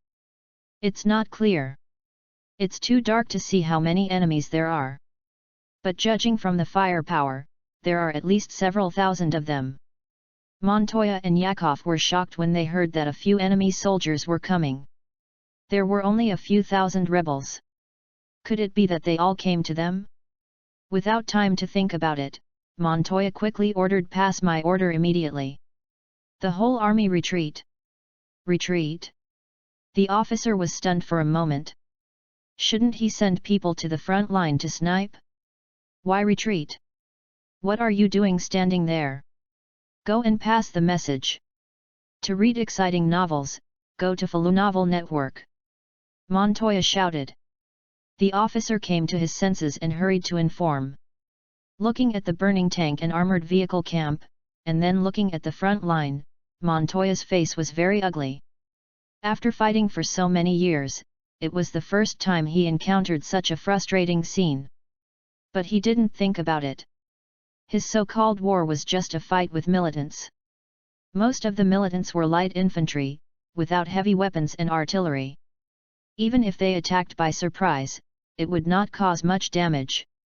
But this time was different. He encountered the National Army, which seemed to be armed. In fact, their firepower was many times stronger than his. It was precisely because of the enemy's strong firepower, tanks, and it was at night that Montoya had to order a retreat. If the artillery positions and armored vehicle camps were not destroyed, or if it was daytime, then he would definitely not order a retreat, and he would have to fight a positional war, but unfortunately it was not the case. In the dark, fighting a positional defense war is completely like being a living target. Once you open fire, the enemy will know your position. How can you fight like this? What's more, the enemy still has tanks and armored vehicles, and only light infantry are left on his side. What's the point of fighting? Fortunately, Montoya was decisive. If he stayed, even if he was not completely wiped out, it would not be much better. In an instant, the entire military camp was in chaos. Soldiers scrambled to flee. Officers didn't care about anything else. They drove away in a hurry. No one wanted to be caught. You know, some time ago, TV news and newspapers reported the bloody methods of the rebels. After briefly annihilating the front-line positions, the main force of the 1st Regiment went straight to the 3rd Brigade's military camp. Looking at the fleeing soldiers, the tank battalion and the armored vehicle machine gunners fired and strafed from time to time.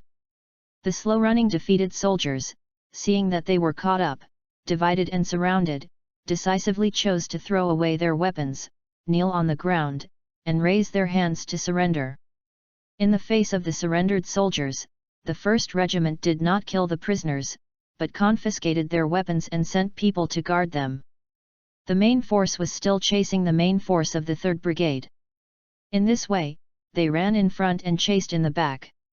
From time to time, there were vehicles that were hit and exploded, and some jumped out of the car in a panic and fled in all directions. While the 1st Regiment was raiding the 3rd Brigade, the 6th Regiment of the Central Army was making rapid progress and encountered little resistance. This was also normal. The direction of the 6th Regiment was basically small towns, with no big cities. It was not the focus of the 1st Division's defense. Facing the powerful 6th Regiment, they naturally surrendered. It was not until they reached Baranoa that they encountered some decent resistance. The right-wing army exchanged fire with the main force of the 2nd Brigade under the 1st Division in Sabanaga. The two sides directly engaged in street fighting, which prevented the 7th Regiment's artillery battalion from exerting its strength. Fortunately, the 7th Regiment was an armoured cluster with a large number of tanks and was equipped with RPG rocket launchers. As long as they found a stubborn firepower stronghold, they would fire one shot. Although the advancement speed was relatively slow, it was only a matter of time before they defeated the opponent and captured Sarnaga. Barranquilla, the 1st Division's base. At this time, the entire military camp was busy. The front line was in emergency, and calls for reinforcements kept ringing. As a result, the atmosphere in the command center became much more solemn. Report: Savanagar direction was attacked by enemy forces, the enemy attacked fast and powerful, the 8th Regiment requested reinforcements. Report: the 3rd Brigade called, the unit was hit by enemy fire, suffered heavy casualties, and is retreating towards Wandeko, requesting reinforcements. Report: the 11th Regiment stationed in Barano River Town called and they were attacked by the enemy. Waters listened to the endless stream of reports from his subordinates, looking very worried. The Chief of Staff and the Deputy Division Commander beside him were not much better. Attacked from 3 directions, how many troops does this rebel have? How come it looks like there are at least 20,000 or 30,000? The Deputy Division Commander came to see and said. His words also touched Waters' heart. How come the whole line was in danger overnight? Can the Air Force be dispatched? Waters looked at the Air Force colonel on the side. Although his rank was not as high as his, he was not in charge of the troops. The Air Force colonel shook his head. Fighting at night, the combat capability is limited. Hearing this, Waters, Chien Hao, showed disappointment in his eyes. It seemed that the Air Force could not be relied on. Ask for help from the capital and ask them to send urgent reinforcements, otherwise Barranquilla may fall. In addition, the 4th Division stationed in Santa Mahuta was ordered to dispatch 2 regiments to the south for support. The 1st Division is the trump card of the Colombian government army. It has 4 brigades and more than 25,000 people. It is much stronger than the other divisions. The 1st Division is given priority for equipment. Bogotá. Knowing that the National Army was actually attacking Barranquilla, and the request for help from the 1st Division, it seems that the situation on the front line is not good. This scared the officials in the capital. Barranquilla must not be lost. Cuartas, who was far away in the United States, said firmly on the phone. He didn't need to emphasize it, everyone knew the importance of Barranquilla. It was the largest port city in the country, and almost 2/3 of the country's imports and exports depended on Barranquilla. The remaining 1/3 was Cartagena, which had been occupied by the National Army. If Barranquilla was lost now, not only would the economy be hit hard, but it would also affect the people's confidence in the government. Maybe the rebels entrenched in the south would take advantage of the situation and rise up. By then, everything would be in chaos. Faced with this situation, a brigade of combat troops was urgently transferred, intending to take the Air Force's transport plane to reinforce. Not to mention that Colombia lacked fighter jets, but there were quite a few transport planes, but they were all second-hand. There were 6 C-130H, 7 C-295 tactical transport planes and 10 208 light transport planes. Chapter 62. 1 a.m. Cartagena Airport. With the roar of the engine and the Mach ring at the tail of the fighter, one after another Xiaolong 3 fighter took off, formed a team in the air, and flew quickly towards Barranquilla. Seeing that the Air Force fighters had taken off, the Special Forces followed closely behind, and they all took helicopters. Soon, armed helicopters on the ground began to fly. 24 armed helicopters, as armed reconnaissance aircraft, flew in the front, followed by 24 Apaches, divided into 2 formations, escorting the Black Hawk and CH-53E Super Stallion transport aircraft in the middle. Barranquilla. 12 Xiaolong 3 fighters flew all the way here, and they did not encounter anti-aircraft firepower and intercepting fighters, which surprised Air Force Major General Barrett. However, this kind of thing is the best thing for the Air Force. There are 12 Xiaolong 3 fighters in this operation. Among them, 8 are equipped with GEM 2 laser-guided bombs, and each is equipped with 8 bombs, which means that in this operation, 8 Xiaolong 3s are equipped with 64 GEM 2 bombs. The other 4 were equipped with PL-10 air-to-air missiles, which were mainly used to protect the 8 JF-17 fighters equipped with bombs. At Barranquilla 810A Airport, 18 kilometers away from Ernesto Airport, this airport is a dual-use military and civilian airport. 2 JF-17 fighters took the lead in launching the attack, launching Paveway 2 air-to-ground laser-guided bombs on the airport's military hangars and oil depots. Swish! 6 missiles, trailing white smoke, attacked the transport planes, attack planes, and oil depots parked in the hangar before the defenders had time to react. Boom! After the airport oil depot was hit, a raging fire broke out instantly. The originally pitch-black sky was illuminated very brightly at this moment. This is not over yet. 6 more Baobao 2 missiles were launched to focus on the airport artillery positions. At the same time, another 4 Xiaolong 3s equipped with Baobao 2 missiles, escorted by 2 Xiaolong 3s equipped with PL-10 air-to-air missiles, bombarded the garrison of the 1st Brigade of the 1st Division. Especially for armored vehicles, tanks, assault artillery vehicles, etc.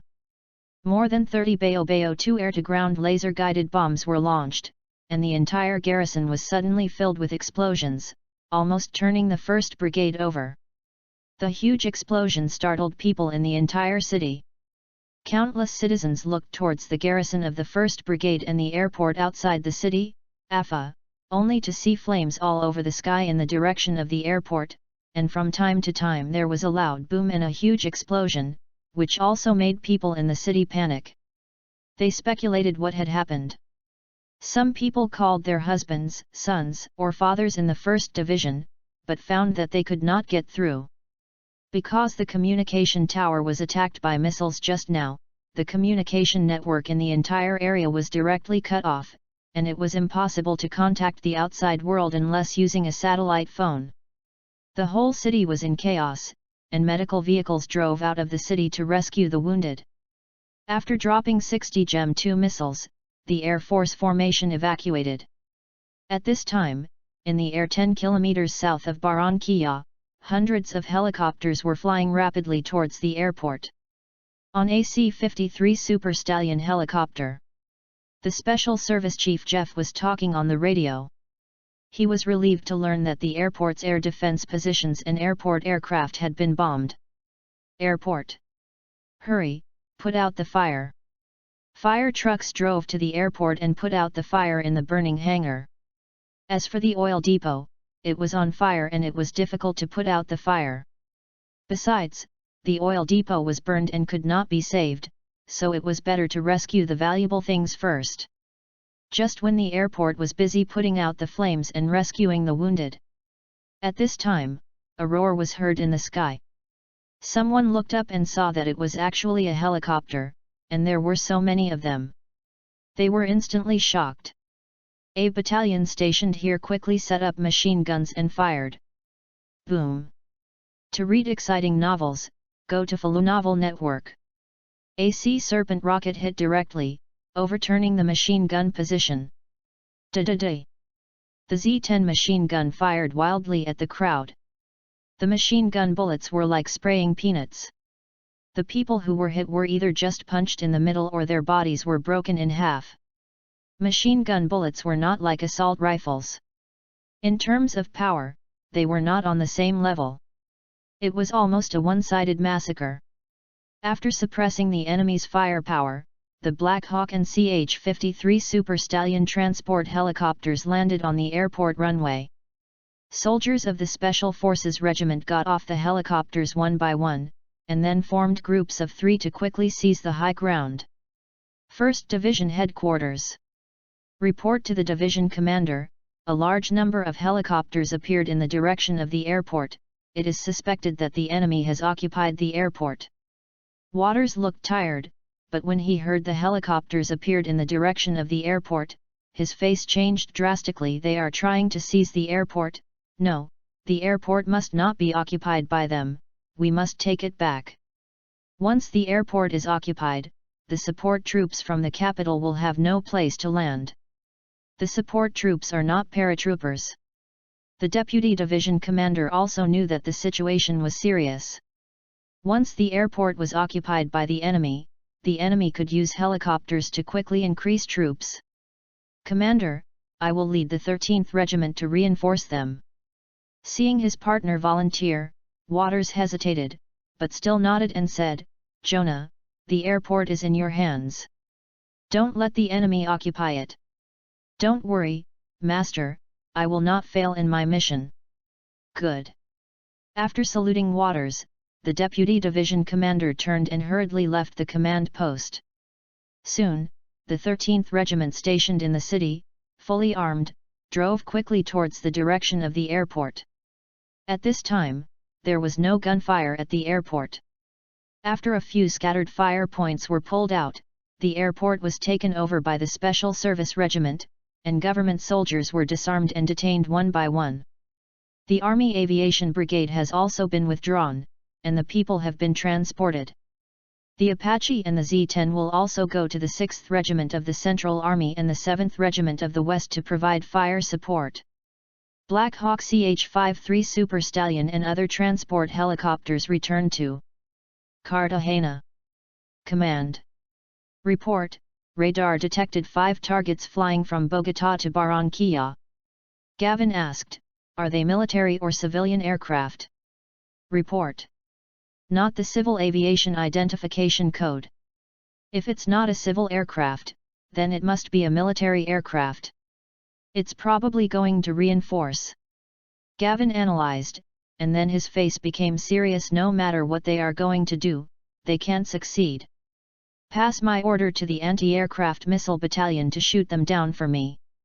An anti-aircraft missile company located in the west of the city immediately started after receiving the order from the battalion headquarters, drove out of the garage, and then quickly rose into combat posture. When the radar locked the target, swish, swish, swish. 5 Hunky 22 anti-aircraft missiles were quickly launched, trailing white smoke into the sky. Please give me flowers, monthly tickets, and custom orders. Chapter 63. Savannah Battlefield. How are you, Roy? Fortunately, I can't die. Phew. That's good. I thought you were killed in the explosion. Almost. The fighting power of those bastards from the 1st Division is really different. If we had such powerful firepower, why would we be captured? Roy reached out and wiped the dust off his face, and complained to the alley. I say you are courting death. If those black-faced gods hear what you say, you will be in big trouble. I'm telling the truth, that's the way it is. Okay, let's not talk about this anymore. It's all in the past. Let's take a break. They'll call us to attack again later. Speaking of attacking, Roy complained this group of black-faced gods don't treat us as their own people. When they attack, they have artillery support, but we don't. They just want us to die. No way. I just heard from the company commander that the battalion commander went to find those black-faced gods and said that the shells were used up, so there was no artillery support. Do you believe this? Roy curled his lips, looking unconvinced. Well, is it important? Anyway, just find a way to survive. As if thinking of something, he sighed again. You don't know, George's whole leg is useless, I guess he will be a cripple after being rescued. Roy was silent. George was their comrade in arms. He was alive and kicking 1 second, and crippled the next. This kind of change is not something that ordinary people can accept. Roy, Ben, you two follow me. Just as a soldier from the National Army came over, the two people who were called stood up and walked over. Even Roy, who was still mumbling just now, did not dare to complain or mutter at this moment. Soon, the two were taken to a gathering place. Report, Roy and Ben, the two took. Were you the ones who blew up the machine gunners building just now? A National Army company commander asked the two men.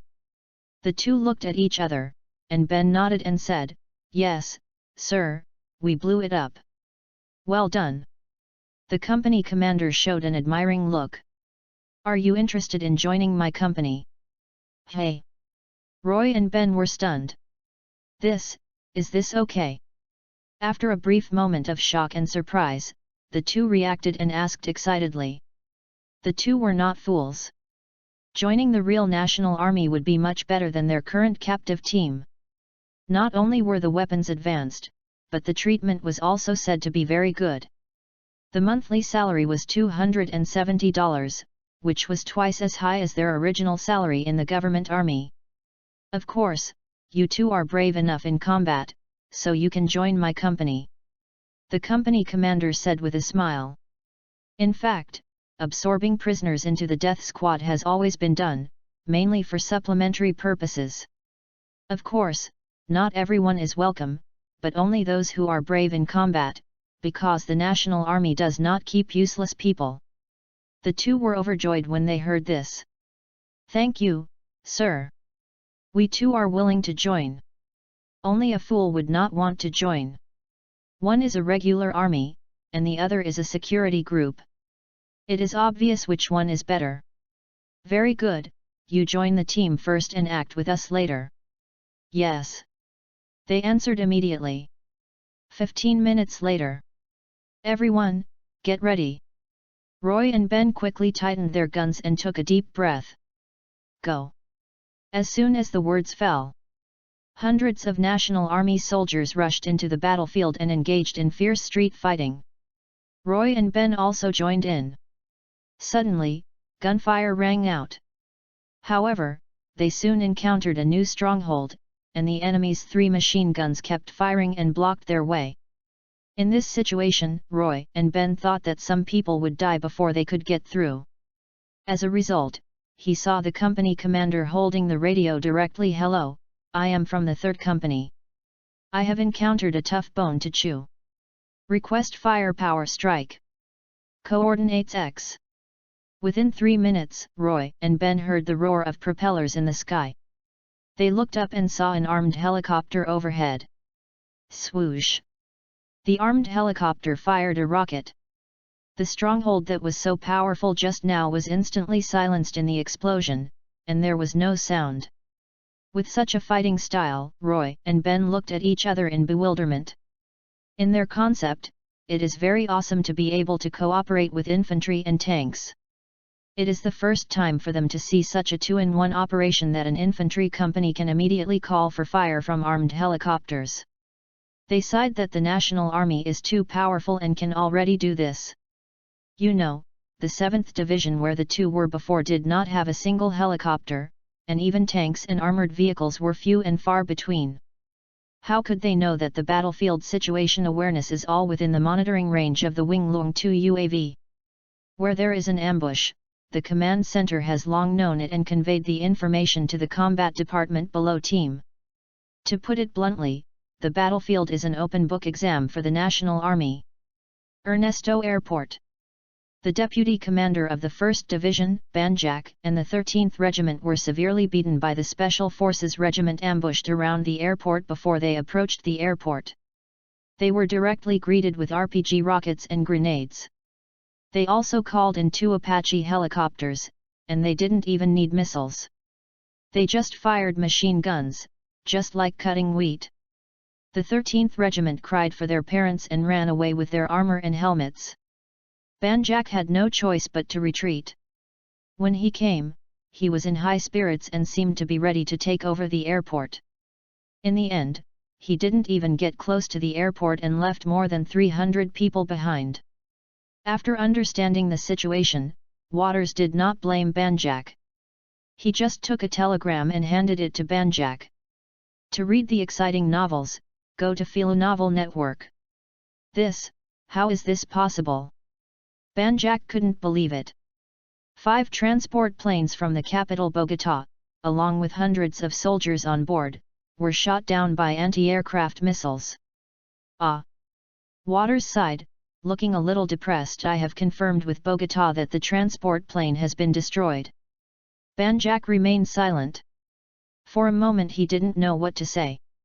The strength of this national army is far beyond our imagination. Fighter planes, armed helicopters, anti-aircraft missiles, tanks, armored vehicles, and individual combat RPGs, etc., are far beyond our expectations. With such strength, I am afraid it is similar to that of the US military. Banjak, didn't you and I do something wrong? Banjak's eyes showed confusion. Waters sighed, I want to surrender. Surrender. Banjak was so frightened that his eyes almost popped out. Teacher. You. Waters said self-deprecatingly, I know I shouldn't say this, but the reality is this is a war with no chance of winning, and if we continue to fight, the soldiers will lose their lives in vain. In this case, why fight again? Can. But if you do this, Bogotá will not let you go. I know. Waters didn't care, and said in a dark tone, if they want my life, let them take it themselves. In short, I can't let my soldiers die in vain. I want to end this war. Banjak was silent. Okay, I'll take full responsibility for this matter. You should leave quickly, leave here, or you will be surrounded and unable to escape. Waters patted his old partner and said comfortingly. I won't leave. Banjak shook his head and looked at Waters. I'll stay with you. You. Seeing Banjak's determined eyes, Waters opened his mouth, finally sighed, patted his shoulder gently, and stopped persuading him. Back in the division's combat command room, Waters announced his intention to surrender, which immediately caused an uproar. No one expected that Waters would make this decision. You know, Waters is the commander of the 1st Division. Logically, he should not surrender. When Waters explained why he wanted to surrender, everyone was silent. Those who originally despised Waters and thought that Waters was a coward were also touched at this moment. You know, if Waters surrendered, it would undoubtedly cause an uproar among the Colombian government forces. Not only would he be deprived of his previous honors, he might even be sent to a military court. Well, this matter has been decided. Inform the frontline troops to immediately cease fire, lay down their weapons, and surrender to the National Army. Soon, Waters' order was issued to the officers of the 4 brigades of the 1st Division. Everyone looked incredulous and thought the order was false until Waters called them personally, and then they knew it was true. Many people actually didn't want to make a big deal. After all, the opponent was too strong and they couldn't beat him at all. Now that Waters has announced his surrender, they are naturally relieved. Some diehards cursed Waters, saying that he was a traitor and betrayed the government's trust in him. Waters did not explain these accusations.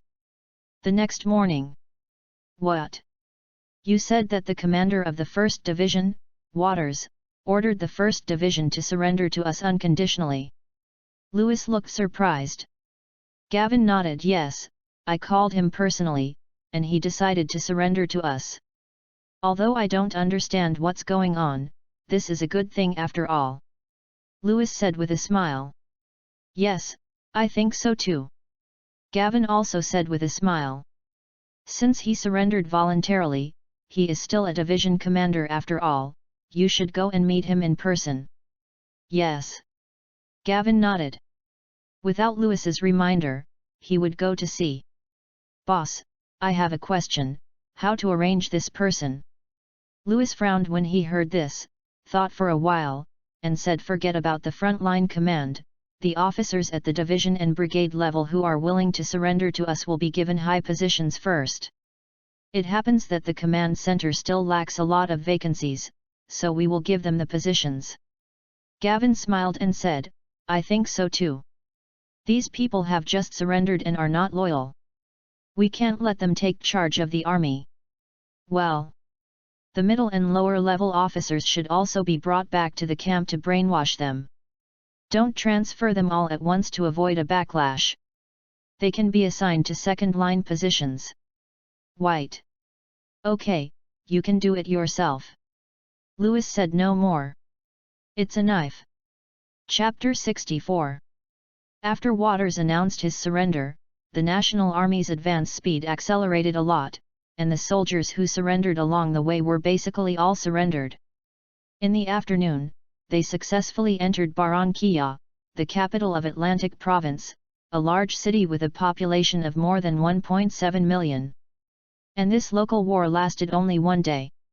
The news reached Bogotá, causing an uproar and anger. No one expected that the 1st Division would choose to surrender. They were still thinking about dispatching new troops to the north to reinforce, but you surrendered to me? And it was the 1st Army Division, which was known as the most elite in the country. Isn't this a bit too damaging to the reputation? After a brief surprise and uproar, the military was furious and denounced Waters as a traitor, a scum among soldiers, and a shame to Colombian soldiers. For a time, the Colombian government and the military criticized and scolded Waters. Barranquilla Airport. A Black Hawk helicopter slowly landed at the airport. Then a figure came down from it. The Special Service Regiment 107 Captain Jeff, the 1st Captain Hammer, the 6th Captain Bellows, Waters, and Banjack, who had been waiting for a long time, went to meet them. Commander. Several people saluted. The person who came down was Gavin, the commander of the National Army and Minister of Defense. Gavin saluted in return, then smiled and shook hands with Jeff and the other three. After exchanging a few pleasantries, he walked up to Waters and Banjack, shook hands with them enthusiastically, and expressed his happiness for their surrender. At the same time, he affirmed the contributions made by the two and declared that the National Army would not treat its friends unfairly, which made Waters and Banjack, who had been uneasy, feel relieved. After some polite exchanges at the airport, the group took a car and drove towards the city center under the escort of the special forces. Gavin did not stay in Barranquilla for long. He returned to Cartagena after only 2 days. Accompanying him were Waters and Banjack, as well as the main officers of the 4 brigades below. Among them, the commander of the 1st Brigade left with a dozen confidants. After returning to Cartagena, Gavin convened a military meeting the next day. The meeting summarized the problems and achievements of this battle, and commended some commanders. Then it was proposed to reorganize the entire army. After all, with so many prisoners joining, reorganization is necessary, and now that the army has more people, some organizations should be adjusted. The number of surrendered people in the 1st Division alone was more than 15,000. There were also thousands of reservists who were temporarily pulled to the battlefield. There is also the Navy. The total number of surrenders this time exceeded 20,000. Except for the Navy, the others must be disrupted and reorganized with the National Army, otherwise there will be chaos. In addition, the National Army suffered more than 200 casualties in this operation, mainly in the street fighting in Savanaga, where the casualties were relatively large. Compared with the number of annihilations, this is really nothing. In addition, the police who were previously in charge of the Drug Enforcement Administration were also included in the reorganization system. After the reorganization, it will be divided into two branches of the military: the National Army and the National Guard team. Among them, the National Guard is similar in nature to the Longwo Armed Police. It belongs to the second-line force, mainly responsible for combating militants, drug enforcement, and maintaining stability. It is reorganized into 5 light infantry regiments, totaling more than 7,600 people. The commander was promoted by Humphrey, the former deputy commander of the 1st Regiment, and the deputy commander was succeeded by the commander of the 4th Brigade under the former 1st Division. The National Army has also expanded. After absorbing the remaining troops of the 1st Division and some police officers from the Narcotics Enforcement Bureau, it was organized into 13 regiments and 1 independent regiment, Special Service Regiment, with a total of more than 29,000 people, and a new organization was established, that is, the brigade level. The original 1st, 6th, and 7th Regiments of the National Army, 3 elite regiments, merged to form the 1st Armored Brigade. The brigade commander is Kelly Hammer, the commander of the original 1st Regiment, and the deputy brigade commander is Dennis, the commander of the 7th Regiment.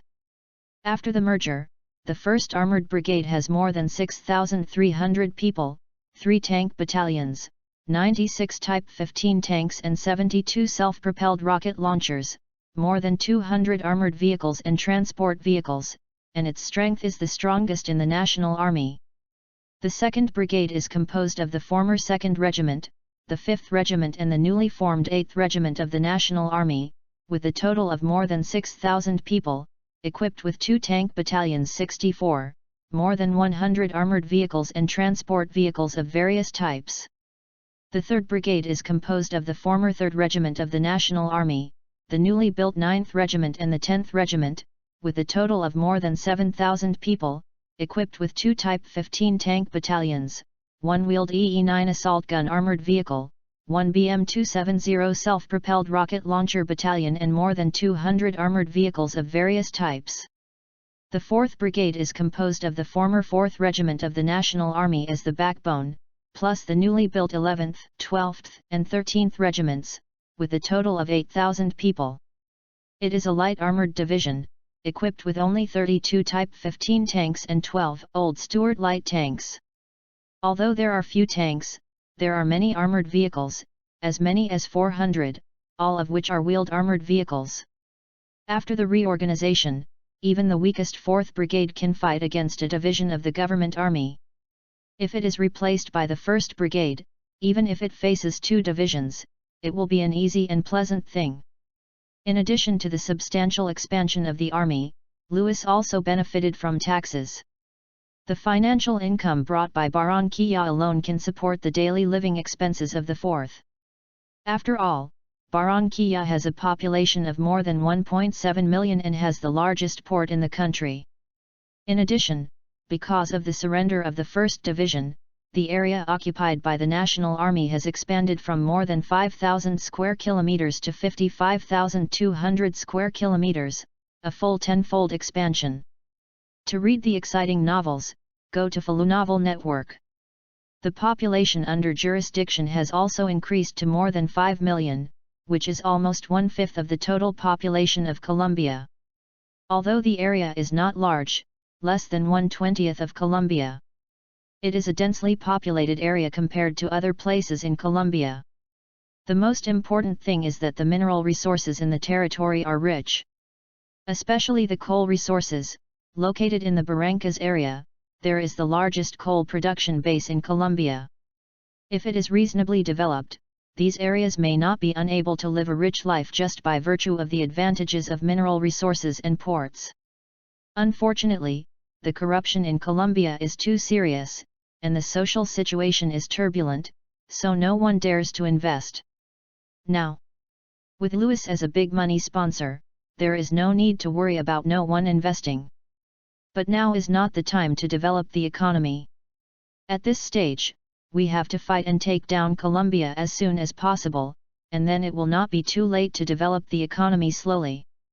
At present, the 4th Brigade of regular army is definitely not enough to take down the entire Colombia.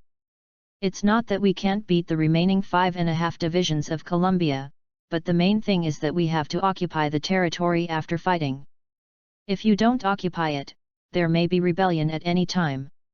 So the next step is to expand the army. At least we have to expand several more brigades of regular army. As for the National Guard, there is no need to recruit from the system, and we can completely recruit surrendered soldiers. For the newly recruited Death Army, he does not plan to recruit according to the previous 6th Regiment template this time. The main reason is that there is no need to waste money. To deal with the Colombian army, armored vehicles can be enough to wipe it out, and there is no need to equip tanks. If there is a real need for firepower, you can use a single RPG, or an artillery battalion, or call for firepower support from the Army Aviation Brigade. Therefore, the newly recruited infantry regiment is a motorized infantry regiment, without a tank battalion. It is composed of 2 armored infantry battalions, 1 self-propelled artillery battalion, 1 ZTL-11 105mm wheeled assault gun company and several special companies. It has 48 Boxer armored personnel carriers, 244.2 tactical vehicles and 48 IVCO transport vehicles, 9 ZTL-11 105mm wheeled assault guns, totaling 1,720 people. And it only costs more than $15 million to recruit such a motorized infantry regiment. It is more than $7 million less than the previous recruitment of the 6th Armored Infantry Regiment. Just one battalion of Type 15 tanks can save more than $6 million. According to the Organization of Motorized Infantry Regiments, he recruited 21 regiments in one go, spending a total of $315 million. The 21 regiments were organized into 7 brigades. That is, the 5th Brigade, to the 11th Brigade. The number of regular troops will reach 67,000. After the 7 newly recruited brigades are materialized, they will be handed over to Gavin. How to run in, eat, drink, defecate, and barracks are what he needs to solve. P.S. It will speed up the pace of unifying Colombia. The main battlefield is still on the road to dominating South America, and in the future, the world battlefield, hard against the United States. Chapter 65. In a bunker in Cartagena.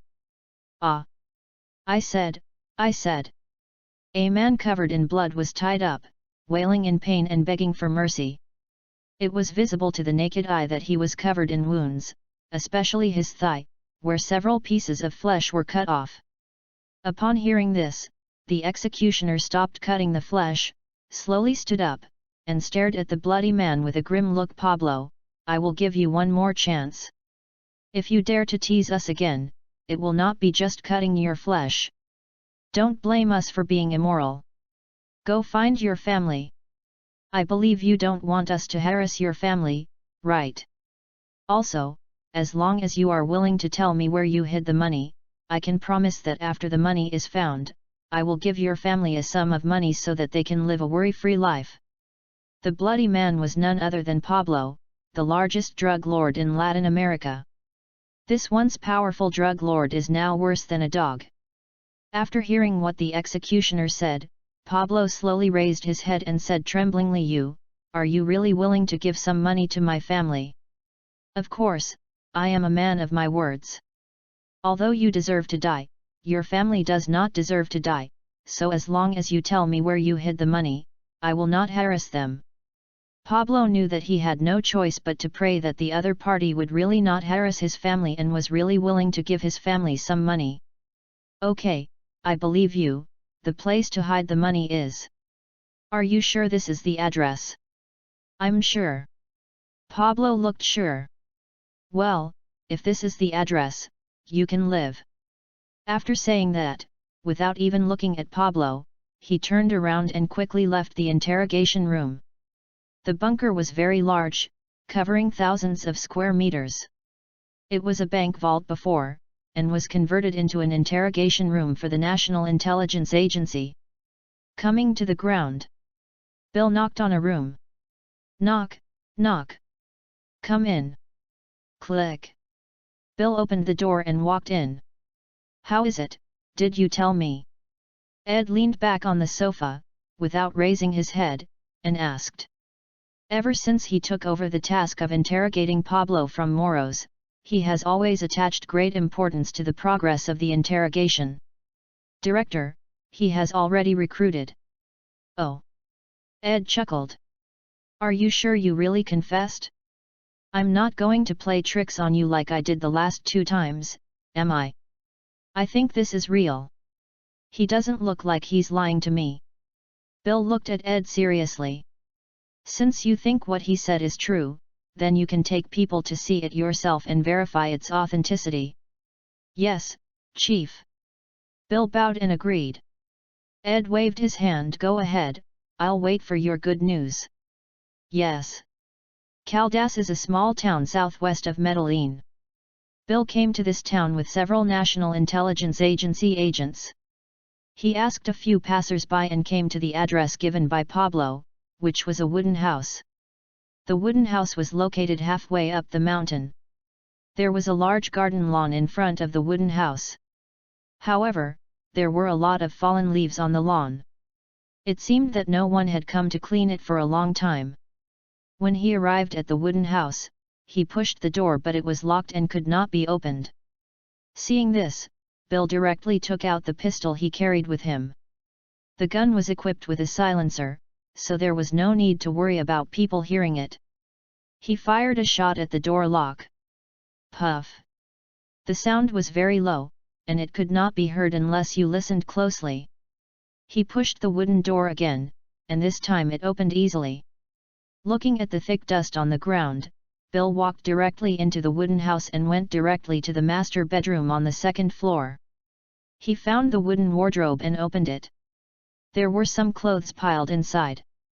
After taking out all the clothes and throwing them on the ground beside, he raised his hand and knocked on the wooden board of the cabinet.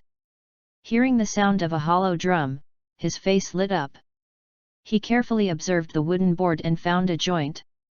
He tried to lift it with his fingers, but found that he could not get any force.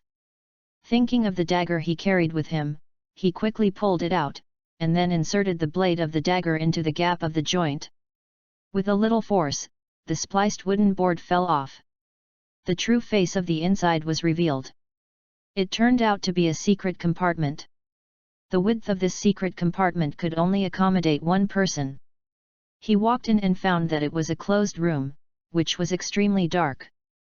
Fortunately, the door panel was opened and the sunlight shone in, so he could see part of it. Hiss! Bill gasped as he looked at the neatly piled up US dollars. The secret room was full of US dollars, and the pile was as high as a hill. He didn't know how much money there was. This time in the United States, the more than 700 million US dollars in the robbery of the Chase Bank vault were not so much. He didn't rush to move it out. He asked 2 men to guard the door. Bill took out the satellite phone and quickly called Ed, to read the exciting novel, Go to Filo Novel Network. Hello. Chief, it's me, Bill. Well, how's it going? Did you find it? The director has found. Really? That's great, how much is it? I don't know how much money it is, it's piled up like a small mountain, I estimate it's about 700 to 800 million US dollars. Really? Well, don't move, hold the place for me, I will immediately ask the Army Aviation to dispatch a helicopter. Okay, but Chief, I think you should bring in 2 more. I'm worried that one won't fit. Okay, I got it. After hanging up the phone, Bill returned to the room and said to the 4 assassins who came with him, everyone, cheer up, the director will arrange a helicopter to come immediately. There must be no trouble at this time, everyone be alert. Yes. The 4 agents answered in unison. Bill stood guard at the entrance to the secret chamber. At this point, after Ed personally communicated with the Army Aviation, 1 Black Hawk and 2 CH-53 Super Stallion helicopters took off from Cartagena Airport and flew along the coastline until they reached Nicoli, and then flew towards the hinterland, passing through remote villages, forests, and valleys along the way. The road was unobstructed. Soon, 3 helicopters arrived at the cabin. Because the cabin is located halfway up the mountain, it is not easy to park. Only a small piece of flat land in front of the cabin can park one. So a super stallion landed on the flat ground. The other 2 were suspended in the air nearby. Bill, who heard the noise, walked out quickly and was overjoyed to see the 3 helicopters. Then came the moving work. Including the 2 pilots, the pilots of the super stallion that landed, a total of 7 people began to move the stuff. It took a full half an hour to fill up a super stallion. Then they changed to another one, which was not full this time, but more than half was loaded. After it was full, the fleet returned the same way. On that day, Ed mobilized the people in the bureau, and dozens of people, all death squads, counted the money. It was not until the evening that the statistics were made. Afterwards, they hurriedly drove to Louis' villa. "Boss, we have found the vault where Pablo hid his money." "Really?" Louis looked overjoyed and quickly asked, "Where's the money?" "It has been shipped back and is currently in the basement of the Intelligence Bureau." Louis was relieved to hear that the money had been shipped back. "Boss, do you know how many there are?" Ed said with a smile. "How much?" Louis asked curiously.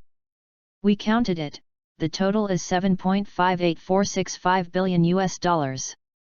Louis frowned slightly. "Only 7.5 billion.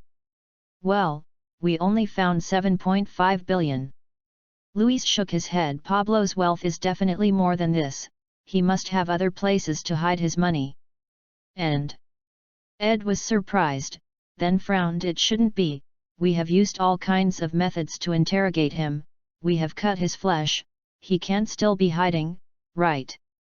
I don't know how he managed to hold on, but in any case, his wealth must be much more than this, at least there are tens of billions of dollars that he hasn't told you about." At the end, Louis spoke loudly and with a very sure tone. Apart from that, he had seen news reports in his previous life. Just from the time he was in Colombia, he had also learned a little about the huge profits of drugs. As the largest drug lord in Latin America, how could he have made more than $7 billion after operating for more than a decade? Seeing Louis's decisiveness, Ed couldn't help but become suspicious, and said in a deep voice, "Then I'll go back to the bureau and interrogate him again. When necessary, use some tricks," Louis reminded. Ed nodded. "Understood. P.S. Ask for custom orders, monthly tickets, flowers, and evaluation tickets." Chapter 66. The next day. At the National Intelligence Agency headquarters. Seeing Ed coming to the agency with a gloomy face, Bill was curious and asked, "Director, what's going on? What happened?" "Humph." Ed snorted coldly. "Where's Pablo?" "He's locked up in the bunker." "That guy is playing tricks on you." "Are you kidding me?" Bill was stunned and looked at Ed with a confused look on his face. "The boss said that this guy's wealth is not just that little money, there must be other places to hide the money. According to the boss, he has at least hidden billions of dollars." "What?" Bill's face changed drastically, and he was furious. "Fuck, I was still thinking about whether I should really let him go. It turned out that this bastard was teasing me. He must be thinking that one day he could get out and make a comeback." Ed's face looked bad. He hurried to report to Louis. Although he didn't scold him, he undoubtedly lost face in front of Louis. Thinking of this, he snorted coldly, "Bill, if you can't handle it, I will do it myself." After these words came out, Bill's mood became worse, and a sinister look flashed in his eyes. "Don't worry, Director, I will interrogate him within 2 days." After saying that, he turned around and left angrily. 2 days passed in a flash. Under Bill's ruthless means, Pablo finally couldn't resist. He abandoned all the places where he hid his money and confiscated another $4.3 billion US. Together with the previous $7.5 billion, it was almost $12 billion US. Louis, who heard the news, sighed that he was worthy of being a big drug lord. This wealth was different. Think about it, he was once ranked 5th on the Forbes rich list, and the Medellin Group's annual sales reached tens of billions of US dollars. This wealth was different. Luis directly established a banking company, which is translated into Chinese as Xingai Bank, and established branches in Cartagena, Barranquilla, and Santa Marta. He opened banks in major cities in the areas under his control, such as the Tower. He also let the death soldier serve as the president of this private bank. Before he didn't have his own bank, it was troublesome to launder the money from smuggling arms. Now it is undoubtedly much easier to have his own bank. His own bank does not ask about the source of his money, and will not disclose his information publicly. However, if he wants to cooperate with the arms business, he has to open banks in the Middle East and the Pharaoh Kingdom in Africa. The Xingai Bank of the Pharaoh Kingdom is responsible for African business.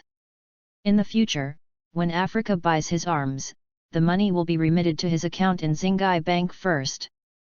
The same is true for the Middle East.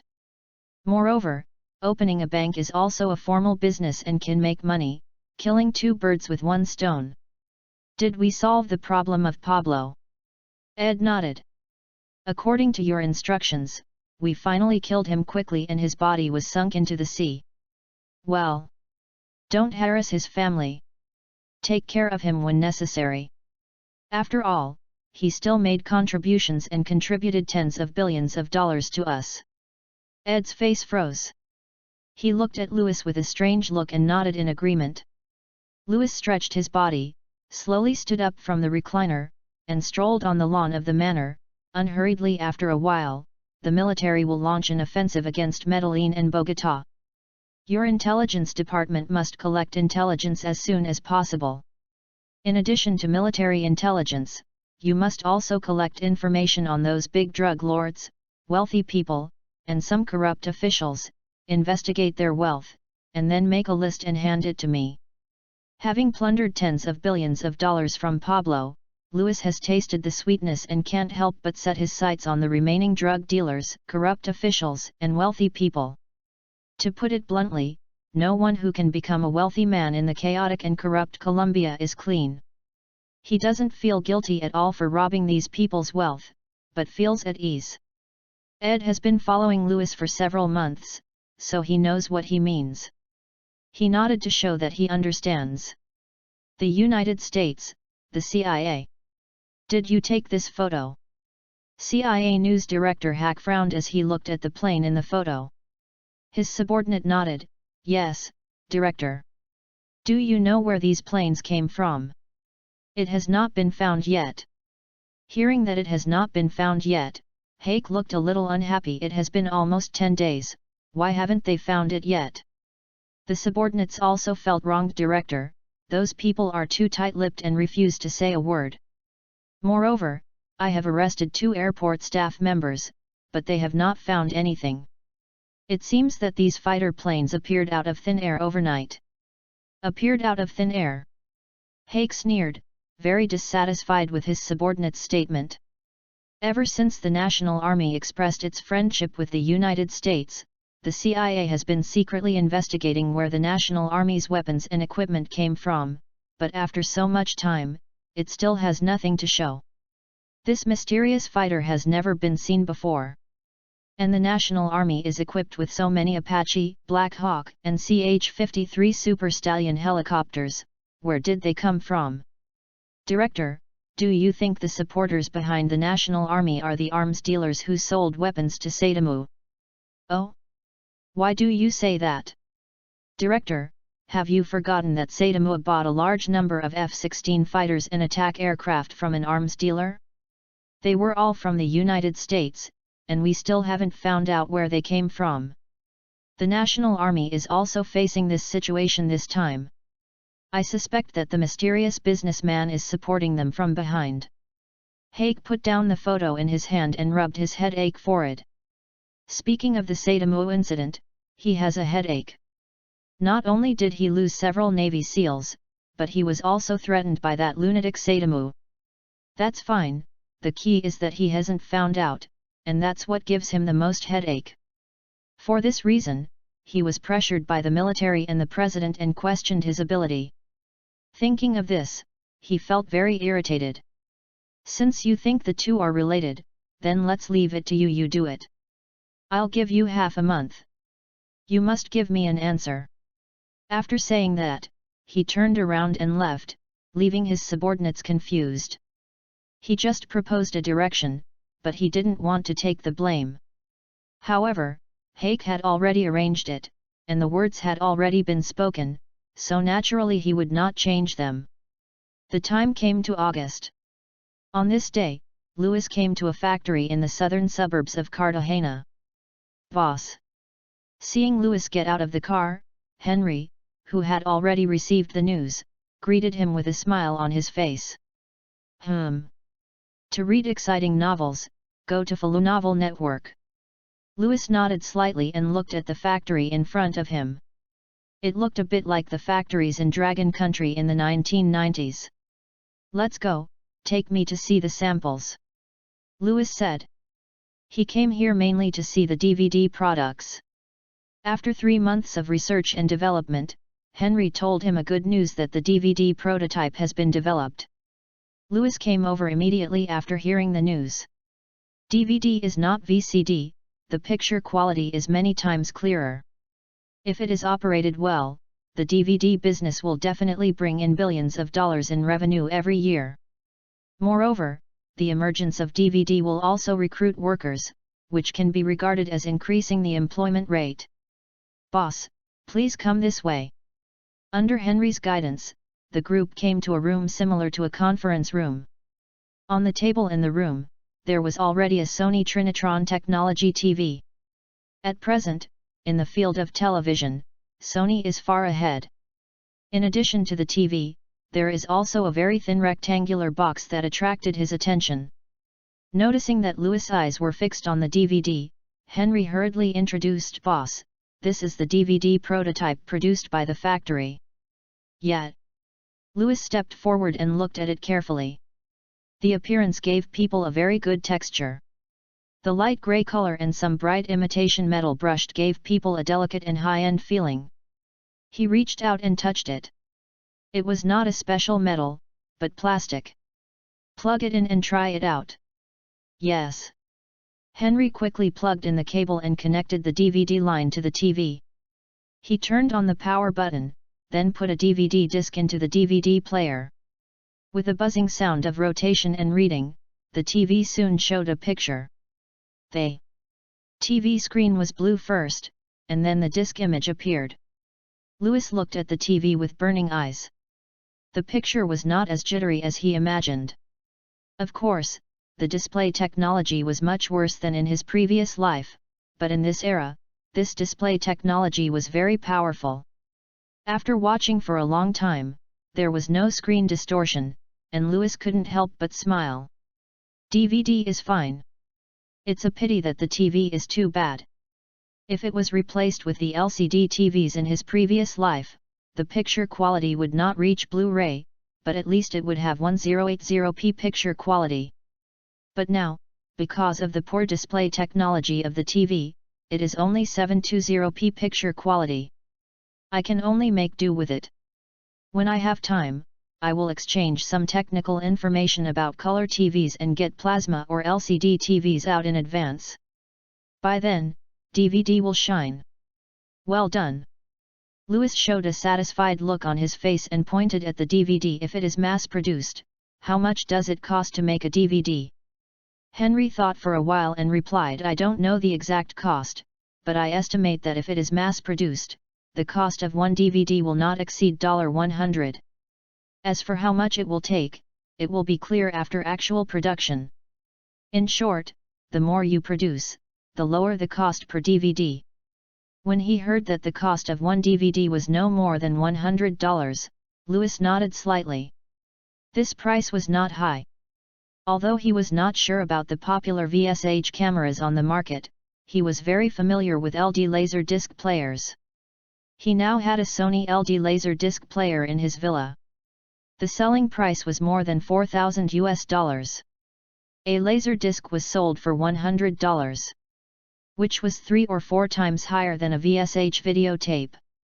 However, VSH was not as good as LD laser in terms of image quality, and laser disc players were not as good as Limahou in terms of image quality and storage.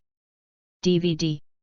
If it is sold at the same price as a laser disc player, it would be a huge profit. Thinking of this, Louis's smile became even brighter. After the prototype machine was developed, it meant that the technology was fine. The only thing left was to buy equipment for mass production. OEM production could be chosen. But he chose to build his own chip factory. In his own territory, Louis could ensure safety, but it might not be the case in other countries. Moreover, he exchanged an immersion lithography machine from the system. It uses a 193 nanometer wavelength light source and can achieve 7 nanometers with the help of multiple exposure technology.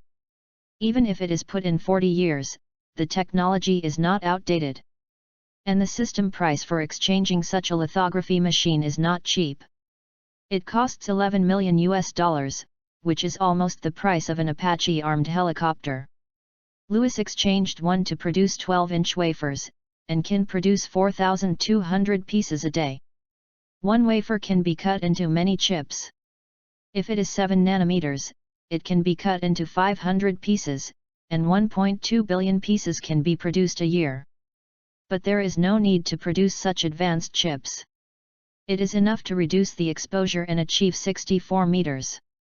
Things that are too advanced attract people's attention. The current lithography machine technology is still at 180 to 130 nanometers, and 64 meters is enough to lead. He recruited 200 death squads for the factory, mainly responsible for the chip production work of the factory. In addition, he also recruited 200 ordinary soldiers for the factory, but they did not wear military uniforms, were responsible for security work, and were all equipped with pistols. After confirming that the technology would not be leaked, he left the factory with satisfaction. Chapter 67. With the lithography machine, all that was left was to buy various raw materials. Louis did not intervene. After all, he was an outsider and did not understand. This kind of thing should be left to professionals. That day, Louis received a call from the Middle East branch and learned that Chez Luotu saw that he had not delivered for 3 months, so he was a little anxious, or afraid of being cheated, and asked about the progress. He personally called Prince Sultan and comforted him, saying that within a week, 75 F-16s, 24 Apaches and 12 A-10 attack aircraft would be delivered first. He did not really forget about this matter, but deliberately delayed the time. It was too easy to get the equipment. How could he reflect the difficulty of getting these equipment? How could he sell them at a high price? After the telephone communication with Prince Sultan, Louis directly opened the system interface and purchased equipment. F-16, one system is priced at $3 million, Block 5 batch. 75 is $225 million. Apache, one system costs $11.5 million, which is 3 times the price of F-16. The total price of 24 Apaches is $249.776 billion. A-10 Warthog attack aircraft, one system costs $2.3 million, 12 is $27.6 million. The total of the 3 equipments is $528.6 million. He looked at the balance of the system account. Wow, it's almost gone. He didn't know how many times he had recharged it. It just happened that he had just got $11.8 billion from Pablo, so he didn't have to worry about running out of money. He recharged the system account with $1.8 billion at one time, and the total balance was restored to $2 billion. Excluding Pablo's money, his personal treasury balance has dropped sharply to $5.1 billion. On the contrary, it is less than when he was an arms dealer before. The money is mainly spent on the army, but this is more money than spending. As long as you have power and the power is strong enough, you will not lack money. If you only have money but don't have your own weapons, you are a lamb to be slaughtered.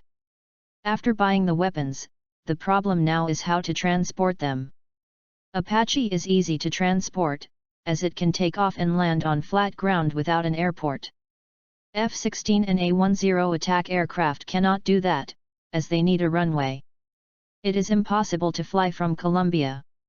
The range of F-16 and A-10 is not that far.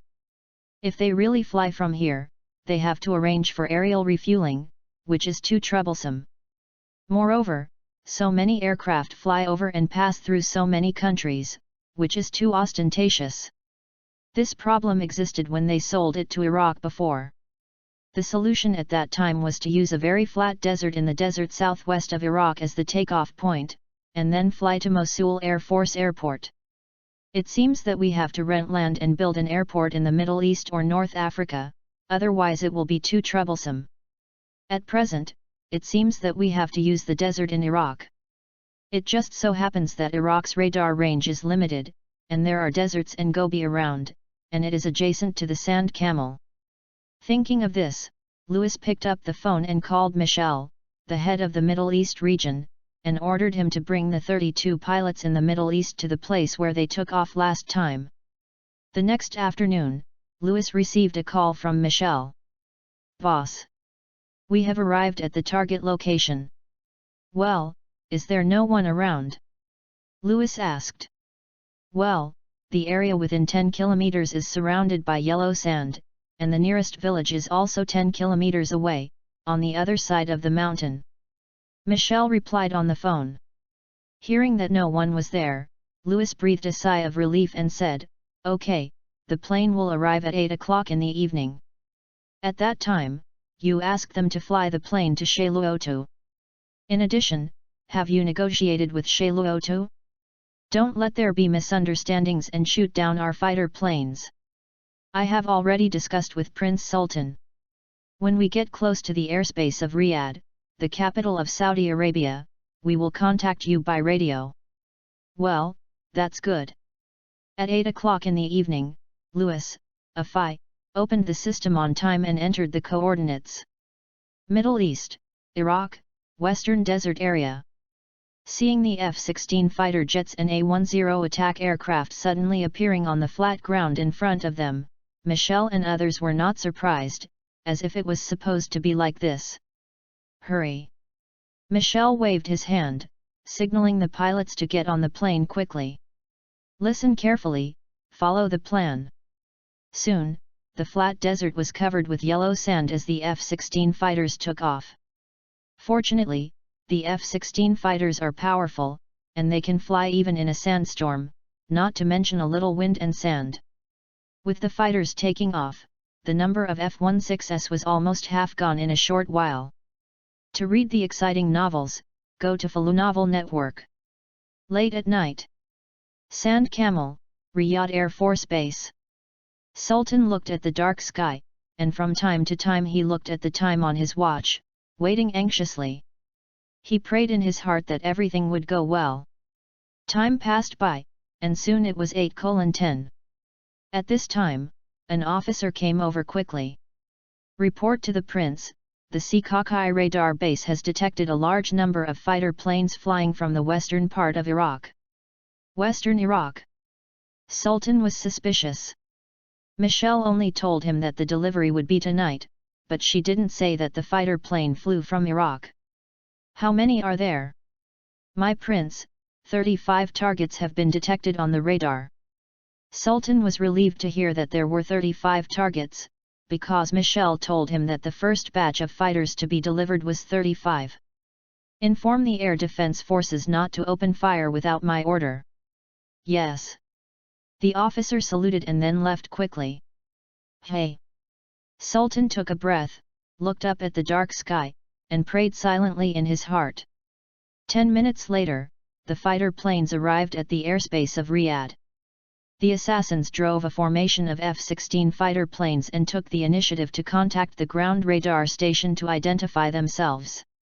The ground radar station immediately transmitted the message to the airport, and finally reported it to Sultan.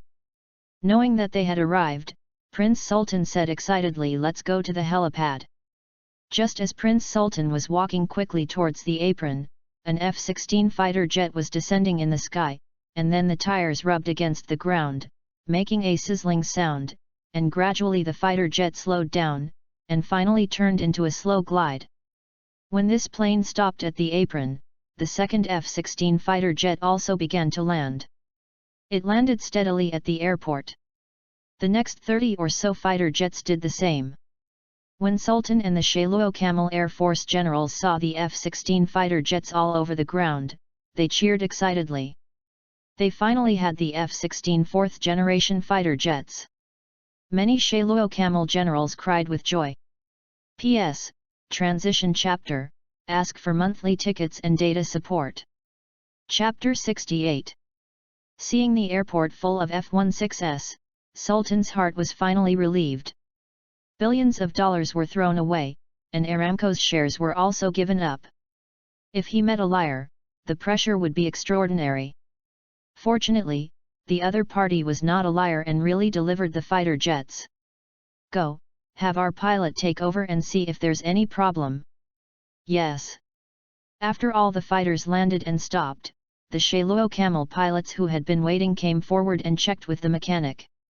The death soldiers did not care about the Shayluo inspection.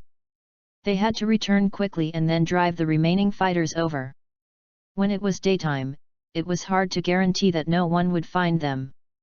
So the flight captain found Sultan and asked him to arrange 2 helicopters to take them there. Sultan immediately arranged for this. Afterwards, the death soldier pilots took the Shayluo Camel helicopter and flew at a low altitude to avoid the Iraqi radar. After going back and forth for a total of 3 times, they finally transported all the F-16, A-10, and Apache to Leh Baby, the airport in Germany.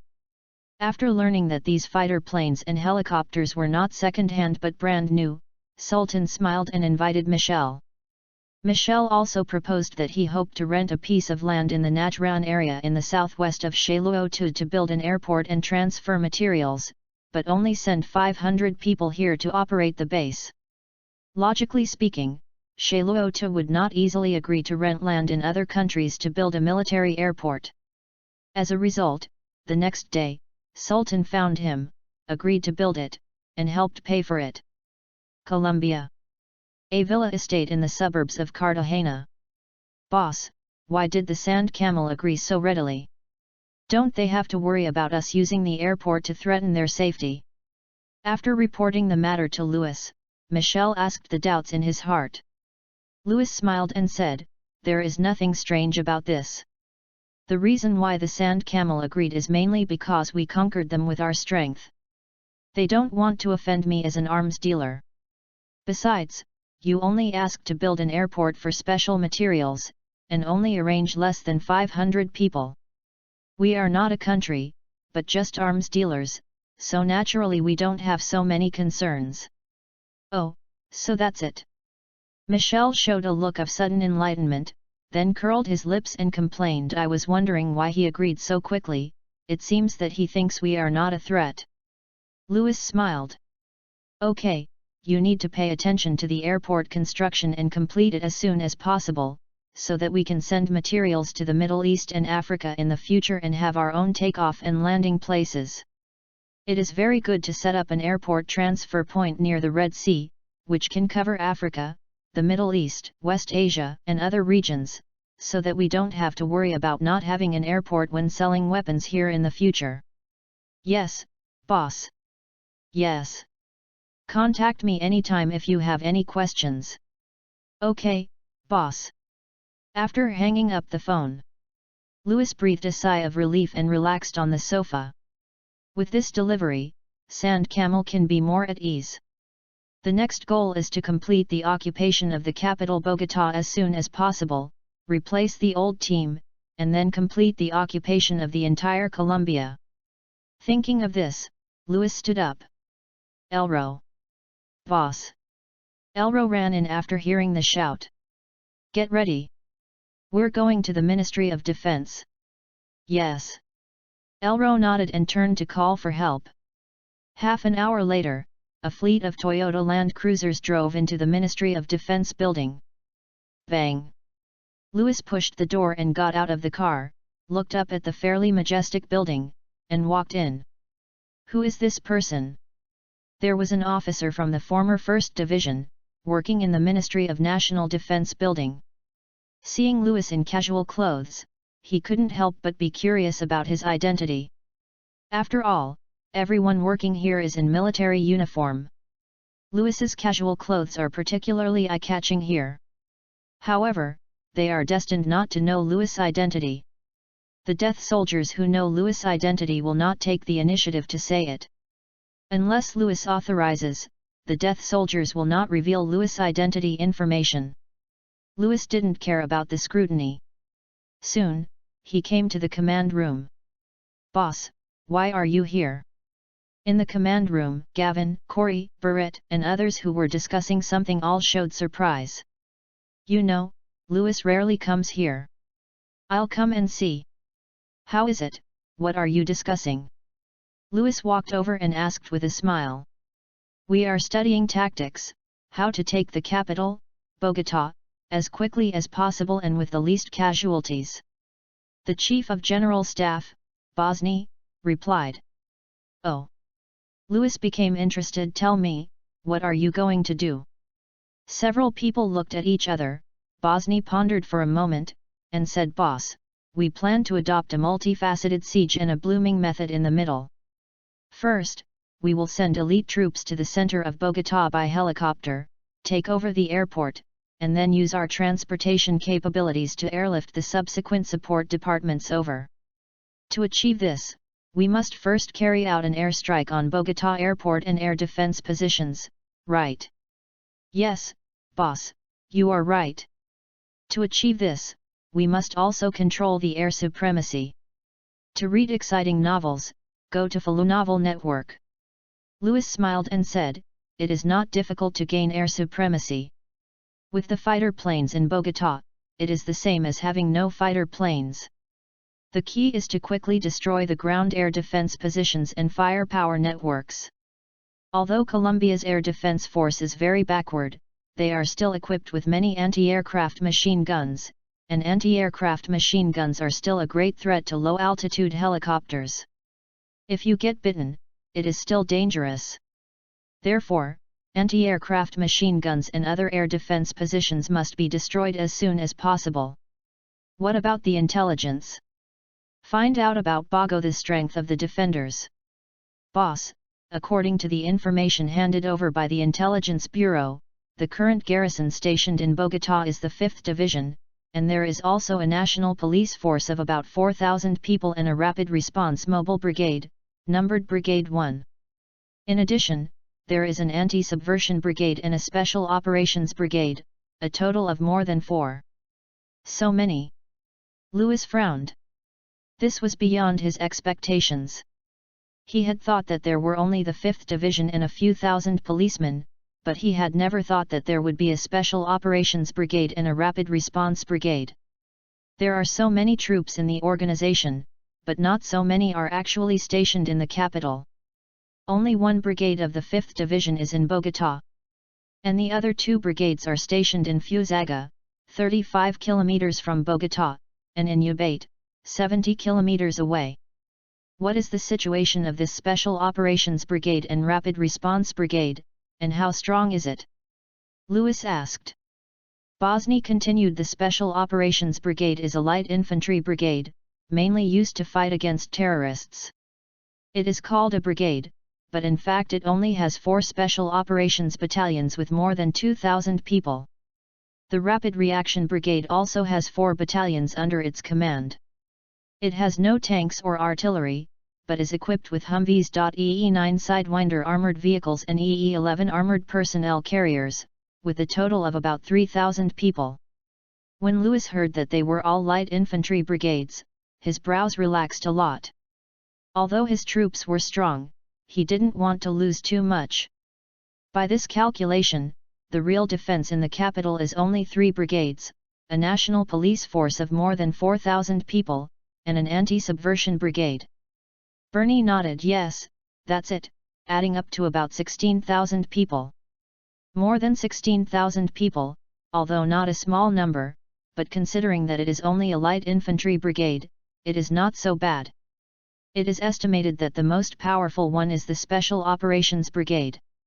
After all, they have been fighting against criminals and armed forces for many years, and their combat experience must be much richer. However, he has confidence in his Special Forces. The Special Forces Regiment is as powerful as the U.S. Navy SEALs.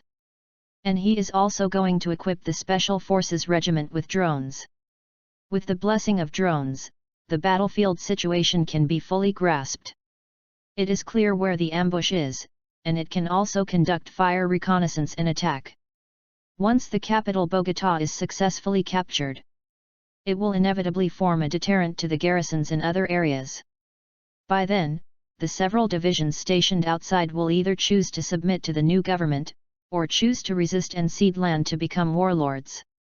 Either way, the result is good for him. After all, warlords who secede as kings are relatively easier to fight than a unified government army. As the saying goes, a pile of loose sand is no match for a clenched fist. And if he does not take the initiative to attack these warlords, they may fight for territory among themselves. Thinking of this, Louis made a decision in his heart. He stood up and looked at Gavin. How is the army training? When can it be put into battle? Gavin stood up when he heard it, his expression serious. We can be put into battle at any time. Okay. Louis was very satisfied with Gavin's answer. This is how the army should be, ready to fight at any time.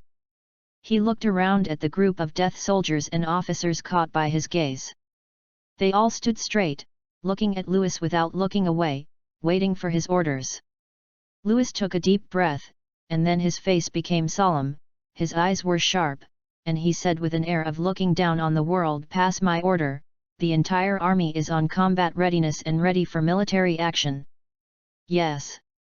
Everyone shouted in unison. Chapter 70.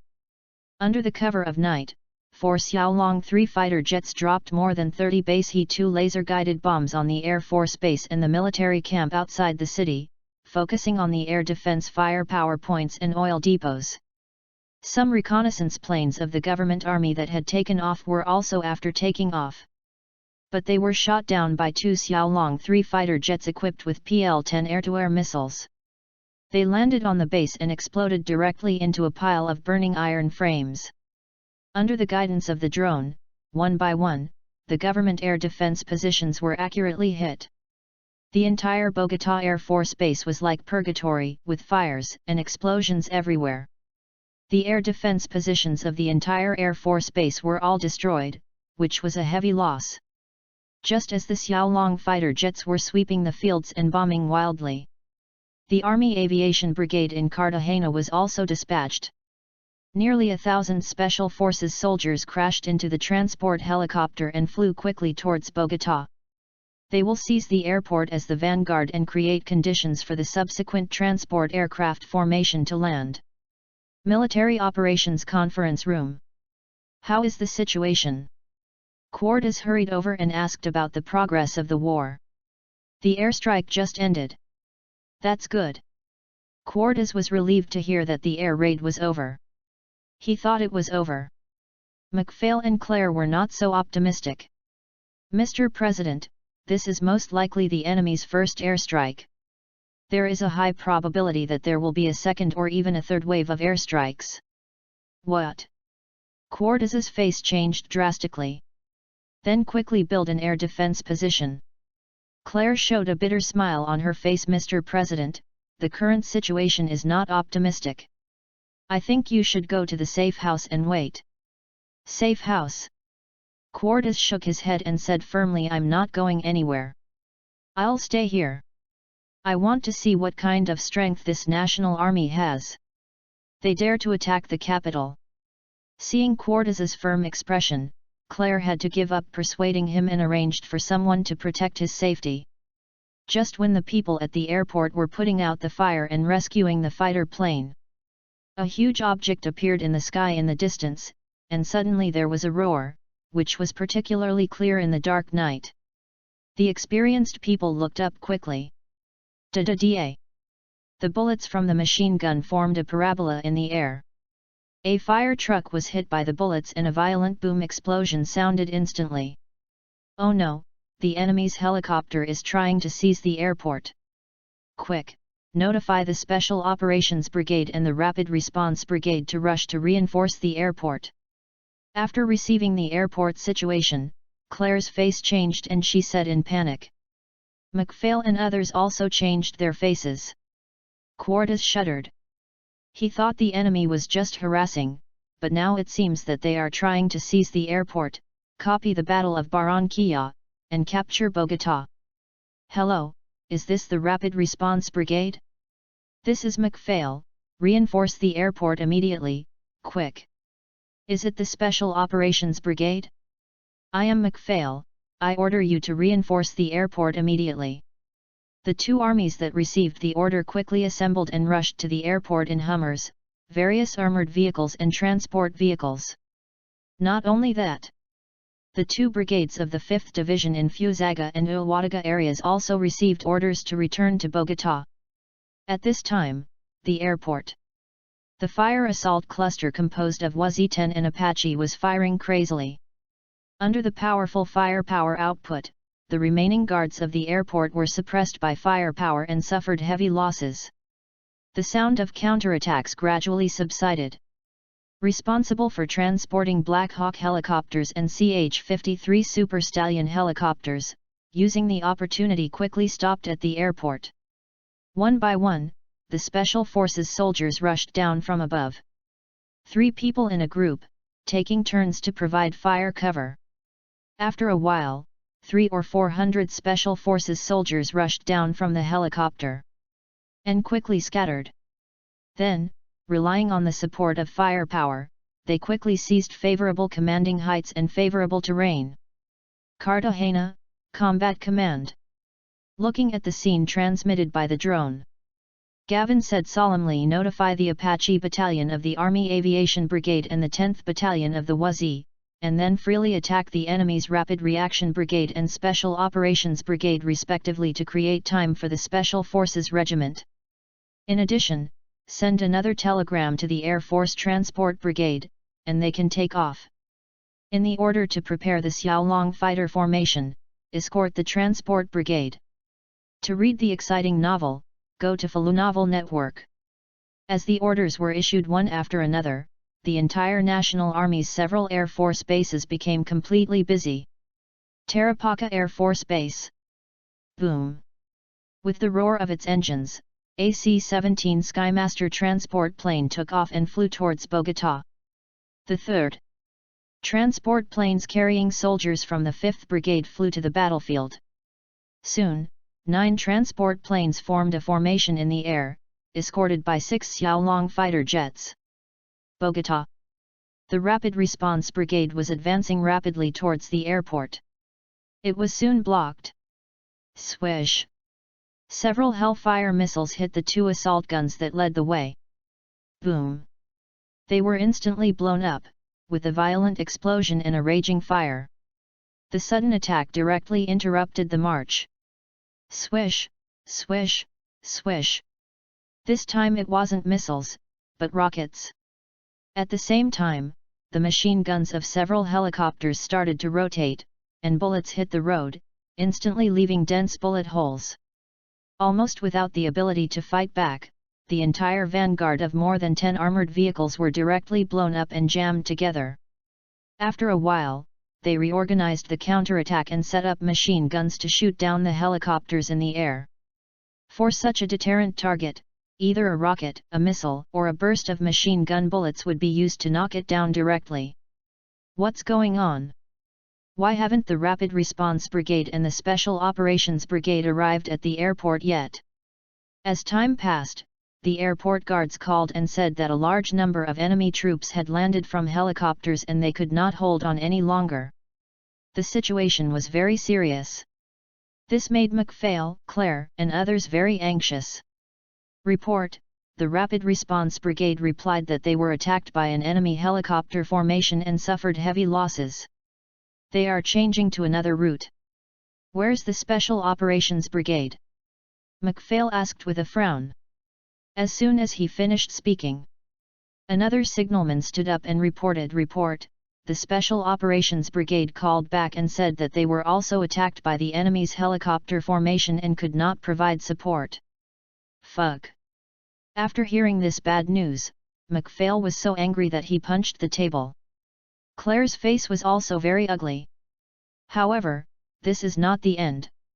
Report, there is news from the radar station that they have found more than a dozen targets and are rapidly approaching the capital.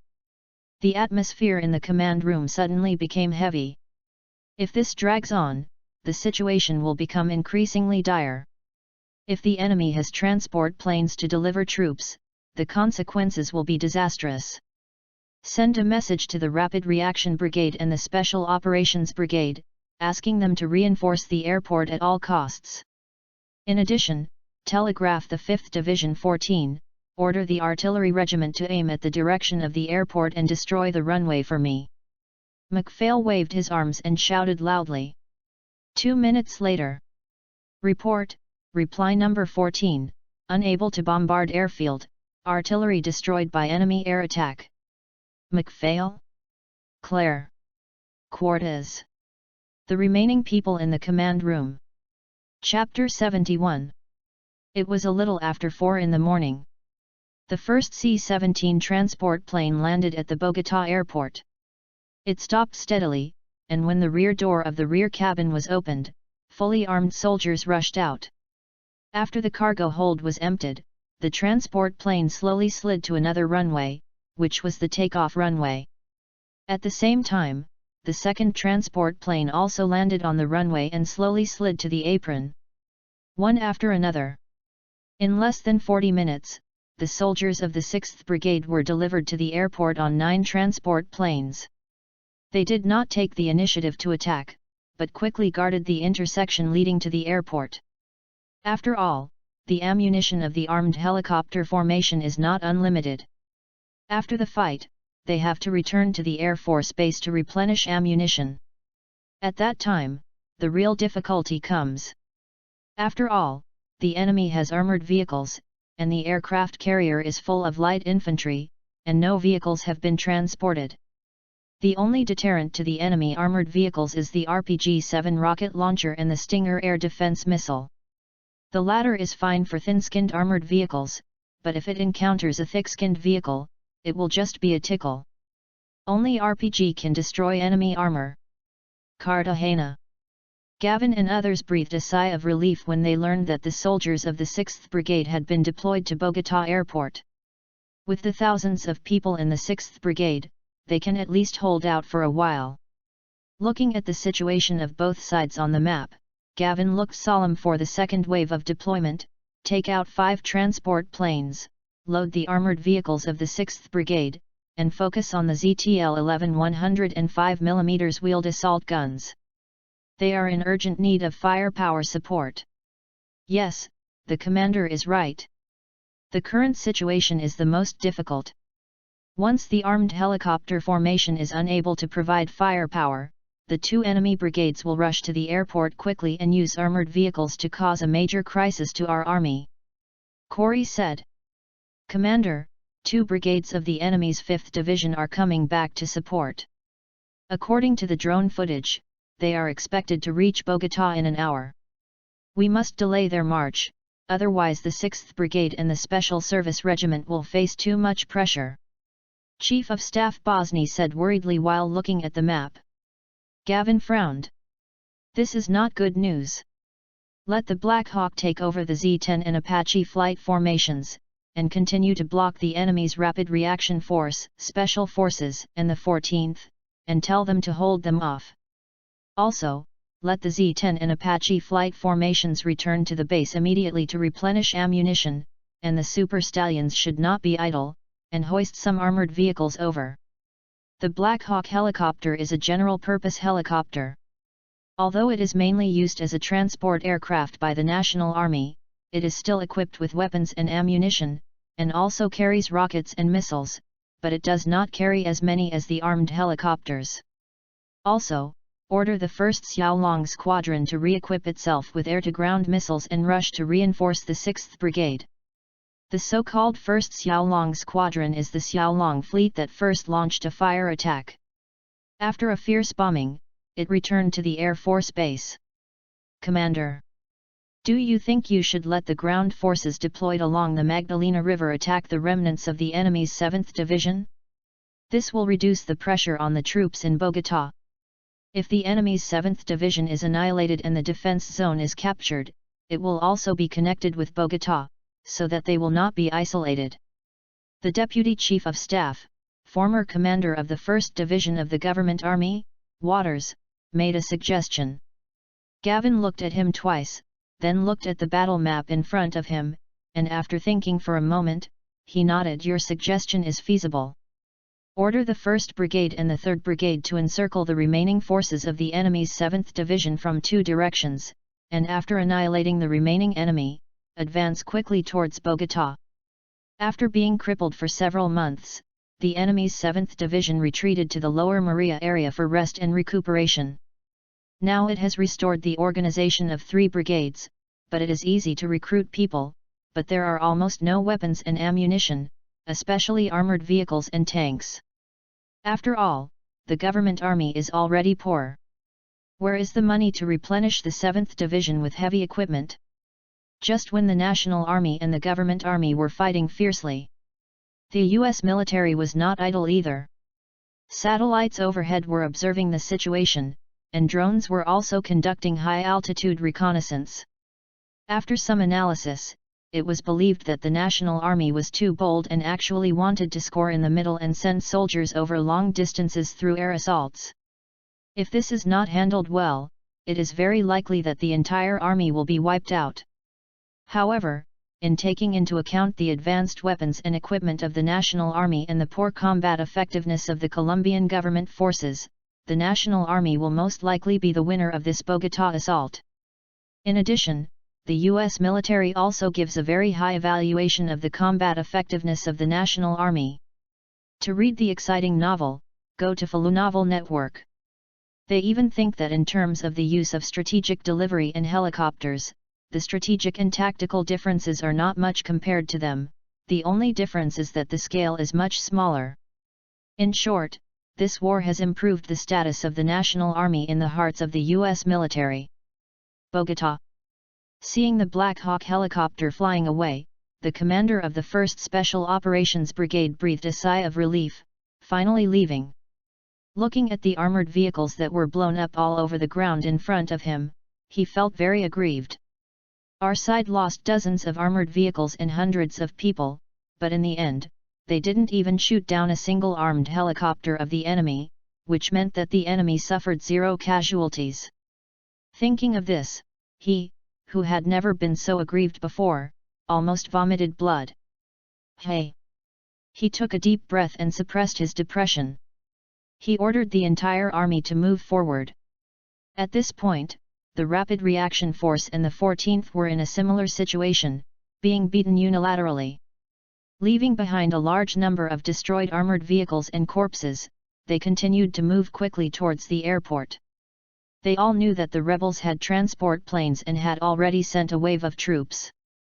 If they didn't step up the attack and wait for the enemy's second wave of troops to be sent, they would be in danger.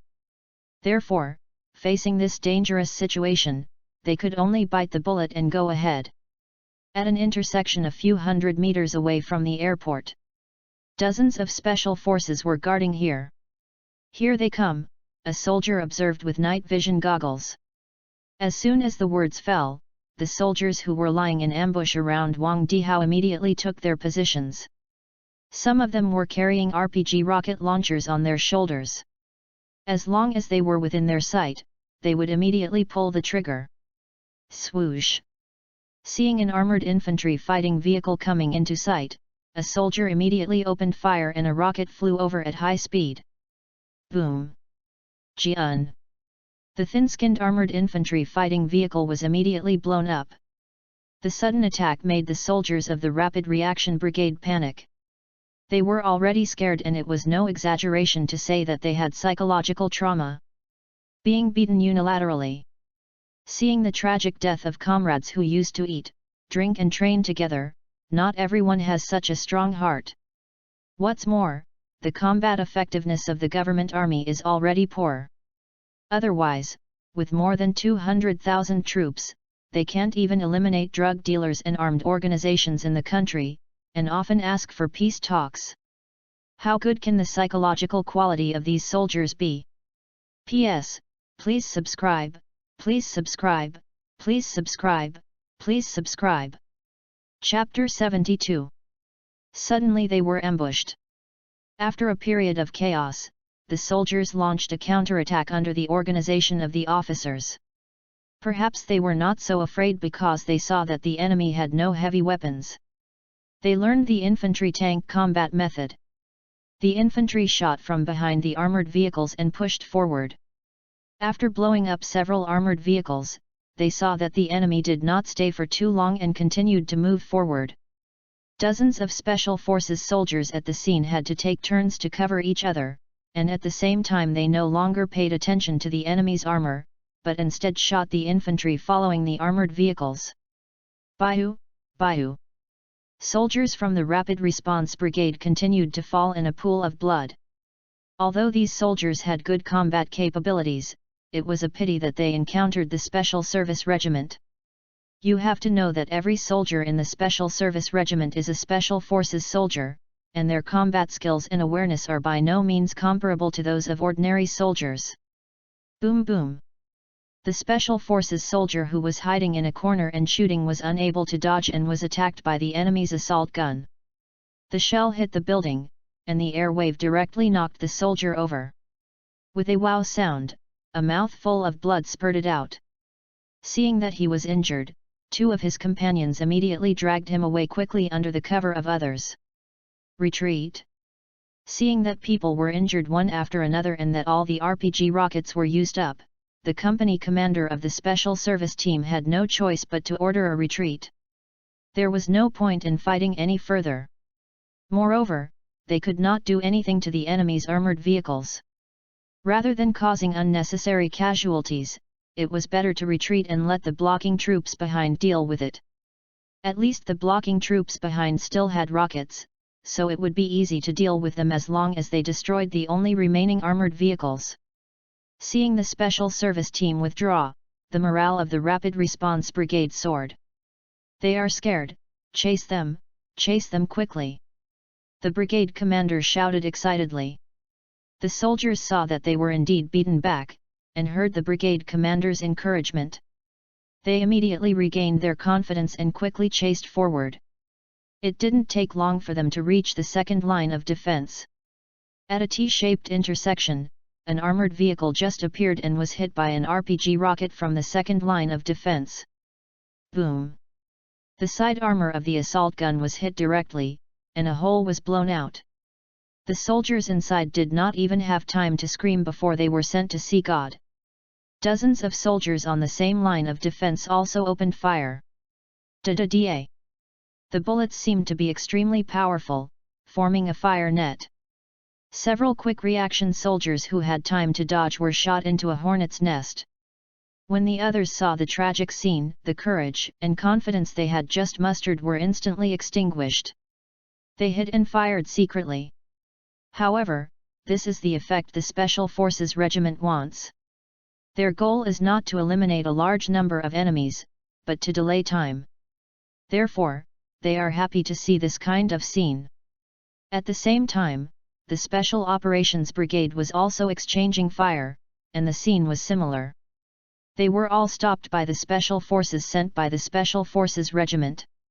For a while, the city was filled with dense gunfire. The people all hid in their homes, shivering, and praying that it would end soon. In the south of Bogotá, an army of thousands of people is marching quickly. On a military Hummer, looking at the incoming troops, an officer looked to the front with a telescope, and put down the telescope with a worried look. How long will it take to arrive? Brigade Commander, at our current speed, we will be able to reach Bogotá in 20 minutes. An officer looked at the map and raised his head to answer. Let's cheer up and speed up the progress. Yes. As the order was issued, the marching team moved much faster. "What's that sound?" After marching for a few minutes, the brigade commander suddenly heard a whistling sound. "It doesn't seem right." The chief of staff sitting next to him frowned at first, then seemed to think of something and looked up at the sky. It was already 5 in the morning. It gets brighter quickly in the summer, and they could vaguely see a few dark shadows in the sky approaching them quickly. "No. It's an air raid, hide," the chief of staff shouted. Upon hearing that it was an air raid, the brigade commander's face changed drastically, and he quickly ordered, "Quick, disperse." The convoy was in chaos, and some even jumped off the troop carriers and ran to the surrounding mountains. Even a fool would know that the fighter planes would give priority to bombing troop carriers and armored vehicles. If they didn't jump off, they would be wiped out. Boom! A missile first hit an armored vehicle. The explosion at a distance directly caused the armored vehicle to flip over several meters, and then fell to the side of the road, igniting a raging fire. In just a moment. "Ah!" The soldier in the armored vehicle twisted open the top cover and tried to climb out, but his body was burning with fire. He took 2 steps and fell to the ground.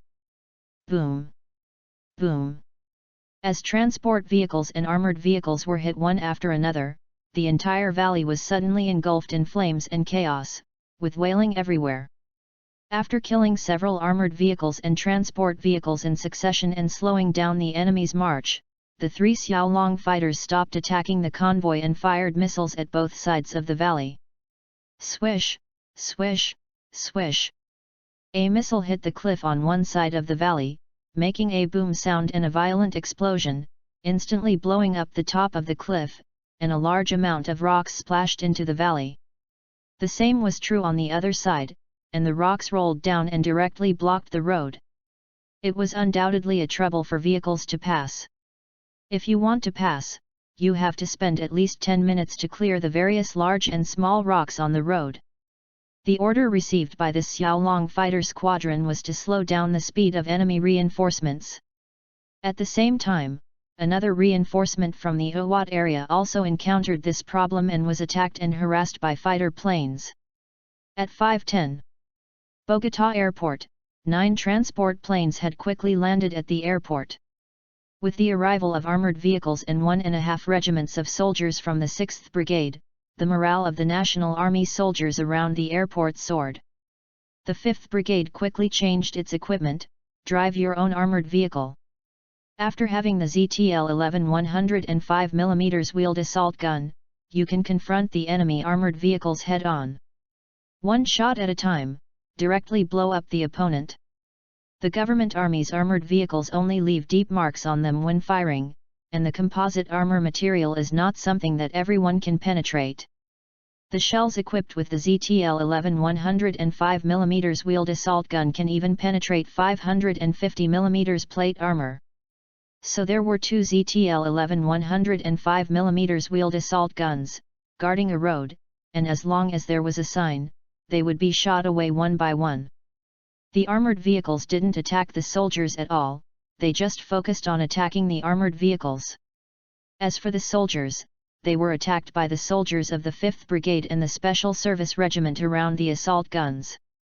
In this way, the government army's soldiers were not allowed to move forward. Bogota, Military Operations Room. What? You haven't moved to the airport yet? Were you blocked? Fuck, bastard, trash. To read exciting novels, go to Follow Novel Network. Upon learning that the 3 troops were blocked by the enemy and still couldn't get to the airport, MacPhail was so angry that he started cursing.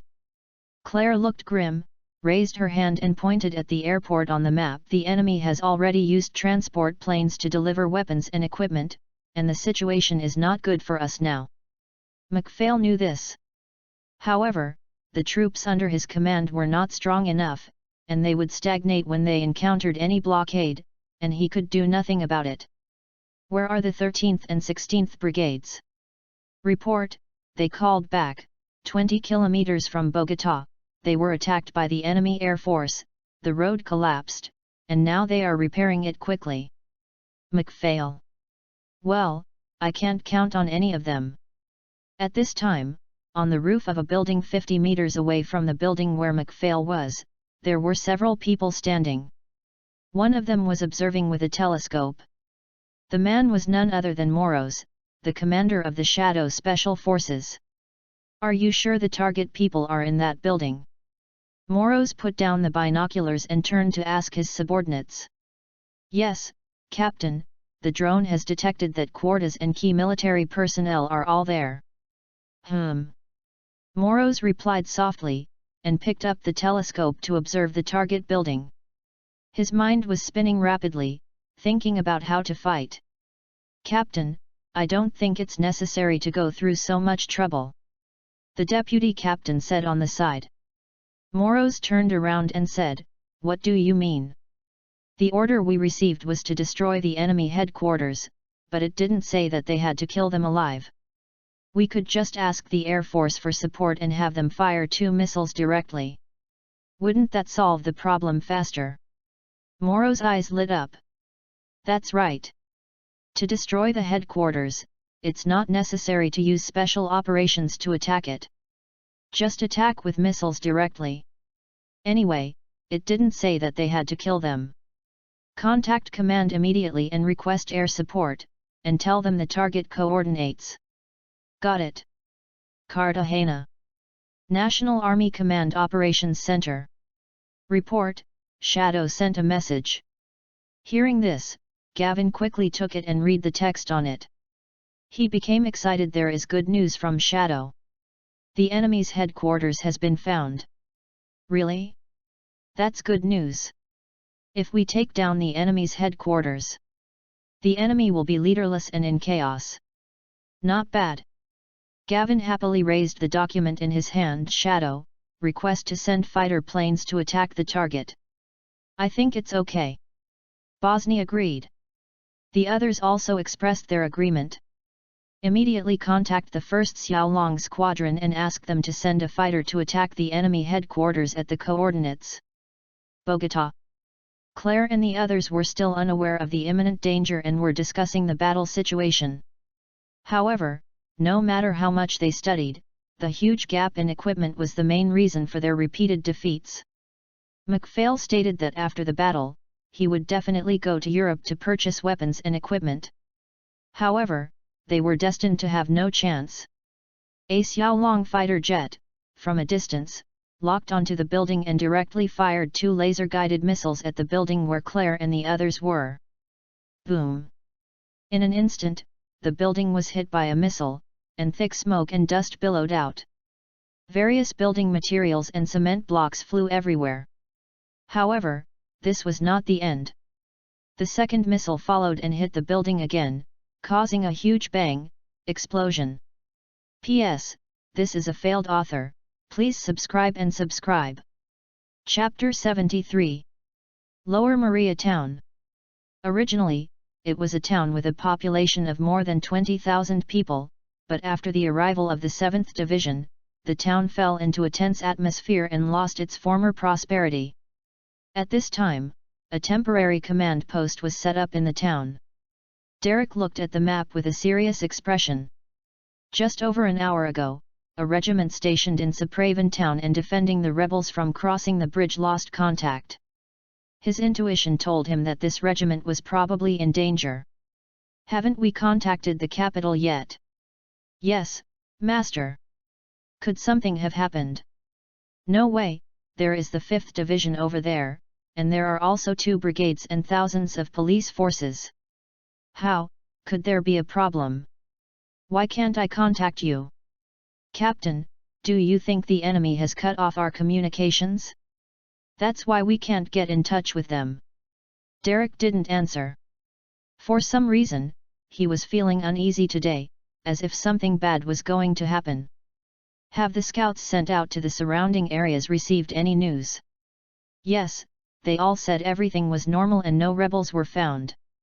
That's good. Derek breathed a sigh of relief. Less than 5 kilometers away from Lower Maria Town. Puff! A scout soldier opened his eyes wide, covered his neck and fell to the ground helplessly, his body twitching, his eyes showing confusion. He never thought that he had cooperated and lied normally, so why did they kill him? The soldiers of the reconnaissance company of the 1st Brigade of the National Army did not even look at the soldier lying on the ground. How is the situation? Soon the leader of the 1st Regiment came over. Report to the commander, the main force of the 7th Division is in Lower Maria town. Oh! The 1st Regiment commander grinned and said, "We let this old turtle escape last time. We must not let him escape this time." After saying that, he turned around, walked quickly to the signalman, reached out and picked up his northbound radio to call the brigade headquarters. "Brigade commander, our troops have discovered the main force of the enemy's 7th Division." Hammer, the former head of the 1st Regiment who had been promoted to brigade commander, looked very calm. The drone had already transmitted the situation of Lower Maria back. Notice, the 1st Regiment is the left wing, the 6th Regiment is the center army, and the 7th Regiment is the right wing, and they will quickly surround the enemy's 7th Division in a pincer attack. Although the 1st Brigade has only more than 6,000 people, Kelly Hammer is still very confident that he can annihilate this force. You know, his 1st Brigade is equipped with 5 Type 15 tank battalions and has more than 150 tanks, all of which are brand new. In addition, there are a large number of armored vehicles. Such firepower is easy to deal with the 7th Division, which has low combat effectiveness and most of the soldiers are still rookies. The order was quickly issued to each regiment, and the 1st Brigade was divided into 3. All of them are mechanized, and a few kilometers can be reached in an instant. It didn't take a few minutes for the 3 regiments to move to their respective positions and enter combat status. The BM-270 self-propelled rocket artillery battalions rose one after another, and the huge rocket artillery box trucks had tilted 75 degrees and were ready to fire at any time. Moreover, the spare rockets have been transported to the artillery battalions, and new rockets can be reloaded at any time. Report, the 1st, 6th, and 7th Regiments are ready and can fire at any time. A messenger ran up to Hammer and said, "Brigade Commander, I think we can open fire now, it will be daylight soon." The Chief of Staff said. Hammer nodded, put down the telescope in his hand, walked down the hillside, and said seriously, "Electrical order, all regiments are free to fire." Yes. A few minutes later, the Rocket Artillery Battalion of the 1st Regiment opened fire first. Call out. Swish. The 32 rocket launchers of the 1st Regiment's Rocket Launcher Battalion opened fire at the same time. In an instant, hundreds of rockets flew towards the 7th Division camp. Boom! The entire camp was instantly filled with the sound of explosions. At the town headquarters, Derek and his companions' faces changed drastically when they heard the explosions outside. They rushed out of the door and saw that the garrison camp was filled with explosions and flames. "That bastard told me that there are no enemies around, I'm going to shoot him." Derek was furious and pulled out his pistol to kill the signalman, but was stopped by the Chief of Staff and the Deputy Division Commander. "Captain, the most urgent thing is to quickly organize a defense." "Hey!" Suppressing the anger in his heart, Derek calmed down and looked at the fire in the direction of the camp. He thought about how to deal with it. Forget about taking the initiative. He has experienced the powerful firepower of the National Army. With his current new recruits and light infantry division, he is completely going to die. It is not clear how many enemy troops came in this attack. In addition to training troops, we also dug a lot of trenches during our stay in Lower Maria. Yes, digging trenches in modern warfare seems incredible. But Derek, who had fought with the National Army, believed that trenches could effectively slow down the enemy's armored forces and provide cover for the soldiers. Swish, swish, swish. As soon as the words fell, the camp on the left side of the town was attacked by hundreds of rockets. Instantly, flames burst out and the explosions sounded like thunder. To read the exciting novels, go to Falu Novel Network. Derek's face became more and more gloomy. Before he could say anything, the Central Army also opened fire, and hundreds of rockets were fired at him. "Commander, the situation is not good. We seem to be surrounded. There is a river on one side of Lower Maria. The other 3 directions are bombarded from different directions. This is obviously a situation of encirclement." Derek naturally saw it. He was very anxious. He was thinking whether to hold on here or break out quickly. "Report to the division commander, all 3 brigades have sent messages saying that they have seen enemy tanks and armored vehicles in their direction." The signalman reported quickly. A large number of tanks and armored vehicles appeared in 3 directions. Not to mention Derek, the deputy division commander and chief of staff transferred from other divisions all looked very upset. "Defend with all your strength," Derek ordered.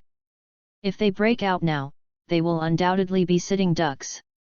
Although they will be passive in defense, they can still hold on." Just as Derek ordered to defend with all their strength, he took the division guard company and ran away, just like he did a few months ago, abandoning the entire division and running away.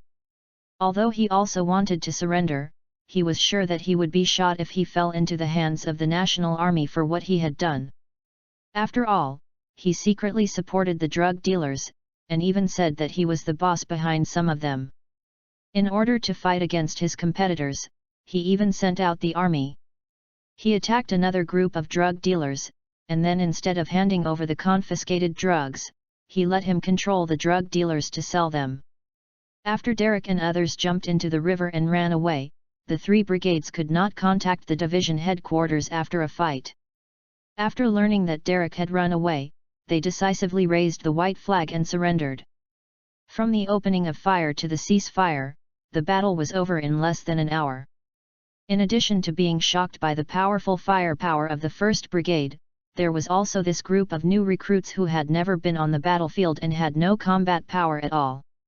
When they met a stronger opponent, they could only surrender if they didn't want to die. "Where's Derek?" As an opponent, Hammer had already figured out the commander of the 7th Division. "I just interrogated him, and that bastard abandoned the troops and ran away." The 1st Regiment commander complained on the side. "Running away again?" Hammer was stunned. Then he laughed and said, "That old guy is not good at fighting, but he is good at running away." "Which direction did you run in?" Said he jumped into the river and ran away. Hammer. He remembered that he also jumped into the river and ran away last time. "Brigade commander, what are you going to do with these prisoners?" The 1st Regiment commander pointed to the prisoners sitting on the ground not far away. Hammer looked at them and thought for a moment, "Well, your troops will stay behind to guard them." "Ah? That brigade commander, can we switch to another regiment?" When he heard that he had to stay here to guard the prisoners, the 1st Regiment commander immediately looked sad and unhappy. He was still thinking about entering the capital, Bogotá. "Okay, it's decided." Hammer made the final decision. Turning around, he ordered the signalman beside him send orders to the 6th and 7th Regiments, asking them to hand over the prisoners to the 1st Regiment for custody, and assemble quickly. "Yes." After receiving the order, the 6th and 7th Regiments handed over all the prisoners and disarmed weapons to the 1st Regiment, quickly assembled, and then headed towards Bogotá. Bogotá. The news that the Ministry of National Defense was attacked and the President, Commander-in-Chief, Chief of Staff and others were all killed in one pot had already reached the Special Operations Brigade, the Rapid Response Brigade and the 5th Division. The choice before them was to either continue to resist, leave Bogotá, or surrender. As for the airport, no one cared about it at the moment, and everyone withdrew. At this time, in a government building, the Rapid Response Brigade, the Special Operations Brigade, the 5th Division and the Chief of the Capitol Police were arguing about what to do next.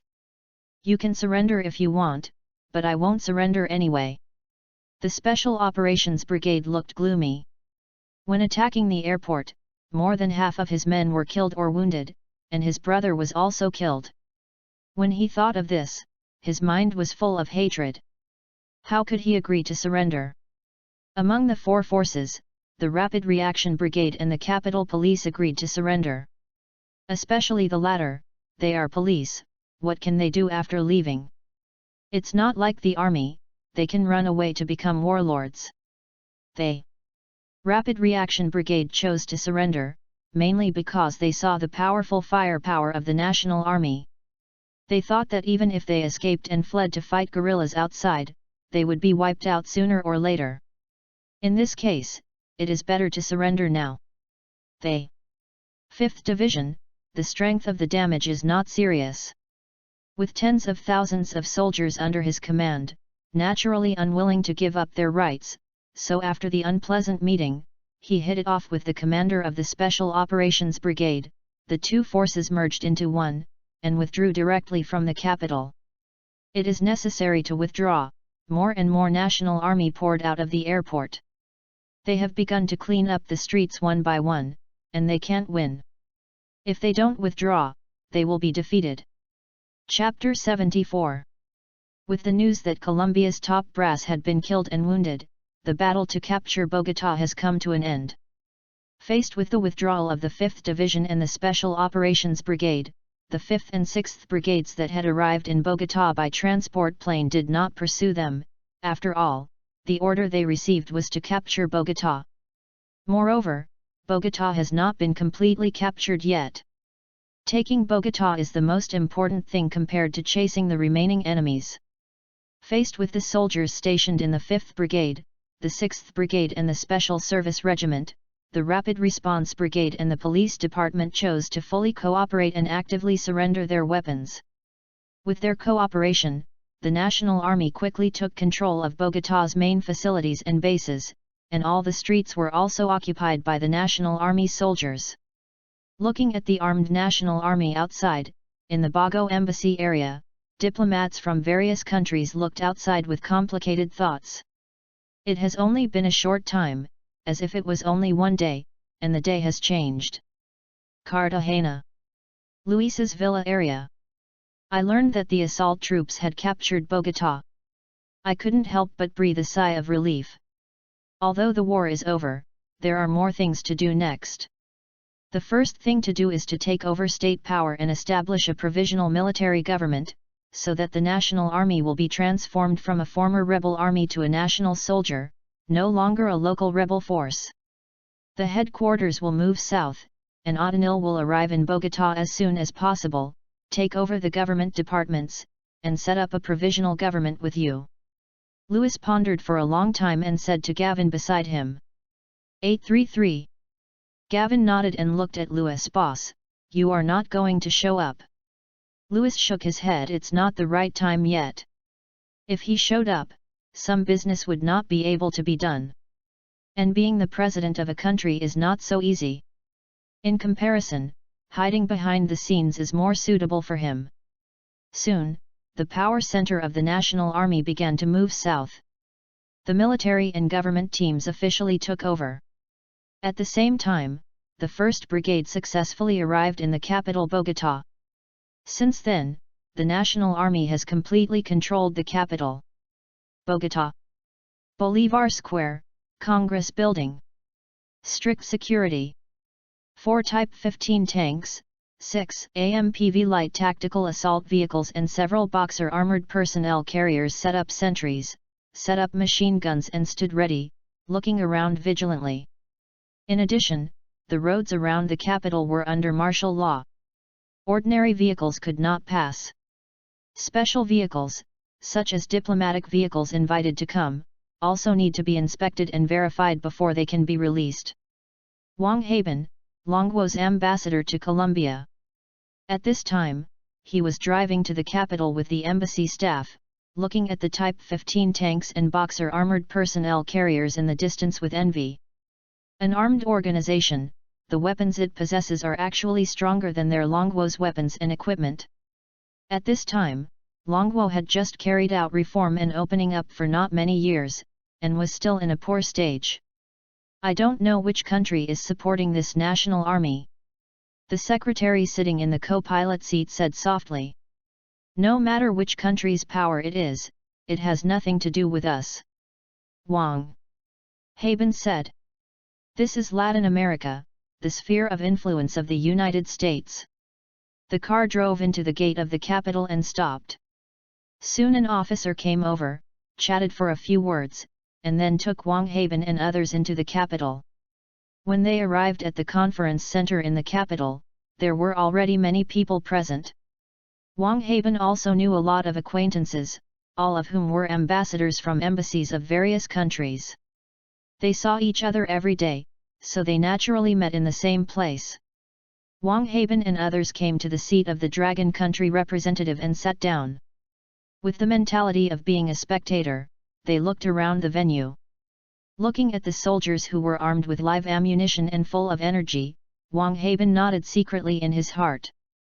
Regardless of their combat effectiveness, the look in their eyes was full of murderous intent, exactly the same as the Colombian soldiers he had seen before. Looking at the other party's hand, the gun is not an AK, but a bit like an M16, but there are some differences if you look closely. At this moment, the tightly closed door was pushed open from the outside. Then, a group of officers walked in. The leader was a man in his 30s, with 2 gold stars on his shoulders shining under the light. He was a lieutenant general. Wang Haben's eyes became serious. If nothing unexpected happened, this man should be the commander of the national army. At this time, ambassadors and military attaches from various countries turned their eyes to Gavin with 2 gold stars on his shoulders, thinking secretly how to make friends with this future powerful person in the country. Especially the United States, France, and other countries. Then there are the Latin American countries. As for the ambassadors of various countries in Asia and Africa, they didn't have that idea. Latin America is too far away for them. Facing the pairs of eyes looking over, Gavin smiled slightly. Good morning, everyone. I am very happy to meet you all here. My name is Gavin, and I am the Commander-in-Chief of the National Army. Ambassadors from various countries in the audience showed a look of understanding. They remembered Gavin's name, especially the ambassadors from neighboring countries such as Venezuela and Samba. At the same time, at the back of the meeting, the invited reporters also pressed the shutter button one after another, and those with cameras even pointed the lens at Gavin. They took down what Gavin said. On behalf of the National Army, I declare that the Cuartas government will be abolished and a new interim military government will be established to take over state power. In addition, I solemnly warn here that I hope that the armed elements and garrisons in various places will surrender to the interim government as soon as possible. The interim government promises not to pursue past crimes. If you insist on resisting, the National Army will definitely eradicate the stubborn elements and completely unify the country. Accompanied by Gavin's murderous words, ambassadors and military attaches from various countries couldn't help but gasp. This is a declaration of war on all armed forces in Colombia. Either surrender or wait to be wiped out. In this case, only the National Army can say. After all, they have a glorious record. Tens of thousands of former government troops were defeated. To read the exciting novel, go to Falu Novel Network. Now even the capital has been lost. If they are really determined to encircle and suppress, they may not be unable to do it. In addition, ambassadors from various countries also realized that with the strength of the newly established provisional government, Colombia is likely to fall into chaos. But it is also normal. No country will allow separatist forces to exist. After speaking harshly, Gavin's tone became much softer. In addition, the situation is quite chaotic during the transition period between the old and the new year. Therefore, I hope that everyone here can go out as little as possible after returning home to avoid causing bad things to happen. In short, I hope that everyone can stay in the embassy and it will not be too late to go in and out after the situation stabilizes. Also, please keep your overseas Chinese under control and keep them away from military control areas. It would not be good if it causes unnecessary misunderstandings. Ambassadors from all countries present were not stupid, and Gavin's meaning was clear. He warned them to behave themselves and not to use spies to spy on military intelligence, otherwise they would be shot if they were caught. The Americans and the Eagles were a little unhappy about this. However, out of fear of the strength of the national army, they did not say anything.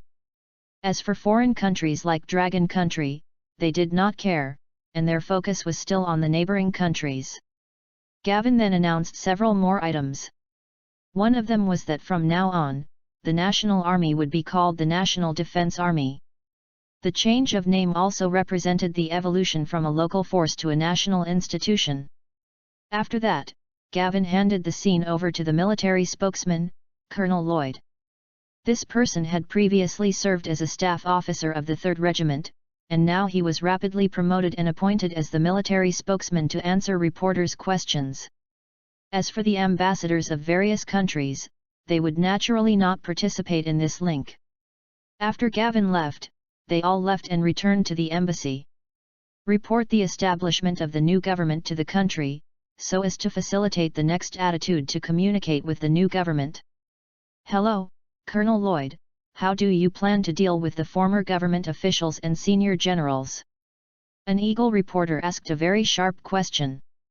Reporters from various countries sat up straight, staring at Lloyd, holding their pens tightly, ready to take notes at any time. Lloyd was not panicked. He had guessed that this issue would be mentioned before he came. After all, the change of regime and the handling of problems by the old government officials have always been hot topics in any country. Ahem. Lloyd cleared his throat and said seriously regarding this issue, our interim government has a tolerant attitude. We will wait for the relevant departments to collect evidence before conducting a judicial trial. As long as the crime is not serious, we will deal with it as appropriate. If there is no crime, we will also give them freedom. In short, the new government will handle these issues with an inclusive attitude. These high-sounding words cannot satisfy the reporters. Everyone knows that Colombia is a country with serious corruption problems. It can be said that from top to bottom, there are few who are not corrupt. And most of them are money-power transactions. As long as you can afford the price, a recruit can be promoted to a mid-level officer such as battalion commander or regiment commander in 1 year. The same is true for civil servants. As long as the price is in place, the driver can sit in the position of minister. This is to spend money to buy an official. After taking office, in addition to satisfying the official addiction, the main purpose is to make money for yourself, and then continue to buy officials and rise to a higher position. Therefore, if you really want to investigate, it is estimated that there are few honest people in the country. But Lloyd did not lie to them. As long as the crime is not serious, their property will be confiscated. For those with serious circumstances, in addition to confiscation of property, being shot is a must. How can killing a chicken to scare the monkeys work without deterrence? The next day, news media from various countries reported that in Colombia, the anti-government armed forces captured the capital Bogotá and announced the establishment of a new interim government, but it did not attract much attention. For Asian and African countries, it is too far away, and they have no interests anywhere. Although Britain and France have interests in Europe, seeing that the United States has not made a statement, they naturally did not come out to deny the legitimacy of the interim government. As for the United States, there is a heated discussion within it. In the geopolitical environment, the United States needs a pawn to disrupt the situation in South America. To undermine the unity of South America, especially the anti-American front. In this 3.7 geopolitical situation, Colombia is the most suitable chess piece. They hope to use Colombia to contain, but they don't want Colombia's military to become strong and then threaten the United States. Therefore, the military and the government have different ideas. They have not formed a unified view for a long time, so that they did not immediately express their views on the establishment of the new Colombian government. The new government did not care about the reaction of the outside world.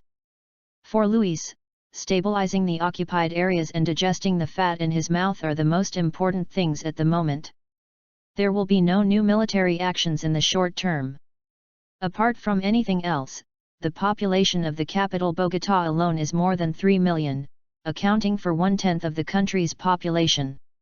In this way, for a big city, you can't just send troops to occupy it and be done with it. You have to spend time to digest the influence of the powerful and wealthy on the people.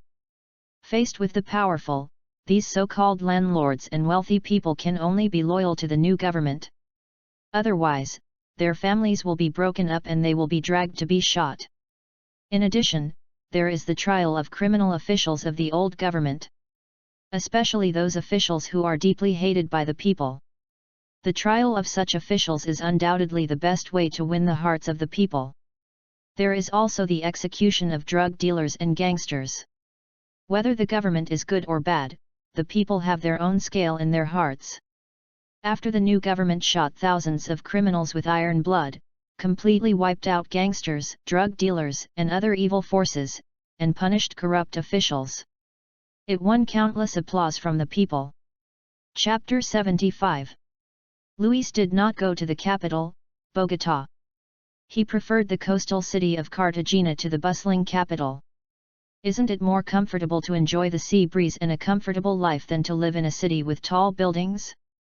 At this moment, Luis was basking in the sun by the sea. Not far in front of him, in the sea, several young women in bikinis were playing in the water. A leisurely and contented demeanor. Beep, beep. Suddenly, the satellite phone on the stool next to him rang, interrupting the peaceful atmosphere. He reached out to take the satellite phone handed over by Elro, raised his hand and pressed the connect button on it. Hello. Hello Mr. Luis, this is Sultan. A familiar voice came from the phone. Oh, it's Mr. Prince. Are you calling to ask about the second batch of equipment? Don't worry, I have prepared it and it will be delivered to your country in a few days. I definitely believe in Mr. Luis's ability, but I called you today not for this matter, but to give you introducing a business. Business? Luis was surprised. He thought Sultan called to urge the delivery of the second batch of weapons, but it turned out not to be. Does your country still want to purchase weapons and equipment? It's not me who wants to buy it, it's Pharaoh who wants to buy it. Pharaoh country. Luis was stunned for a moment, then frowned. What equipment are they going to buy? He wanted to ask, is the Pharaoh rich? But after thinking about it, although they don't produce oil, they can collect billions of dollars in tolls every year just by relying on the Suez Canal. Besides, there is business coming to them, so there is no reason to refuse. They want to buy F-16s. When Luis heard Sultan say that Pharaoh wanted to buy F-16 fighters, he was not surprised. After several Middle East wars, Pharaoh realized the importance of air supremacy. Now seeing F-16 fighters showing their prowess on the battlefield between Iran and Iraq, they naturally wanted to buy them. Especially after seeing that Shalo 05 Camel bought a large number of F-16s, he felt even more impatient. He went to the United States to buy them, but it was a pity that Pharaoh had previously surrendered to the Soviet Union and the relationship was not very good. Moreover, there was the troublemaker of the Snake Country, so it was basically impossible for Pharaoh to buy F-16 fighters from the United States. Sure. But you have to pay first. Luis said. He remembered that a few years ago, Pharaoh had purchased J-6 fighter jets from Oriental Dragon Kingdom, but wanted to get them for free without paying. After the J-6 fighter jets were shipped to Pharaoh, they dragged their feet on paying. They also claimed that they wanted the J-6 fighter jets not for equipment, but for training. In other words, they wanted to use them as training aircraft for free. In the end, it was Mubak who stepped forward to properly resolve the issue. With this precedent, and considering that Pharaoh is not an oil country, the money must be paid first and then. Sultan pondered for a while and said, I'll tell them. Well, if they really want to buy it, let them contact Michel, who is responsible for handling the purchase of weapons in the Middle East. Luis did not plan to meet the pharaohs in person. In the future, when selling weapons and equipment, he would use the dead soldiers as much as possible. It would be difficult to hide behind the scenes after seeing so many. After chatting for a few words, the two ended the call. Thinking about the problem at the Shailuoto military airport, he called Michelle. The phone rang a few times and then it was connected. Hello. It's me. Boss. Well, how is the construction of the airport in Shailuoto going? It's not finished yet, but the cement is already being laid. How long will it take to be completed? It'll probably take another month. Speed up the process. Got it. He hung up the phone. After taking a look at the girls still playing on the beach, Louis had nothing to do, so he opened the system mall and planned to buy the second batch of weapons and equipment delivered by Sand Camel first, and then he could just materialize it. RSD ballistic missile. The system is sold at a price of $10 million per missile, and sold to Shailuoto for $300 million per missile. Shailuoto purchased 30 missiles. Leopard 2 main battle tank. The system price is $1 million, and it is sold to Shailuoto for $6.8 million. Shailuoto purchased 200 tanks. BM-270 self-propelled rocket launcher. The system is priced at 150,000 units, and sold to Shailuoto for $2.7 million each. Shailuoto purchased 300 units. There are also 2,000 AIM-54 Dead-Bird air-to-air missiles and 100,000 rockets. Almost all the weapons and equipment he sold to the outside world were sold at 10 times the price. Only a few were not sold at 5 or 6 times, so it is not an exaggeration to say that arms are a highly profitable business. The weapons and equipment purchased by Shailuoto are awesome all over the world. If the group of old soldiers in Shailuoto could be as willing to fight and cherish their lives as the soldiers of Dragon Country, and have the fighting spirit, there would be no arrogance of the Snake Country. It's a pity that these old soldiers are a bunch of useless people. It took $632 million to buy all these weapons and equipment. I looked at the balance of the system account and there are more than 100 million. After thinking about it, I plan to expand 7 more brigades. Or follow the previous light infantry brigade. After all, if Gavin and others want to unify Colombia, it will not be enough with just 11 brigades and nearly 60,000 troops. What's the point of taking prisoners? They can only serve as the second-line National Guard. It is better to spend money to buy death warriors than to let them go to the battlefield. Anyway, the cheapest ordinary soldier is only $2,000. According to the organization of the last Light Infantry Brigade, Louis spent another $315 million to recruit 7 brigades at one time. The numbering starts from the 12th Brigade and ends with the 18th Brigade. In this way, there will be 120,000 regular death warriors, which will be used as field troops to wipe out the armed forces of Colombia, which is more than enough. After the 7 newly recruited brigades were deployed in the area around Bogotá and then the contact information was handed over to Gavin, Louis did not worry about the rest. Go and call them up. Louis signaled with his eyes, Elro nodded, and walked quickly towards the beach. Soon, several young and beautiful Latino mares in bikinis ran towards him. He stretched out his hand and pulled one of the plump women into his arms. The woman moaned and lay in Louis' arms. The other 4 looked at her jealously. Louis looked at them and asked with a smile, "How is it, are you having fun?" The beach where Louis was a private beach. The sand was very fine and comfortable to step on. It was also white sand, and the sea was very clear. You could see the bottom of the sea clearly in the shallow water. He had selected several girls. Among them was a TV hostess. There was also a young model who had just debuted. In Colombia, unless a girl was born in a wealthy family, it would be more difficult to deal with her.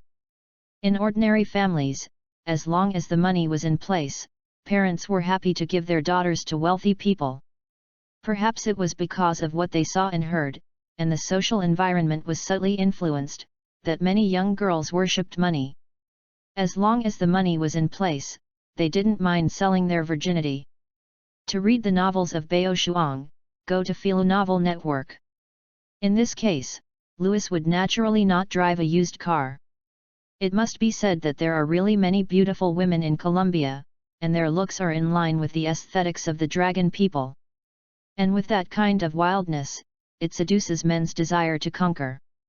Hearing his inquiry, the 5 girls said that they had a good time and liked the beach here very much. Now that you guys have had fun, let's go back to the hotel, Louis said with a smile. He hasn't played yet. Several women responded enthusiastically, without any reserve. They clamped Louis' arms tightly with their money. That night, Louis enjoyed the party life of a rich second generation in Europe and America. In short, it felt good. It's just that it takes a lot of guns. It's a pity that the system doesn't have genetic medicine, body strengthening and other things. Otherwise, it would be no problem to come to this party every day. Just as Louis was enjoying a life surrounded by beautiful women, in the distant Middle East, Prince Sultan relayed the words to the vice president of the Pharaoh Kingdom. After learning that he had to pay first and then pay, he was very unhappy. Later, he simply didn't talk about buying weapons. To put it bluntly, the Pharaoh Kingdom was very poor at this time. Its GDP was only $40 billion, but it had a population of more than 50 million. Its economy was not as good as that of Syria in the war. Syria's per capita GDP was twice that of the Pharaoh Kingdom. On this day, a group of Oriental guests came to Iraq. Since the Iran-Iraq War began, Dragon Kingdom weapons have entered this war. With their cheap prices, they are very popular in Iraq and Persia. This time, some people from the Dragon Army visited IC. The person in charge of receiving them was also an important official from IC. Hello Mr. Ramadan. Hi, General Liu, welcome to Baghdad. Ramadan gave him a warm hug. He had been to Longwo with Saidamua before, mainly to buy weapons and equipment, and it was General Liu who received them that time. The two exchanged a few warm words, and then inspected the weapons and equipment. Although Saidamua purchased fighter jets and self-propelled rocket launchers from Louis, individual weapons were still bought from Longwo. There are also tanks. Type 69 tanks, $550,000 each. Although Leopard 2 is good, it costs more than $6 million each, which can buy 12 or 13 tanks. Good quality and low price are also the reasons why IC bought it. After inspecting the weapons, Ramadan invited him to the military department for negotiation. He knew that General Liu must have something to do when he came here. After all, to send weapons and equipment, there was no need for him to come. To be honest, the main reason I came here this time is to learn about the F-16 fighter jets from your country. Oh! Ramadan was surprised. General Liu, how can I help you? I heard that your country purchased a batch of F-18636 fighter jets, and it was said that they were not purchased from the United States. This, indeed, it is true. After hesitating for a moment, Ramadan admitted. It is like this. Our fighter planes are also in the stage of renewal. When we learned that your country had one, we sent a delegation to inspect it. I wonder if it is convenient. In fact, during the honeymoon period between China and the United States also provided F-16 and even F-14 Tomcat fighters to Longwo. However, they are all castrated versions. They are not equipped with F-110 turbofan engines. You know, the engine is the heart of the aircraft, which can be said to be crucial. Longwo naturally does not want the castrated version, not to mention that it is so expensive. Inspection. I have to ask the president first. Ramadan said. Please ask me. Okay, I'll call right away. After saying that, he stood up and left the meeting room. You said that someone from the Dragon Kingdom military wanted to see the F-16 fighter jets. Saidamua frowned as he held the phone. Yes, Mr. President, that's what they said. Okay, you take them there. After thinking about it, Saidamua agreed. After all, Longwo and Ike are now friends, although the other party also sells weapons to the opponent. Hello Mr. President. General Liu, Our president has agreed, you can visit F-16. General Liu was overjoyed and thanked him immediately. Come on, I'll take you there. Soon the group arrived at the Baghdad Air Force Base. They saw dozens of F-16 fighter jets parked at the airport. General Liu gave his entourage a look, and several of them began to look and observe. That night, they stayed at their accommodation. How? General Liu, we have carefully observed that the F-16 fighters used by Iraq are almost the same as those of the US military. They also use the F-110 turbofan engine, not the castrated version provided by the United States. General Liu heard this with a serious expression. Are you sure? Yes, General, I am sure. The entourage nodded firmly. His real identity is actually an expert in the field of aviation engines. In addition to him, the other few people are also military experts, and one is a pilot who has flown F-16 fighter jets in the United States.